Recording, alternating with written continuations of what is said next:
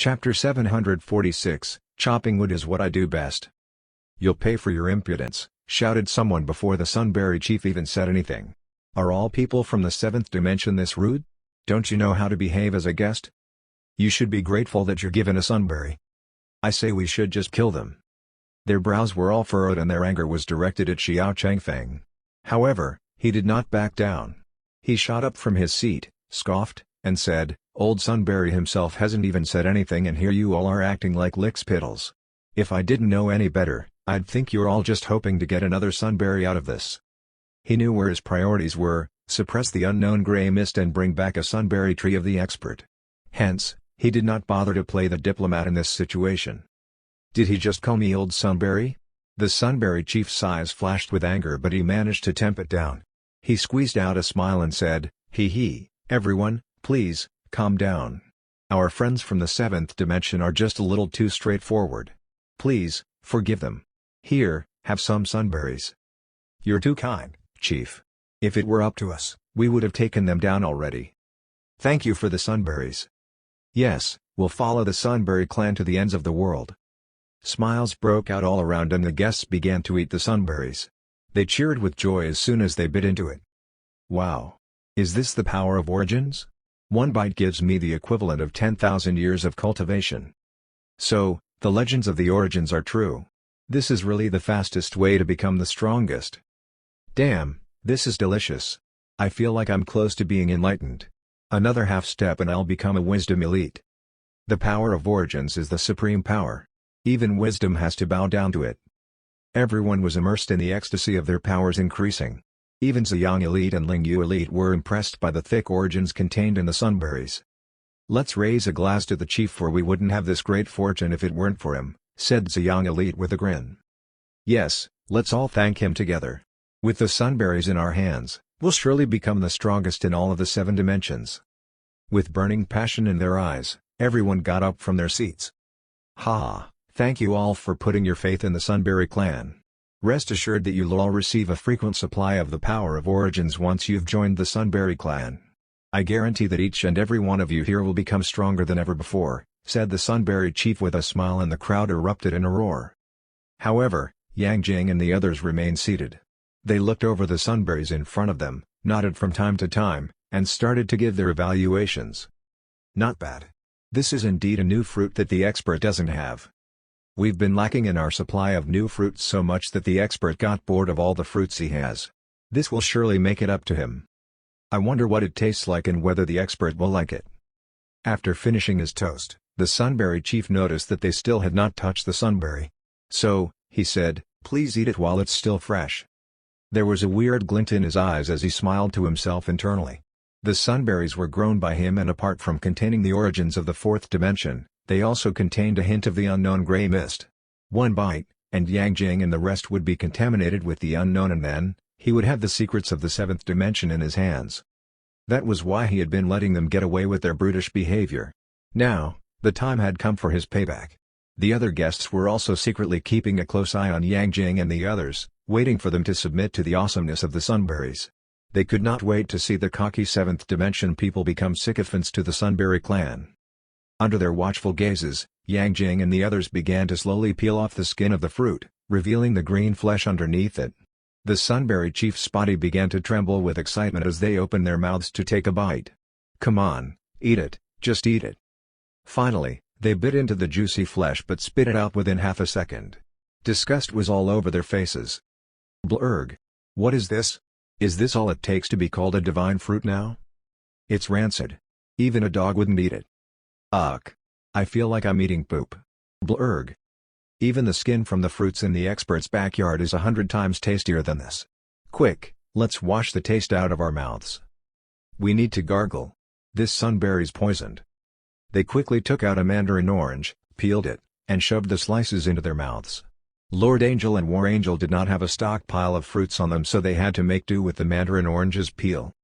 The other guests were shocked by this development. Are they crazy? How can they say it's disgusting? Do they even know what good food is? They mustn't be right in the head. It pains me to see them being so wasteful. The seventh dimension people don't know chalk from cheese. Wait a minute, Those spiritual fruits they took out seem to have an even thicker origins aura than the sunberries, shouted someone with disbelief. Gasp.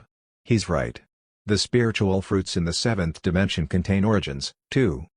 Oh my god, how's this possible? Is it really that easy to get it over there? Quick, take them down and get the fruits from them. Ziyang Elite's eyes flashed brightly as he stretched out his hand toward the Heavenly Palace people's fruit. However, a flash of sword light appeared and he started to scream in pain. His entire arm had been cut off. His origins of life was flashing brightly as it tried to regrow the arm. Jiang Lu stabbed his sword on the table, scoffed, and said, "You should have thought it through before trying to do something as stupid as this." That's enough. The Sunberry chief had had enough. His force began to surge around him. Did you purposely come here to make trouble? Xiao Changfeng flashed him a relieved smile. Yes. You're finally getting it. We've come on behalf of the expert to eradicate you. Jiang Lu laughed and said, for a fruit, you've got quite a temper on you. It's a good thing we didn't eat the sunberry, otherwise we would have become as bad-tempered as you. Cultivator Junjun furrowed his brow and shook his head, feeling sorry for the sunberry chief. It's a pity that you're already contaminated with the unknown gray mist. The expert would surely find your taste disagreeable now. You're ruined by your own cleverness. Yes, yes, yes. We all know your 7th dimension's the greatest, but how can you come here to cause trouble when we've kept to ourselves? The Sunberry chief's voice suddenly turned savage and cold. Oh well, I can't possibly let you go back alive after all that. I couldn't agree more. I'm sure we can suppress them if we all join forces together, said Ziyang Elite coldly. Tianhua, when did you get mixed up with this bunch of people and where did you all get the spiritual fruits? Said Ling Yu Elite with a greedy glint in his eyes. Ling Yu Elite, listen to my advice, stay out of this and you might just be able to keep your life, said Lord Angel evenly. Don't blame me for using force if you're not going to tell me, said Ling Yu Elite. His face darkened and immediately, a palm strike shot out toward Lord Angel. Lord Angel shook his head and with a raise of his hand, wisdom condensed into a palm strike shooting forward. The two palm strikes collided against each other and the impact sent Ling Yu Elite flying through the air like a kite with a broken string. Everyone's eyes opened wide with disbelief and shock. Isn't Ling Yu Elite a second-step wisdom elite? How can he be sent flying with only one move? Lord Angel's so strong. No wonder the people from the 7th dimension are so cocky. We've underestimated them. Ling Yu Elite crawled up from the ground disconcertedly. Tianhua, how are you so strong? Ha! Of course, I'm strong. Did you really think that you can bully the 7th dimension? Xiao Changfeng took flight to the air, and in a clear voice, he said, God wouldn't accept the birth of Xiao Changfeng, but my sword cultivation still historical like the long night. Those who surrender now will be spared. His overwhelming aura suddenly surged while the aura of wisdom wrapped around his sword like a dragon, forming an earth-shattering coercion that would even make a wisdom elite quake in his boots. He was definitely close to being a second-step wisdom elite. Everyone present was shocked. They looked at each other with fear in their eyes and those who were not even at the heavenly realm especially felt that they were not even qualified to be cannon fodder. The Sunberry chief's face was cold and mocking. All of you have eaten the sunberries, so it's time for you to put yourself to good use. The crowd began to tremble. There were expressions of pain on their faces and the mana in their bodies grew increasingly disordered. Even Ziyang Elite and Ling Yu Elite were no exception. Oh no! This sunberry's poisoned. We've been set up. How can you be so vile, Chief? Ah! No. What is this power? Why is there hair sprouting all over my body? We're contaminated with the unknown. Ah! In an instant, white hair began to grow on all the guests who had eaten the sunberries. Their eyes glazed over and they charged at the Heavenly Palace people savagely as soon as their gazes fell on them. Yang Jing pierced a white-haired monster with his blade and said, TSK, TSK. This is what you get for being a sycophant to the Sunberry clan. Let me put you out of your misery. Jiang Lu slashed down on the monsters as if he was chopping down a tree. There seemed to be no force behind his attack but instantly, every white-haired monster in his path had been wiped out. What was amazing was that there were 3 wisdom elites amongst the monsters. I expect nothing less than the expert's personal woodcutter. Brother Jiang Lu, your power's beyond human, said Yang Jing, impressed. He's stealing my spotlight. I bet I can do a better job than him if I was the expert's personal woodcutter, said Xiao Changfeng angrily and enviously. Although the white-haired monsters had the advantage of numbers on their side, They did not possess the power that the Heavenly Palace people had gotten after following Li Nianfan for so long. They managed to suppress all the monsters with their all-consuming and overwhelming attacks. The Sunberry chief never moved from his place as he calmly watched. He did not join in the battle but instead, quietly walked to the back garden forest. "Fruit, where do you think you're going?" Jiang Lu immediately pursued him. He entered the back garden forest and saw rows of dense sunberry trees. Normally, he would be revitalized by all the green, but the atmosphere there was quite creepy, to say the least. "Let me go. Someone, please, save me." The cries for help floated in his ear. Then, he saw a sunberry tree being surrounded by the others while a thick cloud of unknown gray mist closed in on her. Jiang Lu's eyes lit up, delighted to discover that there was still one sunberry tree that had not been contaminated by the unknown gray mist. "Let her go, you scum!" His face darkened and he quickly slashed down on them. "No. What's happening? Gah! What a terrifying attack. It's the scourge of us trees. How will we be able to withstand such a heaven-defying ultimate spell?" Despair descended on all the panicking sunberry trees and their miserable screams filled the air as they were cut into halves. "You all should be honored to die under my woodcutting technique." Jiang Lu smiled arrogantly. Then, he appeared before the young sunberry. "I'm so glad to have found you. This way, we won't be going back empty-handed," he said happily. "Watch out!" shouted the young sunberry tree. Jiang Lu arched his eyebrow, spun around, and brought his sword down. A huge branch was chopped off. An extremely huge sunberry tree appeared in front of him as the rest of the sunberry trees closed in on him as well. "I wonder whether I should call you brave or stupid for chasing me here," said the sunberry chief, his voice echoing through the air. Then, one branch after another whipped through the air, aiming straight for Jiang Lu from all directions. Jiang Lu remained calm, standing where he was as he waved his sword around him, cutting down one branch after another. With each cut, a branch would fall to the ground. The sunberry trees never got close to him at all. In a blink of an eye, the ground was covered with broken branches. Wisdom was still swirling around Jiang Lu as it seemed like he had entered a state of flow. The sunberry chief was looking at him like he was his nemesis. "What kind of ultimate spell is this? Who are you exactly?" Jiang Lu balanced the tip of his sword on the ground and calmly said, "I'm a woodcutter. Chopping wood is what I do best." Chapter 747, In the Name of the Seventh Dimension. "Your wood is still usable despite being contaminated by the unknown gray mist. They can be used as firewood for the expert," said Jiang Lu, ever the expert when it came to matters of wood. Even until now, all he could think about was providing the best wood for the expert. "Firewood? Who do you think you are?" The sunberry chief who was in his tree form was contorting itself in anger. The green leaves on his branches had all turned red while a ruthless and tyrannical aura exploded from his trunk. He hated it the most when other people looked down on him.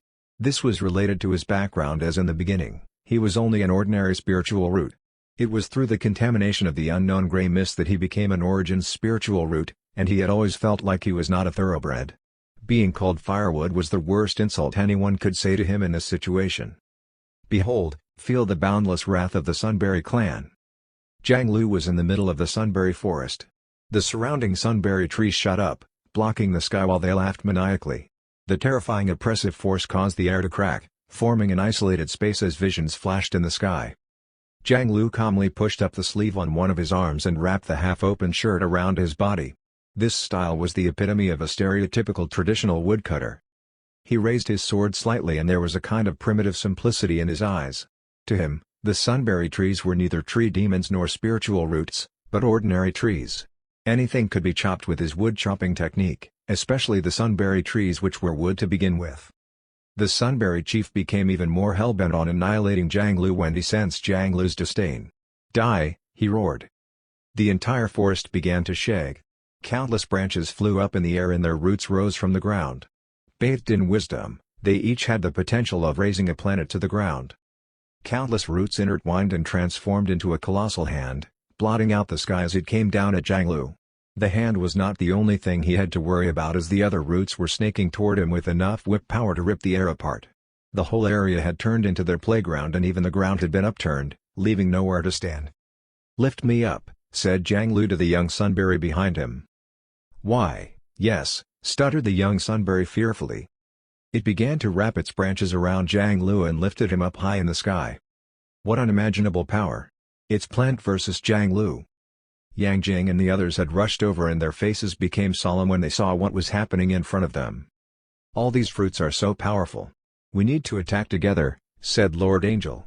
He was stopped by Cultivator Junjun just when he was taking a step forward. "This is a matter between Jiang Lu and the firewood. A fight between nemesis. We shouldn't meddle. This is the least we can do to preserve the pride of a woodcutter," said Cultivator Junjun. Hearing this, everyone remained standing where they were as they looked anxiously at the battlefield. At that moment, all the attacks of the Sunberry Chief were closing in on Jiang Lu, whose eyes were getting more and more serious. He squatted down a little and raised his sword, adopting the stance of chopping a tree. He had already reached a state of flow. One should put their heart into chopping wood. Then, he swung his sword. With him as the center, the endless blade storm overflowed madly, sweeping up like a tornado and shrouding everything in boundless sword intent. The entire world had been turned into a sword, slashing everything in its path. The sword light shone and the terrifying sword intent pierced through everything, cutting off all the surrounding branches. "Ah! Die!" Amid the endless sword aura, the roar of the Sunberry Chief sounded, and countless roots flew around, annihilating and reorganizing the time and space around them. In the visions, there was the sound of roaring explosions, and Yang Jing and others could only catch a glimpse of what was really going on amidst the storm. Xiao Changfeng held the sword hilt in both hands. His eyes were red and he said in utter grief, "Damn it, he stole my spotlight again." Gradually, the visions disappeared. Jiang Lu stood proudly on the branch of the young sunberry tree, his sword still held high as he scanned the surroundings. He looked a little weak but that did not diminish his imposing demeanor. Under his feet, there were countless broken branches. On closer inspection, they seemed to be in uniform size and shape. Not to mention there was only smoothness from where the cut was made. It was safe to say that these branches were not branches but firewood. The Heavenly Palace people were deeply impressed. "Well done. You can tell that he's been cutting wood for a long time. His skill is certainly superb. What an exciting battle. Let's all give him a round of applause." The sound of clapping could be heard all around. Jiang Lu smiled, waved at everyone, and said modestly, "You're all too kind. This is nothing. I need to work harder to ensure that I don't let the expert down." In terms of power, his mana was not even as profound as that of the Sunberry Chief. Not to mention he had to battle against the whole forest. Fortunately, the woodcutting technique he had cultivated was the perfect antithesis to the sunberry trees. He had gotten a lot out of this battle. "I won't forgive you for calling me firewood," shouted the Sunberry Chief, his voice trembling with extreme anger. Almost all of his branches had been chopped off and his near baldness made him look pathetic. "Die! You must die!" His voice turned shrill and was mingled with another voice that did not belong to him. The unknown grey mist transformed into a grey face and was looking coldly at Jiang Lu. "You people from the 7th dimension have foiled my plans again and again. Today's the day you pay for it," said the grey face majestically. The unknown grey mist circulated the Sunberry Chief, regrowing his broken branches and its aura became strange and frightening. It did not stop until the Sunberry Chief had been enveloped in a thick layer of grey mist. One sword to end the long night. Jiang Lu pulled out his sword and brought it down on the Sunberry Chief. However, the sword light bounced off the Sunberry Chief like it was nothing. His face stiffened at the sight of this. The unknown grey mist was flowing like water. It laughed and said, "Your power is futile under the power of heaven. I'm going to turn you all into white-haired monsters." This did not worry Jiang Lu. He smiled evenly and said, "Ha, you've finally appeared, Snow Globe." "What? Snow Globe?" Heaven was taken aback but soon came the rage. "What's wrong with you people? It's not enough for you to call the Sunberry Chief firewood? Now, you're calling me, Heaven, a snow globe? Don't you know it's rude to label people?" Heaven locked his gaze on Jiang Lu and coldly said, "You've just earned the right to be first in line of being turned into a white-haired monster." It began to extend its branches toward Jiang Lu who was actually at the end of his limits. There was no way he was a match for Heaven right now. Cultivator Junjun and the others wanted to save him but they were trapped by the Sunberry Forest. They could only watch helplessly as the unknown grey mist with unparalleled power continued to make its way toward Jiang Lu. "You're one of the reasons we came here, so do you really think that we didn't prepare any backup plan?" said Jiang Lu suddenly with a smirk. He calmly performed a series of hand signs and then brought down his sword lightly on the void in front of him. The space ripped open like paper and from the deep opening came a calm and weird aura. Then, it revealed a scene of demons in the woods and a tall man working in a cesspit with a manure fork in his hand. The man must have sensed them, for he turned his gaze toward the unknown gray mist and said, "Oh, hey! Seems like you guys have found the unknown gray mist. He's your backup plan? Ha ha ha, he doesn't seem that strong to me," said Heaven. He ignored the Elite King and continued to charge toward Jiang Lu. However, just then, the Elite King also made a move. He slowly picked up the manure bucket by his feet and chucked it through the opening. The void rippled and a mysterious aura blanketed the sky, attracting boundless wisdom to gather as a monstrous coercive force shot down from the endless space. All of Heaven's attacks were instantly neutralized while the manure bucket continued to float in the sky, surging with power. "Impossible! What kind of ultimate treasure is this?" shouted Heaven frantically. The unknown gray mist began to pull back for an escape. "Take him down," ordered the Elite King. The manure bucket turned itself upside down and began to suck in the unknown gray mist. "No. Who are you? What are you doing?" The unknown gray mist twisted itself into various shapes in a bid to resist the manure bucket's suction force. "I'm a simple gong farmer and this is my manure bucket." Hearing this, Heaven nearly puked blood. It looked like the weird labels they like to give out to their enemies extended to themselves, too. One called himself a woodcutter, and the other went even a step further and called himself a simple gong farmer. You're not humans. I'm not the weirdest one around here. That title belongs to you people from the 7th dimension, shouted Heaven before he was completely sucked into the manure bucket. The Elite King beckoned and the manure bucket crossed the border and went flying back into his hand. "I'll keep the snow globe here for safekeeping. Remember to get it for me once you're back." The gloomy sunberry forest was instantly restored to its previous glory. The Heavenly Palace people's eyes nearly popped out and it took a long time for them to process what had just happened. Did the Elite King suppress Heaven just like that? Come on, spare some thought for the rest of us people who don't have the good fortune of working for the expert. It was as if they were only extras on set, what with Jiang Lu the woodcutter and the Elite King the gong farmer having control of the whole situation. Gah! I'm so jealous they can work for the expert. How I wish I could get my hands on a manure bucket, too, said Xiao Changfeng. Sigh, we need to work harder to not be left behind by them, said Cultivator Junjun. The expert treats us well, too. Remember the morning exercise we did? We would do well to practice it more, for it's a supreme ultimate spell, said Yang Jing with determination in his eyes. Being the supplier of angel feathers, Lord Angel and War Angel's faces were flashing with excitement as well. We'll make sure we grow beautiful feathers and become the best supplier of angel feathers in all of the 7 dimensions. This way, the expert's bound to be happy, said Lord Angel. War Angel nodded vigorously and said, You're right, Father. Growing feathers is just as technical as any skill. As for Jiang Lu, he was already cleaning up the aftermath of the battle. He smiled and said, This has certainly been a worthwhile trip. We got an uncontaminated young sunberry tree, plenty of firewood, and a snow globe. Should we go back now? Asked Yang Jing. Cultivator Junjun shook his head and said, We should get more snow globes before going back. Do you think the expert meant for us to get all of the unknown gray mist? Asked Lord Angel. Cultivator Junjun was taken aback. Yes. That's it. We might as well capture all of the gray mist. I should have thought of that.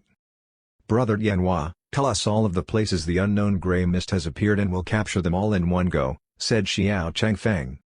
It's easy to know where it has appeared since all those who have been contaminated with the unknown gray mist would surely do everything they can to extract the origins of their dimensions. However, some of them have become a force to be reckoned with, so it's best if we take some time to come up with a plan, said Lord Angel seriously. Well, in that case, we should send people to scout around before things get out of hand, said Yang Jing. We should get some information about the other fruits, too, reminded Cultivator Junjun. In the following days, the people from the Heavenly Palace began to come and go into the 4th and 5th dimensions frequently. Each time, a battle would surely occur for their target was the unknown gray mist. This had made the reputation of the 7th dimension to be feared, for all of them had first-hand experience of their monstrous combat power. Since then, those who had been contaminated with the unknown gray mist never had a good night's sleep. Chapter 748, Protecting the Environment is Everyone's Job. During this period of time, all dimensions were thrown into a state of panic by the 7th dimension. The Heavenly Palace's mobilized forces were perilously swift and savage in their search for the unknown gray mist. There were traces of the battles they had launched almost everywhere. Countless monks had gathered in an open-air tavern situated in the 4th dimension. My mind is blown at just how many skilled fighters the 7th dimension has. It's fine if they don't attack, but when they do, oh boy. I've long heard that the 7th dimension isn't to be messed with. There's no limit to their power. Haven't you all noticed how those people who claim themselves to be the spokespeople for God dare to show their faces in the 3rd, 4th, and 5th dimensions but never in the 7th dimension? Now that you've mentioned it, you're right. The 7th dimension is really mysterious. I heard that there's a preposterously strong figure backing up the heavenly palace. Even God has to tread carefully around him. Just not long ago, the various forces rose like comets, and many of them claimed to have the secret method of drawing out the origins of the dimension. Who would have thought that, in a blink of an eye, they'd all be uprooted by the heavenly palace one by one? Now the only ones who dare to contend with the heavenly palace are the Wang family, Sea family, and the celestial demon king. Just as everyone was discussing, pieces of golden paper began to fall from the sky like snowflakes. Some papers fell into the tavern and were picked up by the monks. Their pupils shrank rapidly when they saw what was written on the paper. "Something huge has happened," shouted someone. One of them was gripping the paper very hard and reading out the contents in a trembling voice. "The real identity of God is the unknown. It's responsible for a conspiracy of pushing all 7 dimensions to the abyss by manipulating those susceptible to extract the origins. In 3 days, I, in the name of the heavenly palace, will come to suppress the Wang family, the Sea family, and the celestial demon king. Those who side with them won't be spared as well." Everyone was shocked by this. The heavenly palace is finally coming. The heavenly palace sure is bold to call heaven the unknown. This is a declaration of war. I'm afraid it'll be the end of the world as we know it in 3 days. Is there really a conspiracy behind this? It's more likely the heavenly palace is doing this to warn the others to back off from the origins. I admit they're strong, but they're also very cocky. Most of them did not hold an optimistic view toward the heavenly palace's chances of winning. The origins belong to whoever that can get their hands on it. Asking the strong to give up on getting their hands on it is like telling them to stop in their pursuit of power. No one would take this lying down. Yeah, do they really think they can take on the whole world? Ooh, I can't wait to see the expressions on their faces once they're defeated. Soon, this news spread everywhere and everyone had different opinions about what was going to happen. This would surely be a big event that would be recorded in the annals of history. Wang Tang's aura surged and the golden paper in his hand instantly turned into ash. There was even greater coercion raging, condensing the surrounding air until it exploded. Just because we haven't been active all this while doesn't mean we're afraid of those measly people from the heavenly palace, said Wang Tang angrily. If we hadn't reached a critical moment in our cultivation, we would have already taken action to suppress them, said one of the elders. They're probably unaware that so many forces have joined our Wang family. Not to mention that we have a total of 5 second-step wisdom elites, including you, Master Wang. Wang Tang's eyes narrowed and he said in a deep voice, "God mentioned that there's an existence in the 7th dimension that transcends the power of a wisdom elite, but that existence can't leave the 7th dimension at all. So what makes the heavenly palace think they can take us on?" However, the power of the heavenly palace shouldn't be underestimated.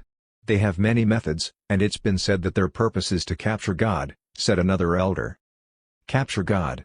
Wang Tang took a deep breath as his face went rigid. He was bluffing just then and knew that he should tread carefully should they really come to blows with the people from the heavenly palace. His gaze flickered several times before he said, "Send someone to invite the Sea family and the celestial demon king to come over. We'll join forces with them to take down the heavenly palace." Meanwhile, in the 7th dimension, it was Xiao Chengfeng and Goddess Nuwa's turn to visit the expert. Once in the 4-part architecture, they presented the sunberry tree, the material for the snow globe, and the demons they had captured to Li Nianfan while Zhang Lu brought out the firewood for him. Li Nianfan's eyes lit up when he saw the sunberry tree. He smiled and said, "What a nice surprise this is. This kiwi tree will be a nice addition to my backyard. We just so happened to come across it and we knew that Lord Saint likes fruits, so we decided to bring it here," said Goddess Nuwa. "That's very thoughtful of you, Empress Nuwa and Brother Chengfeng. Please, take a seat," said Li Nianfan graciously. "You've even brought some game meat. Surely the 2 of you will stay for a meal?" Then, Li Nianfan instructed Xiao Bei to prepare the meal before he went to the backyard to plant the kiwi tree. Goddess Nuwa waited for Li Nianfan to go to the backyard before saying to Daji, "Goddess Daji, we have the materials for the snow globes but we need your help to make it." She then took out the clouds of unknown grey mist suppressed by the elite king. To make them into snow globes would require Daji's ice power. What? Materials for the snow globe? Are you talking about me? I'm heaven, for crying out loud. No one can turn me into a snow globe. Surrender now and I might consider giving you eternal life, shouted the unknown gray mist savagely. However, it suddenly went silent as a chill ran up its spine. The icy, threatening aura given out by Daji had brought out deep anxiety in him. Who are you? Heaven looked at Daji in horror and then noticed the situation in the four-part architecture. He was struck dumb with amazement. Where is this place? Why is it so extraordinary? Then, it noticed the snow globe on the table and roared, "You've really turned me into a snow globe. Does your cruelty know no bounds?" Daji said nothing. She merely pointed her finger at the clouds. No. Very soon, the lone snow globe on the table was joined by other snow globes of various sizes. After planting the kiwi tree, Li Nianfan called for Dragon and Nana to come back to the four-part architecture for lunch. Wow! This tuna has 2 heads and it's so huge. I've never seen it before, said Dragon, tickled by the novelty. It came from the other dimension. It's good to try new food once in a while, said Li Nianfan with a smile. Soon, a hearty meal was served on the table. It was livelier than usual with Goddess Nuwa, Xiao Changfeng, and Jiang Lu there. There were many varieties of dishes and Li Nianfan even served up some deer blood wine. Xiao Changfeng stared at the table full of dishes with his eyes beaming. He swallowed his saliva with excitement. The recent crusade had been harder on him than usual. All his spotlight was stolen by Jiang Lu and he nearly broke out in tears just thinking about it. He was beyond ecstatic now that he had the opportunity to level up his power. Just you wait. I'll eat until my stomach explodes if it means I can surpass Jiang Lu. How can I let him take the spotlight when we're both sword cultivators? Thank you, Lord Saint, for this bountiful meal. I raise a glass to you. He then finished his drink in one go. The fierce liquor stung his throat, then burst into his chest, causing his face to scrunch up. He became all excited when he sensed the increased power in his body. Quickly, he took a few bites of the other dishes and toasted with Li Nianfan again. One glass after another, it was no wonder his face began to flush. A rush of wisdom tinged with origins roared inside and outside of his body. With a burp, his mind went instantly blank and he began to laugh nonsensically. It was as if he was in his own little world. At the same time, with that burp, his bottleneck was broken and he became a second-step wisdom elite. Both Jiang Lu and Goddess Nuwa were motivated by him. They threw away their fears of their stomachs exploding and began to shovel food into their mouths, too. "What's the matter, Master?" asked Daji in a concerned tone. Li Nianfan shook his head and softly said, "I feel like there's something off about these dishes. For example, this tuna smells a little strange, as if it came from polluted waters." In his previous life, the fishes that came from polluted water would be slimy and give off a very strong fishy smell. He did not expect to encounter this kind of situation in the cultivating realm of immortals. Pollution? Everyone's heart jumped. Lord Saint, some of the game meat were indeed contaminated by the unknown. This tuna fish originally only had 1 head and it only became a 2-headed fish after the contamination, explained Jiang Lu. Yuck! That's disgusting. Dragon quickly put down her chopstick. Sorry, we didn't know that it would affect the taste and texture of the flesh, said Goddess Nuwa apologetically. It's not your fault.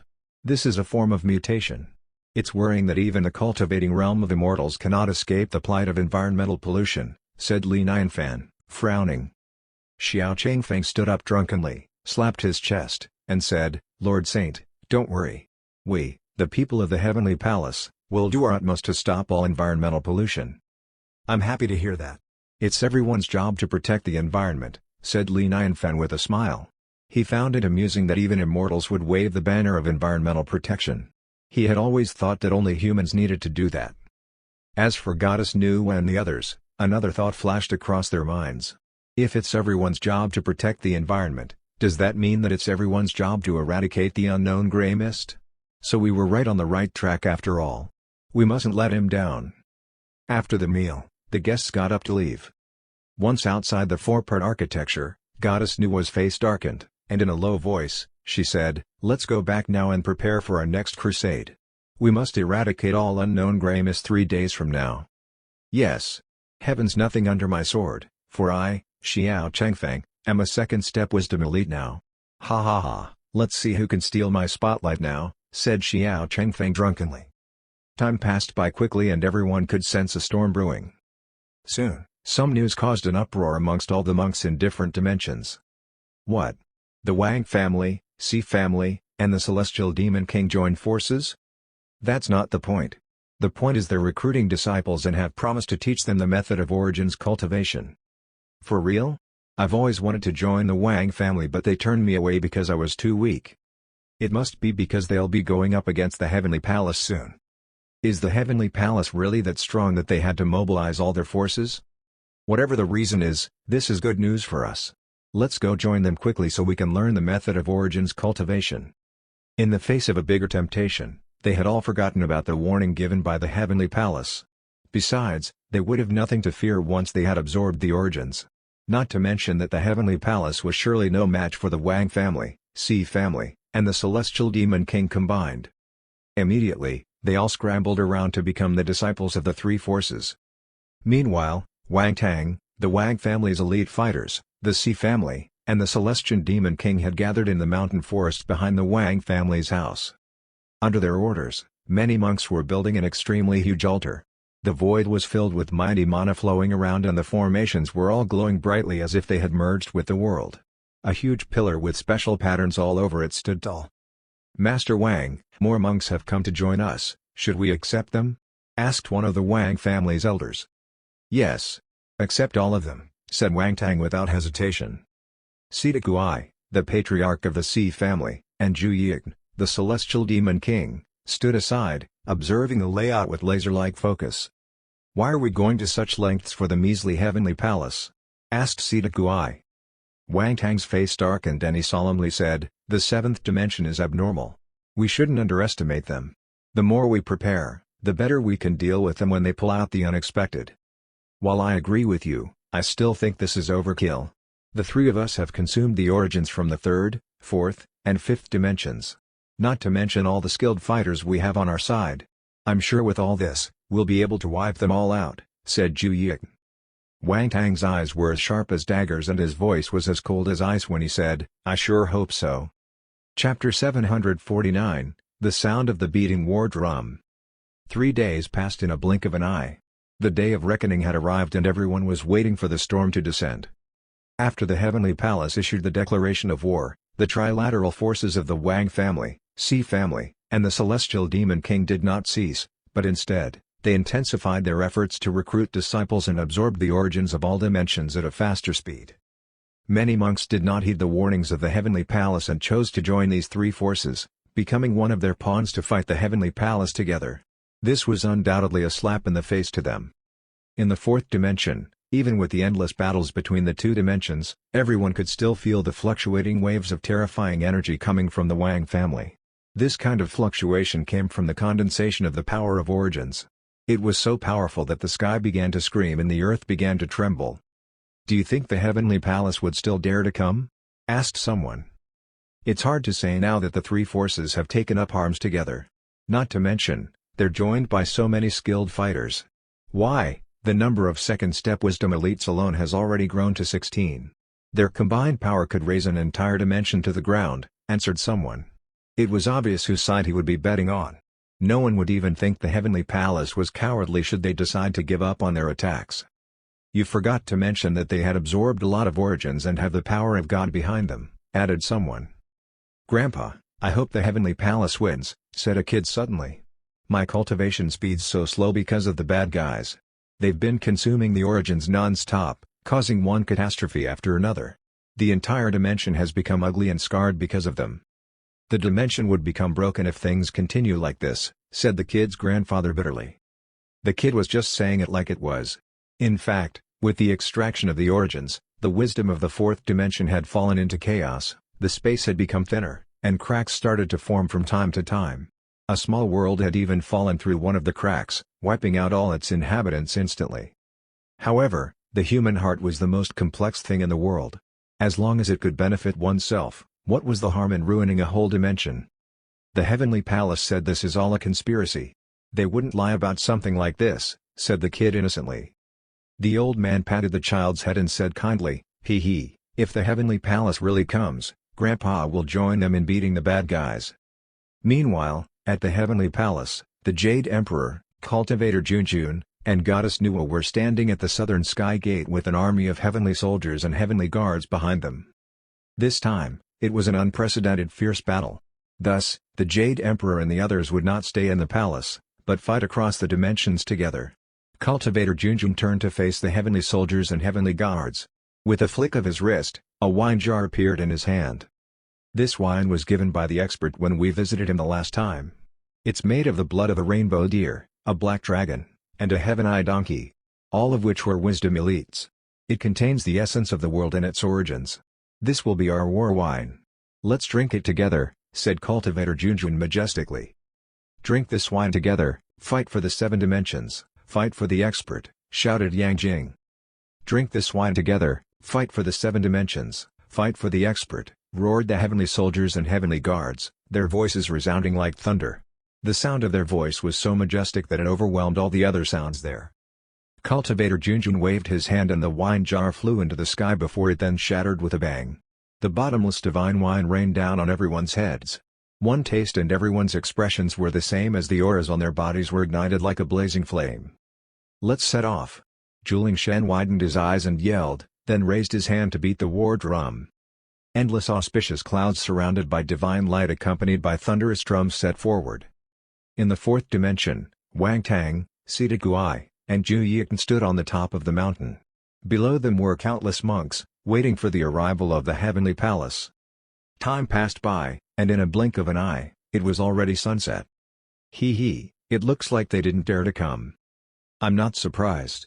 Only those who were looking for death would dare to mess with a lineup such as ours. Yeah, who do they think they are? What gives them the right to say who gets the origins? We have the Wang family to thank for the origins.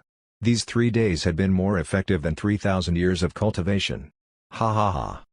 I really got stronger, so they must be lying about the conspiracy. It seems that the 7th dimension is all talk and no action.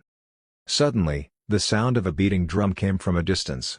It was like rolling thunder, or a wave raging against the shore. One after another, the beating of the drums resounded without stopping, and it was getting louder and louder. High spirits came with the drums, which contained a kind of supreme coercion, making many people's hearts beat faster and blood flowed faster. The next moment, rays of light appeared in the distance. Under the auspicious clouds, there was a rainbow and a quadruple vision of wind, fire, thunder, and lightning, as if even this world was welcoming their arrival. Countless people trembled, their eyes wide as saucers as they stared blankly at the scene before them. They're here. The heavenly palace people are actually here. Have they no fear of God? Where did they get their confidence from? Some people went slack while others were filled with enthusiasm. Ha ha ha, good on them. I can't wait to decimate them. They better say their last prayers, for I, Yi Kanglin, will annihilate every one of them. I raise my sword to heaven. I'll fight them to the death. Me, too. One figure after another appeared, some came together, some alone, and they stepped into the camp of the heavenly palace as they charged towards the Wang family. Cultivator Junjun and others stood at the forefront and would salute whenever someone joined. This phenomenon had been happening along the way, and the number of people joining them had more than doubled. Among them, there were even 2 second-step wisdom elites. In the camp of the Wang family, their ridicule had long since disappeared as they all stared at the direction of the heavenly palace with horror. They actually came. They looked at the people who had joined the heavenly palace in dismay and disbelief. A young man and an old man faced each other far away, with complexity flowing in their eyes. The old man was calm and disappointed, and the young man was anxious. They were master and disciple, but they were on opposite sides since they had different ideals.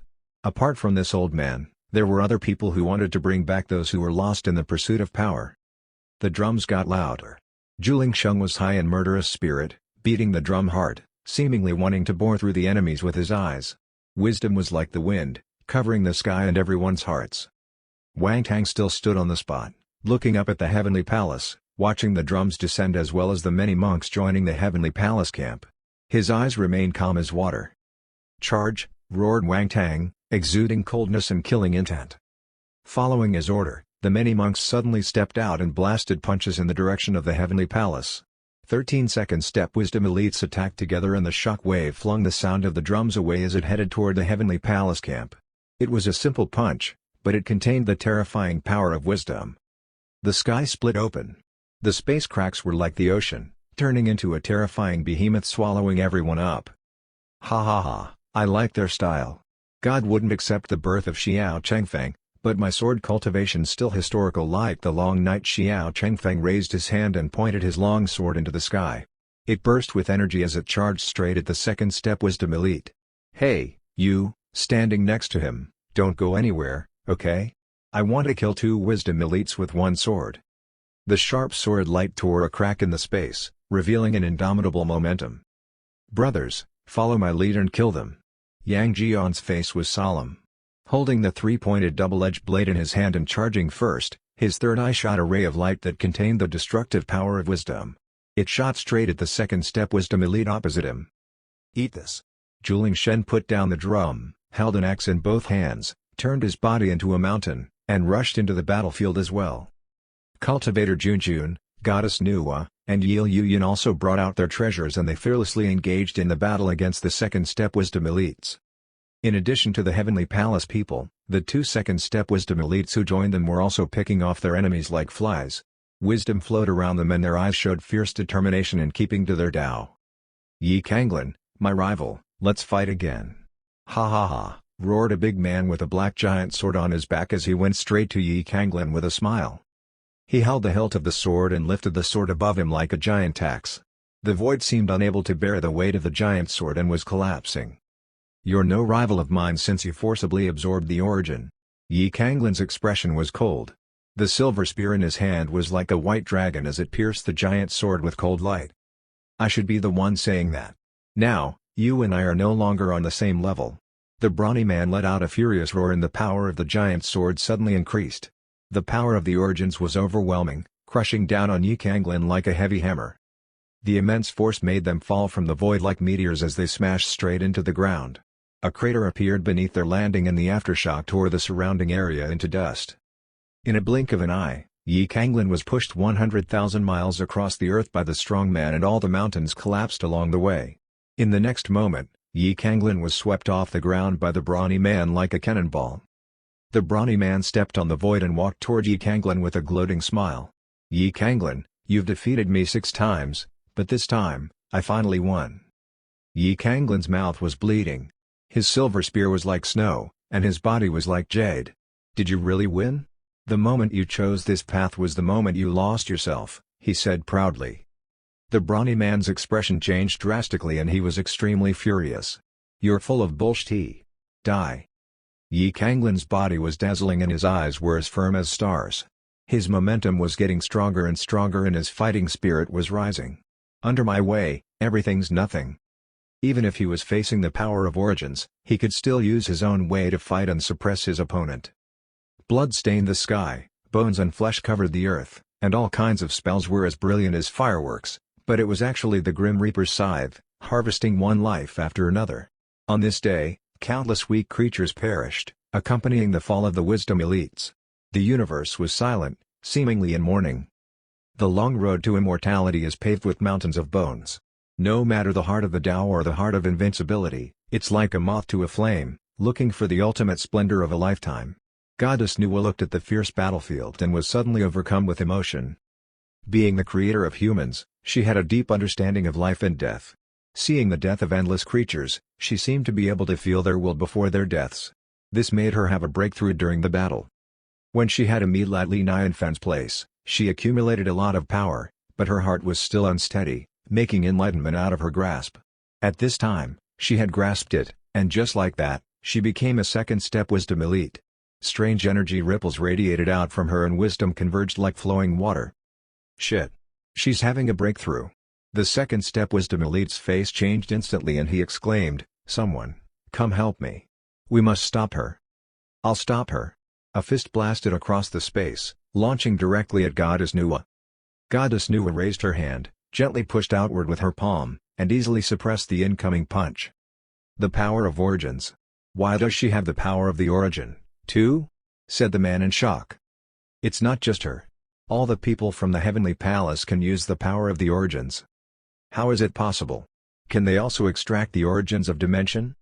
No, where did their origins come from? The origins of the 7th dimension is still full. Everyone started to feel frightened. The power of the Origins was above everything and could increase the combat power to the extreme. Originally, the group of wisdom elites of the Wang family should be able to crush the monks of the same rank. However, as they started fighting against the Heavenly Palace, they discovered that they were wrong. It was them who were being surpassed. It felt so surreal to them. Cultivator Junjun, Xiao Changfeng, Yang Jing, Goddess Nuwa, and the Jade Emperor had all become second-step wisdom elites, but they were able to fight against two second-step wisdom elites at the same time. The rest of the heavenly guards such as Xingya, Yi Yuyun, and Juling Shen could also rule the roost in the realm of first-step wisdom elites. In fact, they would have no problem defeating a second-step wisdom elite, too. The origins they had were difficult for others to match, and theirs were more pure, even surpassing those of the Wang family. The Heavenly Palace is so abnormal, but nonetheless, they're doomed from the start. The seventh dimension hides a secret, and the Heavenly Palace is the key to unlocking this secret. Everyone sneered in their hearts, full of confidence. Only the Heavenly Palace people were strong, so once they had taken out all the other weaklings, they would be able to focus all their attacks on the wisdom elites of the Heavenly Palace. More crucially, their three strongest fighters, Wang Tang, Sita Kuai, and Zhu Ying, had not even joined the battle yet. Any one of them joining the battlefield was enough to tilt the balance of victory instantly. The origins they have must be the work of the expert behind them. The one who entered the state of the ultimate existence. Wang Tang looked at the battlefield indifferently and said coldly, "But the farce will end now." He finally stepped out into the void and walked toward the battlefield as if he was taking a stroll in the park. Chapter 750, The Ultimate Spell That Everyone Knows. Wang Tang immediately attracted everyone's attention. The hearts of the people on the Wang family's side were uplifted while the hearts of the others sank, giving them a slight chill. Many monks hid in the dark and no one dared to help each other. They were only there to watch the drama unfold. Wang Tang's finally going to make a move. Zhu Ying and Sita Kuai, too. It seems that the winner has been decided. The Heavenly Palace was at a disadvantage from the very beginning.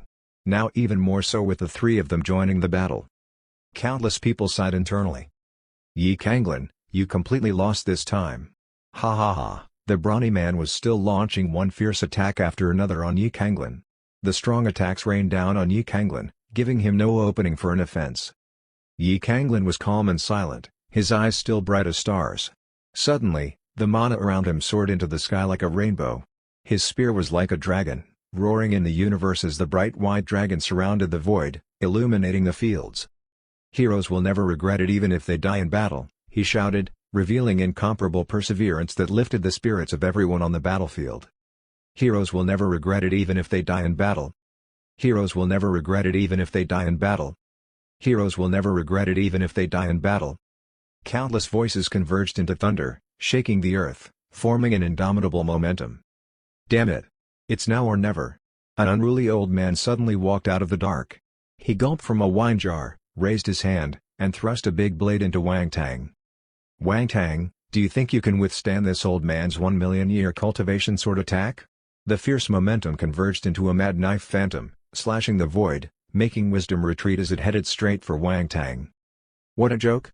Wang Tang smiled contemptuously, raised his hand, and blasted away the sword. This punch traversed the sky and the earth. It contained the origins, turning into a terrifying vortex that shattered the blade, and at the same time, launched an attack on the old man. The old man's body jerked back and exploded in a bloody mist as he went flying upside down. Kill them all. I have no regrets in my life. I'll be a hero today. There's nothing to fear about death. We should fear the pain of living instead.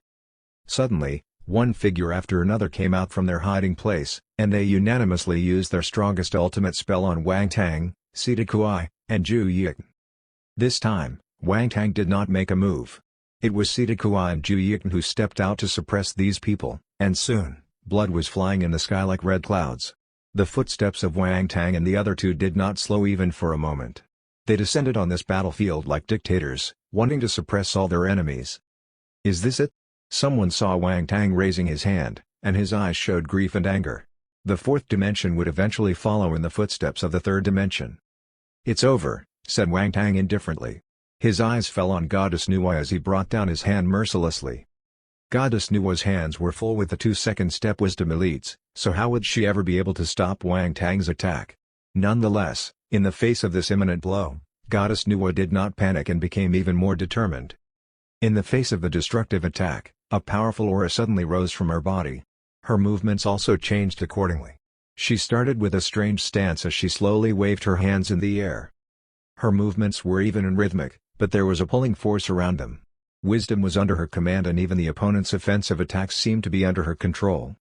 This seemingly soft force formed a black and white mist between Goddess Nuwa's palms, and that mist manipulated Wang Tang's and the other two second-step Wisdom Elite's attacks, changing their trajectory.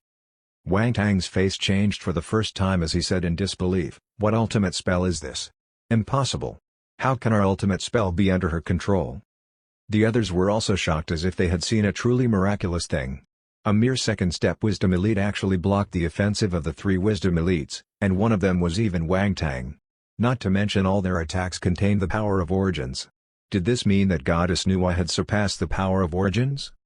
So this is why the 7th dimension people aren't afraid of us. Powerful, terrible, unbelievable. The 7th dimension really contains weird things that ordinary people can imagine. This method absolutely surpasses everything in the 7 dimensions. Hooray! It seems that there's a chance for the 7th dimension after all. I was nearly scared to death just now. You're too naive, this isn't enough, not enough.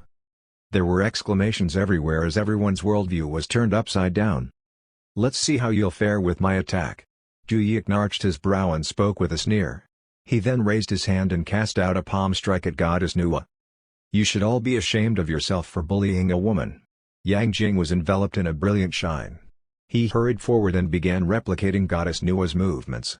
In every move, the power of heaven and earth was twisting, kneeling under his palm. More than one person knows this ultimate spell. Sita Kuai was very surprised. His face darkened and he, too, cast out an attack. At this moment, Cultivator Junjun also came. This is the moment I've been waiting for. The same move reappeared and the attack was once again neutralized. Everyone, together now. The next moment, the Jade Emperor, Xiao Chengfeng, Yi Yuyun, and Juling Shen started doing the same moves. Subsequently, the people in the Heavenly Palace camp along with the tens of thousands of heavenly soldiers and guards did the same. The movements they were doing were from the morning exercise Li Nianfan taught them the last time. The black and white mist suddenly appeared like a tide. It covered the sky and there was a strange aura floating in the entire void. Under this power, all of Wang Tang and the others' ultimate spells seemed to have lost control, and they began to wander in a lost manner within the black and white mist. Some of them were even instantly suppressed. What? How is this possible? Wang Tang wanted to gauge his eyes out. Under this aura, he actually felt a sense of powerlessness and insignificance. What kind of ultimate spell is this? Why do they all know how to do it? Impossible. Such a heaven-defying ultimate spell must be created from heaven and earth, so how are they all able to do it? Even a lowly heavenly soldier is capable of such an ultimate spell. What does that say about my ultimate spell? What's the point of me cultivating an ultimate spell? Somebody, please wake me up now. I'm going to kill all of you. Die. Everyone on the Wang family's side was in despair. They launched one attack after another frantically, only to find that everything was in vain. The place seemed to be like an ocean and they were drowning in it. Suddenly, Wang Tang was shocked to see that his ultimate spells had taken a sharp U-turn and were coming straight at him. With a loud bang, he was instantly sent flying upside down, sending a spraying stream of blood along the way. Ju Yik and Sita Kuai fared even worse than him. The black and white mist surrounded them like a cage, suppressing them until their bodies began to crack, causing them to roar out in pain. The others backed away in horror. Wang Tang, lost? The onlookers stared blankly and could not believe what was happening. A moment ago, Wang Tang, Sita Kuai, and Ju Yik appeared on the battlefield seemingly invincible. What great power they had! Everyone thought that the battle could be ended just by them lifting their pinky fingers. The battle was indeed coming to an end, but it was not how they expected. The brawny man who was fighting Yi Kanglin was equally dumbfounded. What happened? He suddenly felt like a fool. A second ago, he said, "Ha ha ha, Wang Tang's here. He'll finally make a move." In the next second no, Wang Tang was sent flying. He lost. What's the matter with you guys? How can the three of you go down with just one hit? Are you sure you're not playing for the other side? He thought. Suddenly, he was also affected by the black and white mist, and his ultimate spells were suppressed. Then, Yi Kanglin shot through his chest. Ah! He roared, staggering back as he clutched at his wound. The Heavenly Palace people were still doing the morning exercises, and the invincible mist sealed off the sky, shooting around like clouds and exerting great pressure on the people of the Wang family. They're too strong. Even the power of the Origins is under their suppression. The seventh dimension is too terrifying. So terrifying that it's indescribable. We won? We won. Ha ha ha, long live the Heavenly Palace. I can't believe they had that trick up their sleeves all this time. The people on the Heavenly Palace's side were all smiles and they began to cheer and celebrate. So what if you have God on your side? You're still no match for us. Cultivator Junjun spoke majestically and the endless black and white mist cruelly crushed down on the Wang family. Everyone, don't panic. I have a backup plan. Wang Tang led everyone back to the prepared altar. He looked at the black and white mist gloomily and a hint of unknown gray mist flashed in his eyes. You all forced my hand into this. With a tremble, an unknown gray mist rose slowly like smoke from his body. The same thing was happening to Sida Guai and Ju Ying, as well as some other people. The altar shook violently, emitting a black halo, and a devastating aura like a black cloud spread out, covering everyone near the altar. What's going on? My body hurts. Ah. My vitality and my mana are dissipating. No, this altar's a trap. He's depriving us of everything. This is a sacrificial ritual. Wang Tang, what on earth are you doing to us? No, I don't want to die, let us go. Countless people shouted and screamed. However, Wang Tang turned a deaf ear on them and a strange sneer appeared on his face. You've all become my sacrificial offering the moment you use the method of cultivating origins I've given you. Your fates are now in the palm of my hand, for I'm heaven. Save me, save me. Master, I was wrong, save me. Inside the altar, the human sacrifices struggled painfully and began to ask for help from the people outside the altar. On their skin, blood began to overflow. Even a second step wisdom elite would be powerless once trapped inside the altar. The brawny man spat out a mouthful of blood, smiled bitterly, and said in his heart, Yi Kanglin, you were right. Farewell, my rival. He roared wildly, rushed to the edge of the altar, and exploded. Blood, flesh, and bone rained down, exuding an incomparably strong force that was enough to overturn the world. However, it failed to blast apart the altar. A strong force gathered his flesh and blood and sucked it into the altar. The whole altar was trembling, turning red as blood flowed up the strange pattern etched on the altar. Then, a horrifying aura opened a crack in the void. Destroy the altar! Yang Jing yelled anxiously, and all the black and white mist pressed down on the altar. However, the altar remained standing. Ha ha ha, you're the ones who forced me to pull out the big guns. Wang Tang's face looked savage as he laughed wildly and screamed, I'll bring about the real catastrophe. The entire 7 dimensions are eternally doomed. You'll all regret it, ha ha ha. The gap in the void was getting bigger and still, no one knew where it led. Meanwhile, in the first dimension, Gui's face was gloomy as he was surrounded by mana, struggling to fight the toxins in his body. What's taking Gu Hongshan and the others so long? Why is there no news from them? I can't believe they let me down. His heart was full of helplessness and anger. How could they lose contact so soon? I went through such great lengths to send them to the 7th dimension and made sure they had everything they needed, and yet, this is how they repay me?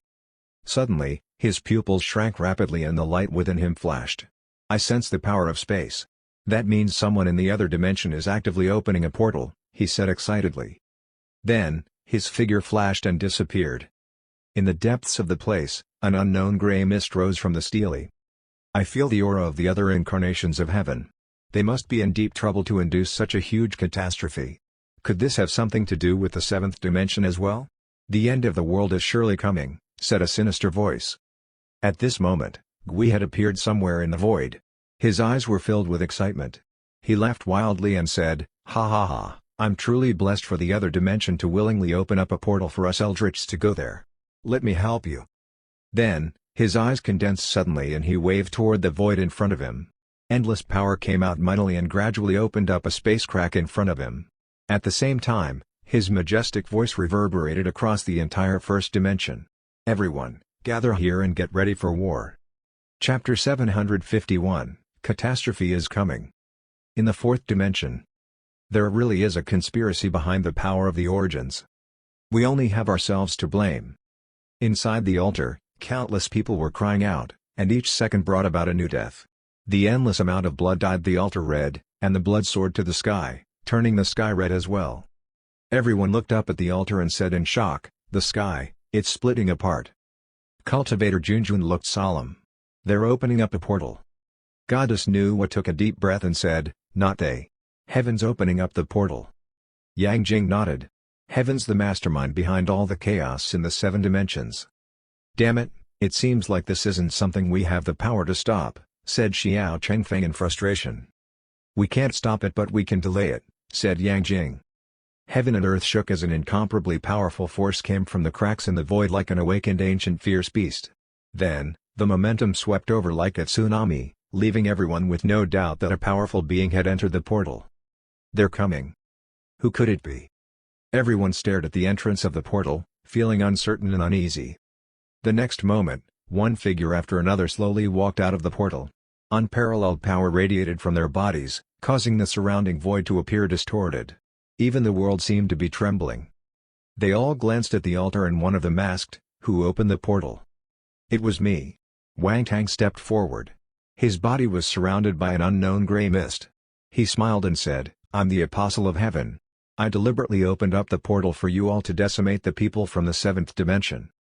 The Eldritch man obviously also knew the existence of heaven, for he showed no surprise at the unknown gray mist on Wang Tang's body. Instead, he turned to the Heavenly Palace people, sneered, and said, "The 7th dimension, eh? Your name has come up on many people's lips. Even us Eldritchs have suffered heavy losses under your hands. This stops now that we're here." He scrutinized the Heavenly Palace people coldly, and then said, "Origins of Yin and Yang? The power of these origins is indeed extraordinary, but it's not enough to stop us." He charged toward them and with a flick of his wrist, the wisdom of this space was all under his control. This place became his world. Everyone, including the wisdom elites, unexpectedly lost control of wisdom. The invincible killing ultimate spell tore through the sky, making a strange noise as if the sky was crying. The yin and yang mist induced by the Heavenly Palace people instantly broke apart and were annihilated at a speed visible to the naked eye. He's so powerful. So this is the true power of the Eldritchs? Why, they're practically invincible. He has so much of the power of origins to the extent that he can control wisdom. He's definitely surpassed the 3rd step wisdom elite. The difference in their power is too big. The Heavenly Palace is obviously no match for them. It's over, the catastrophe's coming. There's nobody in the world that can stop them. Everyone was dazed and shuddering with fright. The most basic Eldritch attack had plunged even the wisdom elites into the depths of despair.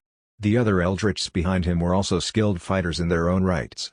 They had been pushed to the pinnacle of all 7 dimensions from the countless years of plundering and all the origins of the 1st dimension they had absorbed. The billowing visions were like thunder, crushing all the ultimate spells of the Heavenly Palace people as they charged towards them. The endless wisdom formed a suppressive force under the control of the Eldritch, squeezing the Heavenly Palace from all sides. They could not bear this huge pressure and mouthfuls of blood began to gush out of their mouths. "Everyone, help them. Great Sky Shot!" Yi Kanglin yelled. His spear became as thick as a pillar as it stabbed toward the Eldritchs. "Charge! Chaos Divine 8 style! Wisdom Breaking Punch!" All of them cast their ultimate spells, forming a vast ocean of lights that illuminated the sky as the spells rushed toward the Eldritchs. Why do these people always think they can overpower us? They should just surrender. 2 more Eldritchs joined the battlefield. They also lifted their palms and a light of destruction shot out, swallowing everything in its path. Their momentum was comparable to the first Eldritch. Looking from a distance, the light of destruction was like the mouth of a giant beast, quickly swallowing the attacks of the Heavenly Palace's party. Its momentum never slowed once.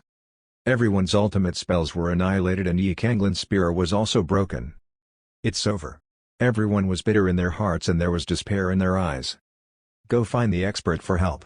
Juling Shen suddenly uttered a long howl and his body swelled more than 100 times. His fingertip was like a mountain, supporting heaven and earth. Even the sky seemed to be raised countless heights by him. With one step, he had crossed boundless distances and collided with the light of destruction. His body trembled violently as it was wiped away part by part. His eyes were wide open and he was gritting his teeth, determined to block the attacks of the Eldritch so that everyone could escape. With his body as a barrier, the spread of the line of destruction had indeed slowed down a lot. The Eldritchs looked at Juling Shen with great interest and said in amazement, "He used the origins to temper his body. Looks like the 7th dimension people really possess a lot of origins in their bodies. Still, they did not panic, nor did they make a move. Instead, they watched quietly as if studying a mouse. Moreover, the power of their origins is very pure and extraordinary. It doesn't seem like they got it from plundering.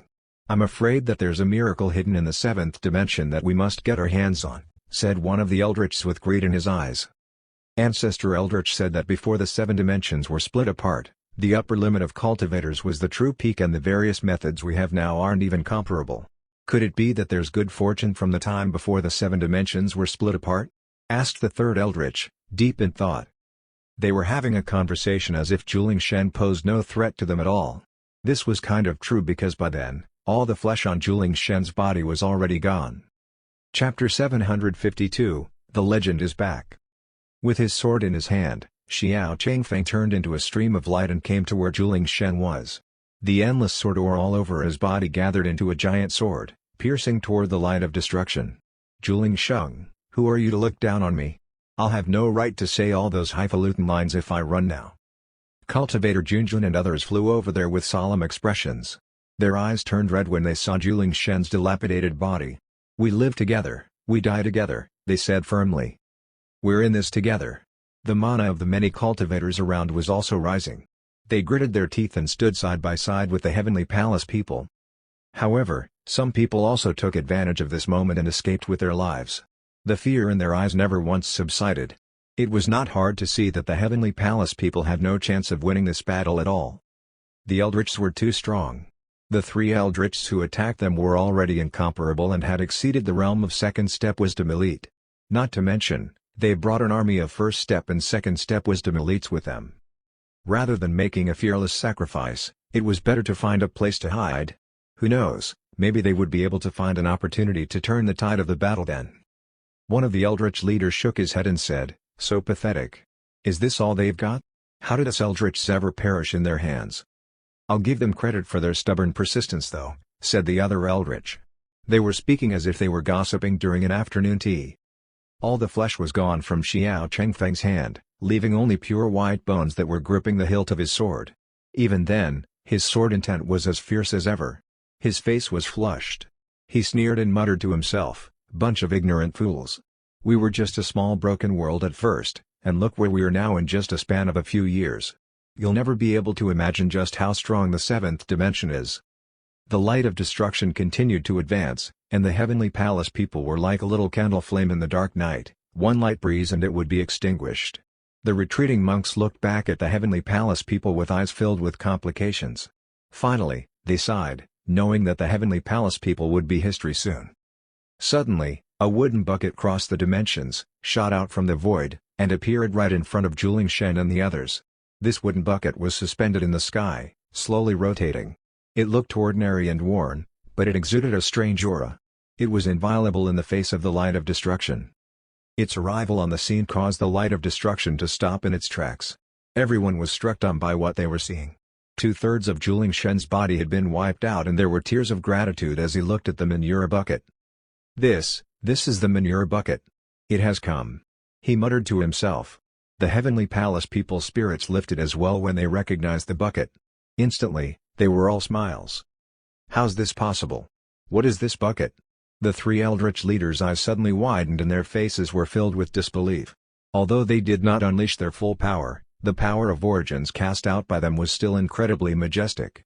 It was so powerful that it could control wisdom, but now, it was blocked by a plain wooden bucket. There was no way they could accept this. A wooden bucket blocked the Eldritch attack? Who does the bucket belong to? He's not even here and yet his bucket is already this powerful?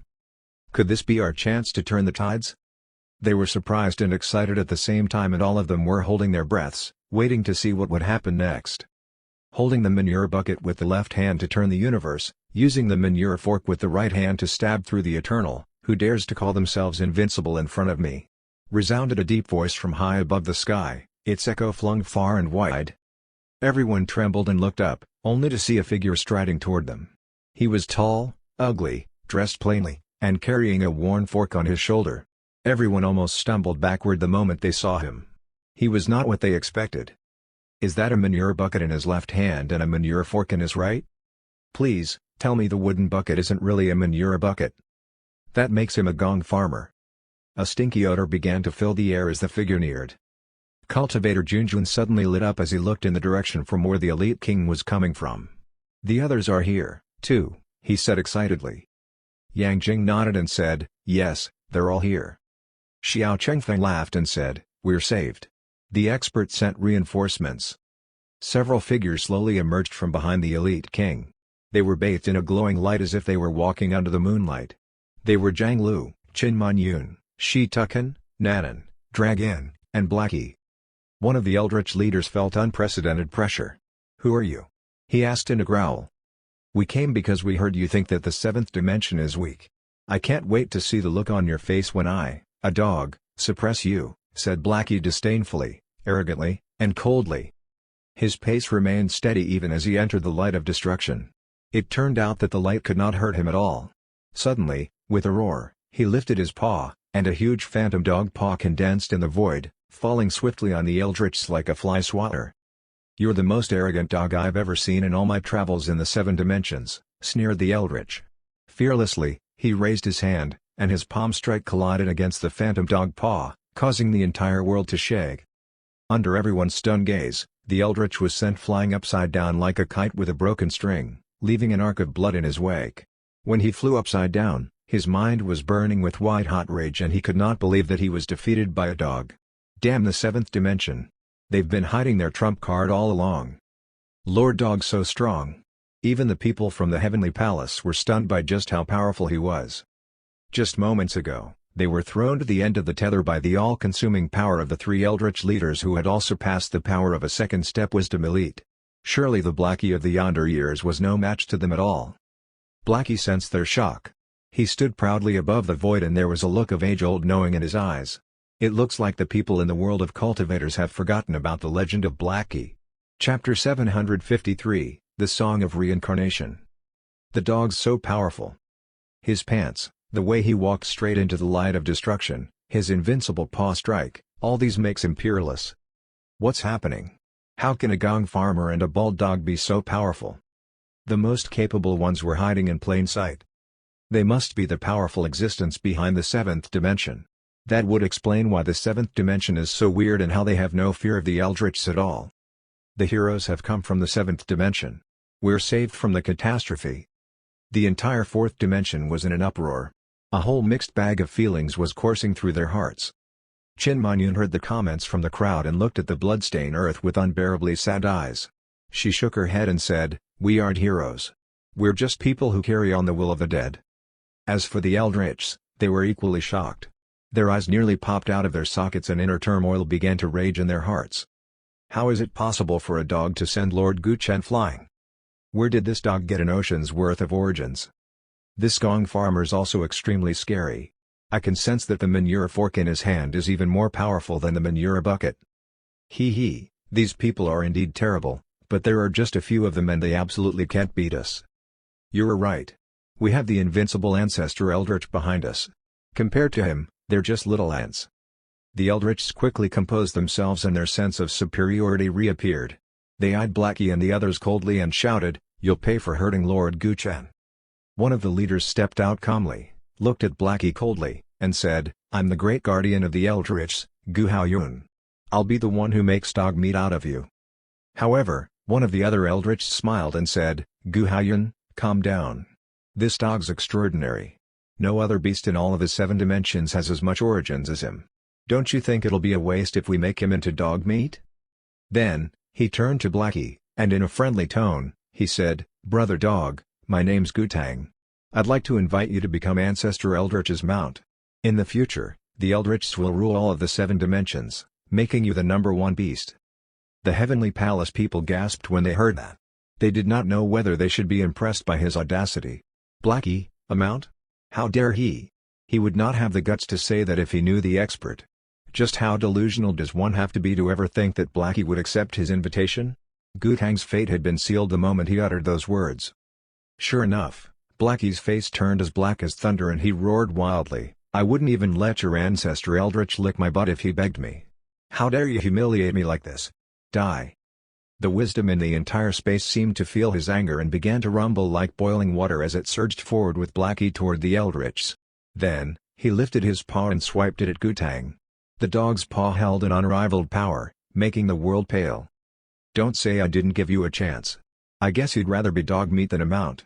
Gutang sneered indignantly, and instead of retreating, he charged head-on into Blackie's attack. Blackie's phantom paw was at his side in an instant and it was much bigger than his body, containing enough power to destroy the world. Gutang raised his hand and cast out a palm strike towards the phantom dog paw.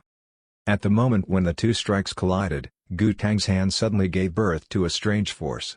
It was extremely domineering as it devoured all the power of the phantom dog paw. It was unbelievable. The anger contained in Blackie's phantom dog paw was enough to make a second step wisdom elite quake in his boots, and yet, it was effortlessly devoured by Gutang's attack. We Eldritchs have launched countless wars across the 7 dimensions and plundered everything we could get our hands on. Devouring anything and everything in our path is our greatest ultimate spell. Gutang smiled coldly and looked at Blackie mockingly. However, he caught a glimpse of something fluttering in the wind, and before he could react, Blackie's pants had landed squarely on his head. "It seems like your devouring power is still no match for my strongest ultimate spell." Blackie's lips curled up into a mocking smile and he immediately appeared beside Gutang. Without missing a beat, he began to pummel Gutang with all of his forepaws, his punches raining down like a violent rainstorm. Ah! Gutang was furious. He struggled to remove the pants, only to find that the more he struggled, the more the pants tightened their grip on him. It not only blocked his vision but assaulted his nose with a stinky odor that made him dizzy. It was impossible for him to do anything under these circumstances. "How do you like that?" Blackie became more excited as he fought. He straightened his body and began to treat Gutang like a punching bag. "Ah! Ah! The pants are blocking my divine consciousness and trapping me inside." Gutang roared with pain, anger, and horror. Blackie frowned and said, "Shut up." A large wad of fabric was instantly stuffed into Gutang's mouth. MMPH. Gutang's mouth was suddenly filled with a bad taste and he almost retched. He would take 1,000 deaths over this torture anytime. Seeing this, the Heavenly Palace people broke out in smiles. "Lord Dog's still as awesome as ever." I bet Gutang's now regretting ever getting on Lord Dog's bad side. It's painful just to watch him getting beaten up like this. By then, the other Eldritchs had just snapped out of their shock but were still looking at Gutang in panic and fear. Even Lord Gutang's being beaten up by the dog, too? Evil bald dog. Evil leather pants. This is terrible. Quick, let's all attack the dog at the same time. We need to save Lord Gutang. At this moment, Gu Chen stepped forward again, his eyes bursting with cold murderous intent, burning with anger. He was careless before. Being sent flying by Blackie was the biggest shame in his life. "These ants won't last long. Eldritchs, heed my order and kill them all." The world was instantly shrouded in a cloud of blood. The terrifying killing aura and the endless pressure silenced the entire 4th dimension. "Kill! Kill! Kill!" The sky-shaking roar came from the mouths of the Eldritchs and the power of wisdom converged into a frightening aura. Then, the group made up of the strongest of the strong Eldritchs charged at the same time. The number of first-step wisdom elites and second-step wisdom elites amounted to 30 men and the number of the Heavenly Realm fighters was even more numerous, making their combined power unimaginably powerful. Cold beads of sweat began to trickle down from the Heavenly Palace people's foreheads. The sense of horror rendered them paralyzed for a moment. "Bring it on." Cultivator Junjun wiped the blood from the corner of his mouth and immediately rushed to the front with the others. With the broken spear in his hand, Yi Kanglin smiled and said, "Let's fight to the end." The Elite King waved his manure fork around casually and said, "What are you doing? Do you want to make our work harder? Just stay back and watch." Cultivator Junjun's face went rigid. "Leave it to us. You might accidentally get hurt if you join in now," said Shitukin with a smile. "Accidentally hurt us? I know they mean well, but why does it sound like they're looking down on us?" The Jade Emperor cleared his throat and said, "Then we'll leave it to you guys. Let us know if you need any help." "How dare you look down on us?" Gu Chen's eyes burned with anger. With a roar, he charged toward Blackie. He was going to rescue Gutang by hook or by crook. However, the moment he moved, the Elite King also moved. He stepped across the space and pierced Gu Chen with his manure fork. Instantly, Gu Chen was enveloped in a monstrous killing aura. His mana provided no resistance as the manure fork went straight for his chest. He did not retreat but raised both of his hands. Both of his hands were enveloped by the thick power of origins. It looked like he was wearing gloves, using that to catch the manure fork with his hands. Gu Chen was just about to say something mocking, but an afterimage suddenly cut through the void and came straight at him. Then, something landed on his head. That something was the manure bucket. Gu Chen suddenly lost his perception and he quickly retreated. The Elite King chased after him impassively, raised his manure fork high, and brought it crashing down on the manure bucket. Gu Chen's brain almost exploded and he was sent flying up into the air like a comet. The Elite King was not done with him, and he continued to chase after Gu Chen with the manure fork in his hand. The familiar attack style stunned everyone. First, there was Blackie with his leather pants, and now there was the Elite King with his manure bucket. The unpredictability of all their methods struck fear in their hearts. Nanan looked at Gu Haiyun with eyes filled with battle spirit. "Dragon, there's still one of the most powerful ones left. Let's join hands to take him down together." Without waiting for a reply, she then charged toward Gu Haiyun with her shovel raised high. Gu Haiyun grinned savagely and said, "Don't think I'll go easy on you just because you're kids." However, the grin soon left his face. With every pour from Dragon's ladle, a powerful water cage would appear around him, causing him to move slowly. Then, Nanan's shovel would knock him over, wearing him down. Manure bucket, manure fork, shovel, pants, ladle, the power of origins of these things is simply terrifying. Could it be that they had also gotten all the origins of another dimension? Gu Haiyun was extremely frightened and he felt an ominous feeling. They're almost as strong as us. The only way to crush them is with numbers. He gazed at the other fights happening near him and saw that his army had been blocked by two women.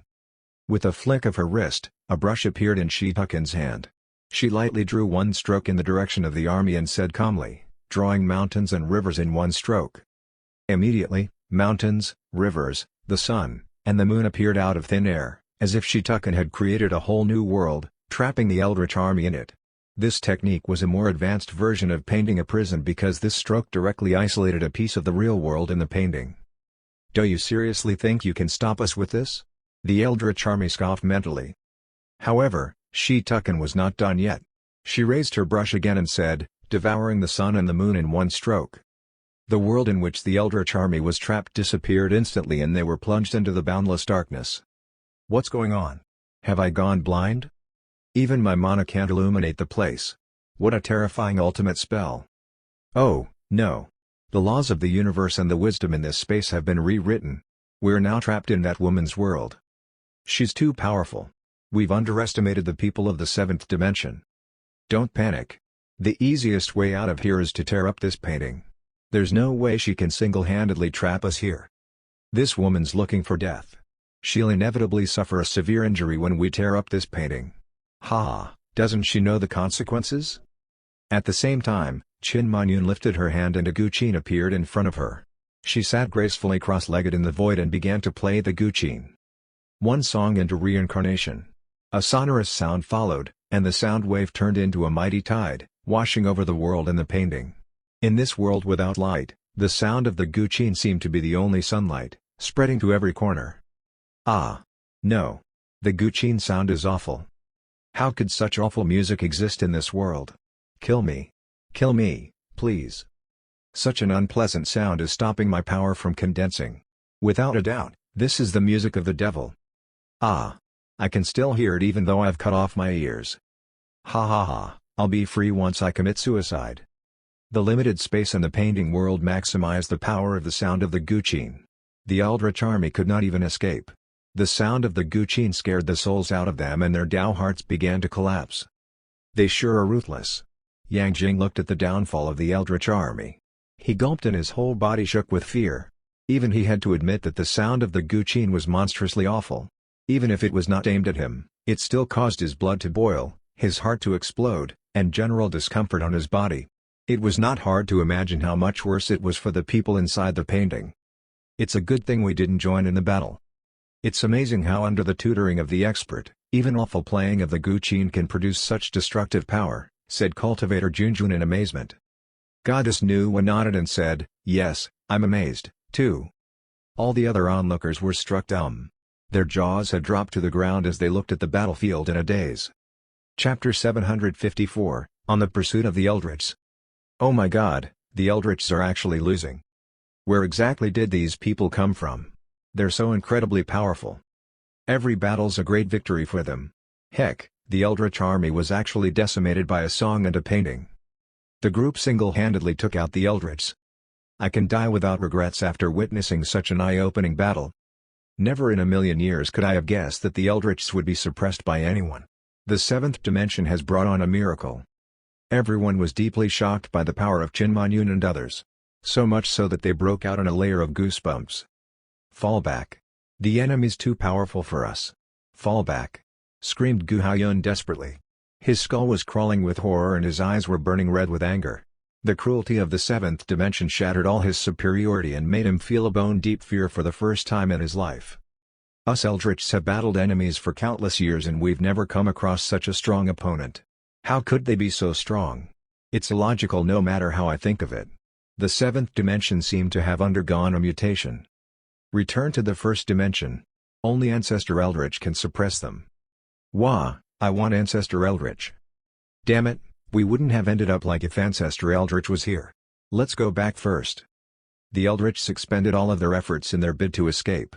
Gu Chen's body had been stabbed several times by the manure fork which had traces of manure on it, giving off a pungent smell. He finally got rid of the manure bucket on his head and wasted no time in running for his life. Just you wait, people of the seventh dimension. Ancestor Eldritch will avenge us. I dare you to come to the first dimension. Ha ha ha, said Gu Chen cockily. Save me. Someone, please save me, shouted Gu Tang, the most miserable of them all. The pants were wedged tighter on his head than the manure bucket on Gu Chen's head ever was. He could not break free like Gu Chen, and could only call for help as he weaved through the void like a headless fly. His whole body had doubled in size, from all the beating he received from Blackie.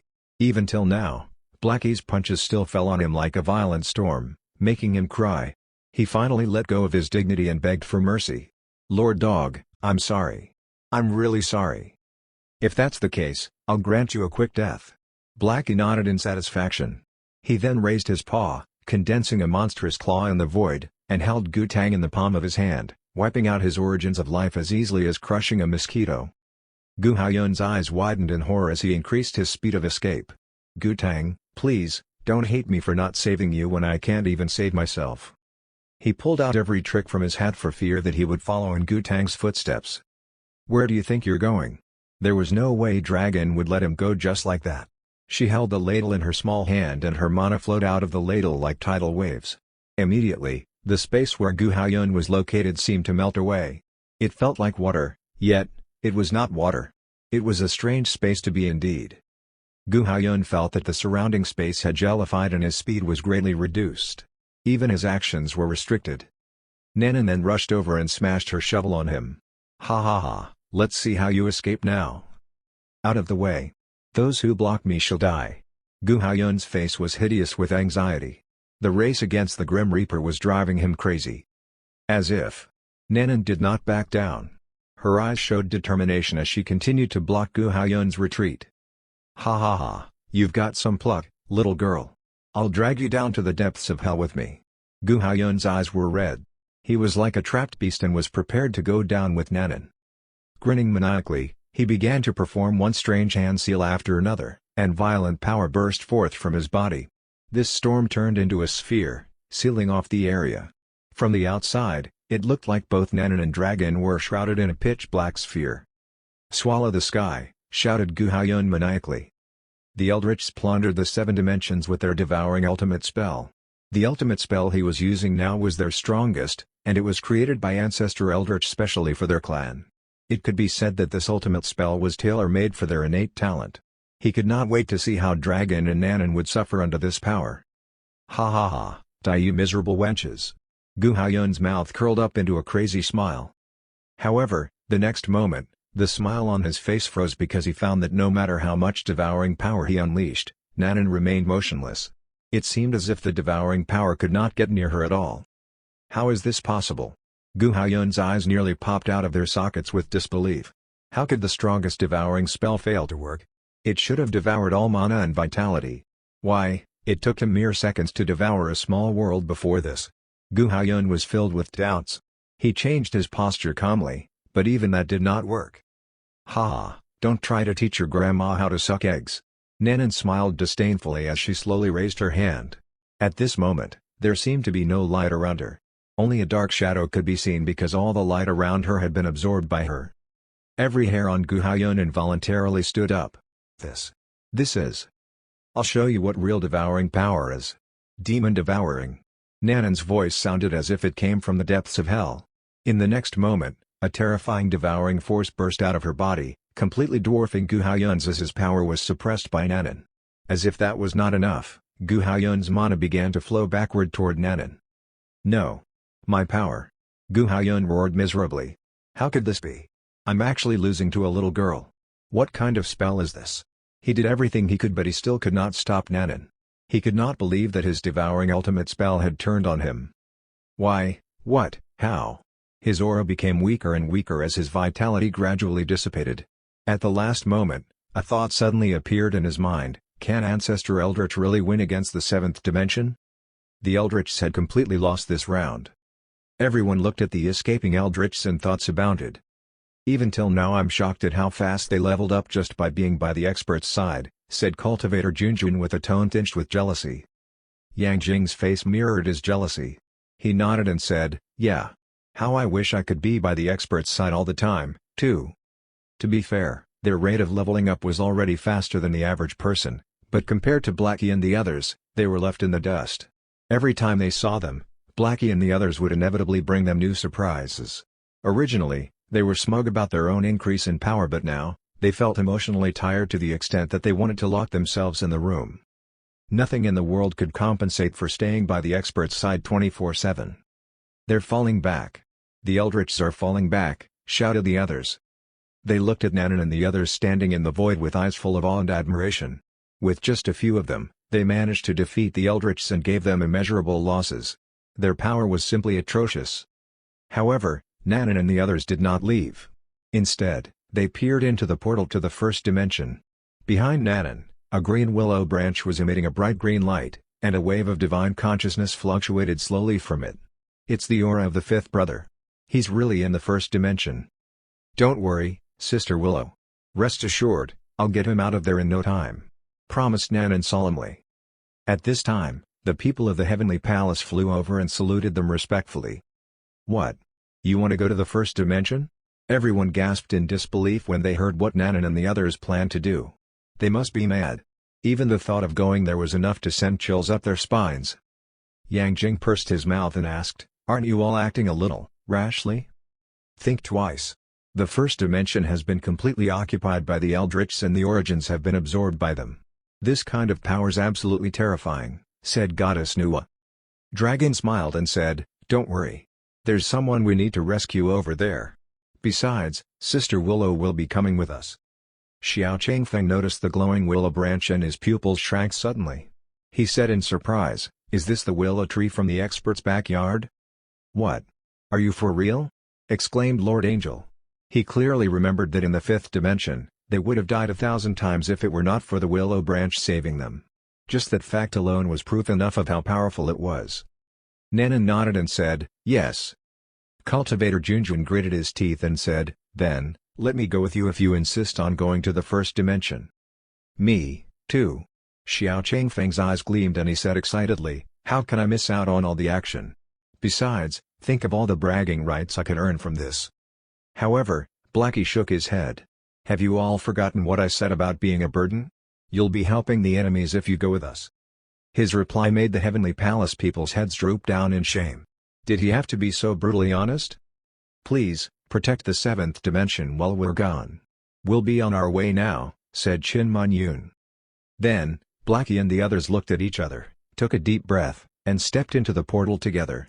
From a distance, the other onlookers were shocked at what they were seeing. Did you see that? The 7th dimension people just entered the portal. Are they seriously going to the 1st dimension? They've gone crazy. Don't they know that Ancestor Eldritch is there? All their victories must have made their heads swell. There's no doubt they won't make it out of there alive. They should have at least come up with a battle plan beforehand. I wonder where they even got such confidence. Shit. What should we do if they fail? The Eldritchs will surely come back for us. I gotta say that I'm impressed by their fearlessness and selflessness. I hope they win. The crowd's opinions differed, but their worry bound them together. Don't worry, you guys. Their origins are so great that you can't even imagine just how powerful they are. With their unparalleled fortune, they'll surely be able to destroy the Eldritchs and lead the seven dimensions into peace, said Cultivator Junjun to the crowd. His words had the intended effect, for relief visibly washed over their faces. The origins of the seven dimensions are the root of life.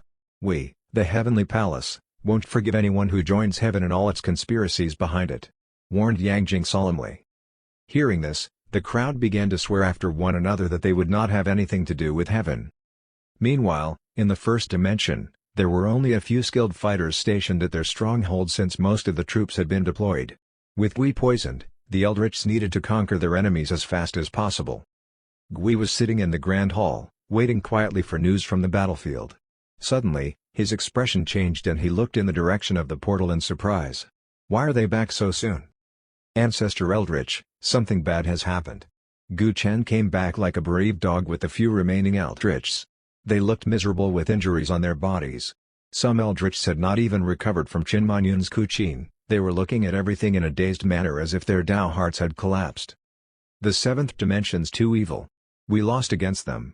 Gu Chen roared miserably, his voice reverberating in the first dimension. Hearing this, all the color drained out of everyone's faces. What happened? Asked Gui calmly as he appeared where they were.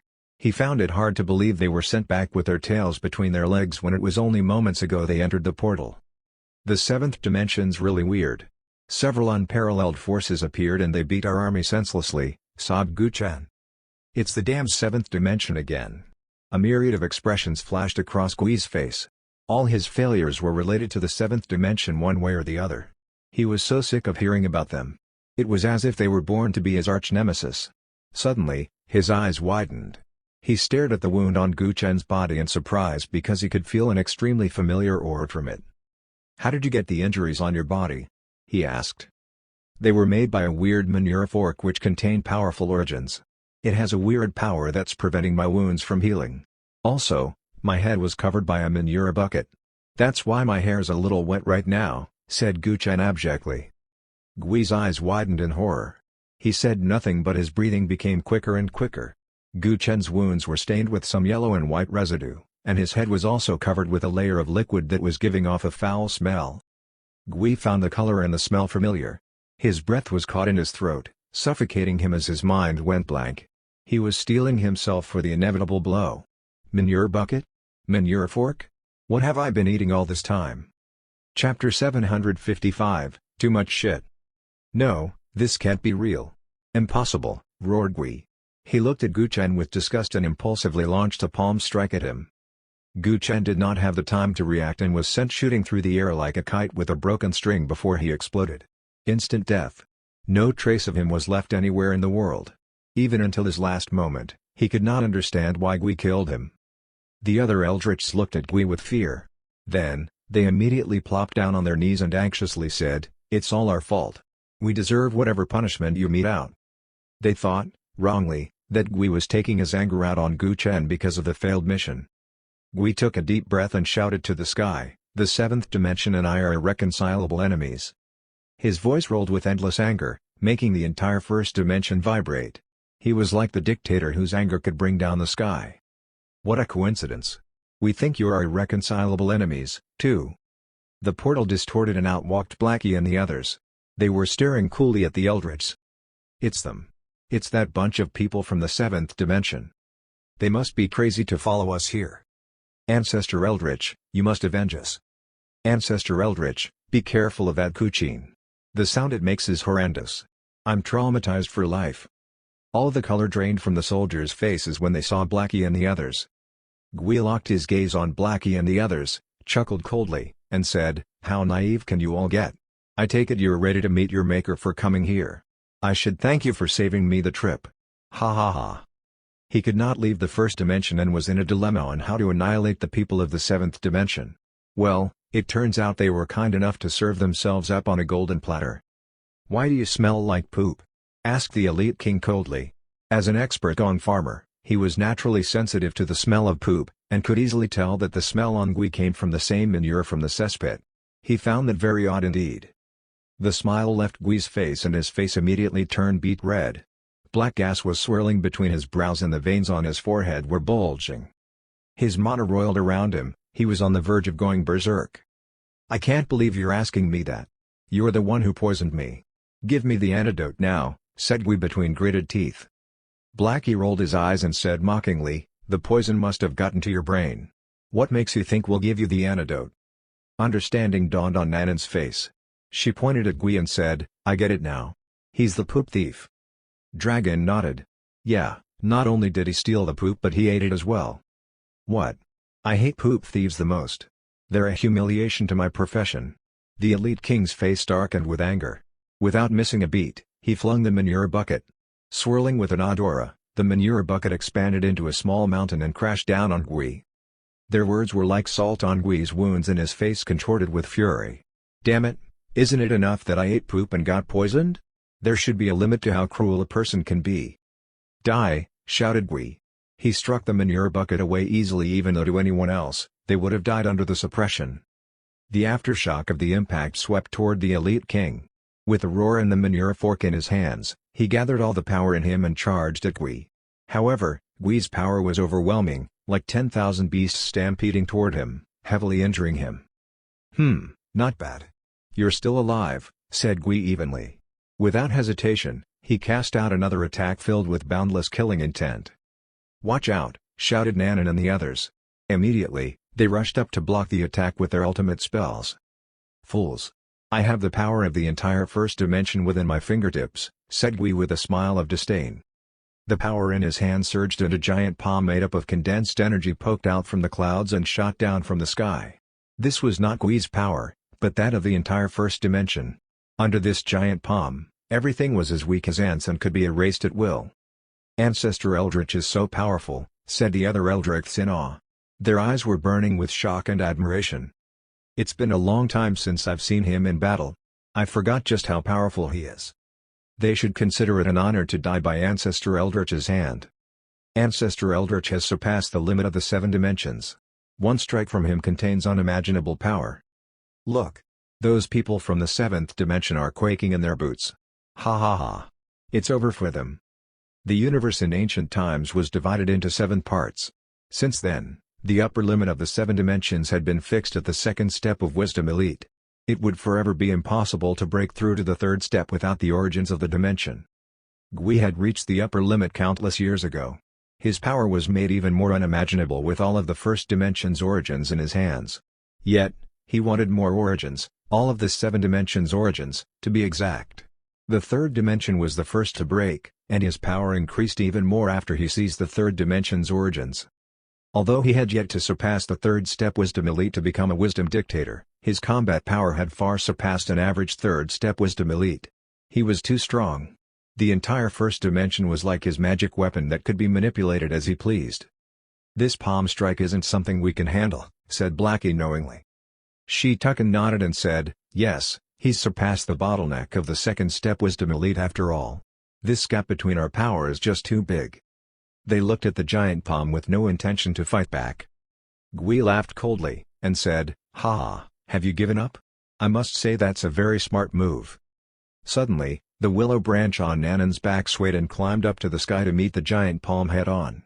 Its speed was neither fast nor slow and did not seem to be powerful. In fact, it was like an insignificant sapling, trying to hold up the whole world. The branch whipped the giant palm gently, and instantly, the giant palm dissolved into nothingness. Once again, peace returned to the area. Gui's pupils shrank rapidly. He stared at the willow branch and in a hoarse voice, he said, "How is it possible? What is that thing?" He could not accept that the 7th dimension still had a trump card up their sleeves. Was there no end to their methods? The willow branch did not say anything as it disengaged itself from Nanan's back. It floated in the air and in a blink of an eye, it transformed into a willow tree bathed in emerald light. "It's 7th sister's aura," shouted a voice from somewhere deep within the Eldritch's place. There was boundless surprise accompanied by an aura suddenly appearing from somewhere. At the next moment, the steely shot down from the sky and landed in front of everyone. One corner of it was broken and there was only a red word "suppress" written on it. With a flickering of light, a holographic image of a person appeared. The person fixed his gaze on the willow tree while tears flowed from his eyes like a waterfall. "7th sister, it's really you." Fifth brother, you're here. The willow tree swayed violently as dew overflowed from its leaves down its branches. That was her tears. She looked at the broken Steely and said tearfully, "Fifth brother, you must have suffered a great deal." The Steely trembled and said excitedly, "No, no. Hush now. You don't know how happy I am to see you." Suddenly, a cloud of gray mist appeared and wrapped itself around the person, pushing him into the Steely little by little. Two blood-red eyes lit up within the gray mist. It stared at the willow tree mercilessly and said in surprise, "You're still alive?" The 7 battle spirit guardians had different forms, like a willow tree rooted in a dimension, a Steely suppressing a dimension, and a weapon defending the dimension. Some had even taken on human forms. However, in the chaos of the yonder years, the battle spirit guardians disappeared without a trace, each not knowing about the life or death of the others. Heaven cackled and said, "No matter, I'll make sure you'll die today. Let my fifth brother go." The voice of the willow tree was cold and filled with boundless anger. Immediately, its branches shot out toward the gray mist. Heaven had no intention to dodge nor fight back. Instead, with a slight movement, the figure of fifth brother appeared again. Seeing this, the willow tree's movements froze instantly. Heaven cackled again. "Go on. Why did you stop? Let's see who'll hurt the most." Fifth brother began to panic and urged, "Seventh sister, don't stop because of me. I'm destined to die, and the best way for me to go is with heaven." "Hey! I'm still here, you know." Gui felt humiliated. He looked at the willow tree with a dangerous glint in his eyes. "A battle spirit guardian from ancient times, eh? Let's see just how strong you are. Heck, I might be able to reach a new realm after swallowing you." He then launched an energy claw toward the willow tree. Under his grasp, the entire space of the first dimension was condensed as if it had become his hand. It wrapped itself around the willow tree. The willow tree did not panic at all. Surrounded by emerald light, its branches swayed slightly, stretched out, turned into countless whip shadows, and flew toward Gui. The powerful confining attack seemed to have no effect on the willow tree. "All flames back to the source," shouted Gui as he raised his hand once more. Endless origins rushed out and various flames gathered from all directions before finally condensing into the strongest flame in the world. The flame was pure white, almost transparent, and it was bright enough to illuminate the entire space. Even a little of it could burn a second-step wisdom elite to death. In an instant, the flames rose to the sky, encircled Gui, and engulfed the willow branches. However, even in such a sea of flames, the willow branches remained unaffected. They struck Gui as the roots pierced his body. The wounds caused by the willow tree were shocking, but there was no blood at all. His face was calm as his whole body turned into flames, burning on the willow branches. The prairie fire spread instantly, burning quickly along the willow branches. At the same time, another empty space rippled slightly and Guhaway emerged from it. He pointed at the willow tree and shouted majestically, "Sky shatter." Heaven and earth obeyed his order. The space where the willow tree was shattered instantly. There were countless cracks and everything in the targeted space was annihilated in an instant. However, even then, the willow tree still did not perish. One of its branches even traveled through the space, appeared behind Gui without warning, and pierced him again, tearing him apart. Gui's body was destroyed then reorganized from space. The terrifying coercion made the sky fall and he threw a punch at the willow tree. The entire first dimension was shaking because of their fight, and the void above the first dimension was blown to pieces, like mirrors that were constantly being shattered. All around was the whistling of Gui's ultimate spell and the swaying of the willow branches, breaking the world. "Be careful, seventh sister." The Steely was trembling. It looked at the willow tree with great worry. It wanted to help but was imprisoned by heaven. Hence, it was powerless. "Chaotic yin and yang, against the universe, use my body as a furnace to melt heaven and earth," rumbled Gui's voice. It was as if the sky was speaking, revealing its air of majesty and invincibility. Looking around, he was no longer visible in the world.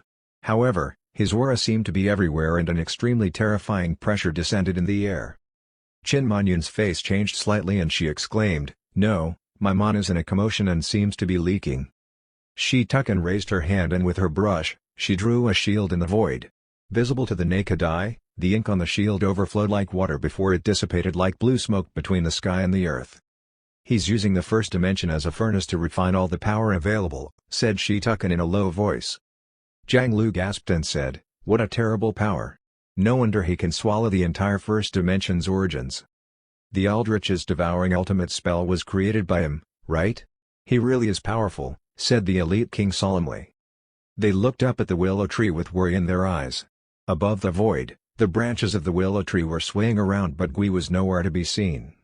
They seemed to be in the furnace and could only wait to be swallowed and refined. The sound of Gui's cackle reverberated through the void. "Ha ha ha, did you really think I'll let you all go when you've so kindly come all the way here?" Suddenly, the wild laughter turned into a muffled groan. The willow branches had found an opening. Immediately, it whipped at a particular area of the void and Gui fell from the void like a meteor, hitting the ground heavily as he sprayed blood all over. His face turned purple and he was lying on the ground, convulsing. Dragon was taken aback. "What happened?" "He probably stuffed himself with too much poop," said Blackie with a knowing look. Chapter 756, A Shocking Setup. Gui spurted out another mouthful of blood when he heard what Blackie said. "A soldier prefers death to humiliation," he said hoarsely, his expression distorted. "You're the ones who poisoned the poop. What kind of poison is this? It can actually corrode the origins. Even the power of the origins can't resist it. This kind of poison shouldn't exist in the world. This is outrageous." Gui was twitching on the ground as he roared in disbelief. In the 7 dimensions, the power of the origins was related to the origins of dimension, and it should be the strongest power. All poison should be below that power, and yet, the poison he had ingested had surpassed the power of origins. In fact, no poison should have worked on him once he reached the heavenly realm. He had exceeded the limits of the power of the 7 dimensions but still found himself to be poisoned. What made it 1,000 times worse was that the poison came from eating poop. He would be the laughingstock of all 7 dimensions if word about this got out. If possible, Gui wanted to silence anyone who knew about it. "There's nothing impossible in this world," said Blackie evenly. They were all used to impossible occurrences by now.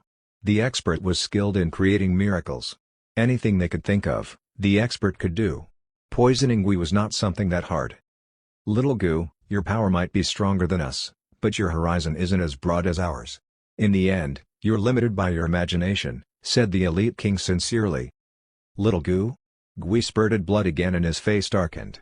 "How dare an ant like him call me Little Gu? Who does he think he is? No one has ever dared to belittle me with a nickname since birth. Gah! Die! All of you! Die!"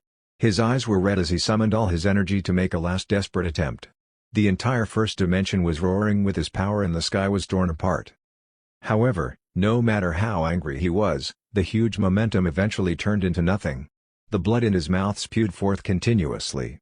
His face gradually turned pale and soon, he fell into an anemic state. He had been poisoned for a long time.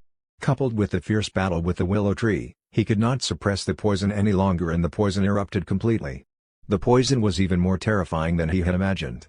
It was overbearing and gave him no room for a breather. At his feet, a cloud of grey mist emerged silently and wrapped itself around him.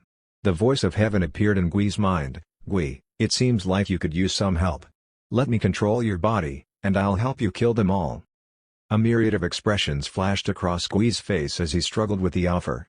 He had known from the start that making a deal with heaven was a risky gamble. However, he was confident that he would be able to cope with all variables, and he had always raised his guard against heaven. In the end, he still lost. As the saying went, man proposes, God disposes. Suddenly, the figure on the stele struggled out, and said anxiously, "Seventh sister, kill him now. If not, heaven is going to be born with the help of Gui's body." Instantly, the willow branches straddled the space, like bridges between heaven and earth, and pierced through Gui's chest. This time, the blood stained the branches and dripped to the ground. Even though the willow tree was fast, a trace of unknown grey mist still managed to get a hold of Gui's body as his origins of life was nearly wiped out. The grey mist coated his body, making his vessel and origins of life immortal. Gui raised his head and his pupils had all turned grey. There was also a weird smile on his face. 2 different voices and 2 different words flowed from his mouth. One was Gui's voice and the other was the cold and merciless voice of the unknown grey mist. "Damn you, 7th dimension. You've ruined the setup that we, the Eldritchs, had been plotting for countless years. Don't blame me for killing you all when you forced my hands into this. Now, die with all my ambitions." Ha ha ha, I should thank you all for giving me a vessel. However, this body alone isn't enough. Following the division of the 7 dimensions, heaven had been permanently sealed up. Finally, It found an opportunity to not only suppress the 7 battle spirit guardians but also bewitch the Eldritch to bring about the subsequent catastrophes in the 7 dimensions. All that just so it could get out of its prison and bring about the era of heaven. Gui was strong, and he had the origins of the entire first dimension, making him the most suitable vessel for heaven. This vessel would not only restore it to its peak, but it could use it to break away from the entanglement with the Steely. Gui raised his hand and turned into a metacarpal knife, slashing at the willow branch that penetrated him. The willow branches that could resist the immortal flames were instantly turned into broken pieces. Then, Gui slowly rose into the air, surpassing the void as he was surrounded by a powerful aura. Heaven was using Gui's original power as a foundation to increase its power. A trace of grey mist was breaking away from the Steely and heading toward Gui, allowing more and more unknown grey mist to surround him. It even condensed into a giant grey face in the sky. The seemingly endless grey mist had turned the whole area into a fog-filled sky. Stop. Suppress him. The Steely trembled, and the word suppress written on it exuded the ultimate bloody light, shooting toward the grey fog. Gui glanced down at the Steely and began to taunt it, "You might have suppressed me once but don't think you can suppress me again." He suddenly raised his hand and cast a palm strike at the Steely. A deep palm print was imprinted on the Steely as it was being pressed into the ground. Soon, countless cracks spread out in the form of a spider web on the Steely's surface. Fifth brother. The branches of the willow tree danced, covering the world as it extended toward Gui. Gui raised a palm again and slapped it away. The powerful force blocked all the willow branches. He did not seem to have unleashed his full power yet. He smiled calmly and said, "I'll stop at nothing until all the origins are unified." A layer of strange power began to shroud his body, and then, following the distortion of the portal, Wang Tang, Sita Kuai, and Zhu Yik arrived from the 4th dimension. Previously, they opened up a portal through a sacrificial ritual and disappeared as soon as the Eldritchs came. Now, they had come back, but their eyes were blank as if they had lost their minds. Their bodies were also surrounded by a grey mist. They started to walk toward Gui like puppets on a string. Everyone knew that they could not let Gui continue like this.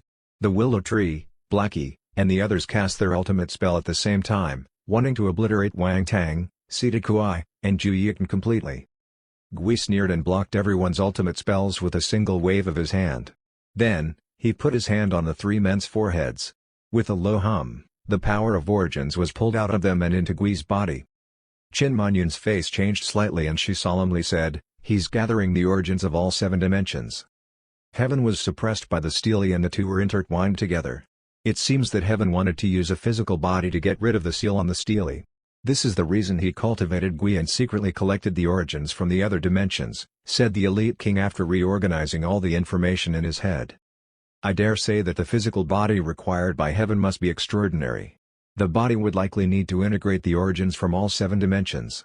That's why he staged such a setup, said Shitukin pensively. Zhang Lu sighed and said, "The Eldritchs were one of the super clans, especially Gui with his outstanding power. But alas, in the end, he was nothing but a pawn for Heaven." At this thought, everyone's hearts sank further into the pits of despair. They were both impressed and shocked by Heaven's setup. From Wang Tang and the other two, Heaven had already gathered the origins from the 4th and 5th dimension, and Gui already had the origins from the 1st, 3rd, and 7th dimension, which meant that Heaven had a total of 5 origins of dimension in his body. The power of Heaven rushed through Gui's body, gathering the origins of the 5 dimensions. His physical body appeared a little magical, allowing more unknown grey mist to enter his body as it was refined into the best vessel for Heaven. A wave of air blasted out of him, blocking all of the willow tree's attack without any effort at all. Ha ha ha, I can finally return to the 7 dimensions.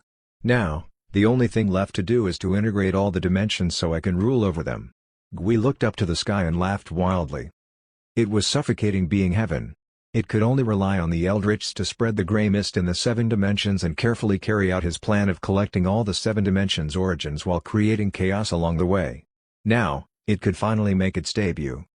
You from the 7th dimension, I'll show you the power of Heaven. And you battle spirit guardians, you have an aura that disgusts me. If it weren't for your vessels, I would have reigned over everything. Die now, all of you. Gui raised his hand and pointed at the willow tree. Suddenly, the monstrous power turned into a whirlwind and swept forward, shattering the willow branches wherever it passed. It was an unspeakable power. It could dominate the entire universe and bend wisdom to its will with a single thought. His power had already far surpassed the upper limit and broken through to the realm of Wisdom Dictator. Even the 7 Battle Spirit Guardians dared not reach this peak. Soon, the power descended and pressed down on the willow tree. All the leaves were destroyed or flung into the sky. The willow branches were broken and its trunk was riddled with holes. The willow tree was like an ordinary tree that had been ravaged by a storm. It could be completely annihilated any moment. Seventh sister, leave with the people of the 7th dimension. The Steely suddenly rushed out of the pit and the red writing on it burst into a red glow. At the same time, the red ink overflowed from the Steely. Under the endless red light, it charged at Gui with an unrelenting momentum, wanting to suppress him with its own body. Everybody, help Sister Willow. With determination in her eyes, Dragon took out the ladle without any fear and began to launch her ultimate spells. Nanan's face was filled with righteousness. She pointed to Gui and said, "So what if you're heaven? I'll use my demon-devouring skill to swallow you." Then, her devouring power exploded out of her body and turned into a black hole, absorbing Gui's attack frantically. She took and waved the brush in her hand, with murderous intent on her face and her eyes as bright as stars. "If God follows me, I'll let him prosper, and if God disobeys me, I'll let him perish." A line of a poem filled with earth-shaking arrogance rose to the sky like a declaration of war while the sound of the Guqin flowed from Chinmanyun's fingertips, turning into shining spears and armored horses. They had an unyielding desire to fight fiercely with heaven. "You've already failed once, and you'll fail again." The elite king took flight into the sky with the manure bucket in his left hand and the manure fork in his right. At this moment, they were fighting against God and this had brought out all their potential. Ultimate spells flowered out from their fingertips filled with the desire to suppress heaven. "You talk a big game, but your fates have already been sealed," said Gui coldly. He raised his hand, and a palm strike came crashing down. All his movements were very simple, but the power contained in them was extremely terrifying. It seemed that with one breath, the birth and death of the world could be determined. Before the palm fell, they could already feel the endless pressure, causing their bodies to nearly explode. When this palm fell, a terrifying storm overwhelmed the mountains and the sea. The sky and the earth were all twisted, and life and death turned upside down in an instant. With such power, Nanan and others felt that they were extremely insignificant for all their ultimate spells were useless. There was no way they could fight back.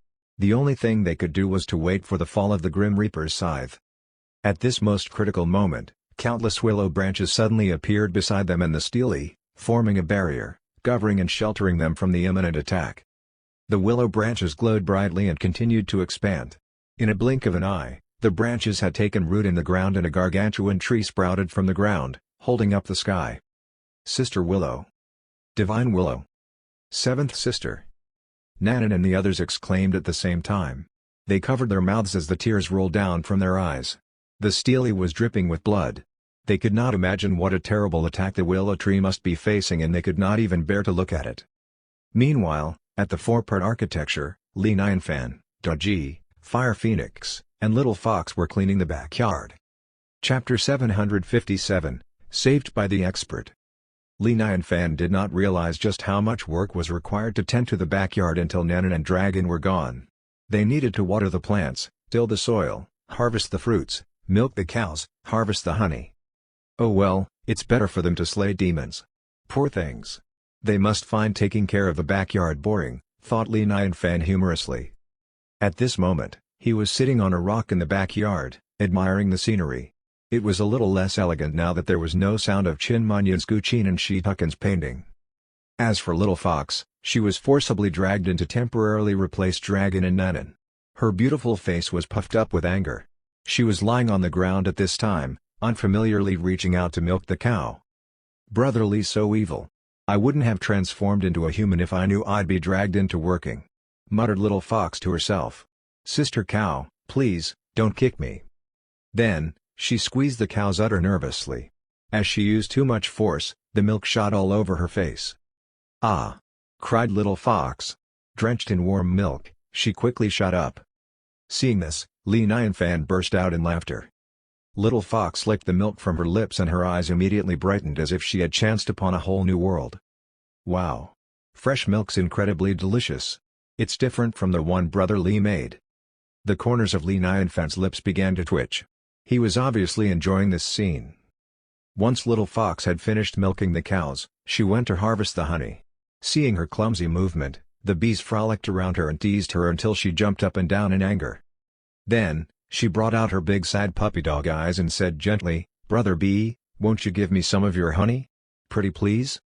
Instantly, a faint scent wafted over the entire backyard and pink bubbles appeared in the air.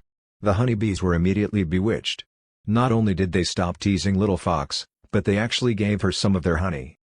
Li Nianfan smiled bitterly, shook his head, and said, "Now that's one way of harvesting honey I haven't seen before." "Little Fox, water the plants after you're done harvesting the honey," said Dodgy. "What? More work? This is child labor," said Little Fox, tears about to fall from her eyes. There.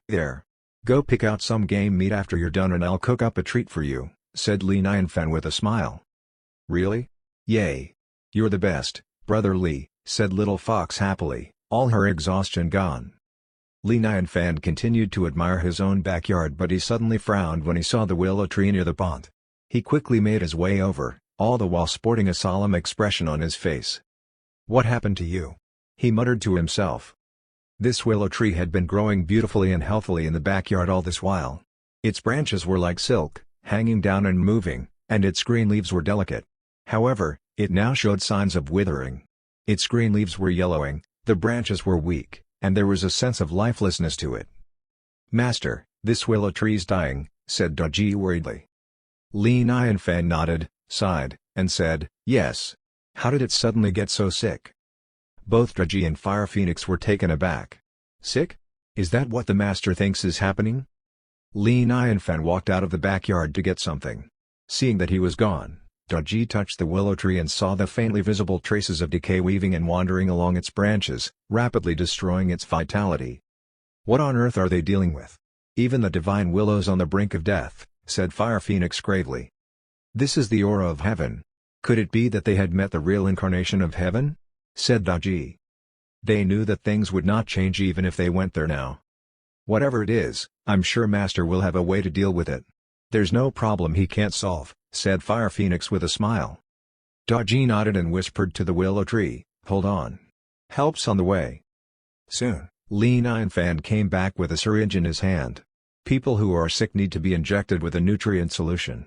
Similarly, if plants have this acute disease, they must also be injected with plant nutrient solution as soon as possible, he explained when he saw the confusion on the two women's faces. Then, without wasting any more time, he moved his hand along the willow tree's trunk to look for a suitable place. "It's going to hurt a little, but please, endure it," he said before plunging the needle point into the trunk. Giving a human an injection was different from giving a tree an injection. The difference was in the speed. With humans, the nutrient solution could be given in one go, but with trees, it had to be introduced into the plant much slower. Meanwhile, the first dimension was completely flooded with the unknown gray mist. The endless gray mist had transformed into air current, and every space had become gray, making it difficult to see anything further than 1 yard. In the endless gray fog, a faint emerald light loomed like a lighthouse. Endless terrifying power rushed to this emerald light madly from all directions, wanting to tear it into pieces and annihilate it. The willow branches were being shattered at a terrible speed, and at the same time, growing at the same speed. Destruction and rebirth were pushed to the extreme, and two completely different forces were engaged in a life-and-death struggle. However, anyone could tell that the willow branches were in an extremely perilous situation. Under the shelter of the willow tree, Nanan and the others gritted their teeth and looked at the willow tree with tears in their eyes. They were clenching their fists so tightly that their nails almost drew blood. "How can we help you, Sister Willow?" asked Nanan tearfully. "Save us, Brother Li," shouted Dragon. On the other side, the Steely was still dripping with blood-red tears, staining itself red. "Seventh sister, I order you to fall back. You shall not die before me," it said sorrowfully. The willow remained still, holding up the sky. Its silence said it all. More and more wounds appeared on its trunk and it seemed like it would collapse at any time. "The era of the 7 battle spirit guardians has come to an end."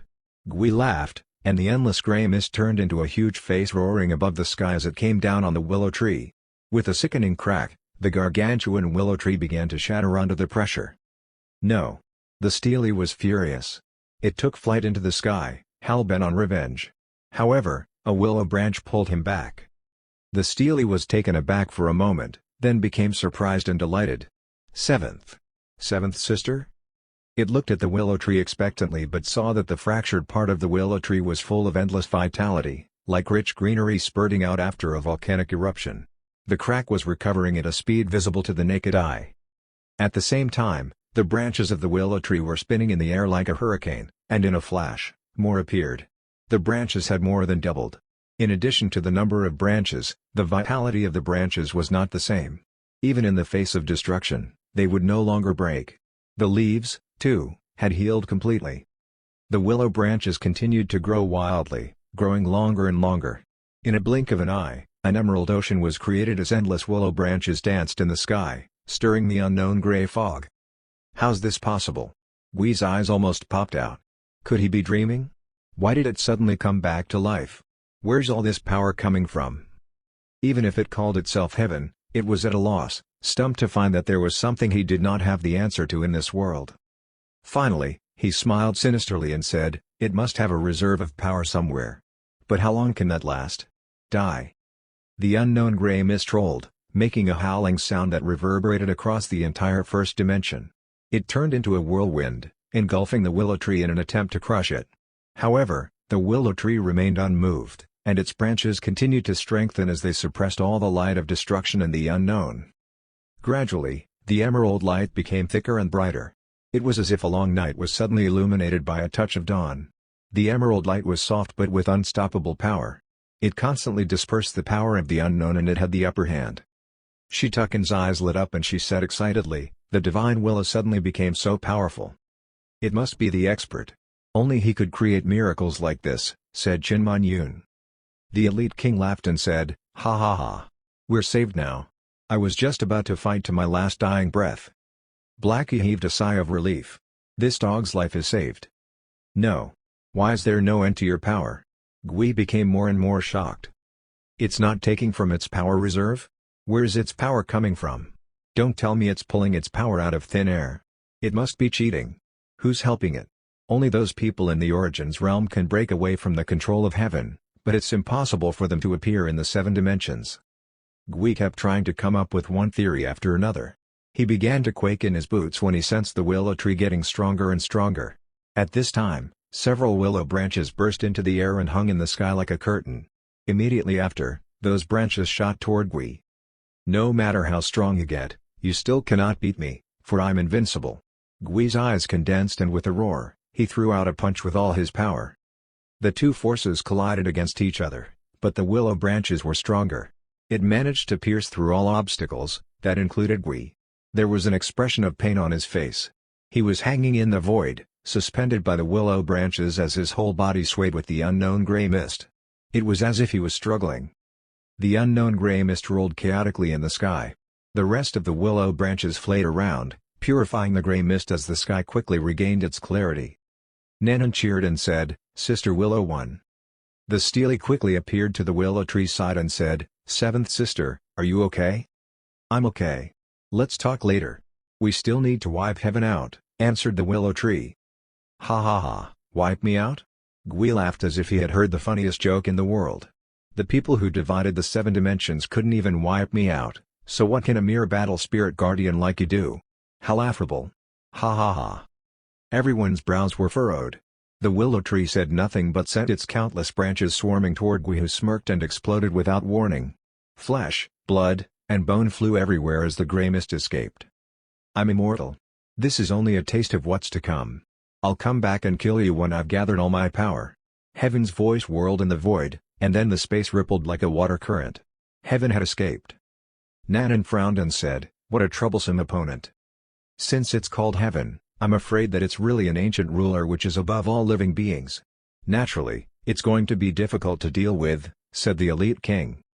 "It's astonishing to think that one could seal the heavens and open up the 7 dimensions before the eternal years," said Zhang Lu. The 7 battle spirit guardians were transformed by the immortal will of the people who consecrated the sky. They were born to protect the peace of the 7 dimensions, which was enough to prove how powerful those people were at the beginning. "Seventh sister, I heard that your body was taken away by the people of the 7th dimension and turned into ashes. How did you recover? And what happened just now?" The figure came out of the Steely again. He was excited and confused at the same time. The branches of the willow tree swayed slowly as it softly said, My body was indeed made into plant ash, but the expert did it to save me. If it weren't for that, my strength wouldn't have been able to recover so quickly. As for just now, the expert was the one that saved me, too. He gave me a shot and injected an unimaginable amount of nutrition into my body. Chapter 758, Going Home. The expert gave her a shot? What kind of shot is this? Fifth brother was taken aback, feeling that he could not keep up with the willow tree. However, the importance of one word did not escape him. Did you just refer to someone as the expert? He asked in shock. As the battle spirit guardian of the 7 dimensions, they were tasked to protect the peace of the 7 dimensions with their unparalleled combat power. Seventh sister was the strongest amongst them, so fifth brother was shocked to find there was actually someone qualified to be referred to as an expert by her. Yes. He's a real expert. The willow tree stone was filled with respect and awe. I'm currently planted in the expert's backyard to beautify the scenery there. I'm greatly indebted to him. Although the phantom image of the Steely was faceless, it was not difficult to sense his shock. Seventh sister, are you being serious? He thought that she was playing with him and felt that she had become cheekier since he last saw her. How could it be possible that she was being treated as mere decoration to beautify the scenery? As the battle spirit guardians, they had their dignity, so there was no way seventh sister would let someone treat her like this. Yes. The 7th dimension would have been shattered countless times if it weren't for the expert. Not to mention that it would have fallen into the Eldritch's hands and heaven's scheming. I wouldn't be here if all that were to happen, said the willow tree gravely and sincerely. All right, said fifth brother. He did not know what he was feeling right now, but he was sure happiness was one of them. I believe you. That means I don't have to worry about you anymore. Then, he sighed before continuing. I'm sorry for not being able to completely wipe out the unknown, and for leaving you all alone all those years. I'm afraid I have to do it again. The unknown gray mist will definitely make a comeback, so please, be careful no matter what. With a crisp shattering sound, more cracks spread from all the holes riddled on the Steely while fine stone powder fell from its body at the same time. The phantom of the young man was hit hard. Unable to maintain his figure, he then dissipated into the void. Fifth brother, shouted the willow tree. Senior Steely, shouted Shetucken and the others. I should have died a long time ago. There was a faint fluctuation coming from the Steely.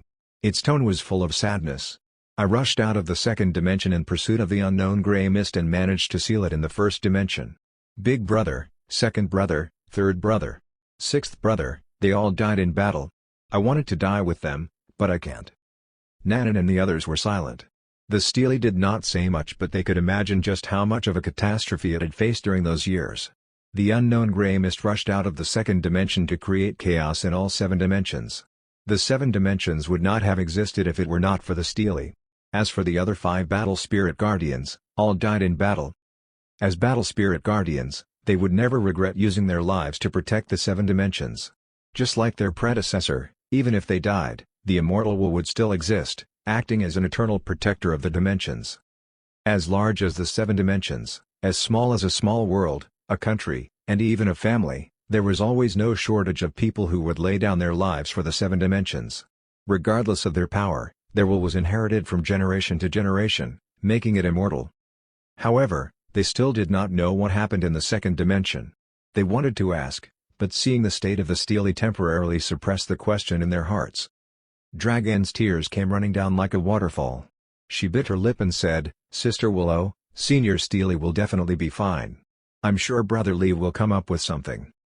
The willow branches swayed as if waking up from a dream and excitedly said, Yes, we can bring him to the expert. Let's go back now, said Shetucken. Immediately, the elite king stepped into the portal with the Steely on his shoulder. Bring me to the expert? The Steely forced itself to stay conscious. It did not care whether it lived or died, but it wanted to see the expert that its sister had mentioned.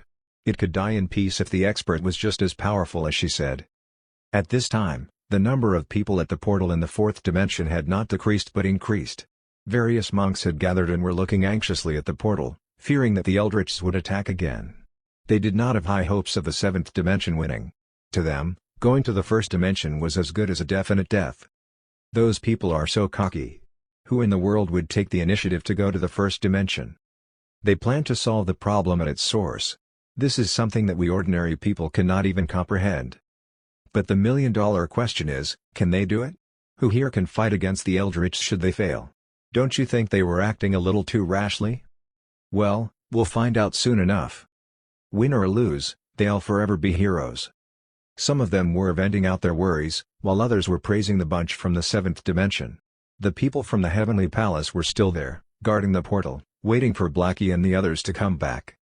Apart from that, Yang Jing and Juling Shen were leading a group of heavenly soldiers to clean up the battlefield. Juling Shen came over carrying the corpse of a giant white wolf and said, "It's very rare to find a complete corpse like this, and it also has the cultivation base of the wisdom elite. We should offer it to the expert." During the battle, it was more likely for beings to be turned into ashes and smoke on account of the ultimate spells flying everywhere, making it hard to find an intact corpse. Hence, it was to their delight that they could find an intact corpse to give as a tribute to the expert who only deserved the best of the best. Yang Jing nodded and said, "Not bad. Remind everyone to discard the ones contaminated with the unknown gray mist. The expert doesn't like the texture of those who have been polluted." Juling Shen nodded vigorously and said, "Don't worry. Leave it to me." They were gathering up the game meat in preparation for Nanan and the others to come back so that they could bring it back to the expert. From beginning to end, not one of them questioned whether they would come back because the faith in their hearts was unshakable. The other monks did not dare to burst their bubbles, nor did they dare to steal the demons' corpses. In fact, some of them even helped to clean up the battlefield. It was at this time that a wave of spatial fluctuation suddenly came, and the expressions of some of the monks with keener senses changed as they looked at the portal. There was a force brewing there. Someone's coming out of the portal. Who is it? Is it the Eldritchs, or the people from the 7th dimension? Everyone's hearts were thumping loudly with anticipation and anxiety. Then, the portal twisted slightly and a bald dog slowly stepped out. Behind him, Nanan and the others also walked out with smiles on their faces. "Look, it's that dog in the leather pants, it came out alive. It's not the Eldritchs, but the people from the 7th dimension. Did they win? Unbelievable, this group of people actually suppressed the catastrophe. Truly amazing. I'm getting goosebumps just from looking at them. I don't know how they did it, but who cares? I'm good as long as they win. Everyone, together now. Welcome back, heroes. Welcome back, heroes." Cultivator Junjun laughed excitedly and said, "Ha ha ha, I knew they'd come back safely.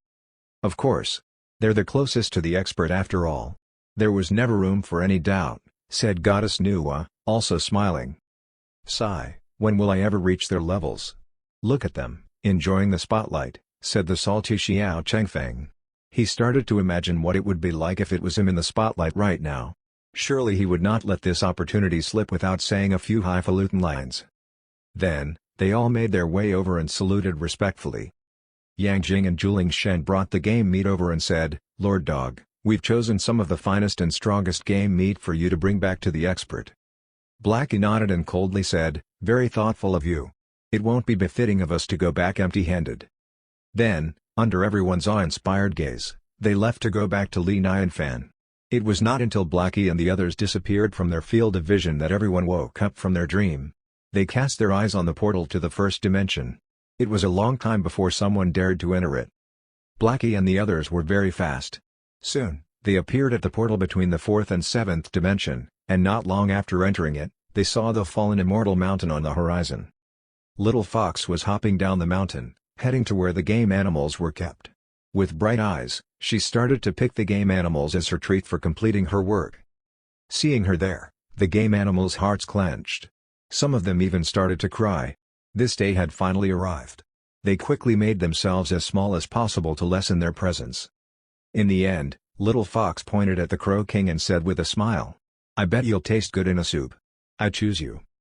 Shocked, the Crow King started trembling while tears flowed from its eyes. The other game animals breathed a sigh of relief one after another. They got to live another day. "Come with me, don't worry, it won't hurt too much. I assure you that you'll be finally rewarded for being game meat. You can definitely have a good afterlife, and your achievements will not be worse than what they are now," said Little Fox, trying to comfort the Crow King. The Crow King stood there for a long time and finally sighed. With every step that it took, it looked back at the other game animals with longing in its eyes, knowing that this would be the last they ever saw of it. The other game animals gave it a send-off with their eyes, and some of them growled softly as if crooning a sad song. "Looks like this is the end for me. Oh well, I have my reincarnation to look forward to, the Crow King muttered to itself. Suddenly, they heard the sound of footsteps coming from the foot of the mountain. Soon, Little Fox saw Nanan and the others. "Little Fox, what are you doing here?" asked Nanan. "Brother Lee asked me to choose a game meat for tonight's dinner. Thank God you guys finally came back. I don't have to do all those chores anymore," said Little Fox happily. "We brought some game meat back. Why don't you choose some from here?" said Chin Munyon with a smile. The Crow King jumped. He was so overcome with hope that all his feathers stood straight up. In his eyes, Chin Munyon was like an angel sent from heaven. "Yeah, it's better to keep the game animals here alive for their manure," said the elite king.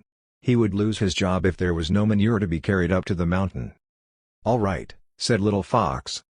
Relieved, the Crow King nearly broke out in a victory dance as it made its way back to the game animals. The Steely on the elite king's shoulder noticed the game animals and was immediately shocked by their aura. These game animals are all wisdom elites. Some of them are even in the second step. Wait a minute. Is that the fluctuation of origins I sense in their bodies? How is this possible? Where did they get these precious origins from? And what did the elite king mean by keeping them for their manure? The Steely was full of questions, and soon, he noticed the cesspit near them. That's a cesspit? Origins aura? How is this possible? Its brain began to buzz, and in an instant, he connected all the dots. These game animals were kept by the expert who gave them origins so that their manure would contain origins aura. At the same time, the elite king was responsible for picking the manure with his two origins ultimate treasures, the manure bucket and the manure fork. This speculation brought him to an even higher level of shock. What the expert was doing had already far surpassed the limits of the 7 dimensions. "What's that cesspit for?" it asked with its divine consciousness. "It's used to fertilize the plants in the backyard. That's me and Dragon's job," said Nanan. "What? Is the expert seriously using origins as fertilizer? How extravagant." Everyone continued to walk up the mountain, and soon, they arrived at the gate of the 4-part architecture. The gate was ajar, which Little Fox pushed open before entering the yard. Li Nianfan was surprised. "You're back so soon. Have you already chosen the game meat?" "Brother Li, Nanan and the others are back. They brought a lot of game meat back with them so I didn't choose any from the live ones," said Little Fox. "They're back?" Li Nianfan was delighted. Chin Munyon and the others walked in together with the game meat behind them and said to Li Nianfan, "We're home." Instantly, the 4-part architecture became lively again.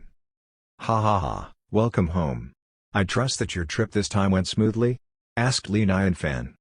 "It was all right. We solved a big problem, but there are still some loose ends to take care of," said Nanan. "That's already good enough. Everything takes time. I'm just glad you all came home safely," said Li Nianfan. "Don't worry, Master. We'll work harder in the future," said Chin Munyon determinedly. Li Nianfan waved his hand and said, "Come, sit down. Xiao Bei, make some honey lemon tea for them." Chapter 759, I challenge you to a battle. The Steely was left with the game corpses in the yard and it was using its divine consciousness to survey its surroundings. "Oh my God, there's so much wisdom in here. And the air. The air has the Origins aura. Everything here, even that stool, is an Origins ultimate treasure. No wonder the Origins in the 7th dimension is so thick. It seems to be coming from here. Could it be that the expert has the ability to create Origins? It'd be unbelievable if he really could." Suddenly, a faint lemony aroma wafted out, giving him a boost of energy. There was also a hint of honey sweetness mixed with the lemony aroma. The combined effect was one of refreshment, and it came from the honey lemon tea. In addition to the unique fragrance, the most important thing was that this smell also contained a magical aura that could eliminate fatigue, nourish the soul, and heal any wounds. The Steely felt that its divine consciousness, which was already weak to the point of dissipation, stabilized instantly after breathing in the lemony, honey aroma. It was also surreal. Looking at Nanan and the others tasting the tea gave birth to 2 emotions it had never had in his life, greediness and envy. It was sure that one sip of the tea would bring it up to heaven. Then, it paid attention to Li Nianfan and the others that were chatting. It could feel that Li Nianfan was a genuinely kind and friendly person, and this had the effect of a spring breeze blowing away all the dust from one's body. It was obvious that Li Nianfan possessed power beyond imagination, but he was still humble, not one bit of aloofness. He was also willing to share his good fortune with those around him without hesitation. If the Steely had not seen it with its own eyes, it would not have believed that there was such a perfect person in the world. Seventh sister's fortunate to be able to be by the expert's side. I don't have to worry about her now. At this time, Nanan and Dragon were tasting the tea while introducing the game animals to Li Nianfan. Brother Li, that white wolf's a moon-eater wolf. It can devour the essence of the sun and moon. It cultivates under the wisdom of the 5 elements and uses its eyes to conjure 5 elemental ultimate spells. World-annihilating thunderbolts or endless sacred fire would follow wherever his gaze lands, making it a formidable opponent in any place. And that lion over there with the horn on its head is a golden-horned lion. As the descendants of the unicorn and the chaos divine lions, its talents far surpasses its mother and father. This lion can manipulate wisdom and can summon powerful ultimate spells to destroy the world. And that one over there is. It was important to introduce the ingredients used in making the dishes to complete the experience of a meal. The rarer the ingredient, the more difficult it was to source them. This has the effect of making diners look forward to their meals. Just thinking about it would make them drool. Which was exactly what Li Nianfan was doing right now. His Adam's apple would roll with every new introduction of the game meat. Although he had eaten dragon meat, unicorn meat, and many more before, the world of cultivation was full of powerful demons that he had not tried before. Hearing how powerful they were made him want to eat them even more. Soon, the introduction of the game meat was over and everyone's eyes fell on the steely. Li Nianfan raised his brow slightly and said in surprise, "This is a steely? What's going on? Why would they bring back a rock? And this steely isn't just missing a corner, but it's also full of cracks. It looks like it'll shatter at any time." "Master, we find this steely very unique, and a little pitiful, so we brought it back," said Qin Yun. Pitiful? I never thought that word would be used to describe a steely. But after a closer look, this steely is indeed pitiful. It's a wonder it still managed to remain intact with that many cracks. Li Nianfan moved closer to the steely and said, "The material of this steely's really rare and interesting. Not to mention the word suppress etched on it, but it's obviously a bit of a mess, making it look distorted." It would be a lie to say that the steely was not nervous under Li Nianfan's scrutiny, so when it heard that he said it was rare and interesting, it became very happy. Then, that happiness turned into resignation when he said that it was messy and distorted. Its power of sealing a dimension came from the word suppress, so Li Nianfan's evaluation of the word was a huge blow to him. "It seems like I'm not good enough for the expert." Dragon looked at the steely with sorrow in her eyes and could not help asking, "Brother Li, is this steely unusable? How can we use it when it's broken?" Li Nianfan shook his head, then paused and said, "But since you brought it back, I'll fix it up a bit and maybe it'll become usable then." Everyone's hearts lifted when they heard this. The steely was faintly trembling, and the words on it became brighter.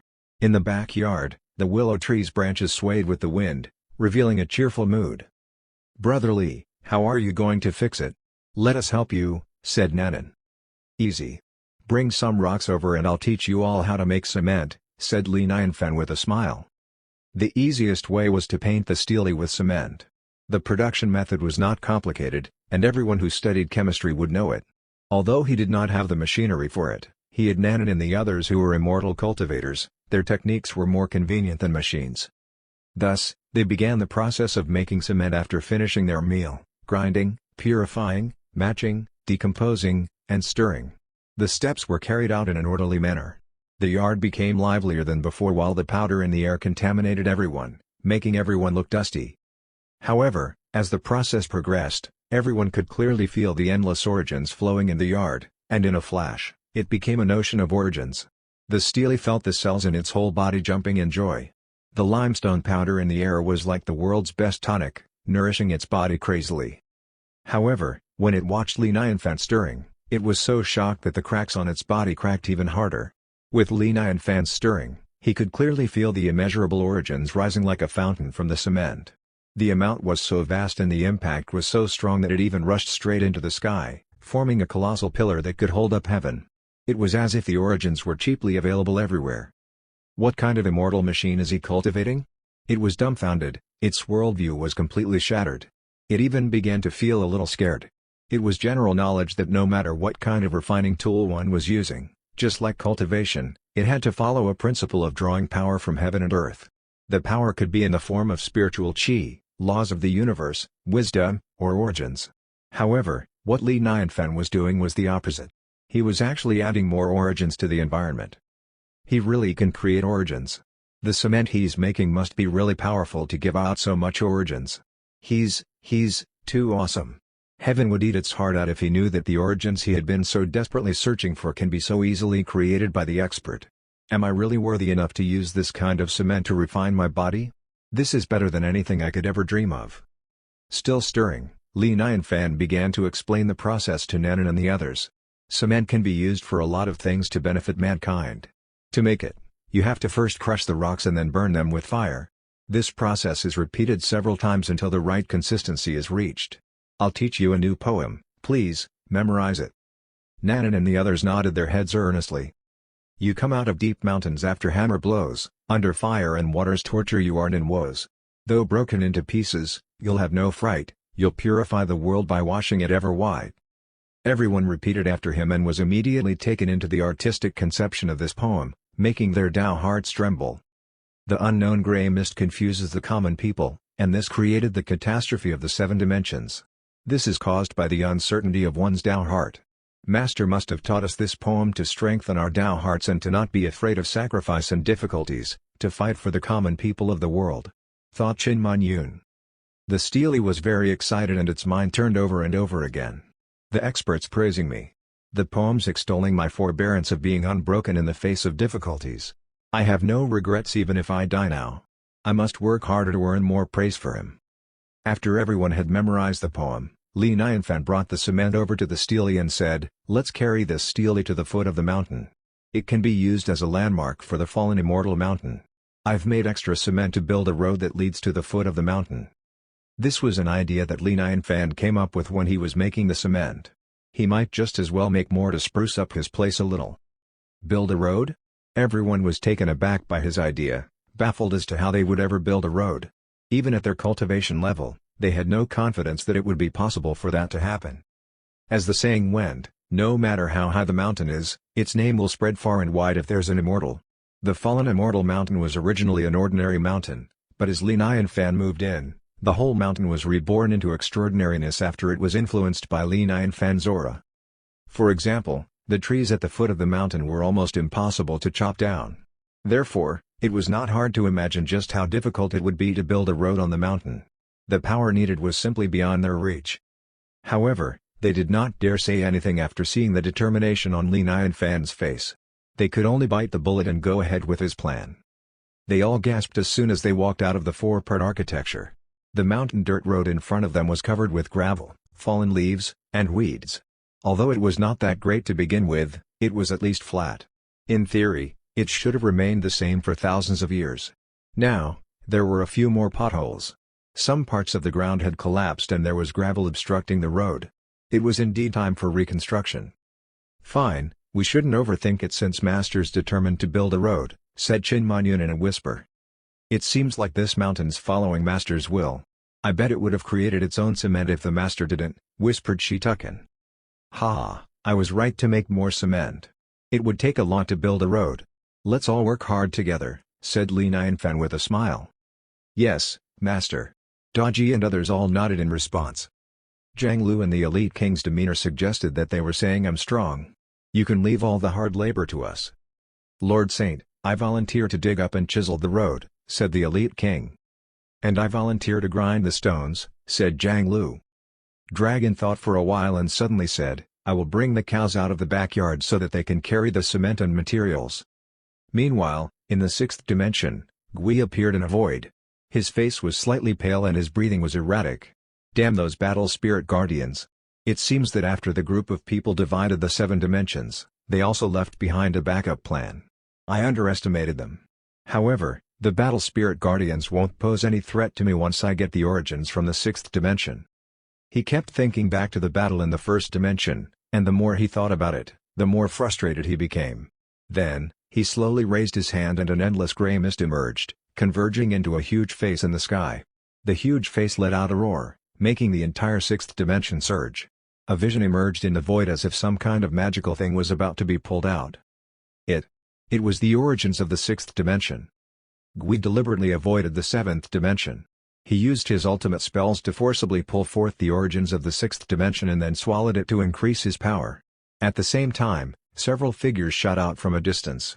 They were all shrouded in gray mist, making them pawns of the sixth dimension. They remained expressionless as Gui devoured them. The entire sixth dimension shook and the beings in every corner feared that it was the end of the world, as if this dimension was on the verge of collapse. What's happening? Why do I have an ominous feeling about this? A catastrophe must be coming. It's over for us. Quick, we have to ask for protection from the sects. Or find a safe place to hide. Some of the stronger cultivators' eyes nearly popped out when they saw Gui in the void. That's the origins of the sixth dimension. What is it doing there? Oh no! Someone's extracting the origins. It's hopeless. We're doomed. The sixth dimension fell into chaos and an atmosphere of despair enveloped everyone. They could only watch helplessly as Gui devoured the origins. Suddenly, a ray of light pierced the space, and like a sharp sword, it went straight toward Gui. He stopped what he was doing and cast a palm strike at the light. The light was blasted away.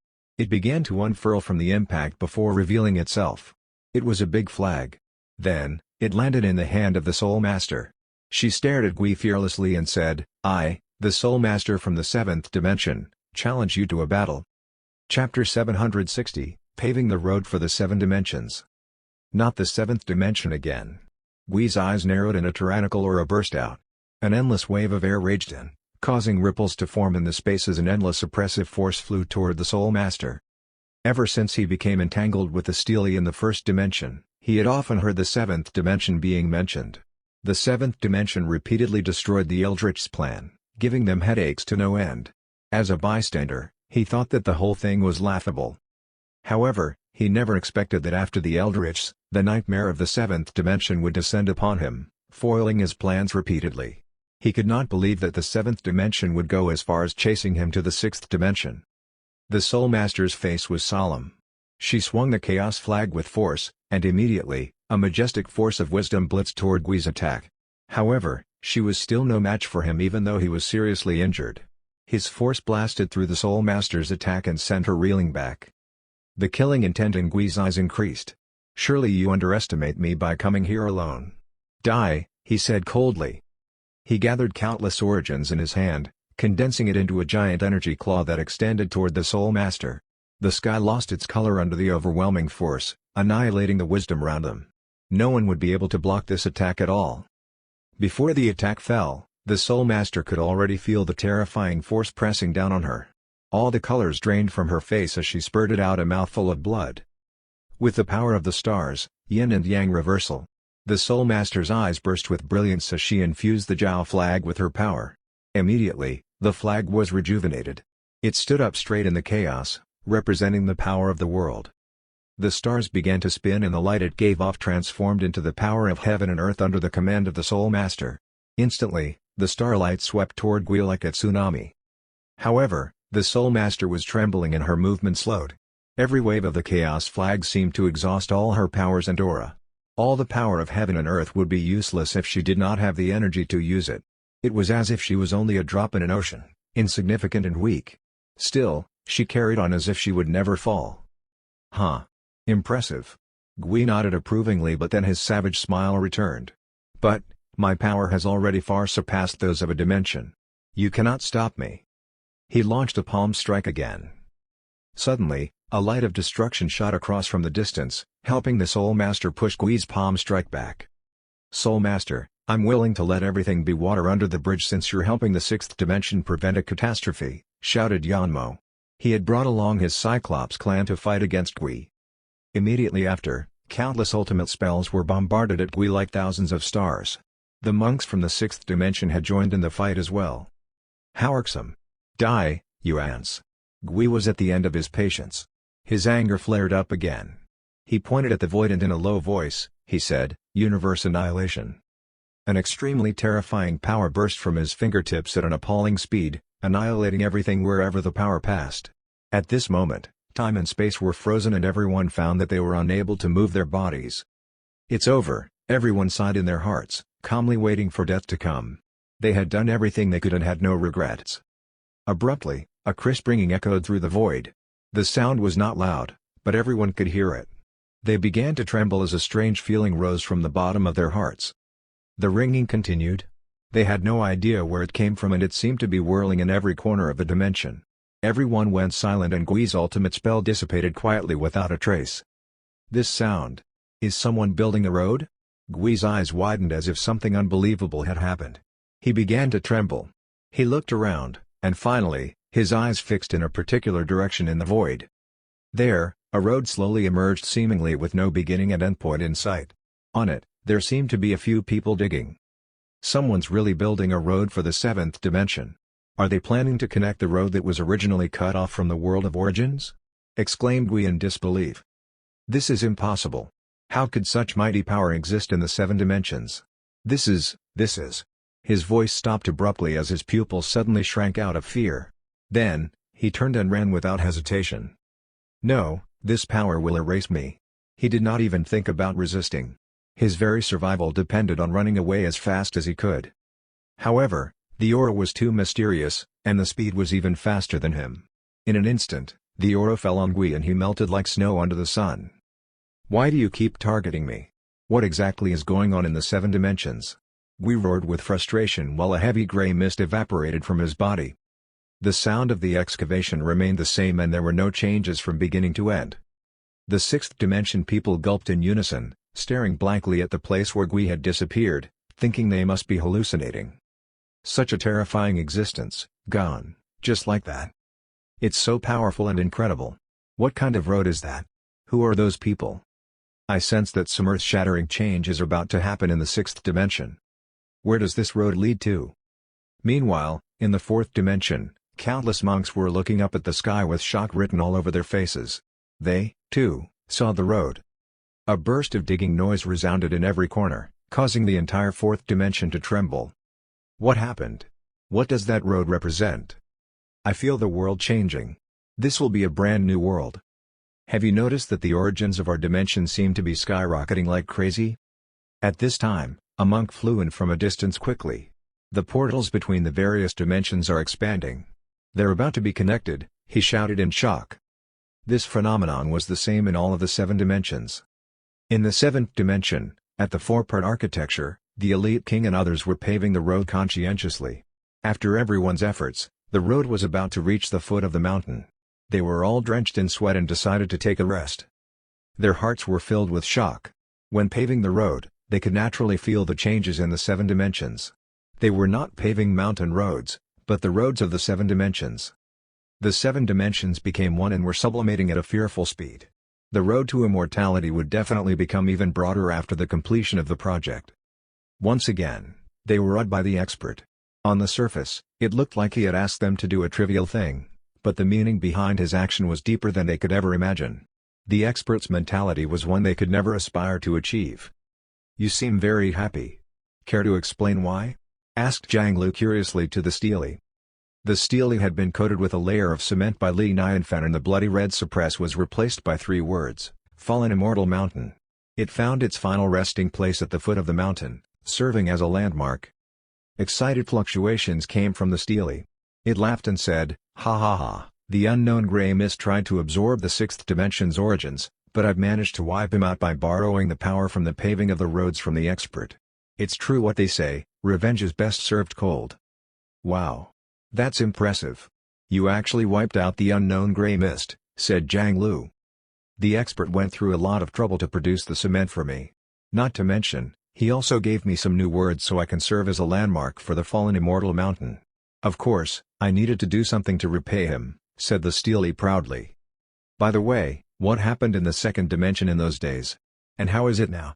Asked Nanan curiously. These questions had been percolating in their minds since the beginning. Everyone turned to look at the stele expectantly. The stele was silent for a while. Finally, in a great voice, it said, although we're the battle spirits transformed by the group of people, we haven't been able to inherit their memories. Therefore, we don't know many of the things before our birth. We suppressed the 7 dimensions for countless years and that was the first time we heard of things beyond the 7 dimensions. Beyond the 7 dimensions? Hearing this, everyone's faces stiffened, waiting for the stele to continue.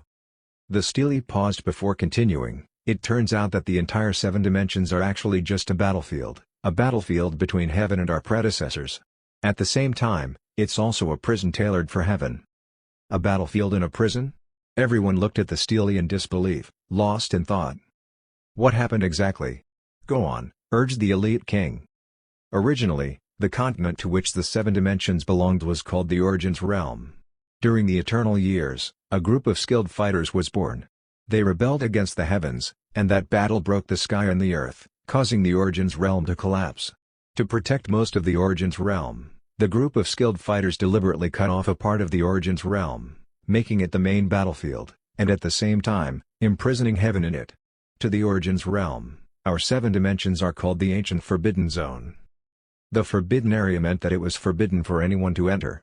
They did this to protect the seal. So that's what happened. Everyone nodded with understanding. Even they would deliberately create an independent space to protect other places from damage when they were in the heat of battle. However, they found the whole thing a little hard to accept. The seven dimensions were just a little corner of a bigger piece of the realm, a prison in fact. Then, what did it make them? Nanette pouted her lips in disdain and said, "So what if we're just an offshoot of the Origins Realm? I bet they don't even have someone as awesome as the expert." Everyone broke out in smiles. She was right. "So what happened to the second dimension?" asked the Elite King. "Huh. Some shits from the Origins Realm went there." The Steely snorted. It tried to suppress the anger in its heart as it continued. The Origins Realm was also called the Origins God Realm, on account of its ability to create origins. The upper limit of cultivation there is much higher than that of the seven dimensions. The countless years of peace gave birth to many skilled fighters. Some powerful people became blinded by their ambitions and did bad things with no thoughts of consequences. It was inevitable for them to turn their sights to the seven dimensions, wanting to gain the power left by the people who defied heaven. They even coveted the power of heaven, too. So they descended to the second dimension, trying to find everything left on the battlefield, which triggered a series of events that soon followed. Asked Shitukin. The Steely sighed and said, "Yes. Heaven was released by those shits. They showed no remorse for what they had done and continued to do whatever they wanted in the seven dimensions. My brothers and I cut off the second dimension to prevent the people from the Origins Realm from ever entering the seven dimensions. Hence, there isn't a second dimension to speak of in the seven dimensions." Chin Manyan laughed coldly and said, "The ancestors used their lives to suppress the unknown gray mist, but after enjoying the fruits of ease, the later generations stepped into the forbidden area in pursuit of power and released the unknown. What a joke this whole thing is. How stupid of them. Because of their intrusion, our seven dimensions have suffered countless years of calamity. They deserve to die 1,000 times, scolded Jiang Lu vehemently. At this time, Li Nianfan and Daji walked down from the mountain. He was smiling, carrying a box of iced soda in his hands. "You all must be tired. I've brought some soda for you all," said Li Nianfan. "Thank you, Lord Saint. We're happy to do this," said the Elite King and Jiang Lu. After that, the sound of popping bottles could be heard. They closed their eyes and sighed in enjoyment as soon as the iced soda hit their throats. The Steely looked at them with green eyes of envy. It kept questioning itself in its heart, "Why did I choose to turn into a Steely? I'm such a fool. I should have become something with a mouth." Occasionally, a few drops of soda dripped to the ground which the Steely quickly absorbed. After everyone finished their drinks, they felt energized and excitedly said, "Lord Saint, we're well rested and we'll get back to work now." Li Nianfan nodded with satisfaction. "Everyone, give your best. There's only a little section left. Try to finish it by the end of the day." Chapter 761, The Young Master of the Su Family. The sound of people digging the road appeared again, resonating in all of the seven dimensions. This time, the chaotic wisdom turbulence began to boil in one part of the chaos ocean like a heavy fog, revealing a brand new world. What was hidden there was the second dimension that had been cut off by the battle spirit guardians. A path was being connected to the second dimension as well. Everything was in chaos in the second dimension, even deadlier and broken than the third dimension. If the other dimensions were likened to a gurgling stream filled with countless creatures, then the second dimension was like a ditch with smelly water and no signs of life. There was no spiritual chi, not even stars. Even a wisdom elite would not be able to survive in that kind of environment. Here, his powers would dissipate from being unable to get the slightest nourishment. His origins of life would inevitably dim.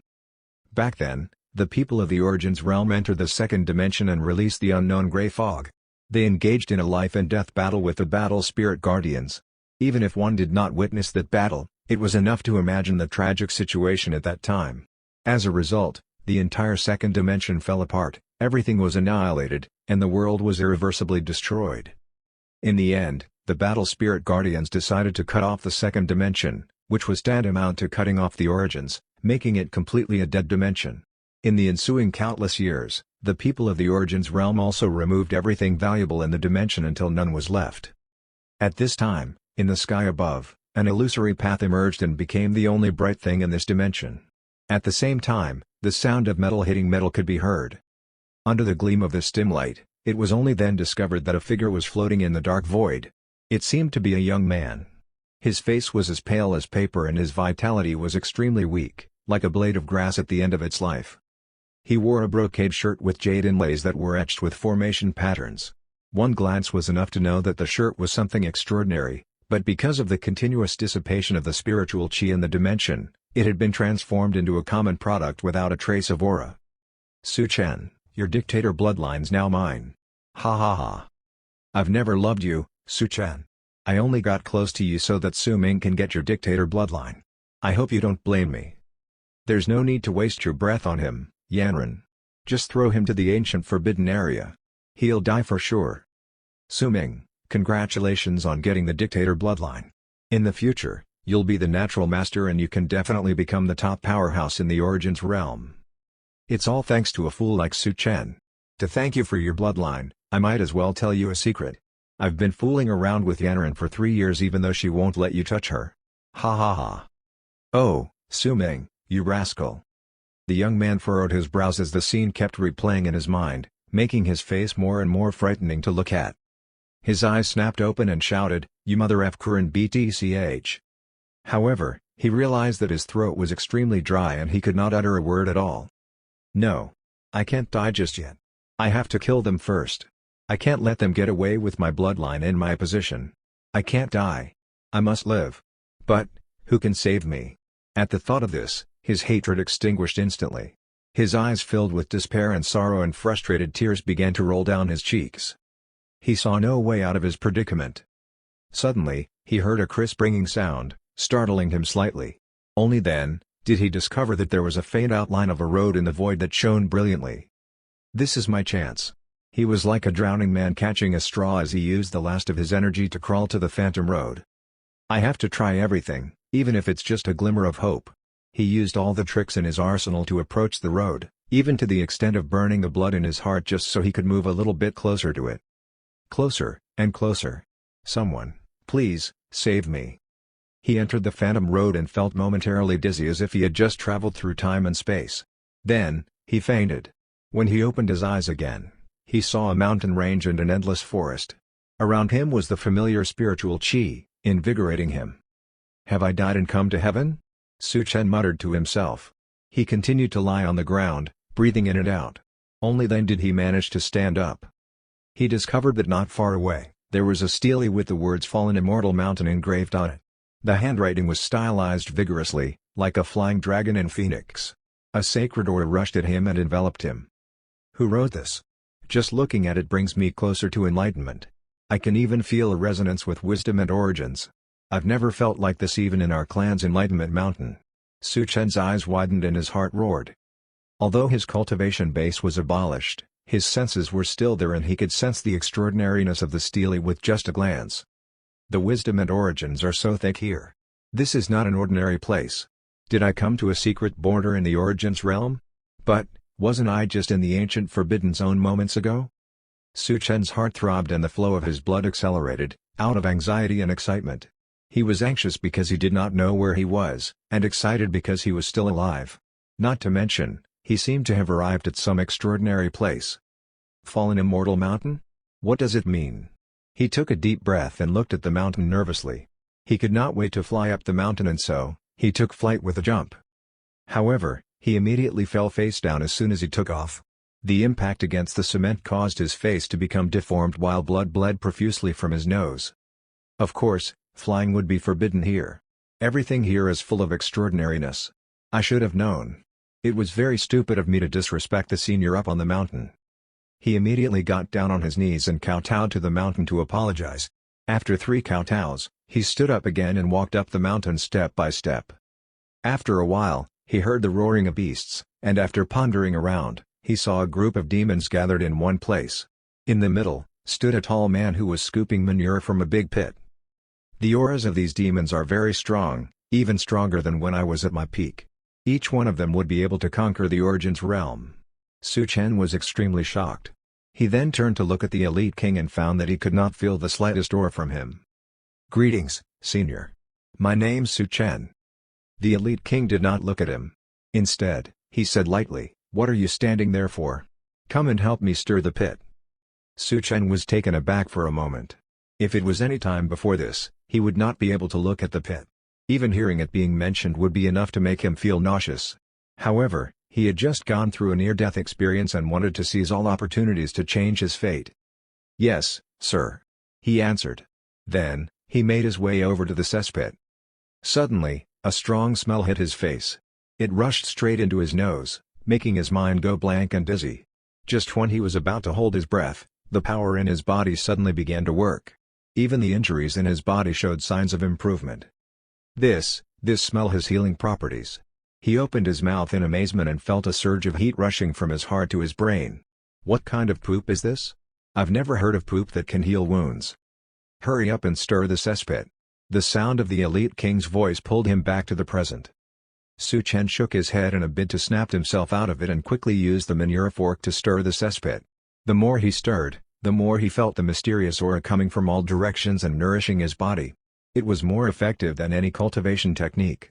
He was not shoveling manure but cultivating. What's more, he was cultivating an incredibly powerful and unparalleled technique. He had a feeling that he would be invincible if he had only started this work sooner. The Elite King must be an expert. Never in his life would he dream to have such good fortune as meeting an expert. He immediately stopped what he was doing, knelt before the Elite King, and kept kowtowing while saying, "Senior, I was tricked by a treacherous man and was in a perilous situation. Thank you for saving me from the abyss. I know I shouldn't be greedy, but please accept me as your disciple so that one day I can have my revenge." Silence. "The person who saved you isn't me but an extremely powerful existence. I wouldn't even bother speaking to you if it weren't for the fact that the expert decided you're worth saving," said the Elite King quickly.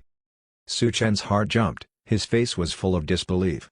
Hearing the awe in the Elite King's tone, the terrifying existence he had mentioned must be unbelievably powerful, so much so that Su Chen could not even grasp it. The Elite King had no second thought about giving the expert face by letting Su Chen help him out with his work.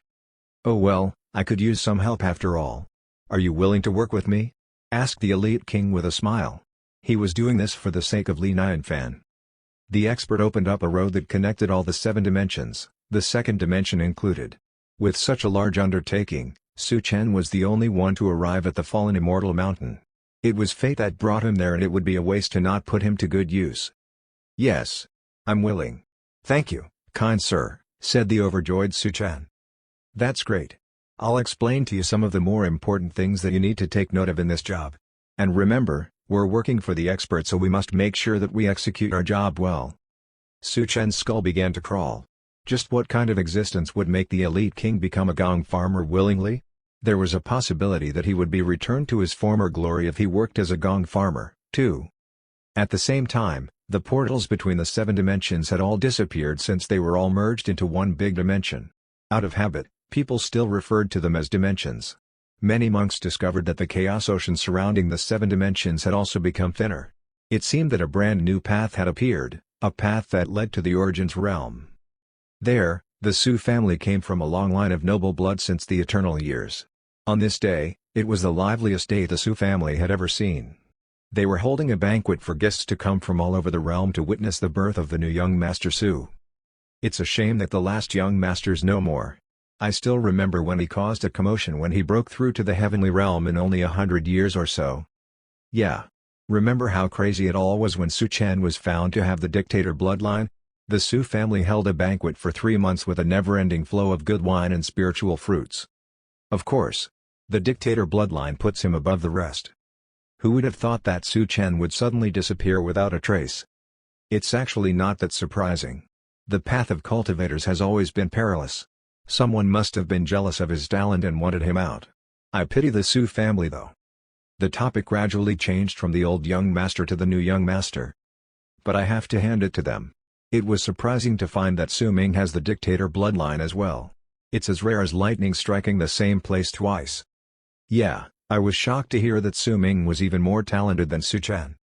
In fact, Su Ming has always been very strong. After all, he has the godly eye technique which enables him to see through all the Dao techniques in the world. It's just that he's been living under Su Chen's shadow all this while. Suddenly, an old man stood up in the void and announced loudly, "The ceremony for the succession of the young master begins." Under the gaze of everyone, a young man stepped off into the air, came to the high platform, and swept his gaze across everyone. His eyes were like black holes. It gave everyone the feeling like he could see through the very depths of their souls. Then, the ceremony began.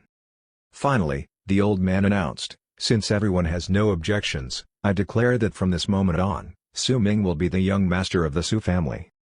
Objection. A shout rang through the audience and a middle-aged man ran out, his face flushed. With terrible anger, he yelled, "My son is the rightful young master of the Su family." He stared at everyone in the Su family and hissed, "My son and I have made great military exploits for the Su family. We've given so much to the Su family, and yet, not one of you searched for him after he disappeared. How can you just establish a new young master without even getting to the bottom of Su Chen's disappearance? Su Linfeng, I understand the pain you must be feeling with the loss of your son, but we've been searching for 3 years and still have no clues. Only then, did we decide to establish a new young master. He'll continue searching for Su Chen," said the old man calmly. Su Ming smiled and said, "Uncle Su, I'll scour the entire realm if it means there's a chance of finding Su Chen." "Bullshit. I dare say that you probably had something to do with Su Chen's disappearance," said Su Linfeng. "That's enough. Guards, throw him into the water dungeon until he cools down." Chapter 762, Visiting the Expert. Half a month passed quietly in the blink of an eye. The elite king was guiding Su Chen in the art of being a gong farmer. He nodded approvingly and praised him. "Not bad, you've already gotten the basics of it. That just shows how diligently you've been working." In the past half-month, Su Chen had been completely influenced by the elite king. He fed the game animals diligently every day and at the same time, he made sure to put in the work when picking manure. He once tried to help Zhang Lu, but after trying wood chopping for a bit, he discovered that his cultivation was not enough to even make a dent on the tree.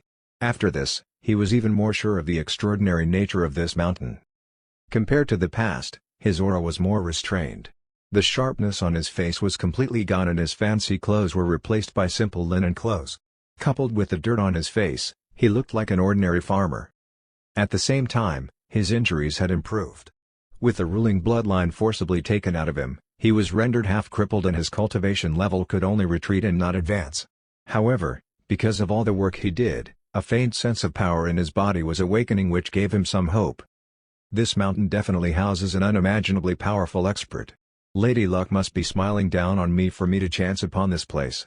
Although hope is slim, no matter how difficult the road ahead is, I must do my best. I want to return to my family and take my rightful revenge to regain my honor. Zhang Lu came over, put down the firewood, and said with a smile, "Let's take a rest, brother Su Chen. Then, you can tell us stories about the Origins realm." "Yes, all work and no play makes Jack a dull boy," said the elite king with a smile while sitting down. It was obvious that this was not the first time they had to nag him about taking a rest. Su Chen was a workaholic fiend. He would work day and night without any rest if it were not for the elite king and Zhang Lu's advice. To Su Chen, he was not working but cultivating. Nevertheless, he stopped the work he was doing and sat down next to them. He took a deep breath and wondered what stories he should tell them next. After a while, something flashed across his face, and in a deep voice, he said, "I have a childhood friend called Xia Yanren. It was thought that—" Hold up, hold up. We're not interested in your love life. What we really wanted to know about is the cultivator situation over there," said the elite king. Su Chen was rendered a little speechless after that. He had no choice but to squash his love life into the deepest part of his heart. He went into contemplation mode again and finally said, "The biggest difference between the Origins realm and the ancient Forbidden Zone is the manifestation of the Origins. In the Origins realm, the Origins flow freely through the air, and it can be used for cultivation like spiritual qi. However, it requires a powerful cultivation base to control it. The ultimate spells or techniques summoned from the control of the Origins are all called Origin skills. It seems that the group of people cut off the Origins from the 7 dimensions and used it to suppress the unknown gray mist to protect the seal. This made the Origins here impure, said the Elite King. Origin skills? Why does one need to learn how to manipulate the origins? Asked Jiang Lu curiously. Su Chen was a little dumbfounded by the question. It was like asking a starving person why one needed to eat when the belly of the inquirer was filled with food. The work you are doing for the expert, be it shoveling manure or chopping wood, all these are a kind of training of manipulating the origins, so there's no need for the two of you to learn it, said Su Chen. A light bulb went off their heads and they nodded. You're right. Just by following the expert, it gives us a good head start. Then, they signaled with their eyes for Su Chen to continue with his story. The cultivation environment is better than here because the origins realm is full of the power of origins, making both the speed of cultivation and the upper limit of cultivation higher than it is here. After breaking through the third step Wisdom Elite, the next level would be the Wisdom Dictator. I was born with the Dictator bloodline, but unfortunately, I fell in love with the wrong person. That BTCH Yanran. Hold up. This again? I already told you we're not interested in your love life, said the Elite King. Sorry, my bad. I was too caught up in the moment, said Su Chen apologetically. The family I came from is quite prominent in the Origins realm. We're located in the Promised Star, which can be found in the Northern Star region of the Origins realm. Jiang Lu arched his brow. Northern Star region? Just how many regions are there? There are a total of 4 regions, 2 oceans, and 1 star in the Origins realm. The 4 regions are the Northern Star region, the Southern Star region, the Western Star region, and the Eastern Star region. The 2 oceans are the Starfall Ocean and the Starry Ocean. The last one's an independent star, named the Origin Star, explained Su Chen. Origin Star? The Elite King and Jiang Lu instantly realized that there should be something extraordinary about this star. The entire realm was called the Origins realm, and this star was called an Origin Star. No one would believe that it was not extraordinary. I don't know much about the shape of the origins, but I know that this star is a special existence. Unfortunately, I'm really ashamed to say that with my power, this is all that I know. In fact, he would not have known about the Origin Star if it were not because he was the young master of the Su family and had access to many ancient books. After all, the Origins realm was just too big, not to mention that he had only been cultivating for 100 years. Even if he had cultivated for thousands or hundreds of thousands of years, he still would not have explored everything, let alone some places that involved secrets that were not accessible to ordinary people. Are there a lot of wisdom dictators in the Origins realm? Asked the Elite King. Not really. There's only a handful in each region, answered Su Chen without missing a beat. His face became crestfallen at the thought of his dictator bloodline. The Elite King stood up and patted him on the shoulder. Come, let's go up the mountain. Up, the mountain? Asked Su Chen with wide eyes. For the past half-month, the Elite King was the one who delivered the manure up the mountain. Although Su Chen was very curious about the expert on the mountain, he knew that he was not qualified to meet him, so he did not dare to hold on to the hope of going up the mountain. Hence, he thought he heard wrong. You're not pulling my leg, are you? He stared at the Elite King intently while his heart thumped loudly against his chest. Why would I joke about something like this? The expert already knows that I have a new worker. He's requested to bring you up, said the Elite King with a smile. The expert said that the kiwi will be ripe for harvest today, so he invited us for a tasting. You should count your lucky stars to gain benefits like this, said Jiang Lu. Su Chen's brain nearly exploded. He felt a surge of air shooting up to the top of his head, nearly suffocating him. The sentence "I'm finally going up the mountain" kept on repeating in his mind. The game animals, the pig feed, the woodcutter, the gong farmer, all these were proof of the expert's extraordinariness. Even in their everyday conversations, he could tell that the Elite King and Jiang Lu had the utmost respect and all for the expert, so it was only natural for him to be this excited at going up to the mountain. You should have told me earlier. I need to get ready. With a jolt, he quickly freshened himself up. After finally getting ready, Su Chen followed the Elite King and Jiang Lu up the mountain. The stele at the foot of the mountain was left alone, looking lonely and desolate. I'm a fool. Why did I ever choose to be a stele? I want to eat the kiwi fruit, too, said the stele. Along the way, Su Chen's heart was overwhelmed, and that feeling intensified when he saw a 4-part architecture slowly coming into view. Relax, kid, said the Elite King. Then, he went up to knock on the door. Xiao Bei opened the door with a creak and said to them, "Welcome, distinguished guests. Please, come in." "Thank you." The 3 of them bowed before stepping into the yard. Su Chen was full of anxiety and he did not even dare to breathe. As soon as he entered the house, his pupils shrank violently. The surrounding air seemed to be solidified. This was of course an illusion. The reason was that the power of origins here was too thick. If one compares the outside world to a river, then this yard was the ocean and the source of the origins. Even if I don't do any training here, I'd still become an elite fighter as my body will still be nourished by the origins. He had mentally prepared himself before coming here, but still, he was shocked by the environment he had arrived in. It would be hard for him to find a comparable place in the origins realm. He dared not look around, so he dropped his head and remained quietly standing behind the elite king. Li Nianfan noticed his reservedness. He smiled and said, "Is this the new kid on the block?" "Yes, Lord Saint. His name's Su Chen. He's still young and doesn't know the ways of the world," said the elite king. Li Nianfan nodded. He could also tell that Su Chen was the introverted type. "Relax. Please, sit," said Li Nianfan with a smile. The three of them sat down. A plate of cut kiwi fruit was already placed on the table. Each of the slices was even in size and seemed to be glowing with freshness. Beads of juice overflowed from the green flesh and the middle was slightly yellow with black seeds unique to the kiwi fruit. They could smell the fruity aroma bursting out of it. Li Nianfan motioned with his hand for them to start. "Help yourselves to this new fruit." "Thank you, Lord Saint." The elite king and Zhang Lu quickly popped a kiwi slice into their mouths while Su Chen carefully took a bite. There was a hint of sweetness in the sourness that instantly made Su Chen fall in love with the taste. He just could not get enough of it. The juicy flavors burst inside his mouth like a volcano, giving him foodie fireworks. "I never knew something this delicious exists in the world," thought Su Chen. He was beginning to think he was dreaming. The taste was indescribable and he could eat this for the rest of his life. He did not doubt that anyone would be willing to do anything just to get his hand on the fruit. Is this what the expert eats every day? Suddenly, he felt that his mana was being nourished, growing rapidly, and the power that had been lost was returning. Not only that, the foundation that was forcibly pulled out of him was also recovering. Ah! What a fool I am! This isn't an ordinary fruit but a divine fruit. A layer of goosebumps spread on his skin. He composed himself and activated the mana in his body. His levels began to shoot up. Cross-tribulation, Mahayala, Golden Immortal.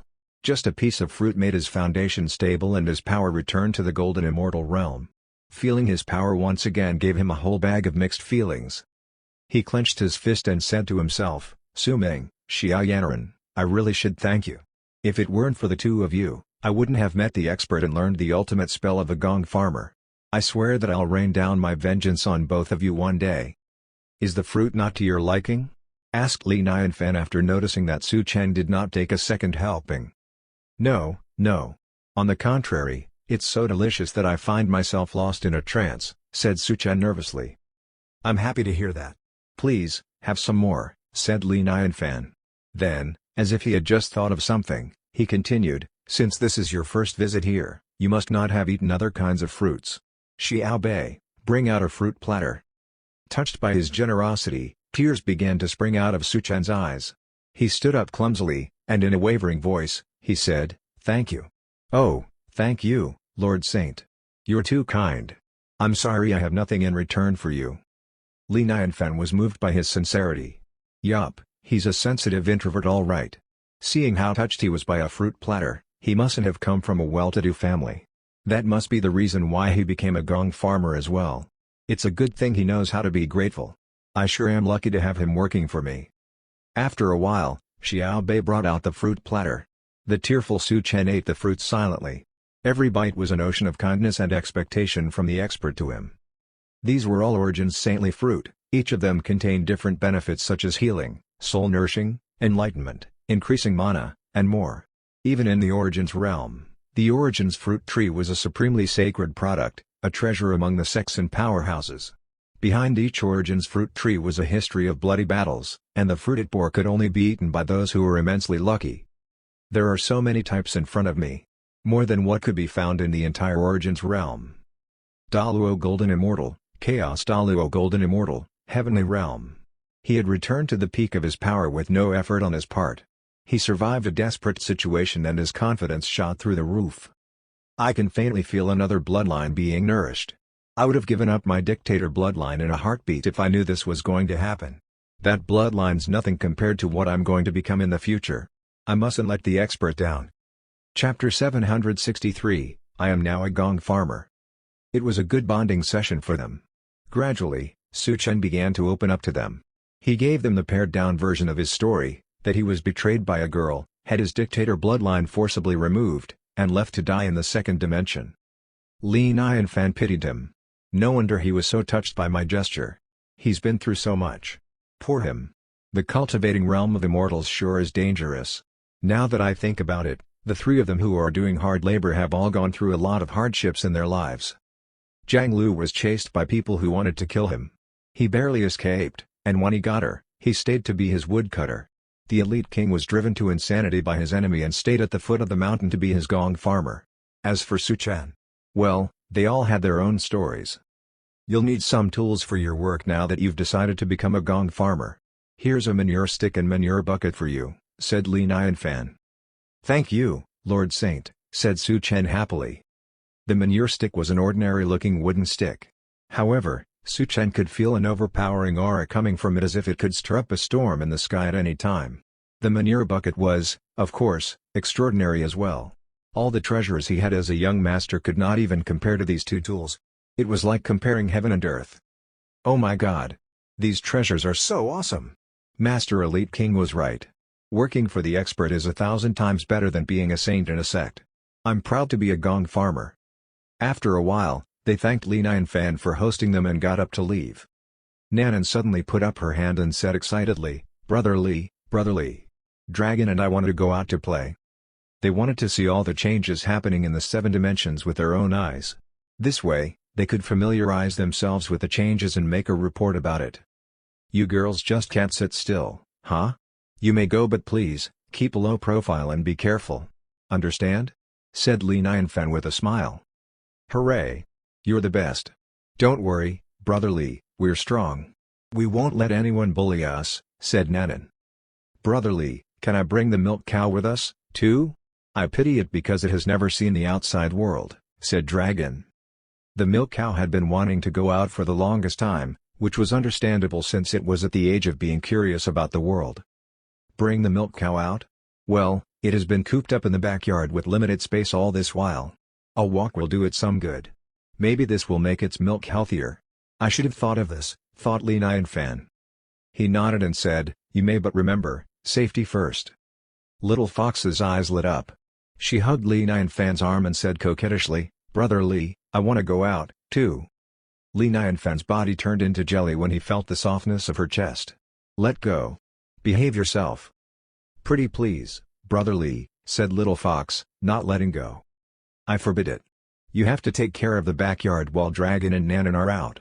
Besides, it's safer to wait until your cultivation's higher, said Daji sternly. Okay then. Little Fox's head drooped down pitifully, surrendering to Daji's authority.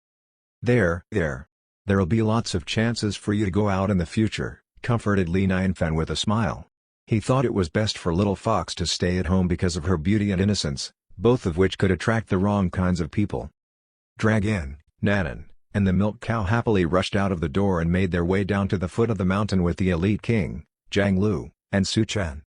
Su Chen prostrated himself to the elite king and said, I thank you, Master Elite King, for taking me in, teaching me the art of being a gong farmer, and introducing me to the expert.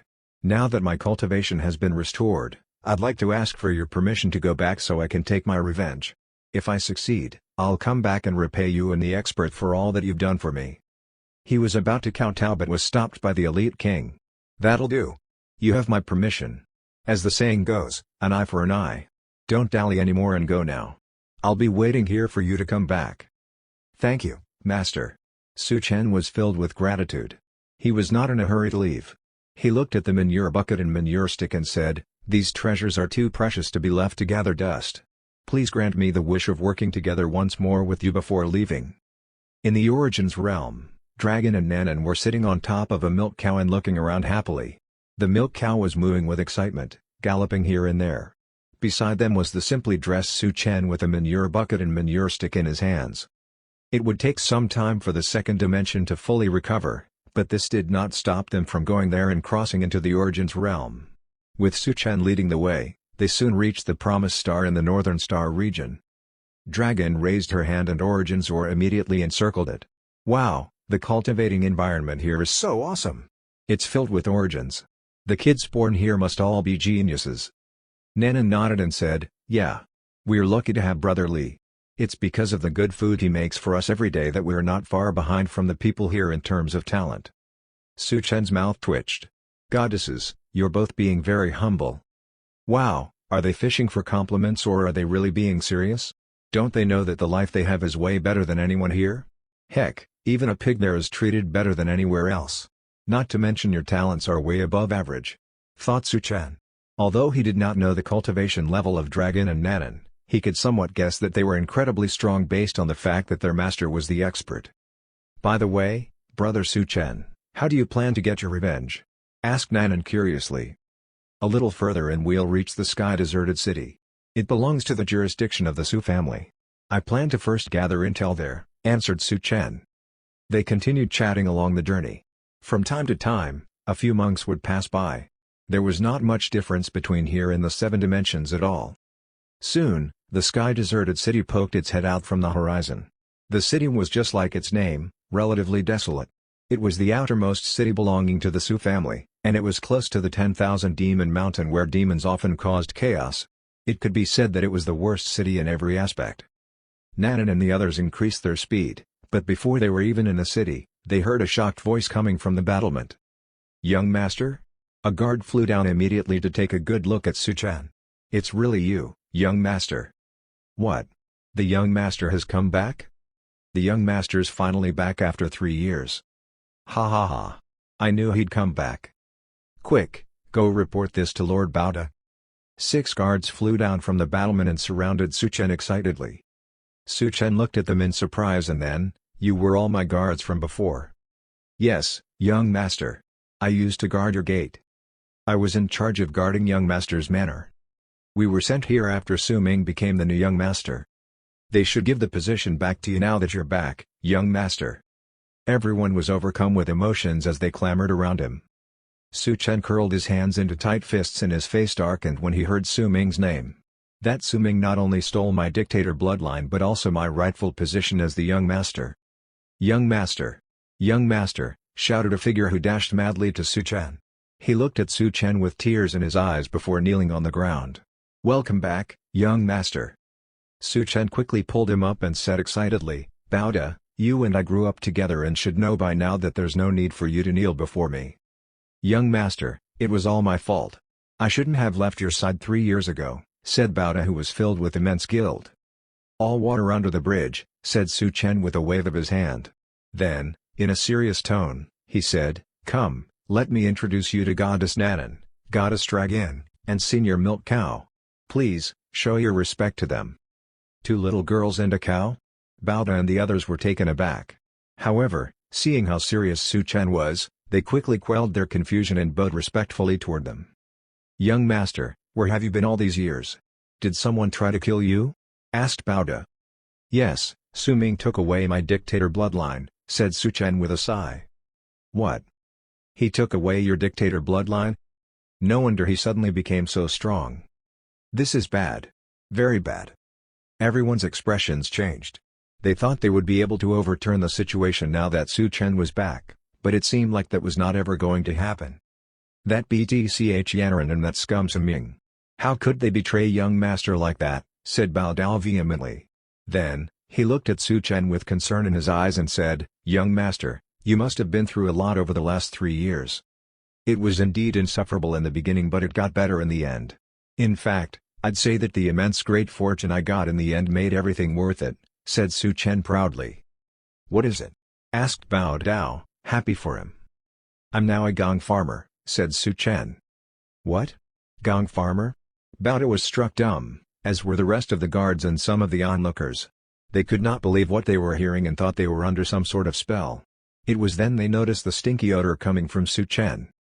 Bao Dao scrunched up his nose and said, Young Master, can you say that again? What's with the expression? Dare you look down on a gong farmer? Su Chen arched his brow and raised both of his hands. You see this? This manure stick and manure bucket are all treasures of immeasurable value. I've been reborn and I'm not the me that I was before. The more Su Chen bragged about himself, the graver the expressions on everyone's faces became. Baoda and the guards exchanged glances and shook their heads, thinking that Su Chen had finally snapped after having his dictator bloodline and position stolen from him. "Young master," sobbed the more sensitive souls amongst the guard. They could not accept that the once talented, brilliant, and glorious Su Chen had become a lunatic who thought being a gong farmer was the greatest profession in the world. "Why are you all crying? You think this is beneath me? These two goddesses and senior milk cow can testify for me," shouted Su Chen, panicking. The pity in Bao Dao's eyes intensified after hearing that. It's already bad enough that he's a gong farmer. How could he call two little girls goddesses and a milk cow senior? Looks like his neurosis is worse than we thought. What did he go through in the past 3 years to become like this? Red-eyed, Bao Dao took a deep breath in a bid to control his emotions. "Young master, I'm so sorry for all that you've gone through in the last 3 years." Su Chen glanced sideways at him and asked, "You don't believe me, too?" "Of course, I believe you," said Bao Dao while nodding his head vigorously. "I was destitute and homeless when I was young and it was young master who saved me. Since then, I swore to repay young master with my life, so I believe whatever young master says."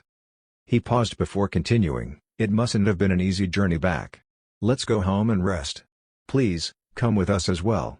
Goddesses and senior milk cow." Immediately, Bao Dao led them inside the city. The other guards shook their heads while looking at Su Chen's retreating figure. No one would ever guess the once glorious young master would end up like this. You just never know. "I thought we could finally leave this hellhole now that he's back, but it seems like I was wrong." "That's enough. Young master will always be our master. We're all indebted to him and we shouldn't talk behind his back." "You're right. Let's all go back to work. Recently, there's been a lot of trouble in the 10,000 Demon Mountain, so we should remain alert and protect young master." Chapter 764, After Laughter Came the Tears. Inside the deserted Sky City, Bao Dao was explaining the current situation of the Su family to Su Chen. The situation was not optimistic. Bao Dao sighed. "Young master, ever since Su Ming became the young master, he's dispatched all of your comrades and guards to remote places.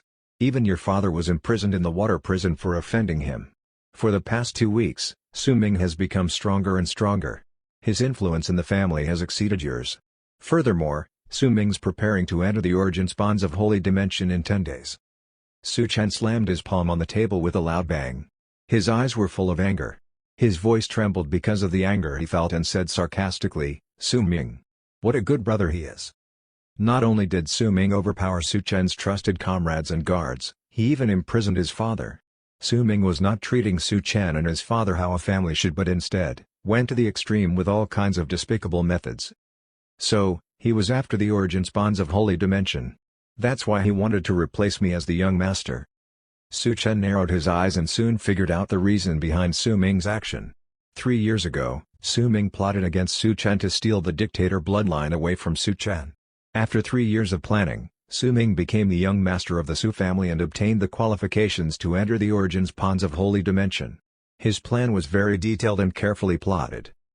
Bao Dao sighed and said helplessly, "Yes. Now, Su Ming has total control over the family and it's too difficult to defeat him now." Su Chen scoffed and said proudly, "Don't worry. Since I'm back, I won't let Su Ming have his ways any longer." Bao Dao glanced at Su Chen who was feeling very confident, but could only sigh in his heart. He was agitated and feeling speechless because of the overconfidence Su Chen had. I guess there's no treatment for schizophrenia. How is he going to defeat Su Ming? With what? With all the skills he learned as a gong farmer? With the manure bucket and manure stick? Bao Dao thought. He was merely complaining to Su Chen without expecting Su Chen to do anything about it. The only thing I can hope for is for him to live a peaceful life since he's in this kind of situation. Young master, please, have some food, and ask your friends to help themselves, too. Bao Dao said. Nanan shook her head and said bluntly, "We're good. The food doesn't taste that great." Although Dragon did not say anything, she did not bother to eat the food either and was obviously not satisfied with the food. Even the milk cow did not bother to eat the spiritual grass. Bao Dao frowned and said, "Young master, your friends are. It really tastes bad." Su Chen immediately interrupted him. He stood up and apologized, "I'm so sorry. We don't have much to offer here. Once I regain the position of the young master, I'll definitely give you all top-graded spiritual herbs and grass. Young master, you. Bowda was surprised as he widened his eyes and mouth. Young master's gone crazy. He's totally succumbed to 2 little girls and a milk cow? Bowda thought. Forget about it. There's no need for you to apologize. It's not as if I was expecting much, Nanan said without caring much. Nanan and Dragon were not being mean. They merely had very straightforward characteristics. After staying in the 4-part architecture for too long, they had already gotten used to the high-quality food and drinks, so eventually, they would rather not touch the food from anywhere else. Luckily we brought the milk cow with us this time. There's no fear of going hungry when we can drink the milk it provides. Dragon smiled and immediately started milking the milk cow. Oh my gosh! Where did young master meet these weirdos? Bowda thought as his mouth twitched. He was surprised yet amused by them. Then Nanan asked Bowda, would you like to have some? It's very delicious. Bowda shook his head and said, no, it's okay. Bowda felt that he had to support his homeland by rejecting the milk since Nanan and the group despised the food served to them. Su Chen tried to persuade, Bowda, you're my brother. This milk is very good, why don't you give it a try? Su Chen never tried the milk himself before, but it was obvious to him that anything from the expert should be good, like the manure bucket and manure stick for example. Bowda said with determination, young master, I've made up my mind, you don't have to persuade me further. All right, then, Su Chen shook his head helplessly. Then, he asked, goddesses, could I have some of the milk? Sure. Here you go, Dragon gave a bowl to Su Chen. Thank you, Su Chen's eyes glowed as he quickly accepted the milk and drank it in one go. Ah! Su Chen felt endless power flooded inside his whole body. The power contained in the milk surpassed any heaven and earth treasure he had eaten in the past. He felt reborn again. Su Chen was so excited that his body trembled. I knew it. This milk is superbly powerful. Su Chen glanced at Bowda silently and could not help but sigh secretly, thinking that Bowda had missed a great fortune by rejecting the milk. Bowda looked at Su Chen, too, and sighed silently. Young master, how did you end up being like this? Bowda thought. Suddenly, the sound of people shouting could be heard coming from outside the door. Oh, no, the demons are attacking the city.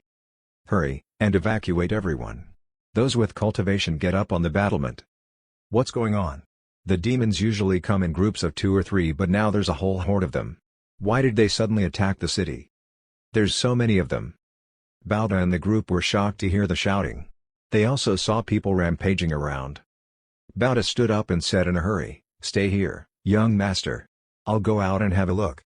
After that, Bowda quickly flew out of the door. The inner city was still in an orderly manner but the sky was full of flying demons. Bowda hurried and approached the battlements. His heart skipped a beat when he took a look. The sky-deserted city was surrounded by countless demons who were all emitting raging and terrifying aura. The immense pressure pressed down on Bowda. What happened? Asked Bowda solemnly. Lord Bowda, how's the young master doing? If he has regained his spiritual cultivation, these demons are nothing we should worry about, replied the guard with hope in his voice. Young masters. Bowda sighed and pointed at his brain. Stop mentioning him. We must defend the city and young master at all costs. Everyone's mood sank as soon as they heard what Bowda said. Bowda slowly ascended to the sky, full of vigor as he said to the demons, fellow demons, we're from the Su family. Aren't you afraid to incur the wrath from the Su family for attacking the sky-deserted city? Su family? A lion demon with a giant axe in his hand walked out and laughed. To be honest, the Su family has promised us a hefty reward for doing this. Ha! The Su family has abandoned all of you, so don't give us all that crap about being from the Su family, said a black bear demon. Immediately, all of the demons laughed mockingly. Abandoned? Bowda's face turned pale. He immediately thought of a possibility and scolded angrily, DMN that's a Ming. It seemed like it was not enough for them to be exiled to sky-deserted city.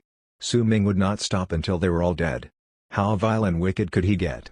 They had to suffer just because they were Su Chen's trusted comrades. Looks like there's no negotiating with them. We should be prepared to fight until our last dying breath, said Bowda in a low voice. Fight until our last dying breath. Everyone pressed their lips together as their faces turned white.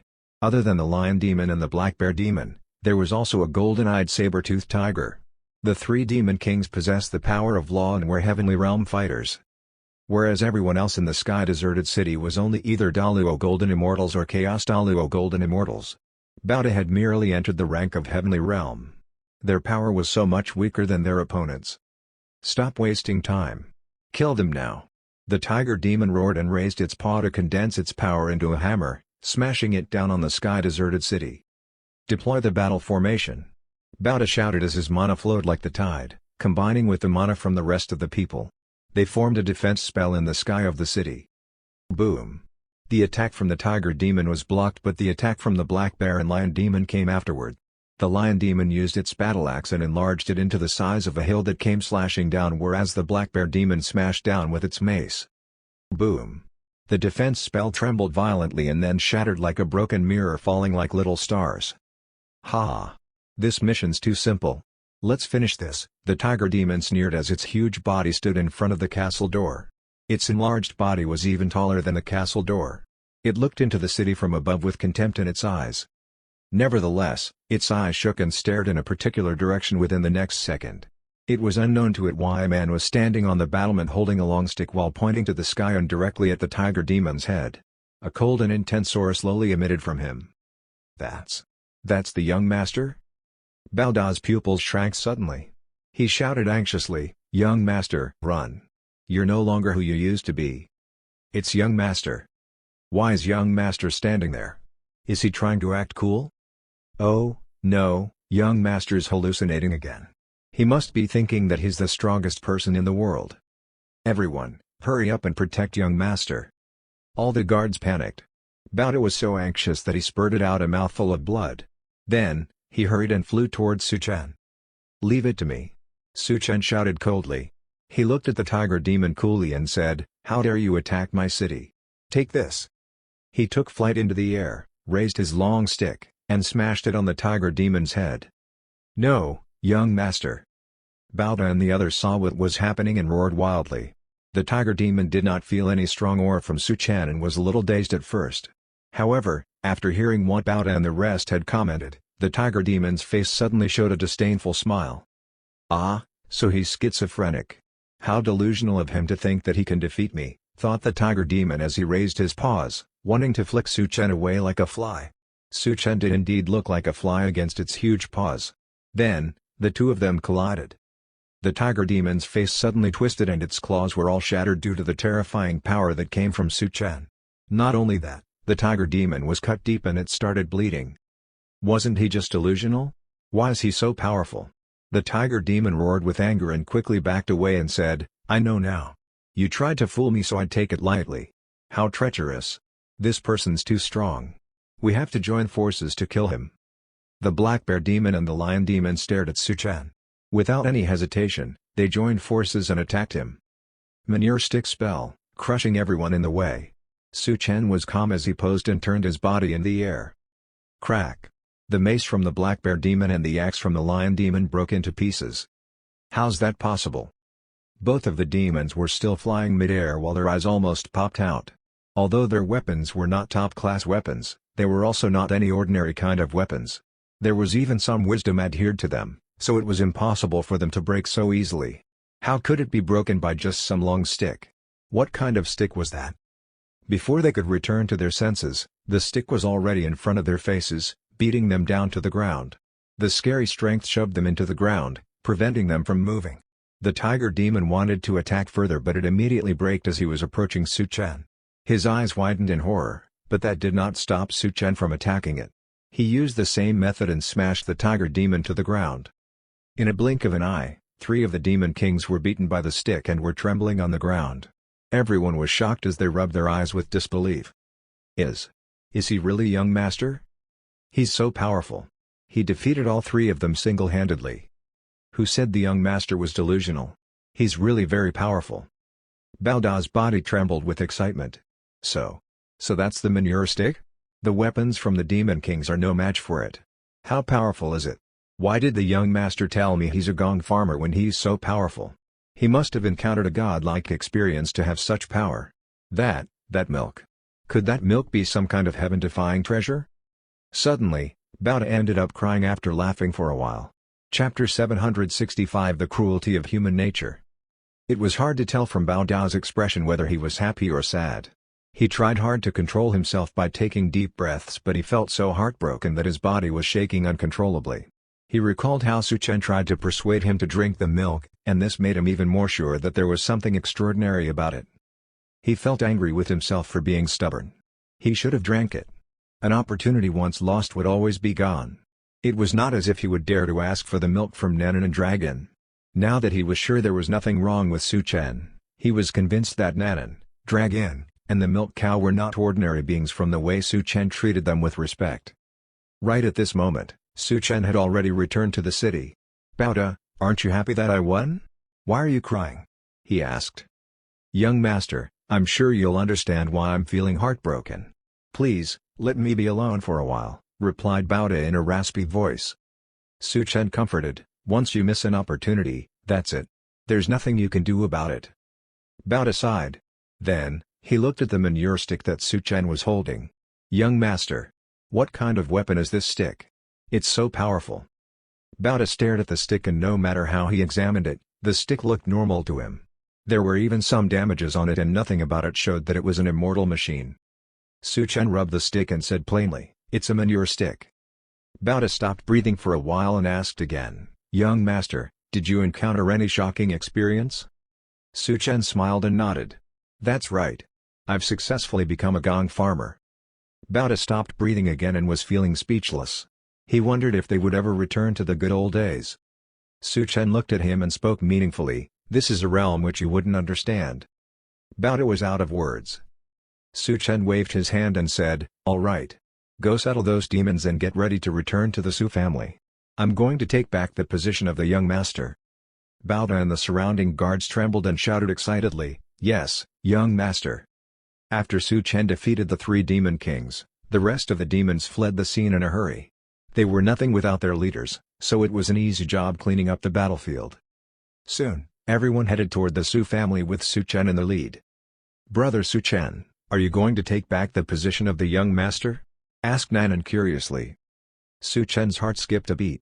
"Goddess, please, don't misunderstand anything. The position of the young master means nothing to me. I love being a gong farmer the most. I can show you how much love I have for that job. Please, allow me to continue being your gong farmer," he said sincerely.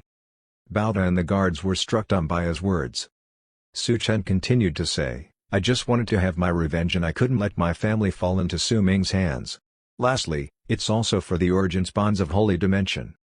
It was the second time that Nanan and Dragon had heard the name. "What is that?" they asked. No one knew where the origins bonds of Holy Dimension came from. Someone guessed that it was where origins gather in the origins realm. That place is filled with opportunities. There's an origins bonds of Holy Dimension on the Celestial Star. It opens every 100 years and it is managed by the 4 big families. They had an agreement to send in their own people every time it opened. It's up to them to see if they're lucky enough to come across any opportunities.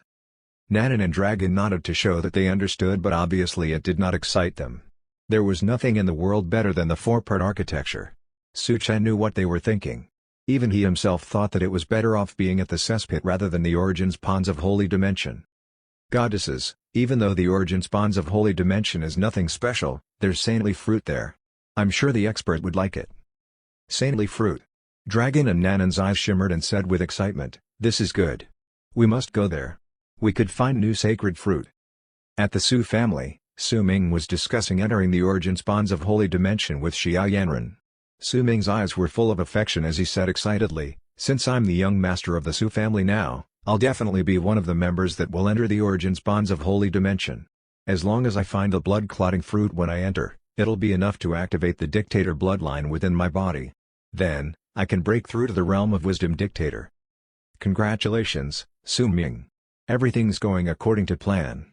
You're slowly heading toward the ultimate path." Xia Yanren winked at Su Ming and said sexily, "I just hope that you won't forget about me in the future." Su Ming laughed out loud. "That's impossible. You're the one who helped me become the young master and get the dictator bloodline. I promise that you'll live happily ever after." It was all Su Ming's plan to obtain the dictator bloodline and kill Su Chen. After that, his spiritual cultivation increased tremendously, which led him to become the young master of the Su family. All that was left was to enter Origin's Ponds of Holy Dimension to find the blood-clotting fruit to activate the potential of the dictator bloodline. Xiao Yanran looked at Su Ming with love. Really? You're the best, Su Ming. Seeing her all sexy, a burning desire surged in Su Ming's belly. I'd never lie to you. Why don't I let you experience some of that happiness now? He said affectionately. Xiao Yanran blushed and tried to reject Su Ming. Oh, you rascal. There's no one around. Let's not waste any time. Su Ming pulled Xiao Yanran into his arms. He felt a sense of satisfaction and pride at the thought that he was holding the girl Su Chan liked. Oh, Su Chan. You're destined to lose to me. I'm toying with the girl you like. Your dictator bloodline and the position of the young master are also mine. I'm going to enter the Origin's Bonds of Holy Dimension and reach the ultimate path using your bloodline. Your existence in this world is to help me achieve greatness. Ha! Su Ming thought with excitement. Just as Su Ming pushed Xiao Yanran onto the bed, there was a loud voice in the air. I, Su Chen, have returned. The voice was so thunderous that it echoed in the space. The Su family was awfully quiet for a while before everyone exclaimed. Su Chen? The previous young master's back? He disappeared for 3 years. Where has he been all these years? Oh my gosh! Su Chen's back.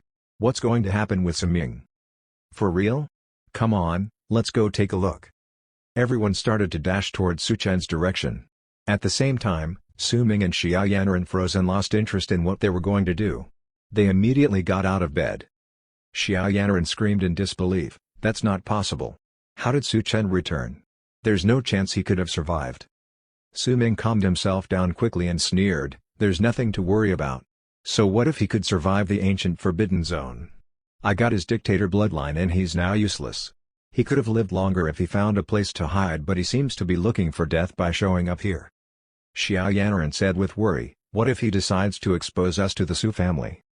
Ha! Who do you think the Su family will help? Me or the has-been? Su Ming laughed coldly, and said, come on. Let's go see what trash Su Chen is now. There were many people gathered outside of the Su family. Even those highly respected elders were present. They all looked at Su Chen with surprise and shock. Finally, the third elder asked, Su Chen, where have you been for the past 3 years? Su Chen told the truth, third elder, I was set up by Xiao Yanran and Su Ming 3 years ago. Not only was my dictator bloodline stolen, they even threw me into the ancient Forbidden Zone. I would have been dead by now if it weren't for my luck. Everyone was surprised to hear the truth. Su Chen's dictator bloodline was stolen? I can't believe Su Ming would actually do such a thing. No wonder his spiritual cultivation grew much stronger than before after Su Chen disappeared. It's natural for him to become stronger since he possesses the dictator bloodline. Oh my gosh! This is shocking news. I can't feel any power from Su Chen anymore. See how rugged he looks? Obviously, he's useless now. The pupils of the elders of the Su family shrank. They looked at each other and said nothing. The third elder asked, Su Chen, are you telling the truth? Su Chen's face became solemn as he said with a serious tone, you can ask Su Ming to come here and test his dictator bloodline. There's no need to test. I admit that I stole his dictator bloodline. Su Ming walked over calmly. He said it like it was not an issue. Xiao Yanran was walking beside him. Su Chen's pupils were enraged with fire when he saw both of them. He shouted with a deep voice, Su Ming, Xiao Yanran. The others looked at Su Ming with shock. They did not expect Su Ming to admit it bluntly. Su Ming looked at Su Chen and said indifferently, Su Chen, the road to cultivation has always been paved with treachery and thievery. You're naive if you didn't know this. Since I have the upper hand now, I think it was worth it to sacrifice you. Bullsh. You'll never gain wisdom by killing your own kind and secretly hurting others. I'll capture you and punish you according to our family's rule, the third elder shouted and tried to capture Su Ming. However, Big Elder raised his hand and neutralized third elder's attack. Third elder's face darkened and he questioned, Big Elder, are you going to protect this scoundrel? Big Elder looked at Su Chen and said, Su Chen. Who could say that they have never made any mistakes in their whole life? Since you and Su Ming are both family, you should compromise with each other. Since what's done is done, even if you killed Su Ming, the dictator bloodline can't be recovered. Why don't you just leave it as it is? I promise you a burdenless and peaceful life. The Su family will fulfill any request that you have. Su Chen widened his eyes and looked at Big Elder. After a while, he laughed out loud and said sarcastically, Then why didn't he think of me as his family when he tried to kill me? Big Elder, I used to respect you, but now, I realize that I was wrong. You're simply outrageous. How rude of you. Second Elder scolded. Su-chan, we understand what you're feeling now. But we, the Su family, must have a genius. I hope you can understand and compromise for the family. Compromise? How do I compromise? Su-chan pointed at Big Elder and Second Elder. His pupils turned cold and said, so, are you saying it was alright to steal another person's bloodline just because you want to become stronger? Everyone in the family can kill each other despicably? What sets us apart from the demons, then? You keep saying it's for the family, but this is only making it worse. The family will suffer because of your stubborn decision. Big Elder stayed determined and said coldly, Su-chan. Su-ming has the dictator bloodline and the godly eye technique now. He could become a wisdom dictator in the future and bring the family to greatness. Whereas you're just a useless person now. Third Elder could not resist commenting, Big Elder. Nothing can be accomplished without norms or standards. Fourth Elder interrupted, Number 3, the rules are dead and people are alive. We should always put the benefit of the family above anything. Su-chan's no longer of use to us now, whereas Su-ming can protect us all. Third Elder sighed and was out of words. Big Elder said, Su-chan, forget about revenge. We still accept you as a member of the Su family. Ha! So, you're saying that you'd exile me from the family if I want to seek revenge? Su-chan shook his head and said disdainfully, then it's meaningless for me to stay in the family. Everyone's expression became solemn. Su-chan continued to speak, but I'll take back what was once mine by myself. Su-ming, do you dare to fight me? Su-chan challenged Su-ming. Everyone was shocked to hear it. The difference between Su-chan and Su-ming was like heaven and earth. How did he dare to challenge Su-ming to a fight? Su-ming did not expect Su-chan to be so crazy. He reconfirmed again, you want to fight me? Su-chan said plainly, that's right. I hope you're not a chicken. Su-ming laughed out loud as if he'd just heard the world's funniest joke. Then, he looked at Xiao Yanran and said, did you hear that? He wants to challenge me to a fight. Xiao Yanran smirked and said disdainfully, I heard it. He must be out of his mind. The rest of the people shook their heads. They looked at Su-chan with sympathy. I understand why he would do this, but this is no different than asking for death. Even though Su-ming's just at the heavenly realm, with the dictator bloodline and the godly eye technique, it's enough for him to defeat a wisdom elite. Su-chan's nothing to him. I guess Su-chan would rather go down fighting. Third Elder looked at Su-chan and tried to talk him out of it. Su-chan. Being impulsive isn't a good idea. Why don't you think twice about it? Su-chan said, thank you for caring, Third Elder, but I must defeat Su-ming today. Defeat me? Are you talking in your dream? Su-ming sneered as he looked at Su-chan with an urge to kill him. Since you're so eager to die, I'd be glad to help you accomplish your dream. Big Elder then said calmly, during the fight, you're free to attack with any weapons and kill your opponent. Get ready. Su-chan glanced at Big Elder and felt upset with him. Obviously, Big Elder was certain that he was no match for Su-ming. That was why Big Elder said it was alright to kill the opponent. When Su-chan was the young master, everyone respected him. Even Big Elder was a kind-hearted man and treated him with respect. It was now that Su-chan realized the cruelty in human nature. It was every man for himself. A human's heart was the most difficult thing to figure out. Chapter 766 For the Good of the Family. Su-ming gave Su-chan a sinister grin. His aura was similar to that of a dragon. Su-chan, you're just a useless person now. You're wasting resources just by being alive. I'll make sure you're dead this time, Su-ming said. With the manure stick on his shoulder and fire in his eyes, Su-chan took 2 steps forward and said calmly, Su-ming, you've disappointed me greatly. Even though you have the godly eye technique and the dictator bloodline, you still can't tell how powerful I am now? Do you seriously think I'll come back just to die by your hands again? Su-ming frowned. Everyone else was also surprised at how Su-chan could remain calm under the influence of Su-ming's aura. A useless person would certainly not be able to do that. Could it be that Su-chan's spiritual cultivation was restored? Was it possible? Stop playing mind games with me. I know you're definitely no match for me. Su-ming shouted coldly. With a step forward, he ascended into the sky and came stomping down on Su-chan as if he was nothing but an ant. Endless laws of the universe converged into a ray of lights under his feet. The attack looked insignificant, but it was extremely speedy and the killing aura was extremely heavy. Under normal circumstances, a person ranked in the heavenly realm would have been killed by that attack. However, Su Chen lifted his left hand and raised the manure bucket to block and nullify the attack. Then, he stepped on the ground and swung the manure bucket towards Su Ming from the bottom up.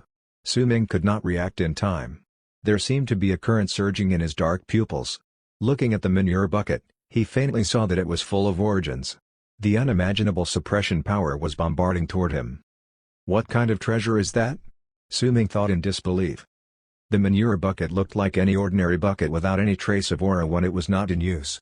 Su Ming hurried and took out a big golden bell by raising his hand. With the appearance of the bell, wisdom around the area gathered together like streams converging. The sound of wisdom, protection of the golden bell. The manure bucket smashed against the golden bell, causing the bell to clang loudly. The sound wave shook the fields and dyed the sky gold. Everyone's pupils shrank and their mouths were widened to the largest extent after seeing that Su Ming was actually being blasted away. Oh my god! Su Chen's so strong. What kind of treasure is that wooden bucket? Unbelievable, I thought the bucket was some junk, and I even secretly laughed at Su Chen for carrying it. That's the golden bell of wisdom given by Big Elder to Su Ming as a defense treasure.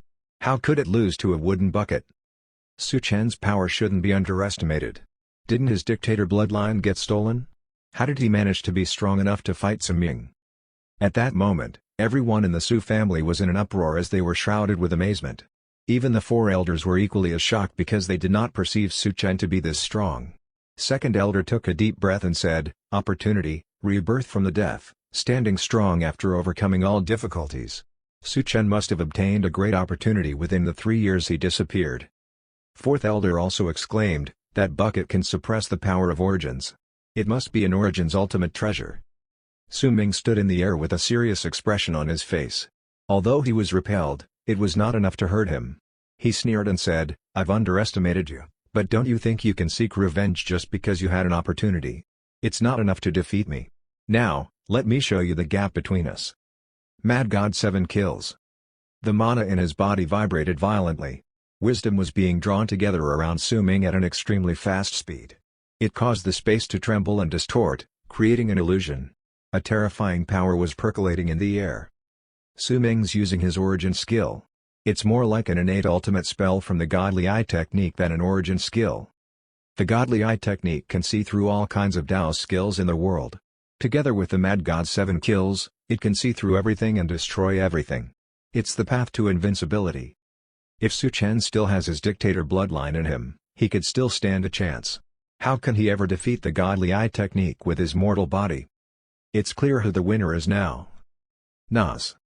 Everyone was watching the battle and awaiting the ending. Up in the sky, Su Chen was planning his follow-up attack. Ignoring the pressure brought on by Su Ming's attack, he calmly threw his manure bucket at Su Ming again. At that moment, a glaive appeared in a whirlpool of energy. The blade was surrounded by a strong oppressive force. It slashed at the manure bucket and instantly blasted it away. Origin's ultimate treasure. Su Chen narrowed his eyes and saw Su Ming slowly appearing while holding the thick and long glaive. Su Ming's eyes grew deeper with traces of wisdom in it. Behind him was another dark phantom that was also holding a glaive. Su Ming pointed at his eyes and said proudly, "With these eyes, I can see through all of your ultimate spells." With the Godly Eye technique, he could see through everything. He could use it to look for the weakest point of his opponent's ultimate spell and destroy it with his glaive. Moreover, those eyes were blessed by wisdom which could give huge pressure on his opponents and exponentially increase his combat power. "Go to hell!" Su Ming shouted as he swung his glaive at Su Chen. At the same time, the phantom behind him also moved in tandem with him, giving Su Chen double the pressure. Su Chen took a deep breath, raised his manure stick, and brought it crashing down on Su Ming's attack. The clashing power exploded in the sky. However, both of their speeds were faster than the dispersing power. Almost instantly when the power exploded, both of them had turned into afterimages and attacked each other more than a dozen times in the air. Each of their attacks was filled with the aura of slaughter. Their mana swept over the surroundings like a tsunami while their ultimate spells bloomed in the sky, causing the clouds to roll back. It looked like the end of the world. Everyone's eyes widened and they held their breaths. Their faces were full of disbelief.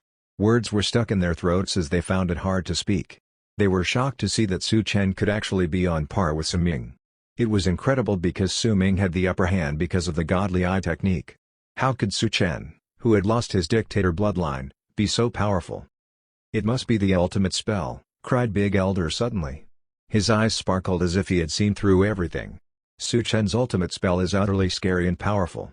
Even wisdom could be broken by him, and under these circumstances, even the godly eye technique can't see through it. Big Elder spoke with a deep voice and everyone could feel the shock he felt. The ultimate spell could turn the world upside down. Even he could not understand the mystery behind it. And that stick is the same as the bucket. It's also an Origin's ultimate treasure. I think Su Chen could have inherited some kind of heritage from an ancient existence, chimed second elder. Su Ming's face was red with anger. How did you ever get this strong?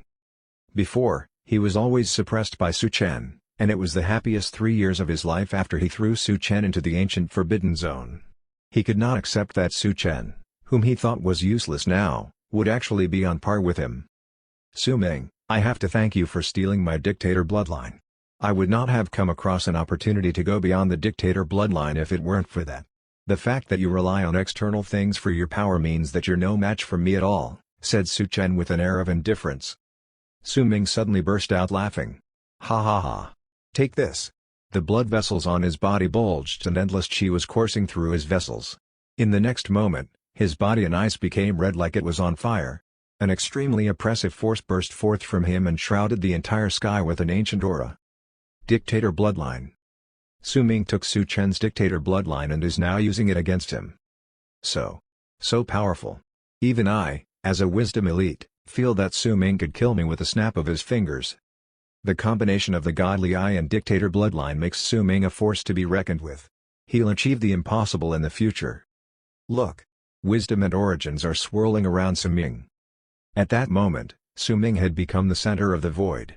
Although he was only at the heavenly realm, with the godly eye technique and the dictator bloodline, he had become far more superior. Now, he had greater influence and could manipulate wisdom and origins at his will. This was a quantum leap that increased the combat power more than 100 times. Su Chen, your bloodline is so useful. Su Ming laughed as he looked at Su Chen with ferocious eyes while lifting his glaive. The phantom behind him was synchronized with him, holding the knife with both hands and pointing it toward the sky. In addition, there was much power flowing into the phantom and enlarging it. Very soon, the phantom became a giant phantom. As I dictate everything, and I shall destroy everything that comes in my way. Su Ming roared and used all of his power to slash his glaive at Su Chen. In the void, the space was being cut into two like a piece of paper, and the same applied to wisdom. Everyone in the Su family had their mouths open wide while a chill ran up their spines. It had gone beyond the limit of a heavenly realm fighter. Even a wisdom elite would be dead under that attack. It was too powerful and too scary.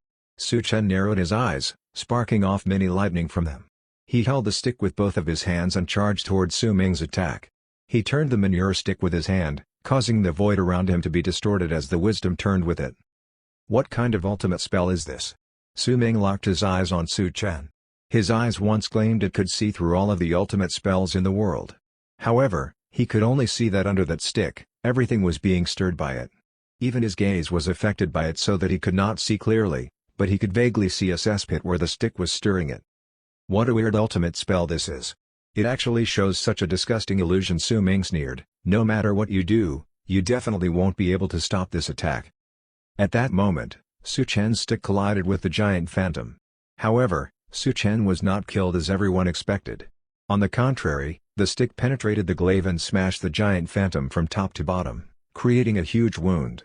Then, it headed toward Su Ming, who was at the bottom. Boom! Once again, Su Ming was blasted away like a cannonball. His body spun a few rounds in the void. Cracking sounds could be heard where his bones had been crushed by the stick. No one made a sound. All of their minds went blank as they lost the ability to think once they saw how Su Ming was laying on the ground like a dead dog. Su Ming lost. How's that possible? He has the godly eye technique and the dictator bloodline. What does Su Chen have? How can Su Ming lose with such powerful talent? It's not that Su Ming's weak. Su Chen's just too strong. He's completely turned all that I know of upside down. Under the awestruck gazes of everyone, Su Chen approached Su Ming slowly with his stick behind him. Su Ming, you stole my bloodline and kept me in the ancient Forbidden Zone. Today's the day I have my revenge, he said in a low voice. However, Big Elder suddenly stood up and said, that's enough. It's obvious you've won the fight. Why do you have to kill him? This is enough. Su Chen stopped walking and looked at Big Elder sarcastically. You are the one who said it was a fight of life and death. Did you forget what you said so quickly? Shame on you. Second Elder tried to ease the tension. Su Chen, you and Su Ming are both geniuses of the Su family. It's a great loss to the family if either of you dies. If you could forget the past and collaborate with Su Ming together, then our family would definitely become the strongest in the Origins realm. Forget the past? Are you listening to yourself? Su Chen's pupils became colder. The coldness he felt in his heart froze his entire body. Su Ming must die today regardless of everything. Su Chen, the family was the one who raised you for the past hundreds of years. Doesn't that count for something? Please, don't blame us for being cruel. Everything we do is for the good of the family. Fourth Elder sighed as if wishing he did not have to say what he was about to say. Give us the stick and bucket and tell us where you got them. Then, destroy your own spiritual cultivation. We'll spare your life after you've done all that. To them, the only reason Su Chen won was because of the Origin's ultimate treasure. In terms of the future, Su Chen had become mortal whereas Su Ming still had the godly eye technique and dictator bloodline. It was obvious whose side they should take. As long as they obtained the fortune Su Chen had, it was better than having Su Chen in the family. Chapter 767 Milk Cow, Destroy Your Own Spiritual Cultivation. The atmosphere in the sky became stagnant. There was humiliation, hatred of stealing blood, and betrayal between Su Chen and Su Ming. Their relationship was completely irreconcilable. Both of them were destined to be each other's nemesis. Obviously, there could only be one whom the family could choose. In the end, the elders decided to choose Su Ming. Just because Su Ming had greater talent and could achieve further if he continued to live. This was what the Su family needed. And what could Su Chen offer? Even if he could defeat Su Ming now, it was already destined that he could not reach further than Su Ming. Although what Su Ming did was unethical, they could not deny that it was part and parcel of the realm of immortals. Only the strongest could survive and it was every man for himself. The three elders were determined to force Su Chen to surrender everything. Ha ha ha. Su Ming lay on the ground with blood dripping from his mouth. Yet, he was laughing out loud. He looked at Su Chen sarcastically and mocked, Su Chen, look now. Even when you've encountered a fortune, it turns out that everything of yours still belongs to me. I possess your dictator bloodline and now, I've obtained your fortune. My achievements will be unimaginable. I can't thank you enough for helping me. Su Ming then looked at the manure bucket and manure stick in Su Chen's hand with undisguised greed. Those two are Origin's ultimate trees, half of Su Chen's combat power came from there. From now on, it would belong to Su Ming. With the manure bucket in Su Chen's left hand and manure stick in his right hand, he looked at them with cold eyes. His pupils were sending out chills. I guess I shouldn't have expected fools to know just how powerful my backer is. So what if I don't have the dictator bloodline anymore?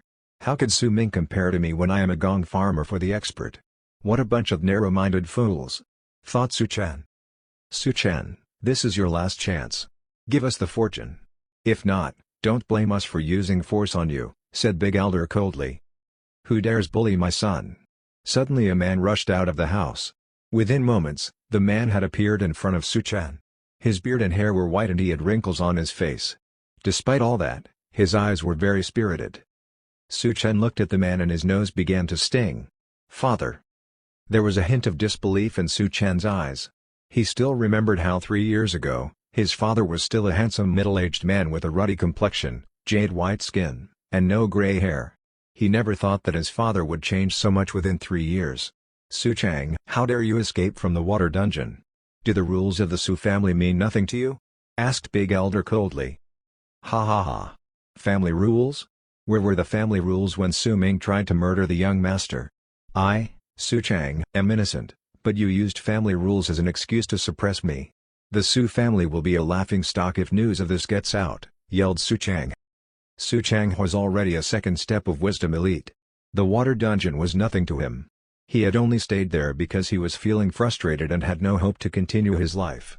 However, since Su returned, he had to escape and support his son. Su Ming tried to murder my son and stole his blood. Since you can't kill him, let me do it. Su Chang said with a deep voice, showing his desire to kill Su Ming. As he finished his sentence, he lifted his hand to attack Su Ming. Big Elder sighed coldly and took a step forward. Powerful mana erupted and blocked the attack from Su Chang. This is outrageous. Su Chang and his son are trying to kill the young master. Capture them now. Immediately, second elder, and fourth elder, who were already on standby, moved at the same and their auras locked on Su Chang. They formed a triangle with Big Elder to surround Su Chang and Su Chan. However, third elder remained in his original spot as he struggled to make the decision. Number 3, what are you waiting for? We need to work together to suppress them in the shortest possible time, shouted fourth elder. How did our family end up like this? All of you are too ridiculous. Third elder sighed as he walked towards Su Chen and Su Chang, leaving the other 3 elders with no doubt as to whose side he was on. Number 3, being over-scrupulous will be your downfall, said Big Elder. Without saying too much, he raised his hand and attacked Su Chang. Number 2, you go after Su Chan. Leave number 3 to me, said fourth elder as he charged toward third elder. There was a halo around his body and the aura of wisdom was incredibly thick. Su Chan, leave now. Su Chang blocked the attack from Big Elder and pulled Su Chan away. He threw him toward Baoda and shouted, take the young master away from here. After that, Su Chang mana soared into the sky. As he raised his hand to gather wisdom, he sealed the space and single-handedly blocked Big Elder and second elder. In a blink of an eye, 5-second step wisdom elites started to fight. The terrifying wisdom roared above the sky and formed a turbulent vortex, tearing the space apart. Nanan, who was observing the fight, said, the Origins realm is much more stable than the 7 dimensions. If this fight were to happen in the 7 dimensions, the crack in the space would have expanded and created huge damage. But the aftermath's much smaller here. Dragon nodded and said, that's right. There are already origins contained in the void after all, and this drastically increases its tolerance. I hereby order all of the disciples of the Su family to suppress and capture Su Chen now, shouted Big Elder coldly. Even though Big Elder was being stalled, this was the Su family's territory. Hence, Su Chen had nowhere to escape to. As soon everyone heard the order, they looked at Su Chen with many thoughts going through their minds. Some people were eager to attack while some of them were having mixed feelings. It was not hard to capture Su Chen since there were many wisdom elites among them. Su Chen, why don't you listen to Big Elder and surrender yourself? The Su family wouldn't ill-treat you, said an old man, trying to persuade him. Su Chen shook his head and said firmly, that's impossible. If you want to fight, then fight. Bao Da's eyes were reddened. The elders are using the family rules however they please. Aren't you afraid that your bloodline would be stolen from you? Or that your fortune would be taken away from you? Do you still trust your own? It happened to the young master now and it could be you the next time. Bao Da's words affected some people. A bunch of nonsense. Stop trying to confuse the rest with your deceitful words.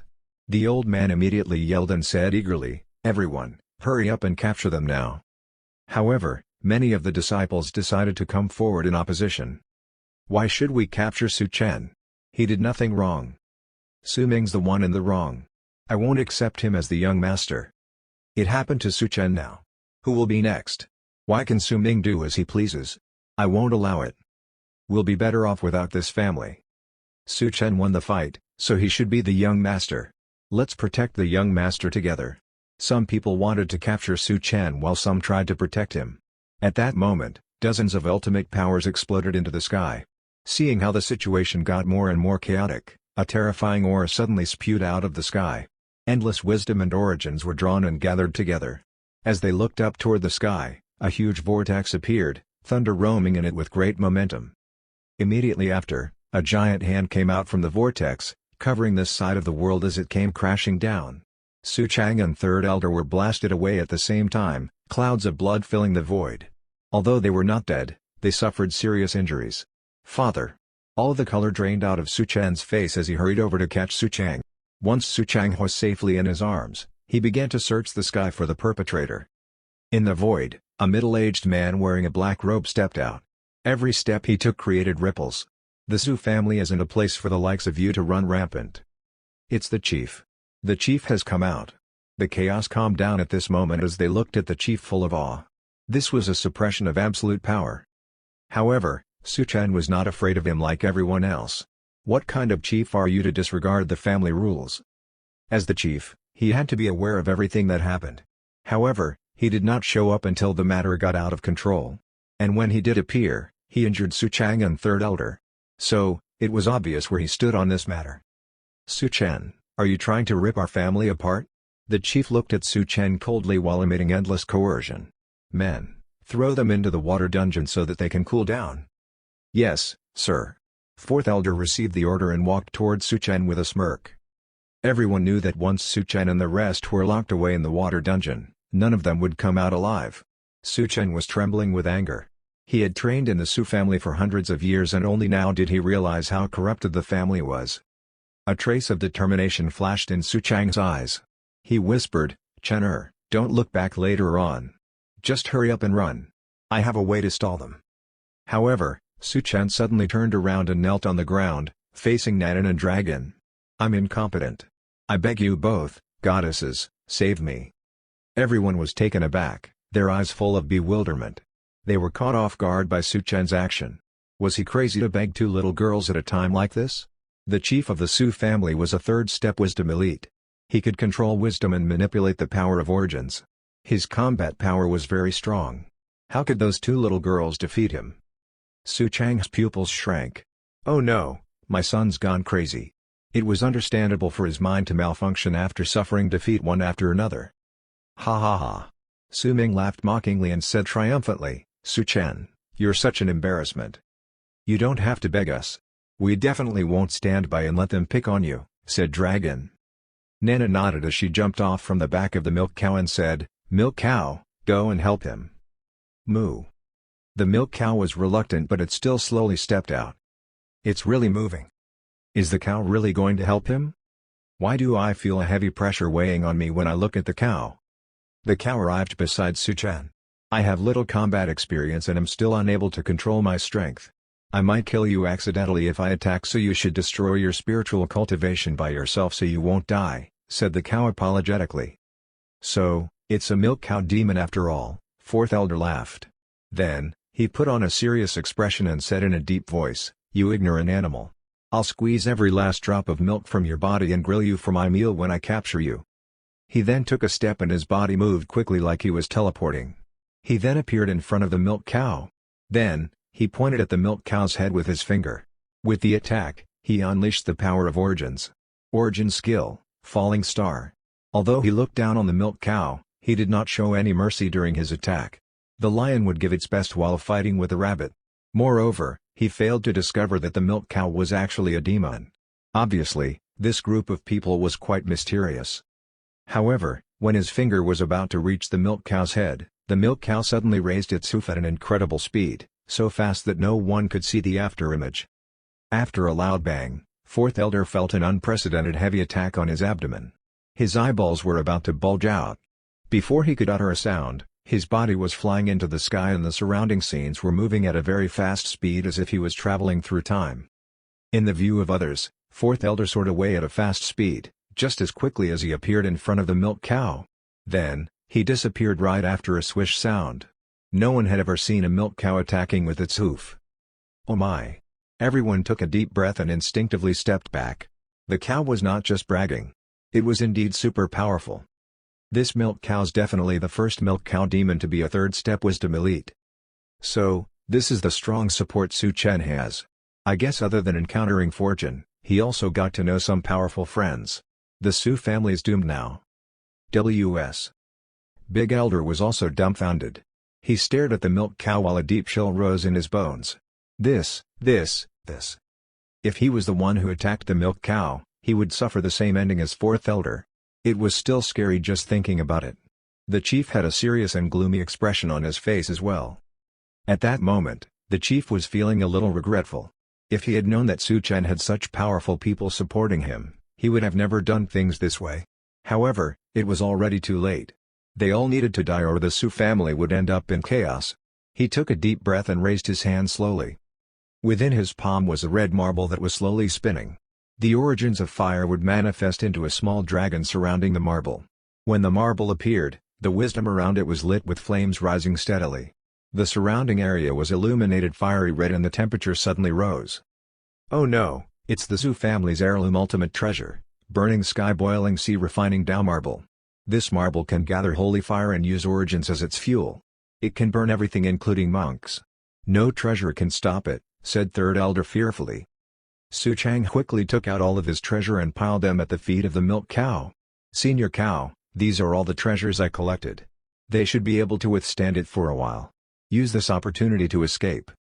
And mine, too, Third Elder said as he did the same thing.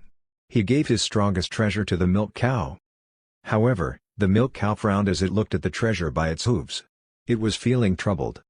What the hell are these? Why are they giving me garbage? Are they just pretending to be worried for me? The milk cow thought. After hesitating for a moment, the milk cow decided not to use it. It kicked those treasures away. All these are garbage, it said disdainfully. Chapter 768, Scheming to Enter Origins Bonds of Holy Dimension. Third Elder and Su Chang stared at the treasures that the milk cow kicked aside. They were dumbfounded. Did he refer to our treasures as garbage? What's wrong with the milk cow? Third Elder and Su Chang thought. Before they could figure it out, the chief was ready to launch his attack. Everyone could feel the incoming heat wave and the flames seemed to be roaring like a beast, waiting to burn everything it touched to the ground. It was as if the space around it was going to melt. Even the origins in their surroundings were boiling. Su Chang was feeling anxious. Senior Cow, you shouldn't stall anymore. Our treasures can help to defend you against the attacks for a while. The facial expression on Third Elder was changing, too. That's right, Senior Cow. It's not the time to be stubborn. However, Milk Cow glanced at them without the intention to pay them any mind. It opened its mouth and turned its tongue slightly to reveal a small emerald blade of green grass inside. Is that a blade of grass? Third Elder and Su Chang could not believe what they were seeing. It would rather use this than our treasures? Ha ha ha ha ha ha. The chief noticed it, too, and could not hold back his laughter. Then, the chief's whole body emitted strong killing intent. As he waved his hand, the flames turned into liquid and flowed around him like a stream of water. He pointed at the milk cow and the holy fire flew toward it with the terrifying force of destruction. The ferocious flames covered the sky from all directions. At that moment, the milk cow's aura changed. Its eyes looked very serious and they were full of authority. A sense of oppression spread. Then, the milk cow spoke as if booming down from above the sky, "Brave cow, unafraid of difficulty." It then spat out the blade of grass, which quickly turned into an emerald light beam as it charged toward the chief at an incredibly fast speed. At that instant when the grass sprang out, its aura burst out as if it was a pearl that had been covered with dust for a long time before it outshined the dust and illuminated the sky. The grass stained the sky green in its wake as it headed toward the chief. This grass. Su Chang and Third Elder could not believe their eyes as they stared at the grass. They could feel a gush of pure origin circling it. It was not just grass anymore, it was the origins. If it was used to forge a weapon, it could become a top-graded Origins ultimate treasure. "My god, it's full of origins. What kind of grass is that?" said Su Chang with shock. "Unbelievable. That blade of grass can penetrate everything in this world. In comparison, our treasures are indeed garbage," said Third Elder with awe. "It's the same as before. It looks ordinary but it's full of power. This is too much to handle." The pupils of the chief shrank as he gritted his teeth and said, "However, how can grass fight with fire? I'm going to swallow your grass with my flames. Take this." The flames roared like a dragon and headed toward the milk cow. It left behind a world that turned red as the space melted like lava. Everyone held their breaths. In fact, it was impossible for them to breathe because the space was being suppressed by two terrifying powers. As everyone watched, the green light cut through the sky and pierced straight into the fire's liquid form. The green light was still very obvious within the halo of the flames. It was as if an unstoppable dragon-slaying sword pierced right through it. Then, the green fields it left behind collided with the flames and a horrible power erupted into the sky like blooming fireworks. Very soon, the flames could no longer withstand the power of the green fields anymore. It started to turn green. The green fields were full of greenery and infinite vitality as it headed towards the chief to attack him. "No. How's this possible? What grass is that?"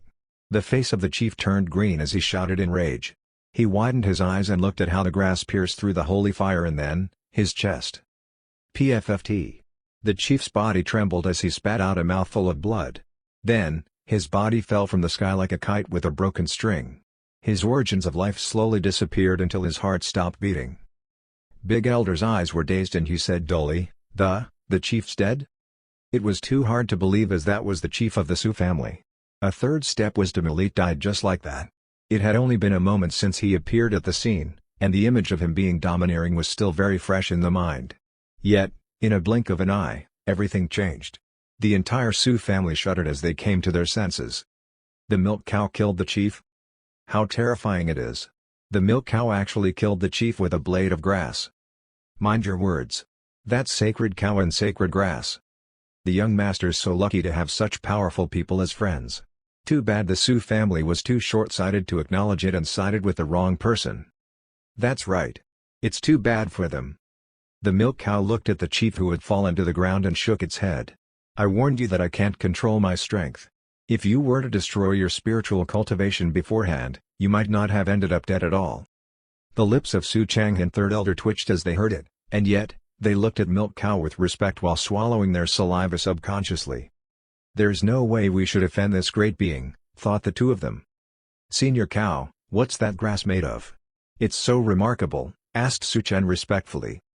It's just the grass I normally eat. There's nothing great about it, but it definitely tastes better than other grass, answered the Milk Cow. You've been eating this grass? Third Elder's mouth became an O. The information was too much for him to handle that it nearly exploded his head. The grass was Origin's sacred grass. A grass that was as powerful as any weapon, and yet, it was just food for the Milk Cow. Is there a problem? I just need to eat around 10 pounds of it. Then, I'll be full. Third Elder and Su Chang started breathing rapidly as if they were about to suffocate to death in the next moment. Tears were threatening to fall from their eyes. The information was too overwhelming. Father, don't be surprised. You should know this is just the normal procedure. Don't even try to understand it with your limited imagination, said Su Chen. Then, he turned his attention toward Big Elder and Second Elder. Big Elder suddenly felt nervous. In fact, he was ready to make a move at the drop of the hat. He quickly released all of the mana within his body and dashed out at an extremely fast speed. With a wave of his hand, he pulled Su Chang toward him. Let me go or else I'll make sure Su Chang dies with me. However, at that moment, the Milk Cow laid an eye on Big Elder and his primordial spirit suddenly shook. His body exploded on the spot, turning into a puff of blood. There was no time for Big Elder to scream in pain. After that, the Milk Cow's gaze fell on Second Elder. Second Elder trembled immediately. He was so frightened that he was about to piss his pants. Then, without any hesitation, he punched himself in the abdomen. Boom! All of his mana disappeared and he fell to the ground. He said hoarsely, Lord Cow, I've destroyed my spiritual cultivation. There's no need for you to do it. You've learned well. The Milk Cow nodded and looked away. Su Chen's eyes sank and he slowly walked up to Su Ming. Su Ming was completely struck dumb. He had never expected it would end this way. He still felt like he was dreaming. As for Xia Yanran, she had already turned pale in the face and was trembling as if she had seen a ghost. Su Chen, you still love me, right? I'm still the Yanran that you know. You're the only one who I truly like. Xia Yanran looked at Su Chen pleadingly. Then, she snaked toward him, and said alluringly, you can do whatever you want to me. I can do any pose that you like. I'm yours from now on. Su Chen looked at Xia Yanran with cold eyes and he sighed. If Xia Yanran had enough of a backbone, he might have thought otherwise of her. He never expected her to be like this. Su Chen thought he must be blind in the past to like her. Ha ha ha, Su Chen. I didn't lose to you. I lost to destiny instead. Su Ming laughed pitifully. You could never outplay me. Your destiny's better than mine. You rely on luck whereas I rely on my ability. Su Chen looked at Su Ming evenly, shook his head, and corrected him, no, you rely on your lack of conscience. After that, Su Ming raised the manure bucket and killed Su Ming and Xia Yanran with it. Then, he sighed, as a family, I'll let you be a couple who shares the same fate. When everything ended, the Su family fell into a deep silence. The ending was out of everyone's expectations. Su Chen returned as he encountered a fortune and killed the chief. Only one elder was left and the power of the Su family had dropped tremendously. However, there were also people with great hope. They saw how powerful Su Chen and the Milk Cow were. With the bad seeds gone, the Su family could reach greater achievements in the future. Suddenly, Third Elder kneeled before Su Chen and said with excitement, Young Master, the Su family cannot survive without you. Please, return to the family. The rest of the members said the same thing, please, return to the family. But Su Chen frowned when he saw the expectation in their eyes. He gave it a deep thought. If he were to become the young master of the Su family, then he could use the power to help the expert and it would be more convenient and easier to serve the expert. With that thought in mind, he said, I can continue to be the young master, but I'm still a gong farmer, so I can't stay long in the family." Gong farmer? Third Elder and Su Chang thought they had heard wrong. However, as long as Su Chen agreed to be the young master, there was no need to go into further details. "Su Chen, hurry up and let your friends rest in the house. We must be a good host to them," said Su Chang quickly. Third Elder nodded with agreement and said passionately, "That's right, we must give them the best hospitality." They had witnessed how powerful Milk Cow was, so they did not dare offend it. When everyone left the scene, only Bao stayed. He sobbed out loud. Someone asked curiously, "Brother Bao, what happened to you? Shouldn't you be the happiest since young Master Su Chen's back? Are you not his favorite anymore?" "You've no idea what I missed out on." Tears kept falling down Bao's face. He was truly feeling sad, especially after witnessing how powerful the Milk Cow was. Then, he thought about how he rejected milk from the Milk Cow. He really wanted to kill himself. Very soon, under the order from Su Chen, the Su family prepared the grandest banquet. They even took out the spiritual roots from their vault to let Nanan and the group taste. This was their greatest sincerity, but they were unsure if they could satisfy them since the grass consumed by the Milk Cow was already too much for the Su family to afford. At the banquet, Su Chang could not help and asked, "Su Chen, what happened to you for the last 3 years? How did you recover your power?" Su Chen did not dare to disclose the changes in the ancient Forbidden Zone. He said, "All of you just need to know one thing. I encountered a shocking fortune that's beyond your imagination. There's nothing more I can disclose. One more thing, the bucket and stick are actually a manure bucket and a manure stick. They're the trade tools of a gong farmer." Trade tool for gong farmers? Su Chang and Third Elder wondered, as it was the second time they heard the words gong farmer. This time, they were frightened. Su Chen could only qualify to be a gong farmer over there? Who's he working for?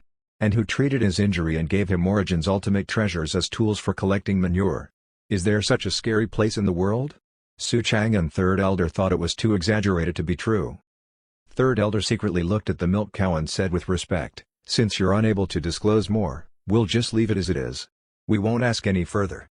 "Father," Third Elder, "I'm going to bring the 2 goddesses and Senior Cow into the Origin's Bonds of Holy Dimension once it opens," said Su Chen. Su Chang frowned and said worriedly, "Only the 4 of you? Although there are many fortunes in the Origin's Bonds of Holy Dimension, there's also much danger that lies in it." Nanan waved her hand and said, "The 4 of us are enough. It's too troublesome if there are more people." Su Chang and Third Elder looked at each other and said, "All right. Just be careful when you're there. Let me tell you what you should take note of when going into the Origin's Bonds of Holy Dimension." At the same time, the same thing was happening in the Fan family. They were also preparing to enter the Origin's Bonds of Holy Dimension. The Fan family was the same as the Su family. They both belonged to the 4 big families of the Promised Star. Feng Tong was the master of the Fan family. He had a serious look on his face. His hands were folded behind his back as he stood in the hall and said, "It'll be a great opportunity for the Fan family to beat the rest of the 3 big families when the Origin's Bonds of Holy Dimension opens. How are the preparations that the Lord requested for?" A teenager smiled and said, "Master, everything's ready. I asked the disciples to familiarize themselves with the treasure given by the Lord. Once the Origin's Bonds of Holy Dimension opens, we, the Fan family, will definitely take the rest of the people by surprise." Fan Tong nodded his head and smiled. "That's very good. Fan Jian, you're the most talented young master the Fan family's ever had. I have high hopes for you. Once we establish a good connection with the Lord, the future of the Fan family will be bright and successful under our collaboration." Chapter 769 The Battle Spirit in the Origin's Pond of Holy Dimension. It was the day when the Origin's Pond of Holy Dimension opened. With Su Chang and Third Elder showing the way, Nanan and others arrived at the entrance together. The pond was located in the depths of a mountain range on the Promised Star. Many mountains and green trees formed a forest, but the strange thing was that there were no demons, making the place extremely quiet. Moreover, those with a keen perception would be able to detect a special aura circulating in the void, while wisdom and origins remained hidden, making it obvious that this was not a good environment for cultivation. Su Chen looked at the mountain range and exclaimed, "This place has always been guarded by an invisible and powerful enchanted barrier. Even a third-step wisdom elite cannot enter." It was said that there was a dictator who broke into the Origin's Pond, and after entering, he found that the chaotic wisdom was like a strong miasma. He returned with serious injuries. Every 100 years, the enchanted barrier and miasma would disappear. Then, the Origins Pond would be opened. No one knew how and why the Origins Pond of Holy Dimensions was formed, but it was undeniable that it was extremely mysterious and powerful. There were countless powerful cultivators in the Origins realm, but at the same time, there were countless mysterious places. Miracles and destruction happened every day. Leaping over a huge mountain range, one could see that there was a vortex of power rolling in the void. The vortex looked like a huge, glowing portal. Surrounding wind, fire, lightning, and other visions made it look extremely mysterious. When the Su family arrived, there was already another family waiting. An old man, who was the head of the family, in a white robe stood at the forefront. "That's the Sun family, and the old man at the front is Sun Mohai, the head of the Sun family," said Su Chang. Sun Mohai's brows wrinkled and an odd look flashed through his eyes when he looked at the Su family. This is odd. How could the head of the Su family not show up for such an important event? However, before he could ask about it, another person shot out from the distance and landed in front of everyone in a blink of an eye. The thin old man in the lead had spirited eyes and a hooked nose, giving people a strong sense of oppression. With gloomy eyes, he glanced around, smiled, and said, "Why isn't Su Jiangyou, the patriarch of the Su family, here? Did he go crazy and die from too much cultivation?" He spoke rudely. The four major families fought openly for many years. Even the disciples were full of animosity and fought with each other endlessly, let alone the head of the families. "Huh?" The thin old man's eyes narrowed again as he said in surprise, "The new young master Su Ming isn't here, too? Has the Su family become so powerful that they don't feel the need to attend events such as this?" The Origins Pond of Holy Dimensions was opened, and the Patriarch and the young master did not come. They dared to ignore the Holy Dimensions? "Master Tai, Su Chen, the former young master of my Su family, has returned. Now, he's the young master of the Su family," said Third Elder. "The former young master's here, but the new young master isn't?"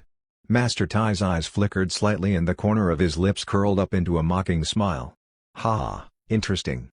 The three of you sure arrived fast, but speed and power are totally different," said an arrogant voice from afar. However, as soon as the last word was spoken, the owner of the voice had already landed in front of everyone. The Fan family had arrived.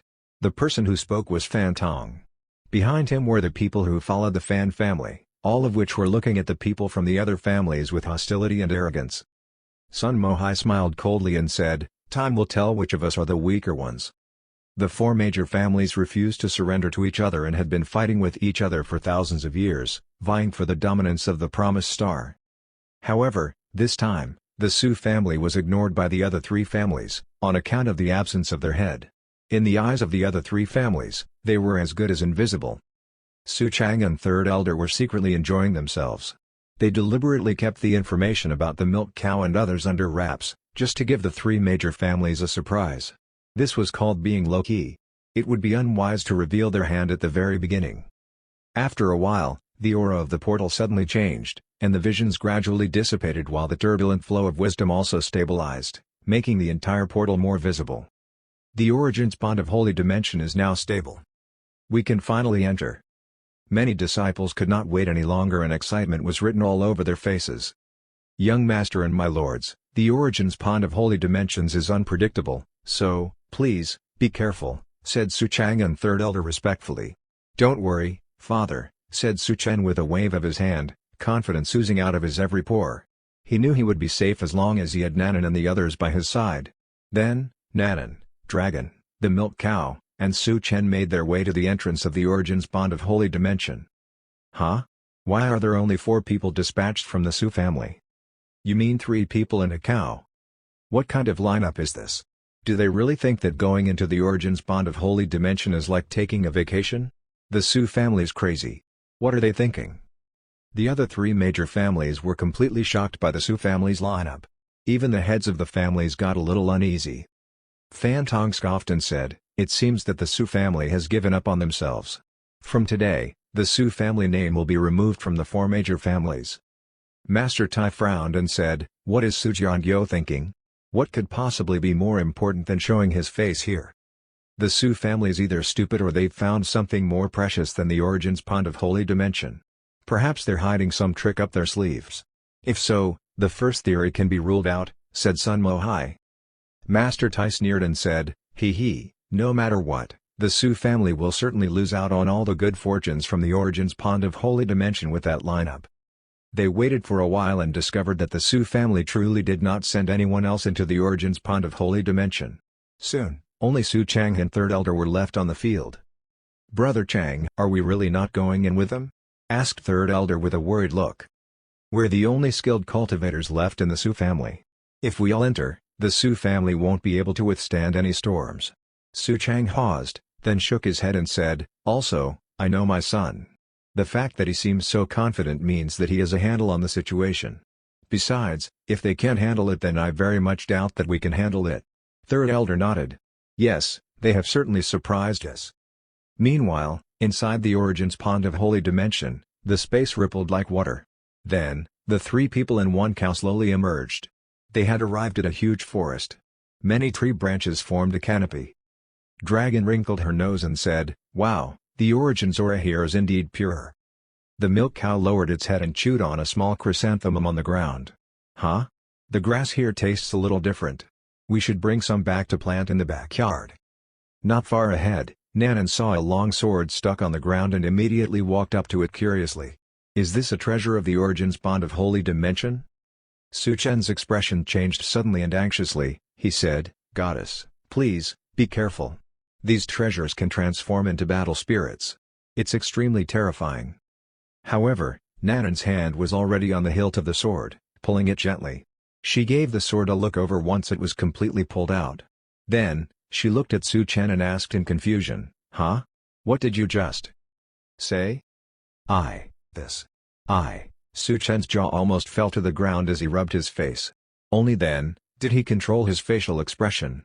In the Origins realm, every good fortune will come with a test, be it a piece of treasure, a cultivation method, or a spiritual root. They would transform into battle spirits. They're extremely powerful and they can only be obtained by subduing the battle spirits. "I see." Nanan arched her brow and looked at the long sword in her hand again. Then, she casually threw it aside. "I have no need for garbage." Su Chen was speechless. "Let's go somewhere else. The whole place looks fun." Dragon bounced forward. The next moment, the long sword trembled slightly and a tiger spirit appeared from it, following behind them. Nanan turned her head and pointed at the tiger. "Is this the battle spirit you mentioned?" I think so." Meow. Chapter 770 Extreme Contrast. What should we do about it? Su Chen was at a loss for what to do. He thought about countless possibilities but never once dreamed of such a situation. The battle spirits in the Origins Pond of Holy Dimension were notoriously difficult to deal with and they could unleash all the power of the treasures they guarded. These treasures were filled with Origins aura, and some of their abilities were so strange that even a third-step wisdom elite might not be able to defeat them. A battle spirit, just like its name, was born for battle. It was born from the strange environmental aura of the Origins Pond of Holy Dimension. Nobody ever heard of a battle spirit who surrendered without a fight. Su Chen secretly rejoiced in his heart. These people are so powerful that even a battle spirit surrendered to them without a fight. Thanks to them, I get to enjoy this benefit, too. I don't like it. Leave it alone. "Let's go," said Nana nonchalantly. Then, she went straight to the depths of the Origins Pond of Holy Dimension. Su Chen glanced at the tiger phantom and saw that it had a humanized look of grievance. Nevertheless, it continued to silently follow behind them. Soon, they came upon a glowing silver circlet. It was suspended in the air with origins flowing around it. Nanan and Dragon glanced at it and then looked away, showing little interest. These kinds of normal treasures were useless to them. On the contrary, the milk cow, who had been eating the grass along the way, had silently collected several kinds of grass that tasted good, ready to take them back for transplant. It was over the moon. "Fruit, we want fruit." Dragon looked around, chanting in anticipation.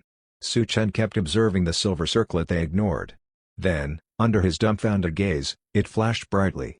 A silver-white eagle phantom appeared before following the group silently from behind. As expected of people who were close to an expert. Their charm is simply irresistible, he thought with awe. Nanan completely ignored the battle spirits and said, "Let's go. Nothing to see over here. We need to hurry up and find the fruit." On the other side of the Origins Pond of Holy Dimension, mana and ultimate spells were exploding recklessly everywhere and the roars rose to the sky whenever a battle broke out. Many disciples formed a circle around a cheetah whose entire body was made of flames. Master Tai had personally taken the lead, wanting to suppress the fire leopard. The fire leopard opened its mouth and spat out a strong flame which then turned into a terrifying shock wave. The attack bombarded Master Tai. The Origins Bond of Holy Dimension gave the battle spirits there a bonus effect on their combat power. The power of Origins could be easily manipulated by the battle spirits, thus, exponentially increasing their combat power. However, Master Tai was a third step wisdom elite after all, and casting Origins ultimate spells was as easy as snapping his fingers. He raised his hand and pushed out his attack, and the mighty force penetrated the flame. It even formed a hurricane that blew away the remaining fire. With a push of his toes, Master Tai instantly appeared above the fire leopard, pressing down on its spine with his finger. The fire leopard let out a pitiful roar, and with a shudder, fell to the ground like a comet. The flame on its body quickly turned into a fiery red spear. Just when everyone thought the battle was over, the red spear shot out into the sky at an astonishingly fast speed intending to escape. The same trick won't work the second time. Young Master Tai laughed. He had long since blocked the area with the rest of the Tai family. Their mana gathered in the air, overwhelmingly suppressing the sky. Although the long spear was unstoppable, it was like a sharp arrow shooting into the sea. It was powerful at first, but soon lost its momentum and could not move an inch anymore. "Gotcha," said Master Tai as he caught the spear. He rubbed the spear with a satisfied smile on his face. This spear can trigger the Origins of Fire, has a fast attack speed, and its destructive power is unparalleled. This is definitely a superb Origins treasure. Congratulations, Master Tai. This is already the second Origins treasure we've obtained and it's only been a short while since we entered the Origins Pond of Holy Dimension, said young Master Tai excitedly. Master Tai laughed and said, "Ha ha ha, we have to thank our luck for that. We wouldn't be able to subdue any treasures if we didn't come across any. This long spear's really cunning. It managed to escape from the hands of Master Tai last time," said an elder of the Tai family with a smile. They would have caught the spear sooner if it were not for the fact that half an hour ago, they were caught off guard when the spear escaped through the air. Then, they tracked it all the way to this point before successfully subduing it. So, it's not an easy thing to get treasures. Oh well, the hard work will pay off in the end. So far, we've gotten the most treasures, said Master Tai with a proud smile. Huh? At this time, someone in the Tai family noticed several figures approaching from the distance, and after taking a closer look, he could not help but chuckle. It's the cow. I never expected to bump into them here.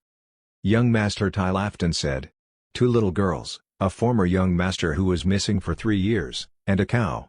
I'm impressed by how confident the Su family had become in 100 years. Even I wouldn't dare to treat the Origins Pond of Holy Dimension so frivolously." Right? They look like they're here for a vacation instead of treasure hunting, said an elder. Don't pay attention to them. Doing so would only make us drop to their level, lectured Master Tai. Words of the wise, Master Tai. You've enlightened the unenlightened, said the Tai family in admiration.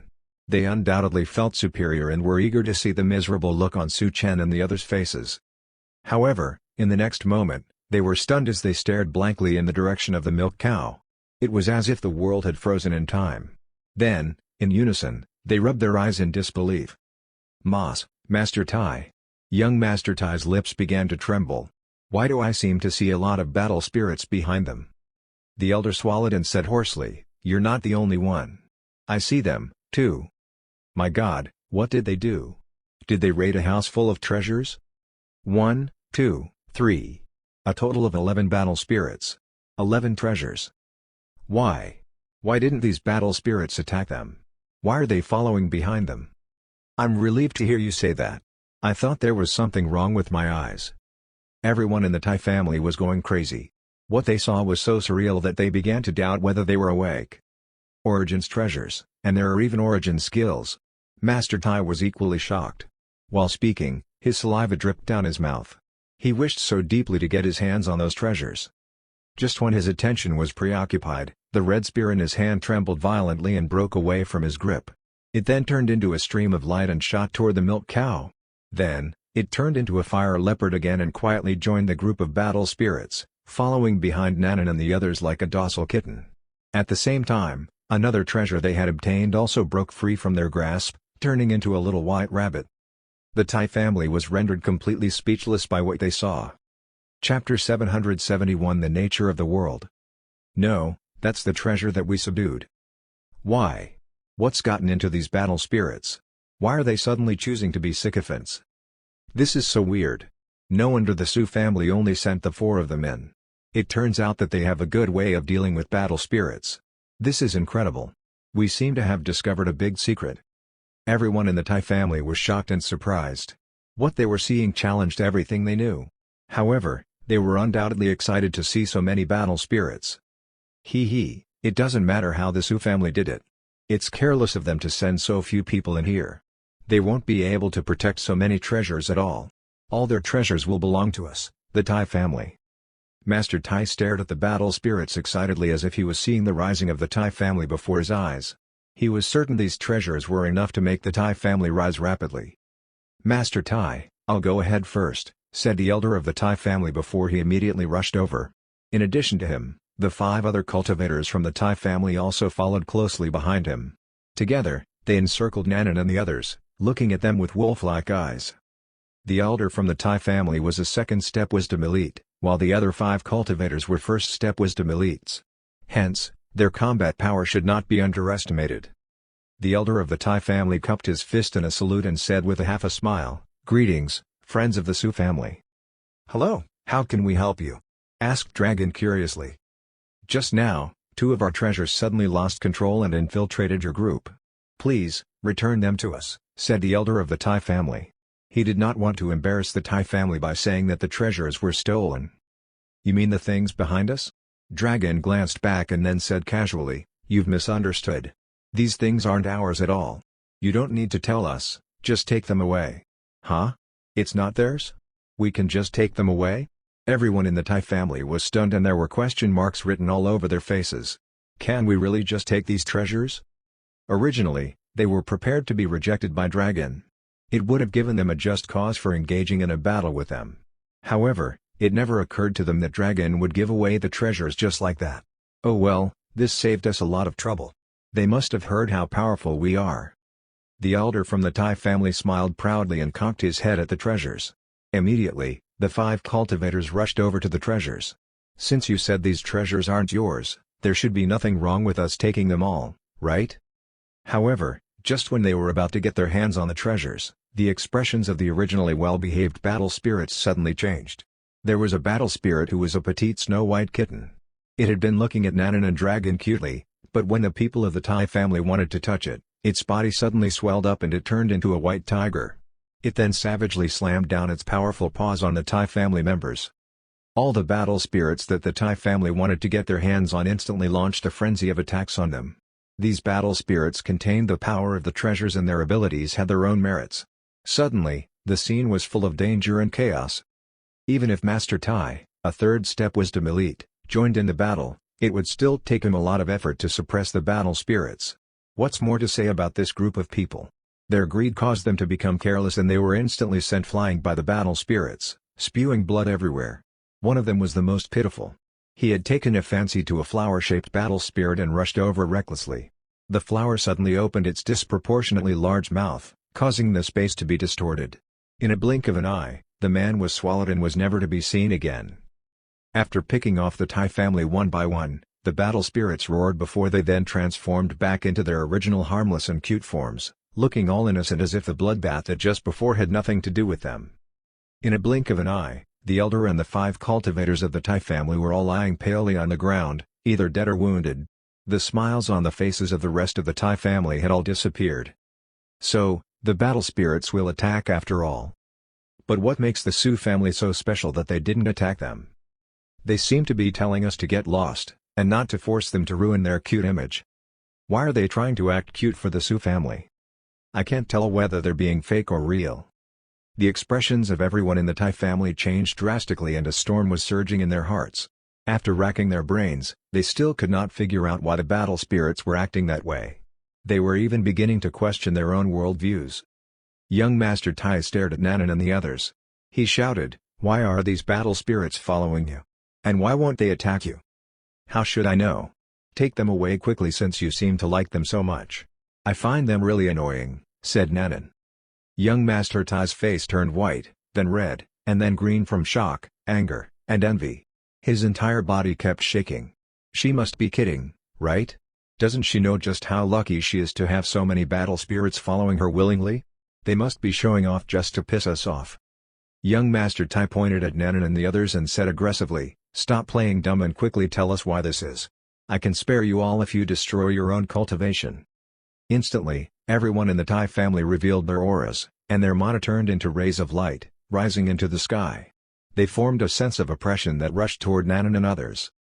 "You guys are crazy. Why are you fighting us when we already said you can take the treasures?" Dragon scrunched up her face and patted the milk cow's back. "Brave cow, you're up." The milk cow stood unmoving and continued to chew on the grass while glancing at the people of the Tai family. This caused them to feel inexplicably nervous. However, before the milk cow could make a move, the 13 battle spirits behind them had already stepped forward and were all staring vehemently at the Tai family. The glow of the treasures was also flickering. They looked like they would launch an attack at the drop of a hat. What's going on? These battle spirits not only won't attack them, but they're also protecting them. What makes them so special? Why do the battle spirits treat them differently? This is clearly breaking the rules of the Origins bond of Holy Dimension. I don't know why, but I suddenly see ourselves in these battle spirits. Yeah, the way they're fawning over them is the same way we're fawning over them. Gah. It pains me to know that the treasures we so cherished are nothing but bootlickers to others. I realize that the nature of the world's made up of a hierarchy of bootlickers. Chapter 772 The Blood-Filled Fruit. Master Tai, these people are very strange. They must be hiding a huge secret. Young Master Tai stared at Nanan and the others, his eyes burning with unconcealed greed. Master Tai's eyes were also flashing brightly, but his were with thoughts. They must have something strange on their bodies that attract the battle spirits. Could it be treasure, aura, or their bloodline? The battle spirit themselves are supreme treasures, so the possibility of them having treasures isn't high. As for their auras, it's almost impossible for a battle spirit to act like this just by their auras. There's a high probability that it's because of their bloodline. Bloodline? Young Master Tai was slightly taken aback. The battle spirits are equivalent to the spirit of a treasure, and they only obey those who can suppress it. However, if someone has the highest bloodline and has a bright future, the battle spirit will willingly surrender to them, said Master Tai solemnly. The elder from the Tai family wiped the blood from the corner of his mouth and asked fearfully, "Just exactly what kind of bloodline can make the battle spirits behave like this?" "Only a bloodline above the dictator bloodline can do this," said Master Tai in a low voice. Hearing this caused everyone in the Tai family to breathe rapidly. The dictator bloodline was the pinnacle of the Origins realm. Could there really be a bloodline that was above that? They found this really hard to imagine. Young Master Tai began to tremble with excitement. He licked his lips and said, "Master Tai, if this bloodline is acquired by the Tai family." He could not help wondering how brilliant his future would be if he could take this bloodline for himself. Which of the four of them possessed the bloodline that could defy heaven? "Master Tai, let's take them down together," said the elder from the Tai family in a low voice. This group of people were like treasures. This was not a matter of the battle spirits or treasures anymore, but also about the bloodline that could defy heaven. They had to get their hands on it no matter what. However, Master Tai shook his head. He slowly stepped forward and said with a friendly smile, "Friends, it was a misunderstanding just now. Your talents are truly rare in the world. Join the Tai family and I'll definitely give you the best treatment and all the resources our family has." Nanan shook her head without hesitation and said impassively, "Thanks, but no thanks. Since this is all a misunderstanding, hurry up and get out of our way." Master Tai's eyes narrowed slightly as a chill flashed through them, but he still did not make a move on them. Instead, he let everyone in the Tai family get out of the way. "Master Tai, are you seriously going to let them go just like that?" asked young Master Tai anxiously when he saw Nanan and the others getting further away from them. "Of course not." Master Tai smiled coldly and then said, "They're surrounded by battle spirits, so it won't be easy for us to take them down. Besides, they can attract treasures, so wouldn't it be better if we let them attract more treasures before taking them down?" Everyone in the Tai family immediately smiled and said, as expected of Master Tai to come up with such a brilliant plan. On the other side of the Origins bond of Holy Dimension, the Fan family was advancing rapidly. At this time, Fan Tong was leading the charge, looking extremely majestic. Following behind them were two men donned in black armor. These two men in black armor were with the Fan family when they were all waiting for the portal to open, but they were so quiet that they did not attract anyone's attention. At this moment, On the rocky mountain ahead stood a golden pagoda bathed in golden light. There was also a golden dragon phantom entwined around the pagoda. It seemed to be in a deep slumber. Fan Tong waved his hand and 8 members of the Fan family shot out. Together, they cast a large red net over the golden pagoda. The golden dragon was awakened and it let out a roar, kicking up a storm of terrifying power and coercion while it swung its tail. However, the big red net emitted a blood-red light, forming a force of suppression that could block everything. It easily suppressed the golden dragon. One of the men in black armor nodded and said, "Not bad. This is thanks to the treasure and formations given by my lords, otherwise it wouldn't have been so easy," said Fan Tong with a smile. "Where's the blood-clotting fruit?" asked the other black-armored man coldly. "My lords, the blood-clotting fruit is in the depths of the Origin's Bond of Holy Dimension. We just have to continue walking down this path to reach it," replied Fan Tong. "Very good, the organization will make sure the Tai family gets a hefty reward if it really is the blood-clotting fruit," said the black-armored man. Fan Tong was overjoyed. Then, he curiously said, "Rare as the fruit might be, it can be used to temper the blood, so I'm wondering what my lords plan to do with it?" The 2 men in black armor glanced at Fan Tong in unison, their eyes ruthless and cold.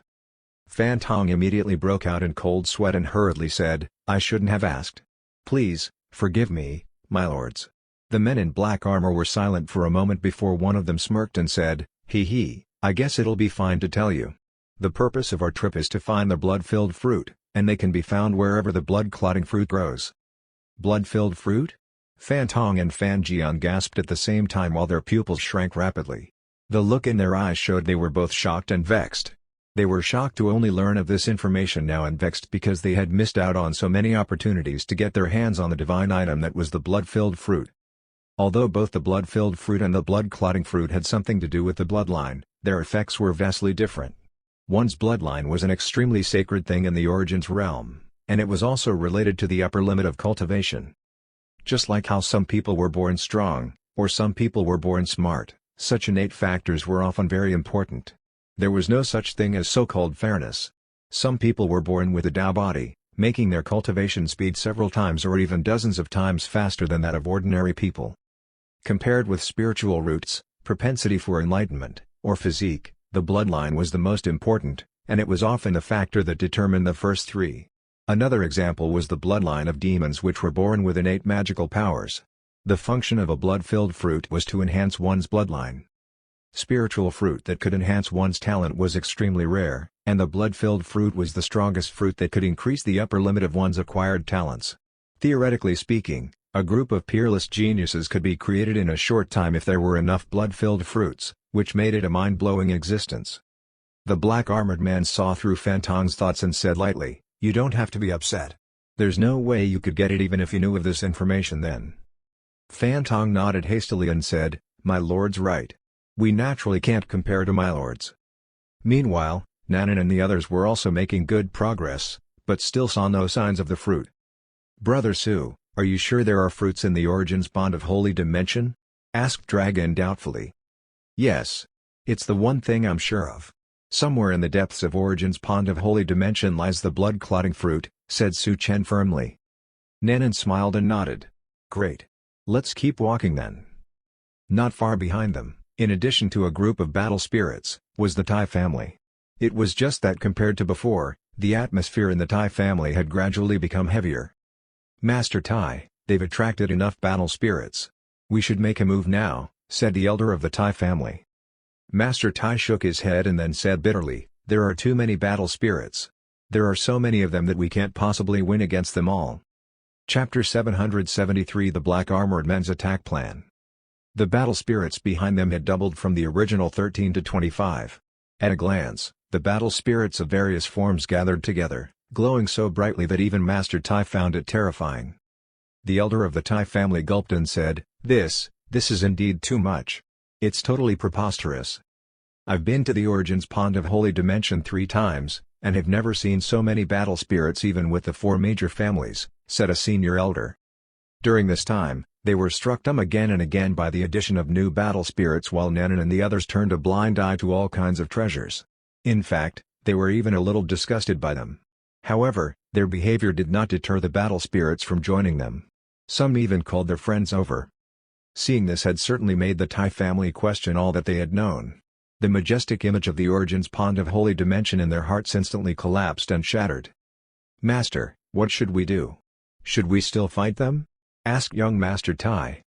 "I already said we have no chance of winning. You can fight them yourself if you want," said Master Tai unkindly. "The only thing we can do now is to wait." "You mean to wait for the other two families to fight them?" asked the elder of the Tai family. "Yes, this is the only way." Master Tai nodded and continued, "Whether it's the Fan family or the Sun family, they definitely won't be able to restrain the urge to fight them after seeing so many treasures. The Tai family will be there to pick up the pieces once both sides sustain heavy injuries." While they were talking, they saw a white wolf battle spirit coming from a distance to join the group of bootlickers. The lips of everyone in the Tai family twitched at the same time as they quickly looked away. "Gah! I can't watch it anymore. This is too huge of a blow for me." Half a day later, the Sun family and the Fan family arrived almost at the same time at the depths of the Origin's Pond of Holy Dimension. The Origin's aura there was the most intense. The surroundings were filled with mist while the wisdom in the sky was spewing out a mysterious aura. They had found the place where the blood-clotting fruit was. Through the heavy mist, they could see a towering tree with luscious green leaves, and on the tree were 4 orbs of blood-red light. The blood-red orbs were like rubies, penetrating and dazzling. If one looked closely, one would find that there was also a trace of red ore flowing in the surrounding fog as blood chi was released.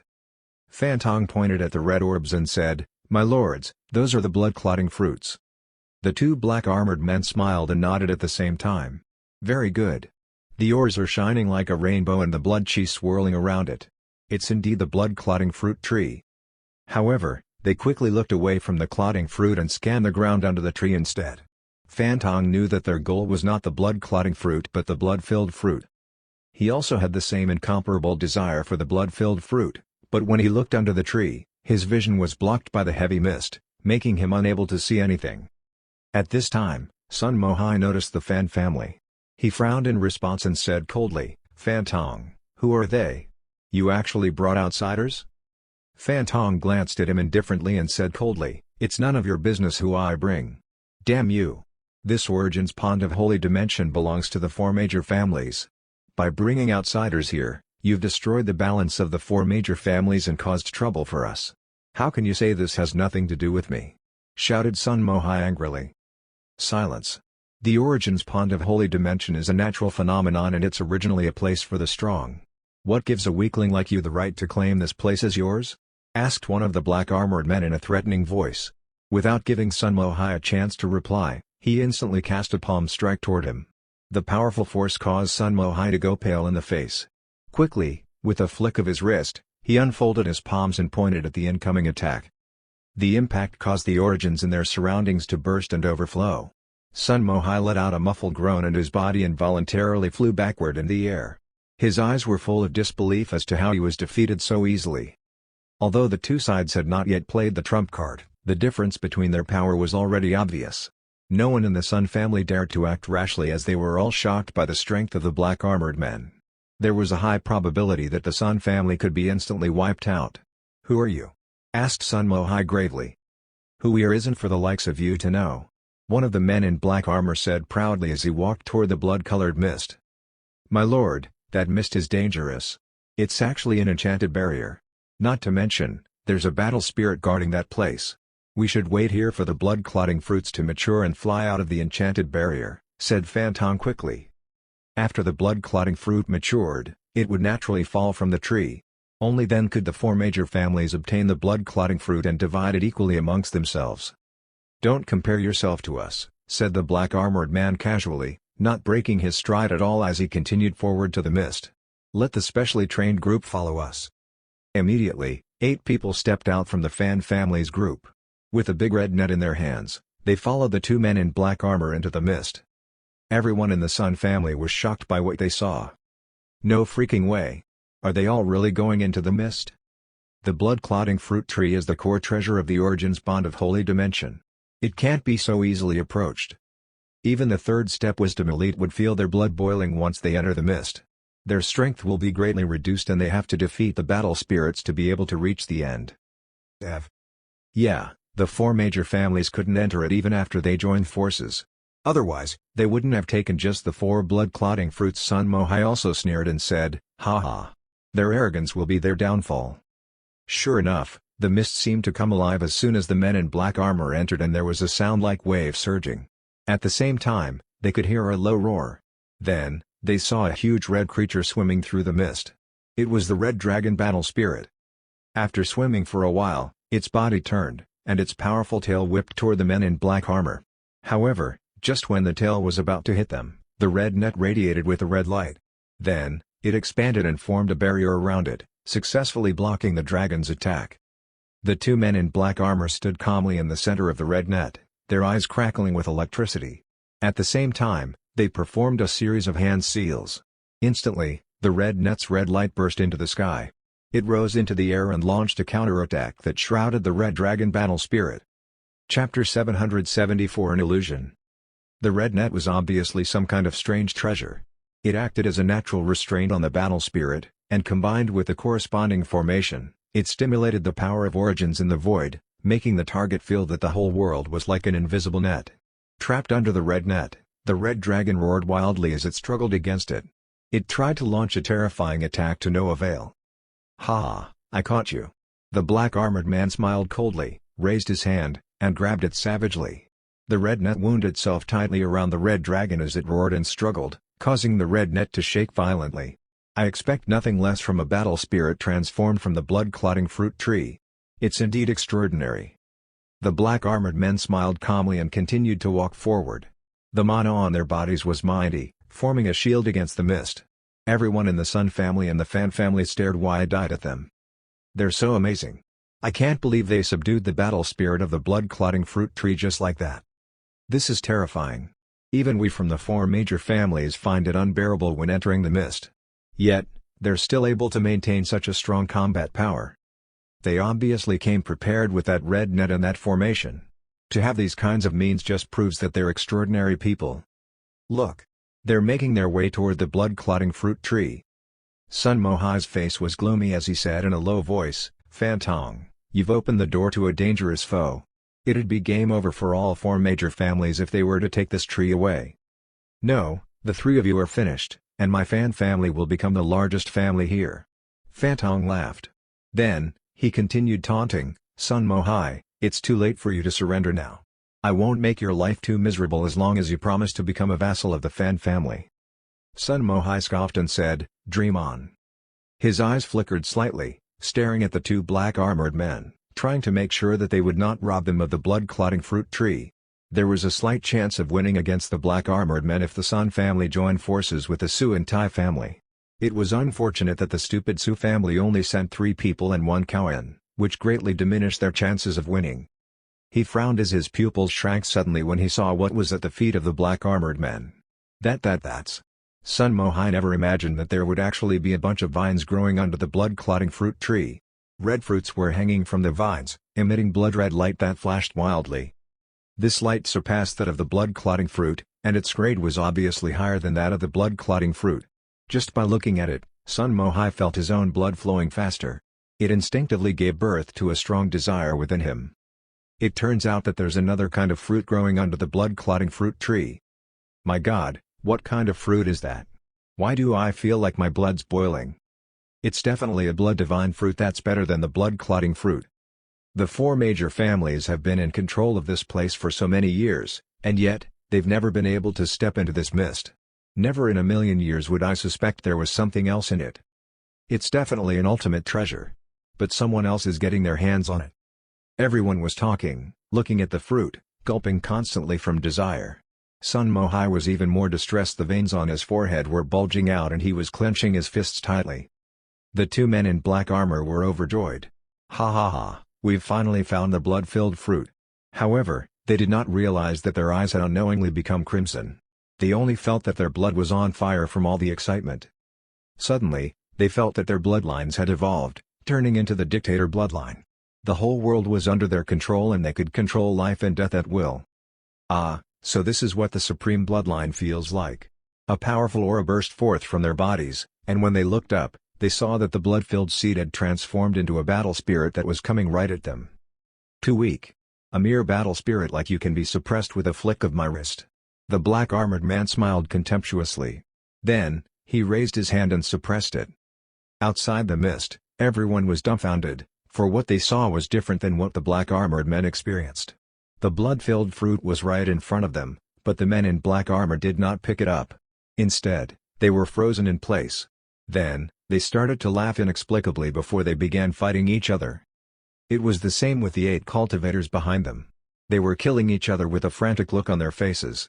Their attacks were extremely terrifying. They must have fallen into some kind of illusion. I knew it. There's no way they could get the divine fruit so easily. The black-armored men don't seem like they're able to hold on either. The Origin's bond of Holy Dimension is too unfathomably profound. It's obviously not that easy to conquer. I get it now.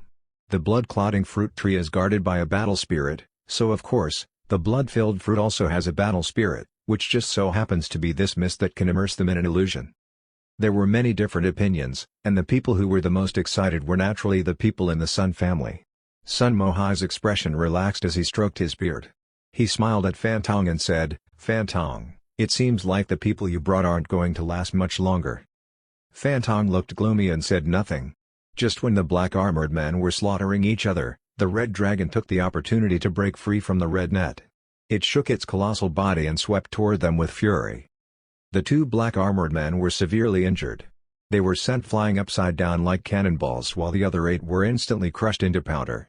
The 2 black-armored men, who were so arrogant not long ago, fell to the ground with a heavy thud as they spat out a mouthful of blood. The wounds of their bodies made them look pitiful and miserable. It only then did they snap out of their illusion. Gah. No. Where did my dictator bloodline go? How can I be injured? Isn't my cultivation already at its peak? I clearly felt the pure power in my blood, how could it be an illusion? No. The previous experience made them more determined to get their hands on the blood-filled fruit. However, no matter how hard they tried, and even if they remained vigilant or used their trump cards, they were still unable to pass through the mist. Again and again, they returned to square one, sustaining more injuries on their bodies. Damn it! This is getting ridiculous. The 2 black-armored men exchanged glances, and one of them said in a low voice, "It seems like we're left with no choice but to contact Master Thunder and let him handle this." However, at this moment, the blood-clotting fruit tree that had been quiet suddenly trembled. Then, 4 blood-clotting fruits fell from the tree and turned into 4 beams of light which then flew toward a particular direction. What's happening? The blood-clotting fruits are obviously not ripe yet. What's going on? Why did the fruit move by itself? Where are they flying to? Everyone's eyes followed the blood-clotting fruit, and they could do nothing but watch helplessly as the fruits flew to the side of the 3 people and 1 cow who had just arrived. Chapter 775 The 3 families joined forces. Hey look! There really are fruits in here. Let's find out how it tastes. Nanan and Dragon reached out to catch the fruits. Their eyes lit up slightly in anticipation as they bit into the fruit. The milk cow used its mouth to catch the fruit mid-air and began to chew it carefully. Su Chen stared blankly at the blood-clotting fruit in his hand as doubts arose in his heart. Did the blood-clotting fruit just willingly offer themselves to us? Does that mean I never need to work hard in my life again? Wouldn't that make my life boring? The taste is a little sweet and it's not that juicy, but overall, I think it's okay, commented Nanan. Dragon, who had tasted better fruits than that, nodded and said, Brother Lee doesn't have this kind of fruit. It'll definitely taste better once it's planted in the backyard. Moo, the taste is only average, but the master will be happy to have a new fruit tree in the backyard, said the milk cow, not really impressed. The others watched helplessly as their jaws dropped to the ground with shock when they heard their evaluation of the fruit. Fruit? Average? Are they really talking about the divine blood-clotting fruit? The one that gave up its pride to offer itself to you? Is that really all you have to say? Poor fruits. A jolt went through Sun Mohai's body when he suddenly snapped out of his shock. Shit. They ate all the fruits, he roared, eyes all red. An uproar occurred when the others woke up from their trance, too. Who are these people? Why would the blood-clotting fruit offer themselves willingly to them? Not only that, but they actually disliked the blood-clotting fruit. I've lived for 103,000 years but I've never even tasted the blood-clotting fruit. The blood-clotting fruit was eaten by a cow? It's wasted. The blood-clotting fruits are wasted on them. Let's kill them. We might still be able to retrieve the blood-clotting fruit if we cut open their stomachs. Countless sores were locked on their bodies, but Nanan and the others paid them no mind, for their attention was all focused on the blood-clotting fruit tree in the middle of the mist. There was only one thought in their minds: dig up this tree and bring it back to the four-part architecture. Fan Jian's face darkened when Nanan and the others ignored them. "Su Chen, tell me what you did? Why is the blood-clotting fruit behaving like this?" he asked in a thick voice. The others from the Fan family began to encircle Su Chen and the others, their momentum surging as they closed in on them savagely. Su Chen shrugged, and in a casual manner, he said, "Why don't you ask the battle spirits behind us?" In an instant, dozens of battle spirits shot out and roared at the Fan family in a bid to protect Nanan and the others. The endless glowing light from the treasure swirled around them, overwhelming the sky and suffocating everyone. Fan Jian stopped in his tracks and his pupils shrunk before staggering back. He collapsed to the ground. His mind went blank and he thought he was hallucinating. How is this possible? It was not that he was timid, but that the visual impact of the scene before him was too much for his heart to bear. The others were not much better than him. They were all staring at the battle spirits in disbelief. "Oh my God, where did these battle spirits come from? No, it can't be. Are these battle spirits really following them and protecting them? What did the Su family do to have this kind of power? My God, the wealth of our four major families combined can't even match the wealth of these people. Okay, I have to admit that I'm jealous. What makes them so special though?" Sun Mohai and Fantong also lost their composure on the spot. Seeing so many battle spirits made them dizzy and break out in goosebumps all over their bodies. Even the two black armored men narrowed their eyes, while a tsunami swept over their hearts. With their experience, it should be difficult to be moved by anything. Then again, they never expected the group they had looked down on the most could bring such a huge surprise to them. "These people are terrifying. They can attract the battle spirits and the blood-clotting fruit," said one of the black armored men. "The treasures have spirits, and the battle spirits are the embodiment of the treasure spirits. They must have felt something. I have a faint feeling that the value of this group of people is comparable to the entire Origins bond of Holy Dimension," said the other hoarsely. The first black armored man nodded, licked his lips, and said, "It seems like we have inadvertently encountered an extraordinary event." While everyone was processing the situation, Nanan and the others had already entered the mist and were heading toward the blood-clotting fruit tree. Seeing this once again made everyone's heart skip a beat. However, they did nothing to stop them. Everyone wanted to see how special this group of people were. Then, they saw the mist parting on both sides, making way for Nanan and the rest. Their eyes nearly popped out of their sockets while their hearts felt like they had been stabbed 1,000 times. Impossible. Could they have chosen the right time to enter? Fantong's eyes flashed suddenly. Then, he quickly followed Nanan into the mist. However, as soon as he entered the mist, he felt the blood chi in his body surge for a while, as if his blood had stagnated. Immediately afterward, the red dragon battle spirit that was dozing abruptly woke up and swept its thick tail at him. Pain coursed through Fantong's entire body and he was sent flying up into the air before landing on the ground with all his limbs spread out. He looked at the sky in a dazed manner, not any closer to figuring out why Nanan and the others received preferential treatment. As for the red dragon battle spirit, after he sent Fantong flying, it gave a curt nod to Nanan and the others and continued with its nap. Sun Mohai gasped and muttered to himself, "Just what kind of secrets do these people possess that can make the Origins bond of Holy Dimension behave like this?" Everything that they had seen so far had completely turned their worldviews upside down. It was even more outrageous than anything they could dream of. At that time, the Tai family who had been following Nanan and the others revealed themselves. "Everyone, the reason why the Su family dared to send only these 3 people and 1 cow this time is that they had obviously known this was going to happen. It won't be easy to take them down when they have so many battle spirits around them," said Master Tai. "So, you're saying that we should join forces?" asked Fantong with a dangerous glint in his eyes. Master Tai nodded and said, "There are enough treasures for us to share. It'll be even more wonderful if we can find out the secrets they possess." Chapter 776 The Heaven Plundering Alliance. Sun Mohai stepped forward, looked at the 2 black armored men, and said cautiously, "I don't object to joining forces, but shouldn't you tell us who they are first?" The origins of those 2 black armored people were unknown, but they were undeniably powerful. Even if the Sun family and the Tai family joined forces, they still would not be able to take the 2 black armored men down. In other words, they would run the risk of the Fan family going back on their words once they had suppressed Nanan and the others. Master Tai arched his brow and said, "Fantong, you better tell us the truth, or else this coalition won't happen." One of the black armored men scoffed, and a coercive force instantly burst out from his body. "How dare a weakling like you speak to us like this?" he asked murderously. The black armored man raised his hand to suppress the other's coercive force and said, "The biggest winners today are that group of people with the cow. We shouldn't fight amongst ourselves. Everyone can tell that those people possess some kind of great fortune, so our priority should be to take them down." Says.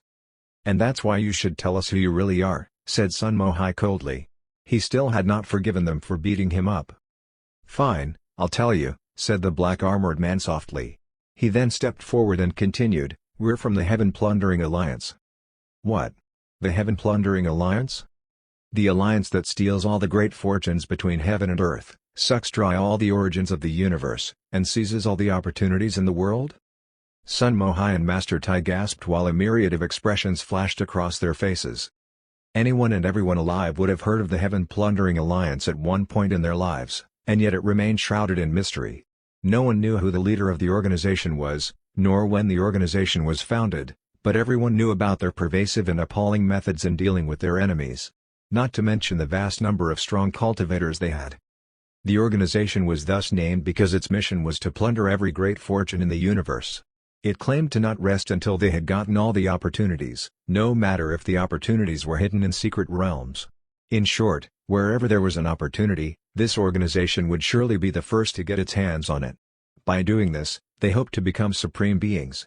In the beginning, the ancient Forbidden Zone was opened by the Heaven Plundering Alliance using a special method, and then they took the lead in breaking in. The black armored man smiled proudly, and said coldly, "You should know very well what would happen to those that oppose the Heaven Plundering Alliance." Hearing this caused Sun Mohai and Master Tai's heads to droop down with fear. In front of the Heaven Plundering Alliance, they were nothing but ants. A few powerful men from the Heaven Plundering Alliance were enough to wipe out their entire family. It was no wonder the Fan family could behave so arrogantly. The two black armored men were very satisfied with their response and changed the topic. "The situation of that group of people is too special. The most important thing for the Heaven Plundering Alliance is to capture them. I can make you a peripheral member of the Heaven Plundering Alliance as long as you all agree to join forces with us." A peripheral member. Sun Mohai's and Master Tai's eyes suddenly lit up and their hearts were filled with joy. "Does my lord really mean it?" asked Sun Mohai. Even a peripheral member of the Heaven Plundering Alliance would get to enjoy all kinds of good fortune and countless opportunities. According to rumors, one could get everything one's heart desired as long as contributions were made to the organization. The organization possessed all kinds of opportunities that were hard to find in the outside world, making it really tempting to join them. The black armored man smiled slightly and said, "My words are as good as gold." The other black armored man nodded and said seriously, "All of you should count your lucky stars. An opportunity like this doesn't come by very often. In short, special circumstances call for special measures, and we're determined to win against those people and the cow." Soon, the four powerhouses reached a consensus. Their eyes glinted dangerously as they locked their gazes on Nanan and the others, who by then had already reached the depths of the mist. The mist remained parted, giving them an unobstructed and direct path to the blood-clotting fruit tree. Dragon sized up the tree and exclaimed, "Wow, what a big tree! Let's begin digging." Without hesitation, Nanan took out her shovel and began digging with practiced movements. Su Chen was stunned. "You plan to dig up the tree?" He originally thought that Nanan wanted only the fruit. He did not expect them to dig up the tree. It seemed like he had underestimated their ambition. While digging hard, Nanan said, "Yeah, what else does it look like we're doing? Get ready to carry the tree back." The shovel flew quickly under her control, and mountains of dirt soon piled up around the tree. The milk cow followed her lead and was digging the ground with its hooves, too. As for the group of people outside the mist, they were dumbfounded as their eyes widened in deep shock. They're digging up the tree? Right? They're so ruthless to dig up the whole tree. Where do you think they're going to plant it? The most ruthless of them all is the blood-clotting fruit tree's battle spirit. Look at it. It's just sitting by and doing nothing as if it couldn't wait to be dug up by them. Didn't you all notice something special about the shovel? It must be a very powerful treasure to be able to dig up the blood-clotting tree. They're too mysterious. What kind of secrets are they hiding?" Even the two black armored men were shocked by what they were seeing. Although they were members of the Heaven Plundering Alliance, there were very few instances where they found themselves digging up spiritual roots due to the difficulty in digging them up. Even if a spiritual root was dug out, It was likely that the whole process would affect the efficacy of the spiritual fruit and cause irreparable damage to the tree. And those people are digging it up with just a shovel? That's simply outrageous. They put the Heaven Plundering Alliance to shame. We might as well give them the name of our organization. Just as everyone was shocked, Nanan and Dragon had already uprooted the blood-clotting fruit tree and heaved it over their shoulders. "Nanan, look. There are vines here. There seem to be fruits on them, too," exclaimed Dragon excitedly. "This is a nice bonus. Let's bring it back, too," said Nanan without missing a beat.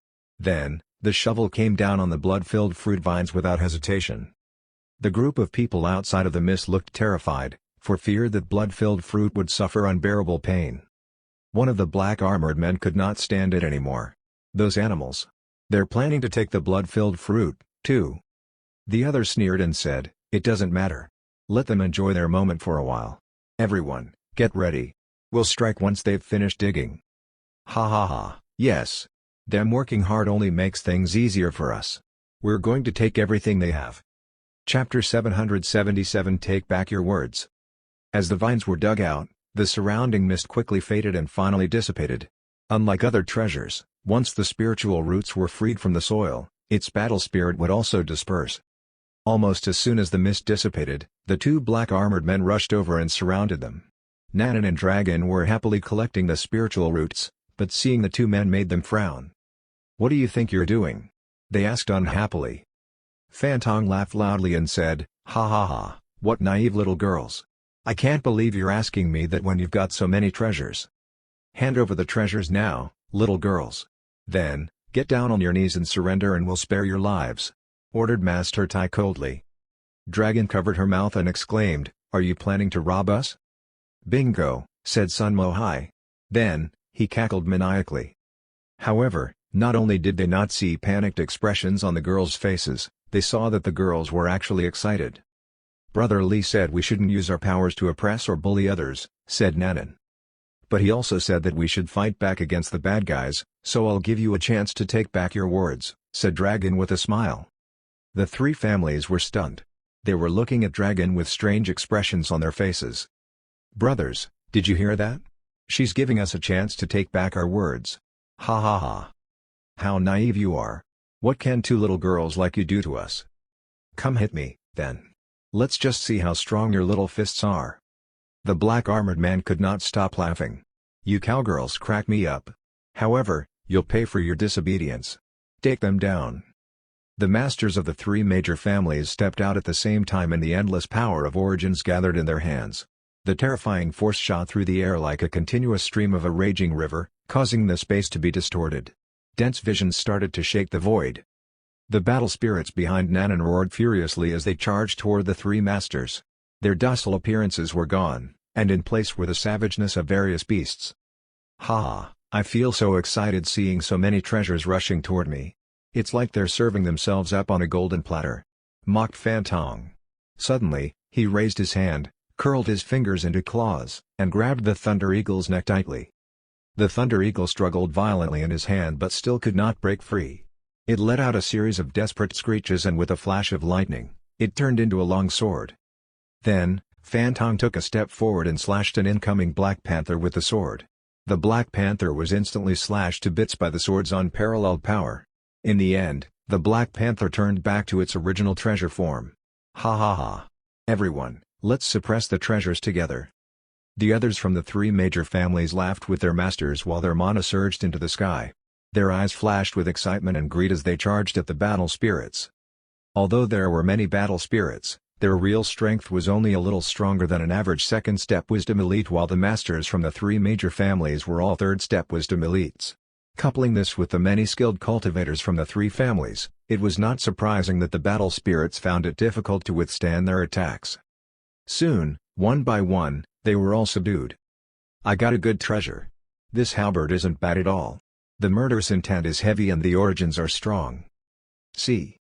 Oh dear battle spirits, what exactly did you see in those people? Follow us, and we'll make sure you'll live up to your full potential. That's right. Your fates are to be subdued by us. Be obedient and don't resist." Everyone was behaving extremely arrogantly and they used everything in their arsenal to subdue the battle spirits. The two black armored men looked at each other, smiled coldly, and made their way over to Nanan. Those battle spirits were not what they were after.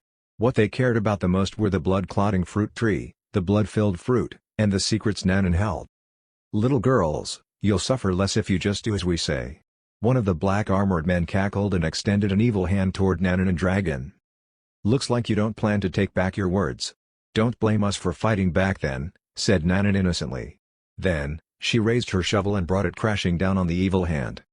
No one would find a little girl with a shovel threatening. The smirk remained on the black-armored man's face as he laughed even more wildly. However, in the next second, the shovel slammed down on his hand and the laughter froze on his face. Then, his face contorted with pain. "Oh Abba! Abba! My hand! My hand!" he gasped and shouted nonsensically. He felt like he was paralyzed and his hand had been flattened like a pancake. Even his origins of life could not restore it, as a mysterious force was raging in it accompanied by a heart-wrenching pain. "Are you okay?" asked the other black-armored man with shock. "There's something weird going on with them. Do your best to suppress them, and don't let your guard down for even a moment," said the injured black-armored man in a low and furious voice. "Don't worry." The other black-armored man nodded solemnly. He then narrowed his eyes, raised his fist, and threw a fist strike. This punch mobilized the origins around them, transformed into a giant dragon head, and pushed forward, wanting to crush everything in its path. Dragon was riding the milk cow like a general in battle. She raised her hand and commanded, "Charge, brave cow!" "Moo!" The milk cow roared at the sky and charged forward frantically with Dragon on its back. "You brats must have a death wish. Very well then." The black-armored man grinned savagely and also charged toward them like a cannonball, wanting to fight the milk cow head-on. The punch he threw earlier might seem random, but it was actually just a prelude. If the opponent chose to resist, he would quickly follow up with another attack that would exponentially increase the power of the first punch. In an instant, he arrived at the mouth of the giant dragon. He seemed to be controlling the dragon and he was surrounded by unrivaled power. He raised his hand and punched again. This time, it was like a meteor chasing the moon as it swooped toward the cow. The milk cow's movements remained the same, charging forward with its head down while its hooves kicked up dust storms.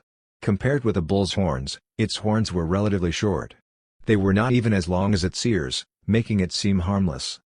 The two forces quickly collided like two streams of light meeting in the void. The terrifying power exploded, shaking all the origins around them and causing the void to vibrate and distort as if it were plastic. Then, a figure streaked across the void in a perfect parabolic arc, landing on the battlefield with a heavy thud. It was the black-armored man. Chapter 778 Chase after them, brave cow. The whole place was silent. Originally high in spirits, those who suppressed the battle spirits were collectively petrified when they saw what happened to the black-armored man. Their eyes nearly popped out of their sockets. Did the black-armored man just lose to a cow? Isn't he supposed to be really strong? Is this all he's got? The battle didn't even last that long. After a while, their collective mentalities collapsed and they hurriedly retreated from the battlefield, all the while keeping a cautious eye on the two supposedly harmless little girls and cow. How can his lord lose when he's a third-step wisdom elite? His combat power is even stronger than those of the master. What level is that cow? It's absolutely terrifying. We've greatly underestimated them. They've been concealing their power all along. How's this possible? How could they be so powerful? What's their cultivation method? It turns out that the Su family has been sandbagging us all this while. The three major families felt chills in their hearts as they kept swallowing their bile. The black-armored man who fell to the ground spat out a mouthful of blood, his expression sluggish. "That cow, so strong. Quick, inform Master Thunder," he said in a hoarse voice. The other black-armored man was also panicking. His hand was flattened by a shovel, and now, his comrade was almost killed by a cow, giving him no doubt that there was something very, very unusual about Nanan and the others. All indications showed that there must be an unimaginable and shocking secret with extraordinary origins behind them, a secret they were unqualified to know. "We're from the Heaven Plundering Alliance, you'd better weigh it up and see if you can afford to offend us." Even so, he still spoke ruthlessly, confident that Nanan and the others would be quaking in their boots once they heard of the name. He silently took out a jade talisman, which was a magical item used by the Heaven Plundering Alliance for emergency communication.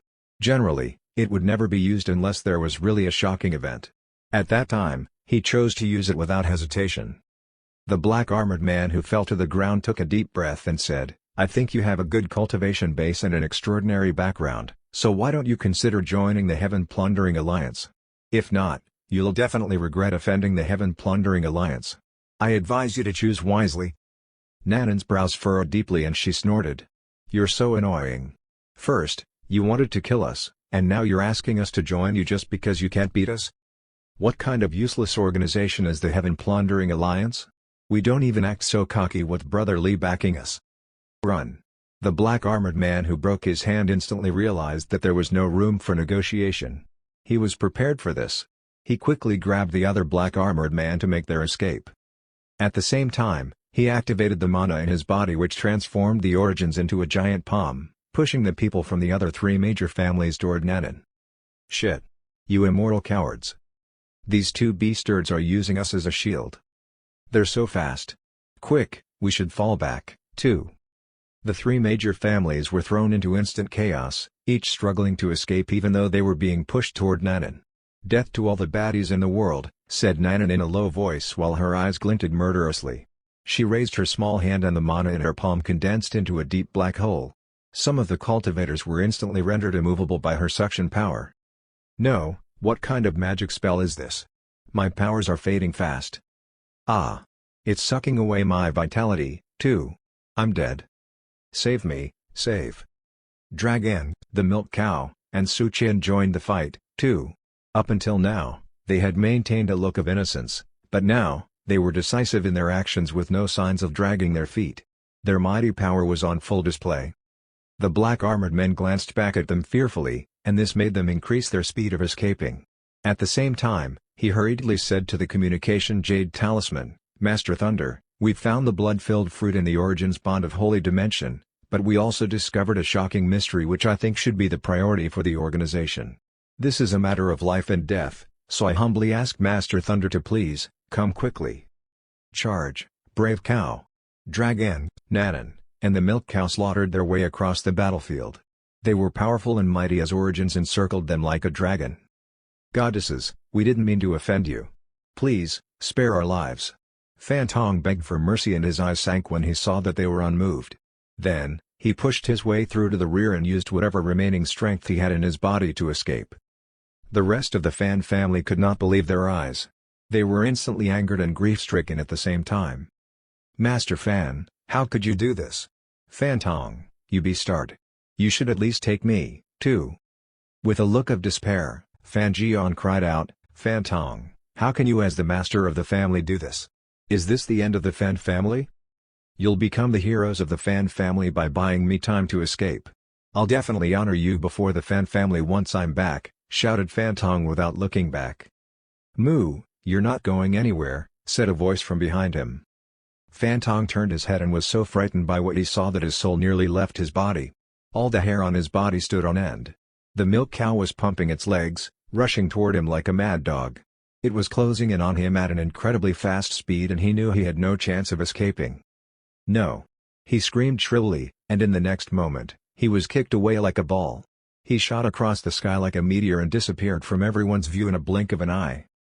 Meanwhile, Su Chang, third elder, and the rest of the Su family were still standing guard at the entrance of the Origins bond of Holy Dimension. They were anxiously waiting and wondering how Su Chang and the others were doing.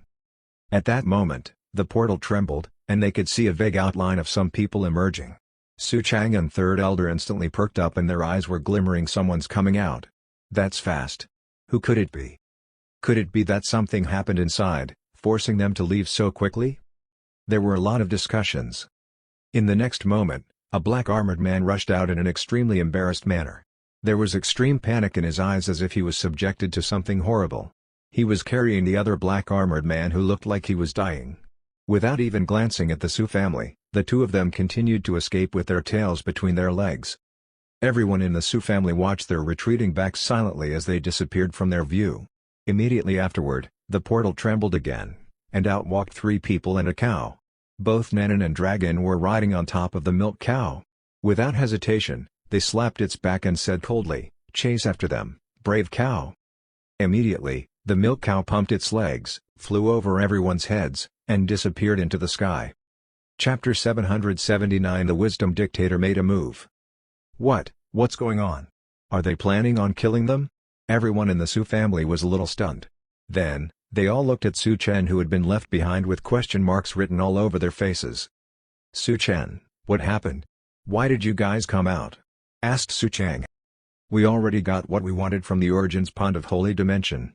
Su Chen shrugged and continued, "The two black armored men plotted against us, so now the goddesses are going after them." "I see." Su Chang nodded and asked curiously, "Now that it's over, what about the others?" "They've been sent away by the two goddesses," said Su Chen. Su Chang felt his scalp crawling. He wet his lips and said, "Are you saying what I think you're saying?"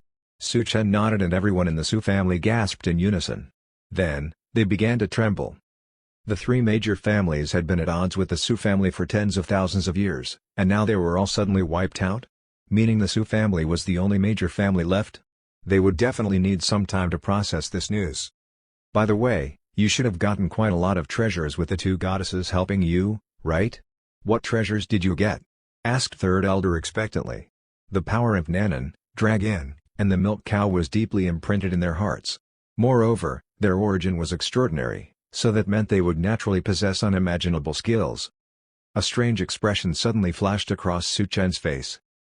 We definitely got some treasures, so be prepared." "Be prepared? That many?" The eyes of Su Chang and Third Elder suddenly lit up. Su Chen clapped his hands and immediately, dozens of light beams suddenly shot out of the portal and dizzying colorful visions illuminated the sky. Just how many treasures are there? Never would I have dreamed of seeing so many treasures in one place. I'm so touched that I could cry. Oh my God. This is too awesome. Everyone's souls were trembling. They had estimated that Su Chen and the others could get about 10 treasures. They never expected they would exceed their estimation by a mile. It was more accurate to say that they were shocked instead of surprised. The goddesses only had eyes for these 2 fruit trees. As for the other treasures, I'll ask them if the Su family can have them, said Su Chen. The minds of everyone in the Su family suddenly exploded. The Su family can have these treasures?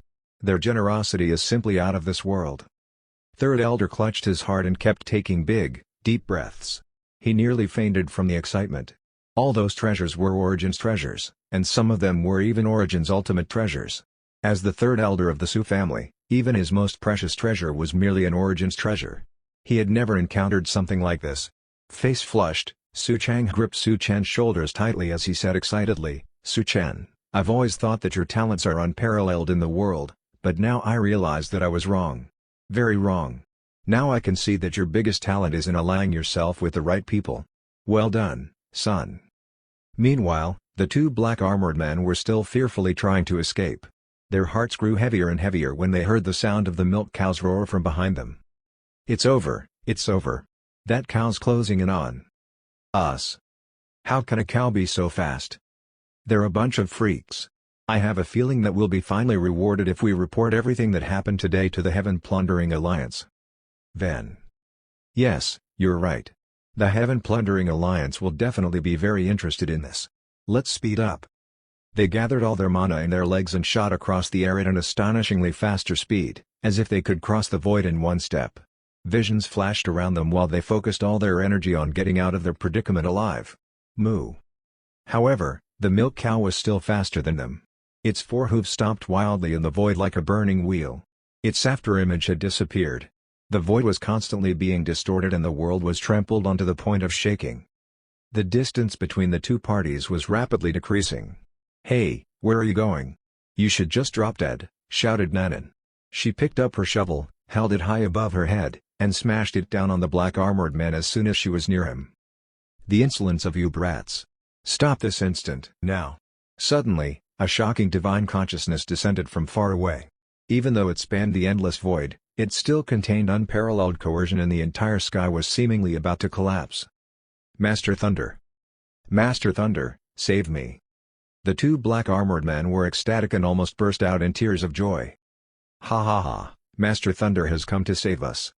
Don't laugh so fast. You're all going to die no matter who comes to save you." Nanan's little face was filled with murderous intent and there was electricity crackling from her eyes. She jumped up and brought her shovel crashing down on the black-armored man.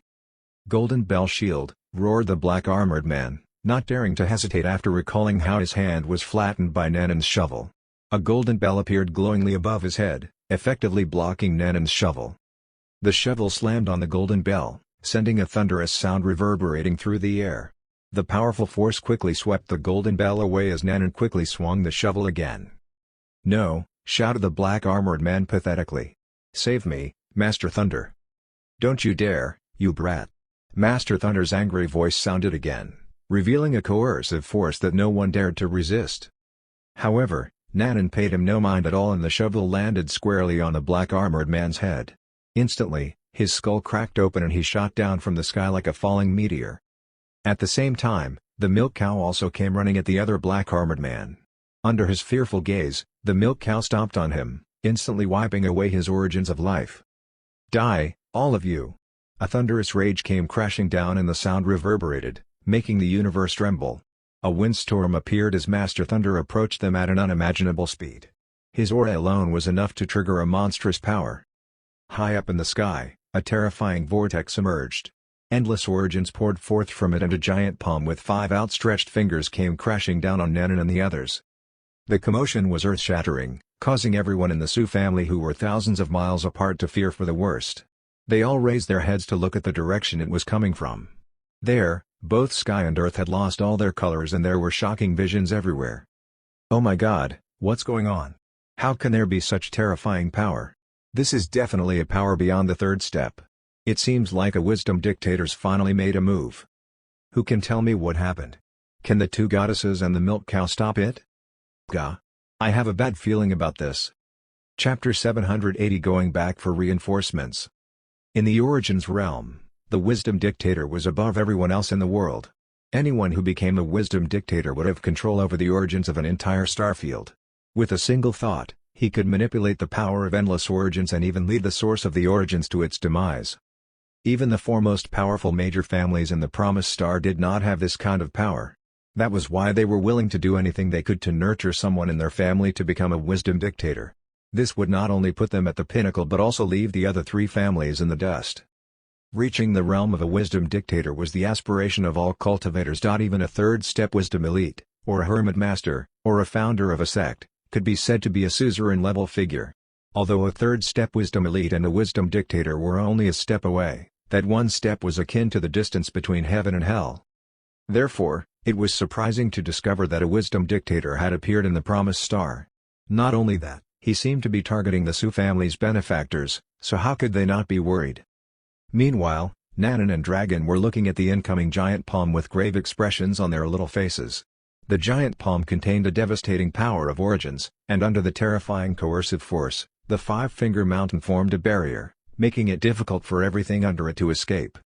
Nanan and Dragon tried to resist but found that their strength was greatly restricted under the giant palm. Many of their spells were dispelled as soon as they were cast, making it futile for them to escape. "We can't win over a wisdom dictator." All the colors drained out of the milk cow's face when it saw the giant palm coming down on them rapidly. It opened its mouth and a green turtle shell flew out of it immediately. The green turtle shell then expanded and cupped itself on top of the milk cow. "Hurry up and hide under my turtle shell," said Milk Cow in panic. Dragon's eyes lit up. "Wow, Sister Cow, you've come well prepared. You even brought Lao Gui's shell." "It's my mother who thought of it. She especially gave this shell to me before I left so I could use it for protection. She got the shell in exchange for her milk," said the milk cow with a smile. "Parents will always worry about their child. This time, we're saved thanks to your mother," said Nanan. Then, both Nanan and Dragon quickly hid under the turtle shell without a moment to spare as the giant palm slammed down on it. The turtle shell, with Nanan and the others in it, was sent flying, but they remained unharmed. They held the turtle shell above them and escaped in a hurry. "How's this possible? What kind of turtle shell is that?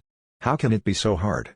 The wisdom dictator, who came from a distance, was struck dumb by the fast-moving turtle shell.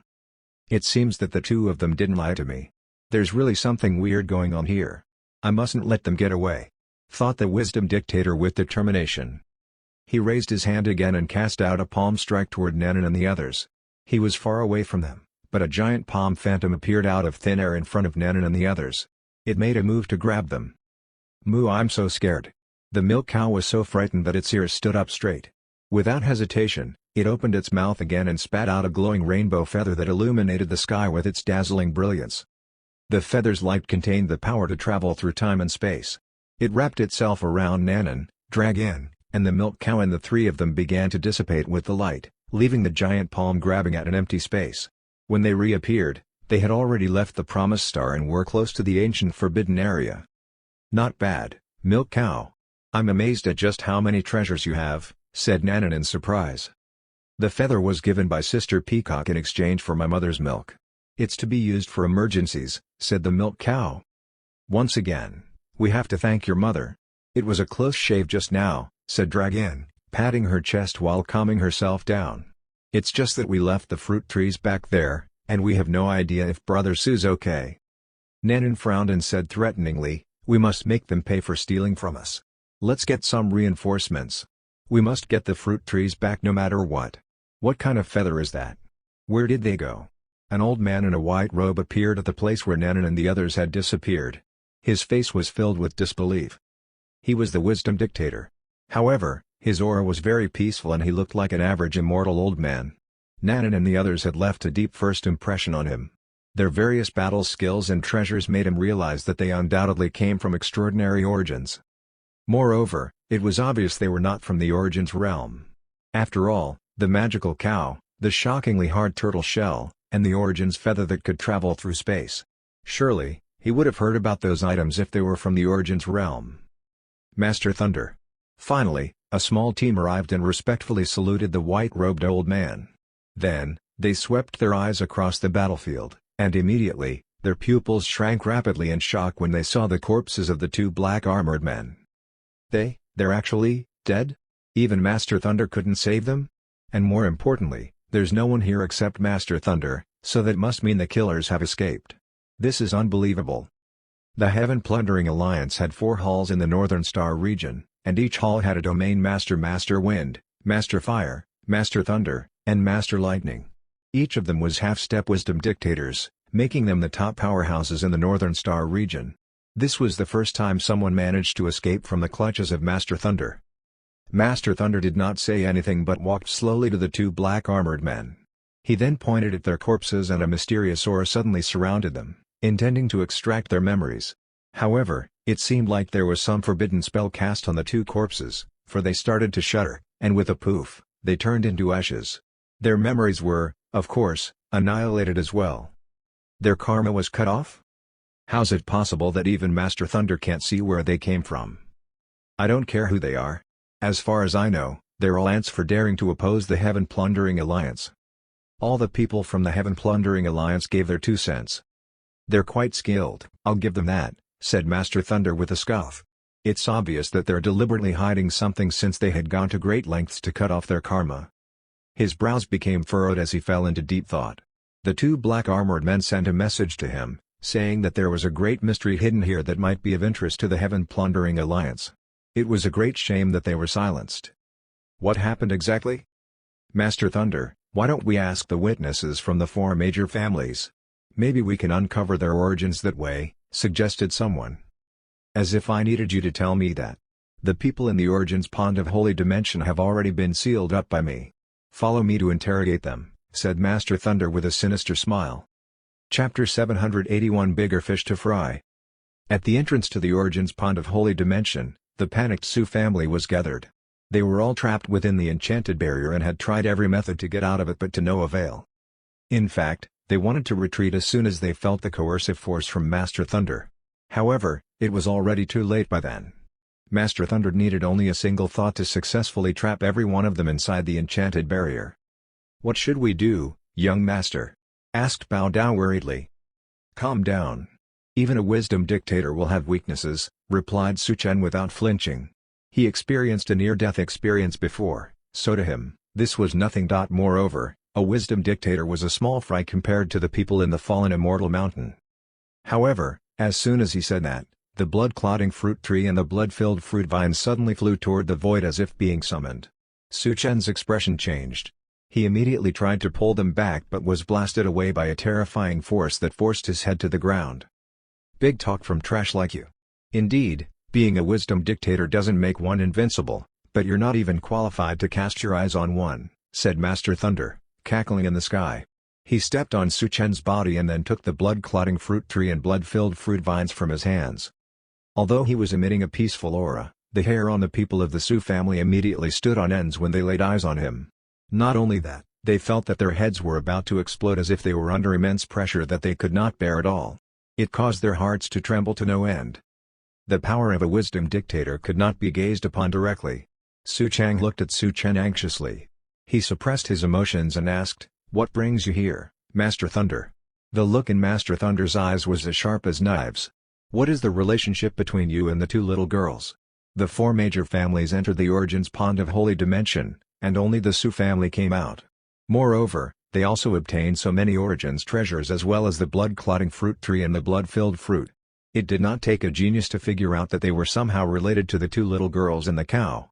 The members of the Su family heaved a sigh of relief internally when they heard his question, for it meant that Nanan and the others had successfully escaped. "Master Thunder, we're just acquaintances. They said that they'd help us obtain the treasures in the Holy Dimension in return for the blood-clotting fruit tree and the blood-filled fruit vines," answered Su Chang, mixing truth with lies. Of course, he would not reveal their origins, but he also knew that Master Thunder would not easily let the matter go, so decided to craft his answer carefully. "Master Thunder, you should know that it's impossible for us to bring out the blood-clotting fruit tree and the blood-filled fruit with our strengths alone," added Third Elder. "Do you think we'll believe your words?" asked a cultivator of the Heaven Plundering Alliance coldly. "Master Thunder, they're obviously lying. Should I torture the truth out of them?" Master Thunder shook his head, his face calm. He then smiled and said, "This matter isn't urgent. They're like a fish in a barrel now. Let's play with them slowly. What do you have in mind, Master Thunder?" "We'll give those people a chance since they want the blood-clotting fruit tree and the blood-filled fruit so badly." Master Thunder's eyes narrowed slightly as the corners of his lips curled up into a bloodthirsty smile. "We'll wait at the Su family's place for them to come. We'll give them 3 days, and after 3 days, we'll raze the entire place to the ground." He planned to use the Su family, the blood-clotting fruit tree, and the blood-filled fruit as bait. He would wipe out the entire Su family if Nanan and the others did not come.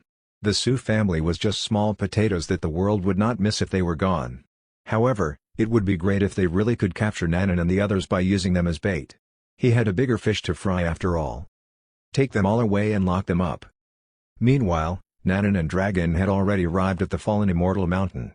Their little faces were full of anger and they were ready to vent it out. "Miss Dragon, Miss Nanan, you're back." The elite king, who was picking dung, was slightly taken aback when he saw them without Su Chen. "Where's my helper?" "We met some baddies in the Origins realm, and Brother Su has most likely fallen into their hands," said Dragon. "What? Who dares detain my little helper? Take me there this instant," roared the elite king furiously with a face as black as thunder. He had been mentoring Su Chen all this while and found him to be hard-working.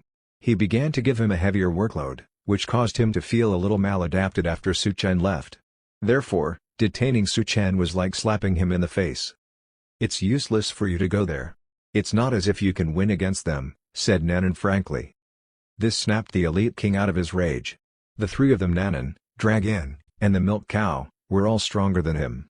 If even they could not handle the baddies, then Nanan was right. It would be useless for him to go there. "Oh, it's alright then. I'm fine with picking dung alone. I don't need any help at all." Both Nanan and Dragon were dumbfounded as they silently sympathized with Su Chen in their hearts. "I pity him for having such an unreliable master." Then, they continued up the mountain and soon returned to the four-part architecture. "Brother Li, we're back." Li Nianfan was comfortably sitting on a chair, sipping tea, and flipping through a book. His face instantly lit up when he saw Nanan and Dragon. "You're finally back. Did you have fun on your trip?" Dragon pouted and said, "For the most part." Li Nianfan noticed the expressions on their faces and could not help but ask, "What's wrong?" "We were having so much fun, and we also found 2 new fruit trees. But then, some baddies tried to kill us when we tried to bring the fruit trees back, and we lost the fruit trees during our escape," said Nanan vehemently. "Someone tried to kill them?" Li Nianfan's heart skipped a beat. He found the whole thing both worrying and funny. How could they still worry about the fruit trees when they were being pursued? "Don't think about it too much. They're just fruit trees, nothing to worry about. I'm just glad that the 2 of you came back safe and sound," said Li Nianfan immediately. "But we managed to bring back some of the fruits, Brother Li." Dragon placed the fruits on the table as she spoke. It was the blood-filled fruit. Li Nianfan looked at the small red fruits on the table, raised his brows, and said in surprise, "Those are wolfberries?" Wolfberries were the holy grail when it came to nourishing the body. He never thought he would get to see them in the immortal realm. He put down the book in his hand and carefully looked at the wolfberries. Dragon and Nanan looked at the title of the book curiously. They saw that printed on the cover of the book were a string of words. A Course on Chinese Martial Arts. Chapter 782, a battle skill that surpasses all origin skills. Nanan could feel her heart thumping wildly against her chest just by looking at the book cover alone, for floating all around the book was the power of origins.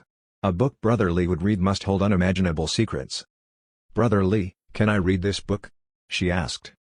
Li Nianfan did not even need to think about it. He threw her the book and said with a smile, "Of course, you can. Here, take it."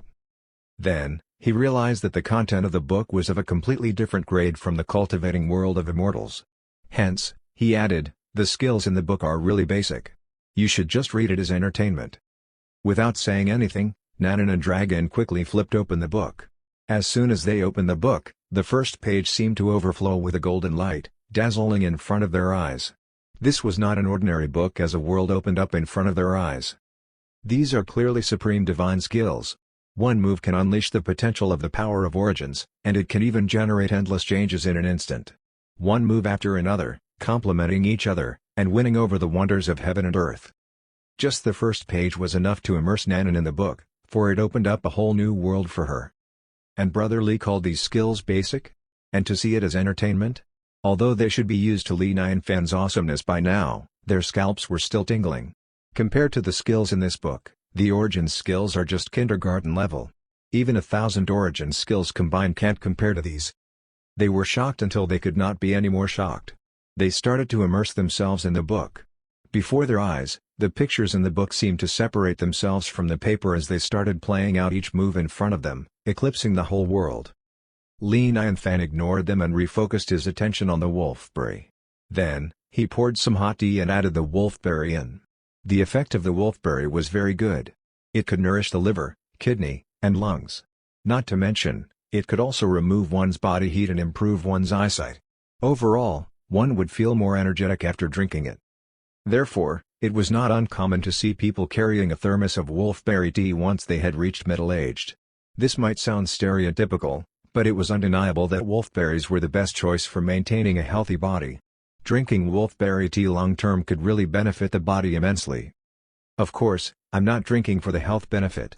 I just like that taste, that's all, thought Li Nianfan as he leisurely sipped on the wolfberry tea. After a while, Nanan and Dragon took their noses out of the book, their eyes revealing looks of enlightenment. They had certainly benefited a lot from the ocean of knowledge. The book contained a kind of battle skill that far surpassed any origin skills. They were enough to dominate those of the same rank, and even those one rank above it. For example, a person's strength can only exert 10 attacks at most without the battle skills, but with these battle skills, one could exert 20 or even 100 attacks. Then, Dragon noticed that Li Nianfan was drinking and asked curiously, "Brother Li, are wolfberries used for making tea?" "That's right. You can eat them, too." Li Nianfan nodded and then said, "But the quality of this wolfberry isn't that great. It's not fleshy enough and the taste is a little lacking." This wolfberry was grown in the Origins Pond of Holy Dimension, so of course, it isn't that great. I bet the quality will be 10 times higher if Brother Li planted it, thought Nanan and Dragon knowingly. "Brother Li, Dragon and I will definitely bring the vines back for you," said Nanan determinedly. Dragon nodded vigorously and said, "Brother Li likes to drink wolfberry tea, so we must bring back the wolfberry vines." Li Nianfan nearly coughed out his tea. "Nonsense. It's not that I really like it. It's just that I drink it from time to time." After a pause, he said worriedly, "Also, have you forgotten that the two of you were nearly killed by the baddies? The two of you should stay home until things calm down." Nanan tilted her chin arrogantly and said, "Humphrey. We weren't fully prepared the last time, but this time we'll definitely bring the fruit trees back."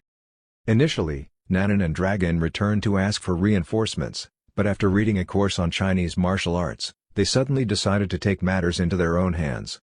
"Brother Li must have taken out this book because he wants us to learn the skills inside, so we can take revenge on our own."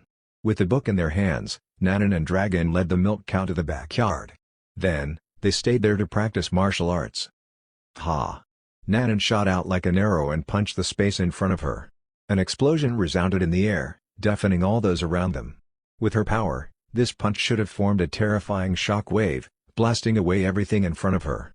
However, what was extremely strange was that, except for the sound, it did not cause the slightest damage. Not even the space trembled. The power of origins was clearly condensed on her fist, and there were even a lot of origins circulating her. It would be a grave mistake to think that the punch was not powerful. Even a third-step wisdom elite would be instantly killed with that punch. That was exactly what made the battle skills so terrifying. It could maximize the power of origins, so that every trace of power could be concentrated on where it mattered.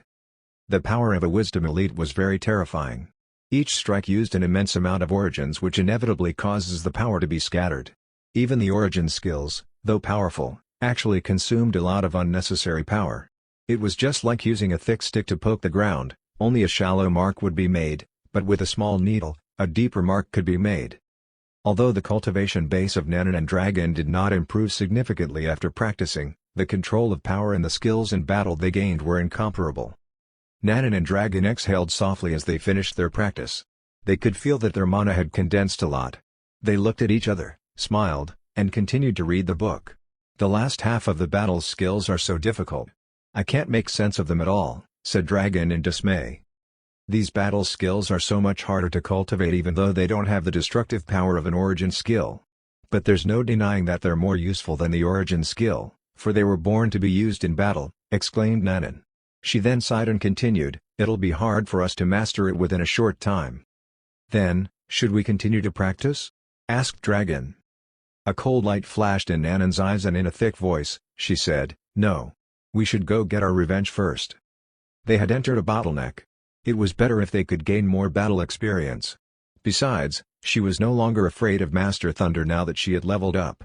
The most important thing for them to do now was to rescue Suchen and the others. They shuddered when they thought of what would happen if they arrived late. Chapter 783 Torture and Interrogation. Brother Lee, we're off to bring the fruit trees back to you, said Nanan and Dragon. Then, they rushed out of the four-part architecture. Blackie, who was bored out of his mind and lying on the ground, looked at the two girls' retreating figures. He rolled his eyes, jumped up, and quickly followed them. Meanwhile, at the Sioux family's home on the Promised Star, the entire Sioux family had been reduced to prisoners with Master Thunder as their captor.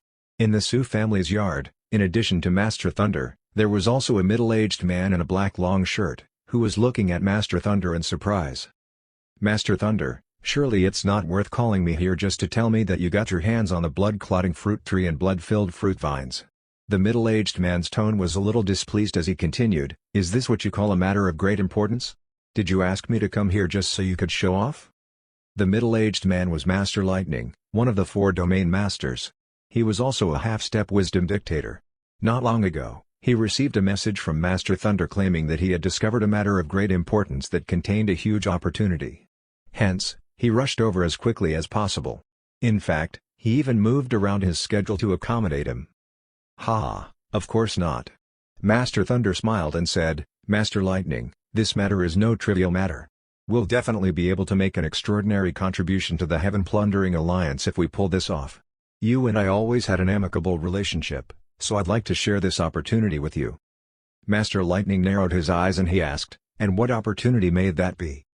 After I sent my men to get the blood-filled fruit from the Origins Pond of Holy Dimension, I unexpectedly came across a bunch of extraordinary people, or to be more accurate, 2 people and 1 cow. They're definitely hiding some kind of world-shocking secret behind them, replied Master Thunder. 2 people and 1 cow? What kind of lineup is that? Master Lightning's brows furrowed deeper, thinking that Master Thunder was pulling his leg. His expression gradually turned cold. What secrets can there be? Master Thunder paid no mind to Master Lightning's attitude. The 2 people and 1 cow didn't only bring out 72 Origins treasures from the Origins Pond of Holy Dimension, but they also brought out the blood-clotting fruit tree and the blood-filled fruit vines. You of all people should know the significance of this. Master Lightning's pupils shrank rapidly and his expression finally turned into shock. One would require an extraordinary method to be able to bring out the blood-clotting fruit tree and the blood-filled fruit vines. Originally, he thought that the fruit tree and vines were brought out by the Thunder Master using some special method, so he was shocked to know that it was the two people in Cow who brought it out. "How did they do it?" he asked. "And that is the million-dollar question. They have so many tricks that they managed to escape my grasp," said Master Thunder with a smile. Master Lightning nodded and said, "I have to admit that I find the whole thing interesting, but I really want to know why you called me here. I have a hunch that they'll come back for the fruit tree. Think of all the contributions to the Heaven Plundering Alliance we could bring once we join forces to take them down," answered Master Thunder. In actual fact, he felt that it was not safe for him to go at it alone, so he called Master Lightning for help. Master Thunder had always been cautious. Nanan and the others had certainly left a deep impression on him. Coupled with their mysterious origin, he knew he could not underestimate them if they really came back for revenge. Master Lightning being there would greatly increase his chance of winning the battle. Master Lightning saw the scruples in Master Thunder's eyes but chose not to point it out. Instead, he just said evenly, "I hope they do come back for revenge. If not, this trip will be wasted." At that moment, a man in black armor walked over quickly and said respectfully, "Greetings, Masters. I'm here to report that the dictator bloodline of the original Su family's young master Su Chen was taken away and he was subsequently exiled to the ancient Forbidden Area. He should have died there, but instead, he came back with the two people in the cow not long ago. They performed a flawless counterattack on those who wronged him." "The ancient Forbidden Area?" exclaimed Master Thunder and Master Lightning in unison. They looked at each other and saw the disbelief and excitement in each other's eyes. "So, it turns out that this matter has something to do with the ancient Forbidden Area. Ha ha ha. This makes it even interesting. There's definitely something earth-shattering going on around there," said Master Thunder excitedly. Master Lightning's anger disappeared instantly and he said excitedly, "Master Thunder, it'll definitely be a great achievement if we pull this off. Maybe we'll even be handsomely rewarded and we might get to break through to the true realm of wisdom dictator. You're truly a good friend for sharing this opportunity with me. Bring Su Chen to me now," ordered Master Thunder hurriedly. "And bring his father, Su Chang, too." In no time at all, Su Chen and Su Chang were brought over. Master Thunder stared at Su Chen and got straight to the point. "Tell me, Su Chen, is your recovery related to the ancient Forbidden Zone? What opportunity did you come across there?" Su Chen's eyes were blurred. In his eyes, Master Thunder seemed to be as big as heaven and earth and his tone carried an irresistible majesty. All this made him want to answer his questions. However, he suddenly recalled all the pressure he had to suffer during his time as a gong farmer and Master Thunder's image shattered, causing him to wake up from his daze instantly. "I don't know what you're talking about," answered Su Chen. Master Thunder sneered and said, "You keep surprising me. Not everybody can break free from my coercion. Boy, don't play stupid with us. We'll make sure the Heaven Plundering Alliance rewards you well if you tell us everything you know. Why, even the entire Su family will rise to great heights. On the other hand, I'll make sure the Su family dies if you don't tell us what you know, and I'll start with your father," threatened Master Lightning coldly. Coercion and temptation. Su Chen had been put between a rock and a hard place. Still, he chose not to divulge anything. Master Lightning's eyes turned cold. He suddenly raised his hand and pointed at Su Chang. Instantly, a gray flame erupted on Su Chang's body. Ah! Su Chang did not have any burn marks on his body, but his face was extremely distorted as if he was enduring boundless pain. This is the soul-refining demon flame which burns the primordial spirit. The pain is 10,000 times that of having one's body dismembered. Your father's primordial spirit should provide enough fuel for the flame to burn for 10,000 years. The corner of Master Lightning's lip curled up into a cruel smile. 10,000 years of boundless pain. TSK, it's terrifying just thinking about it. Father. Su Chen's forehead bulged with blue veins. He clenched his fists tightly while his body trembled non-stop. He looked at Su Chang with guilty red eyes. Su Chang endured the unimaginable pain and struggled to say, "Don't tell them anything." I must say both father and son's loyalty is really commendable. Master Thunder laughed. He then raised his hand and a long black worm appeared. This kind of worm lives on human blood and flesh. The itching and pain aren't something you can imagine. Can you really bear to see your father's primordial spirit being burnt while he's being eaten alive? Ah! Exclamation mark. Su Chen's mana exploded violently, making him look like a madman. However, he still found himself unable to move an inch. "I'm sorry, father. This is all my fault." "What a filial son you have, Su Chang," said Master Lightning sarcastically. Then, he raised his hand, ready to inject the worm into Su Chang's body. Chapter 784 Weak and easy to take down, you say? A terrifying force exploded just when Master Lightning was about to inject the worm into Su Chang's body. Then, the sound of a house collapsing could be heard outside. A young girl's voice drifted into the ears of Master Thunder and Master Lightning. "We're back. It's them." Master Thunder's eyes narrowed as his mouth curled into a sneer. He exchanged a glance with Master Lightning before the two of them stepped outside together. Once outside, they saw Nanan, Dragon, and Blackie standing mid-air.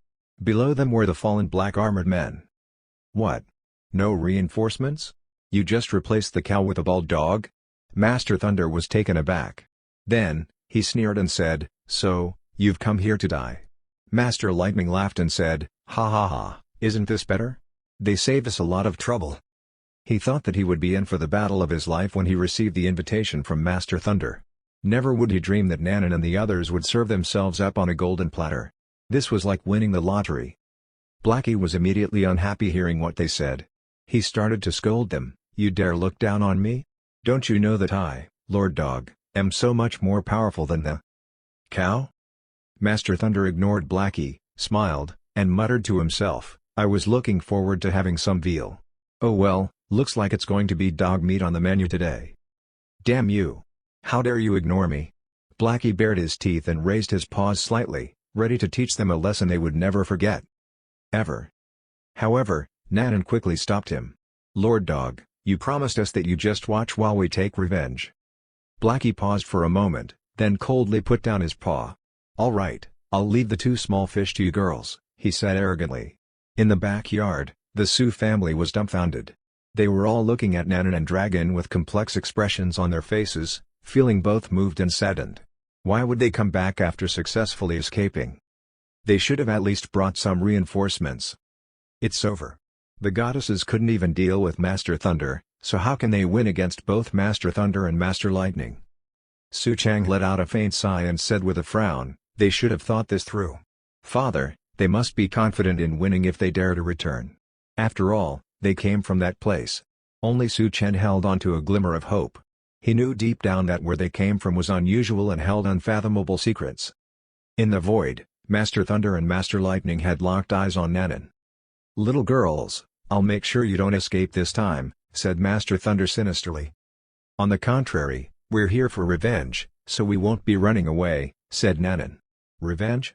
Master Thunder laughed sarcastically and continued, "You girls didn't even bring any reinforcements while I did. What's this talk about revenge? Ha ha ha." The people of the Heaven Plundering Alliance laughed along with him. It was indeed ridiculous. "Stop wasting your breath with them. The sooner we wrap this up the better. Take them down," said Master Lightning, who was getting impatient. He then cast a giant palm attack that charged toward Nanan and Dragon, intending to trap them inside. "I'll handle this guy while you handle the other," said Nanan. Without hesitation, she then rushed out and punched the giant palm phantom. "As if a mere wisdom elite like you could disarm my attack," said Master Thunder with a scoff. Although the palm strike was not an ultimate spell, the power contained within was still above a wisdom elite. His mana was raging violently around his body, and the giant palm became more solid, ready to wipe out Nanan anytime. Nanan remained calm. She slightly leaned back her body, her arm stretched out to the maximum. Then, she shot forward like an arrow from a bow. At that moment, all her strength was condensed in her fist, and the power of origins in the void was also pulled into it, making Nanan's fist like a vortex of power. The giant palm exploded on impact, but Nanan did not stop as she continued onward with her fist pointing at Master Lightning. "How can this be?" Master Thunder's eyes widened and he exclaimed in disbelief. He could clearly sense that the power that burst forth from Nanan's fist was not as strong as his attack. However, her power was condensed, and was able to pinpoint the giant palm's weakest spot. In theory, it sounded simple, but in practice, it required unimaginable control of power. Not to mention, precision. How was it possible for a little girl like Nanan to achieve it? She was only a third-step wisdom elite after all, while he was a half-step wisdom dictator. Seeing that Nanan was charging straight at him, he quickly snapped out of his shock and said solemnly, "Damn it! I've underestimated you." Then, he met Nanan's punch with one of his own. The two fists collided and the space around Nanan instantly exploded, sending her flying. However, she suffered no injuries. Everyone was dumbfounded. Not being hurt the first time could be attributed to the power being lessened from a long-range attack, but the second attack was fist-to-fist combat. How is it possible for her to be unscathed the second time? How can this be? How can a wisdom elite withstand 2 attacks from a half-step wisdom dictator? Why did she run away at that time when she's actually this powerful? She must be using some kind of secret technique. However, I don't think she can continue like this. That sounds logical. While everyone was talking, Nanan rushed toward Master Lightning again. Master Lightning snorted and his expression became solemn as he got ready to launch another attack. He could feel that there was a strange force in Nanan's punch just now. It was like the tip of a needle, piercing his own power so that it would leak into the surrounding area. That was what caused the space around Nanan to shatter. Soon, he collided with Nanan again, and just as he expected, Nanan was blown away. Just like before, she quickly stabilized her body and charged at Master Lightning again. Let's just see how long you can withstand my attacks. Master Thunder sneered as he cast another palm strike toward Nanan. Ha! Shouted Nanan as she cast out her own palm strike. This time was no different from the last 2 times. She was sent flying again. However, compared to the previous 2 times, the distance she flew was much shorter. This time, she only needed to take 5 steps to stabilize herself, and with every step, the void beneath her feet exploded as she unloaded her power into the void. Seeing this made the Master Lightning's heart skip a beat. Frowning, he glanced toward Master Thunder and asked, "Weak and easy to take down, you say? Are you kidding me?" Master Thunder did not answer him. He was actually feeling more panicked than Master Lightning. 3 days ago, he could clearly suppress Nanan with ease. What could have possibly changed in the 3 days since he last saw them for them to become this much stronger? There was only one explanation for this: they must have trained hard to improve themselves during the last 3 days. His scalp began to crawl when he thought of this. Chapter 785 Suppressing with Pure Power. The Wisdom Dictator was named as such because he could dictate the lives of everyone in the world. In front of a third-step Wisdom Elite, the Wisdom Dictator symbolized invincibility. Today, however, this theory had been broken. Not to mention the people of the Heaven Plundering Alliance, even the people of the Su family were stunned with disbelief. Even if both Master Thunder and Master Lightning were only half-step Wisdom Dictators, their current strength should put them way above a Wisdom Elite. Su-chan, you were right. There might just be a chance for them to win against the Wisdom Dictators, said Su-chang with shock. 3 days. It took them only 3 days, murmured Su-chen with a bitter smile. He was shocked at first but then found it unsurprising after recalling how his cultivation grew by leaps and bounds after he became a gong farmer employed by the expert. This is impossible. What kind of battle skill is this? Cried Master Lightning furiously. It was then everyone discovered that Nanan had mounted a counterattack on him. She was punching and kicking Master Lightning with fists and legs filled with great power like a surging river. Previously, she was sent flying by Master Lightning's punches, but now, facing the same attacks, she could skillfully neutralize it with her power. At the same time, Nanan's movements were extremely agile. After punching Master Lightning, she would get into a strange stance as she prepared to unload her force with the next attack. Regardless of whether the attack was blocked by Master Lightning, Nanan's next attack would definitely fall like a downpour, causing him to be in a flurry. From a bystander's point of view, Nanan was actually suppressing Master Lightning. They had to pinch themselves to see if they were dreaming. This is unbelievable. The power of a Wisdom Elite could actually counter the power of a Wisdom Dictator. That little girl's so terrifying. Her background must be earth-shattering to have such a powerful secret skill. What kind of battle skill is this? It was as if it was born to be used for battle. And did you all notice how the surrounding origins are pulled along with the little girl's movement? This battle skill can mobilize more origins than any of the origins skills I know. And it seems to be getting even more powerful with each strike. Everyone was in an uproar. They were all filled with shock and the desire to claim the battle skills for themselves. Master Lightning's face became more and more serious. Although he was not injured, the fact that he was being beaten by a little girl was enough for him to want to dig a hole and die. Master Thunder, did you call me here just so you can watch me make a fool out of myself? Roared Master Lightning. Don't panic, I'll help you, said Master Thunder. He was just about to enter the battlefield when he was stopped by Dragon. What was even more shocking was that Dragon also possessed the same battle skill as Nanan, making it impossible for Master Thunder to go to the aid of Master Lightning. This made Master Lightning's face even gloomier. His eyes flickered and he started laughing suddenly.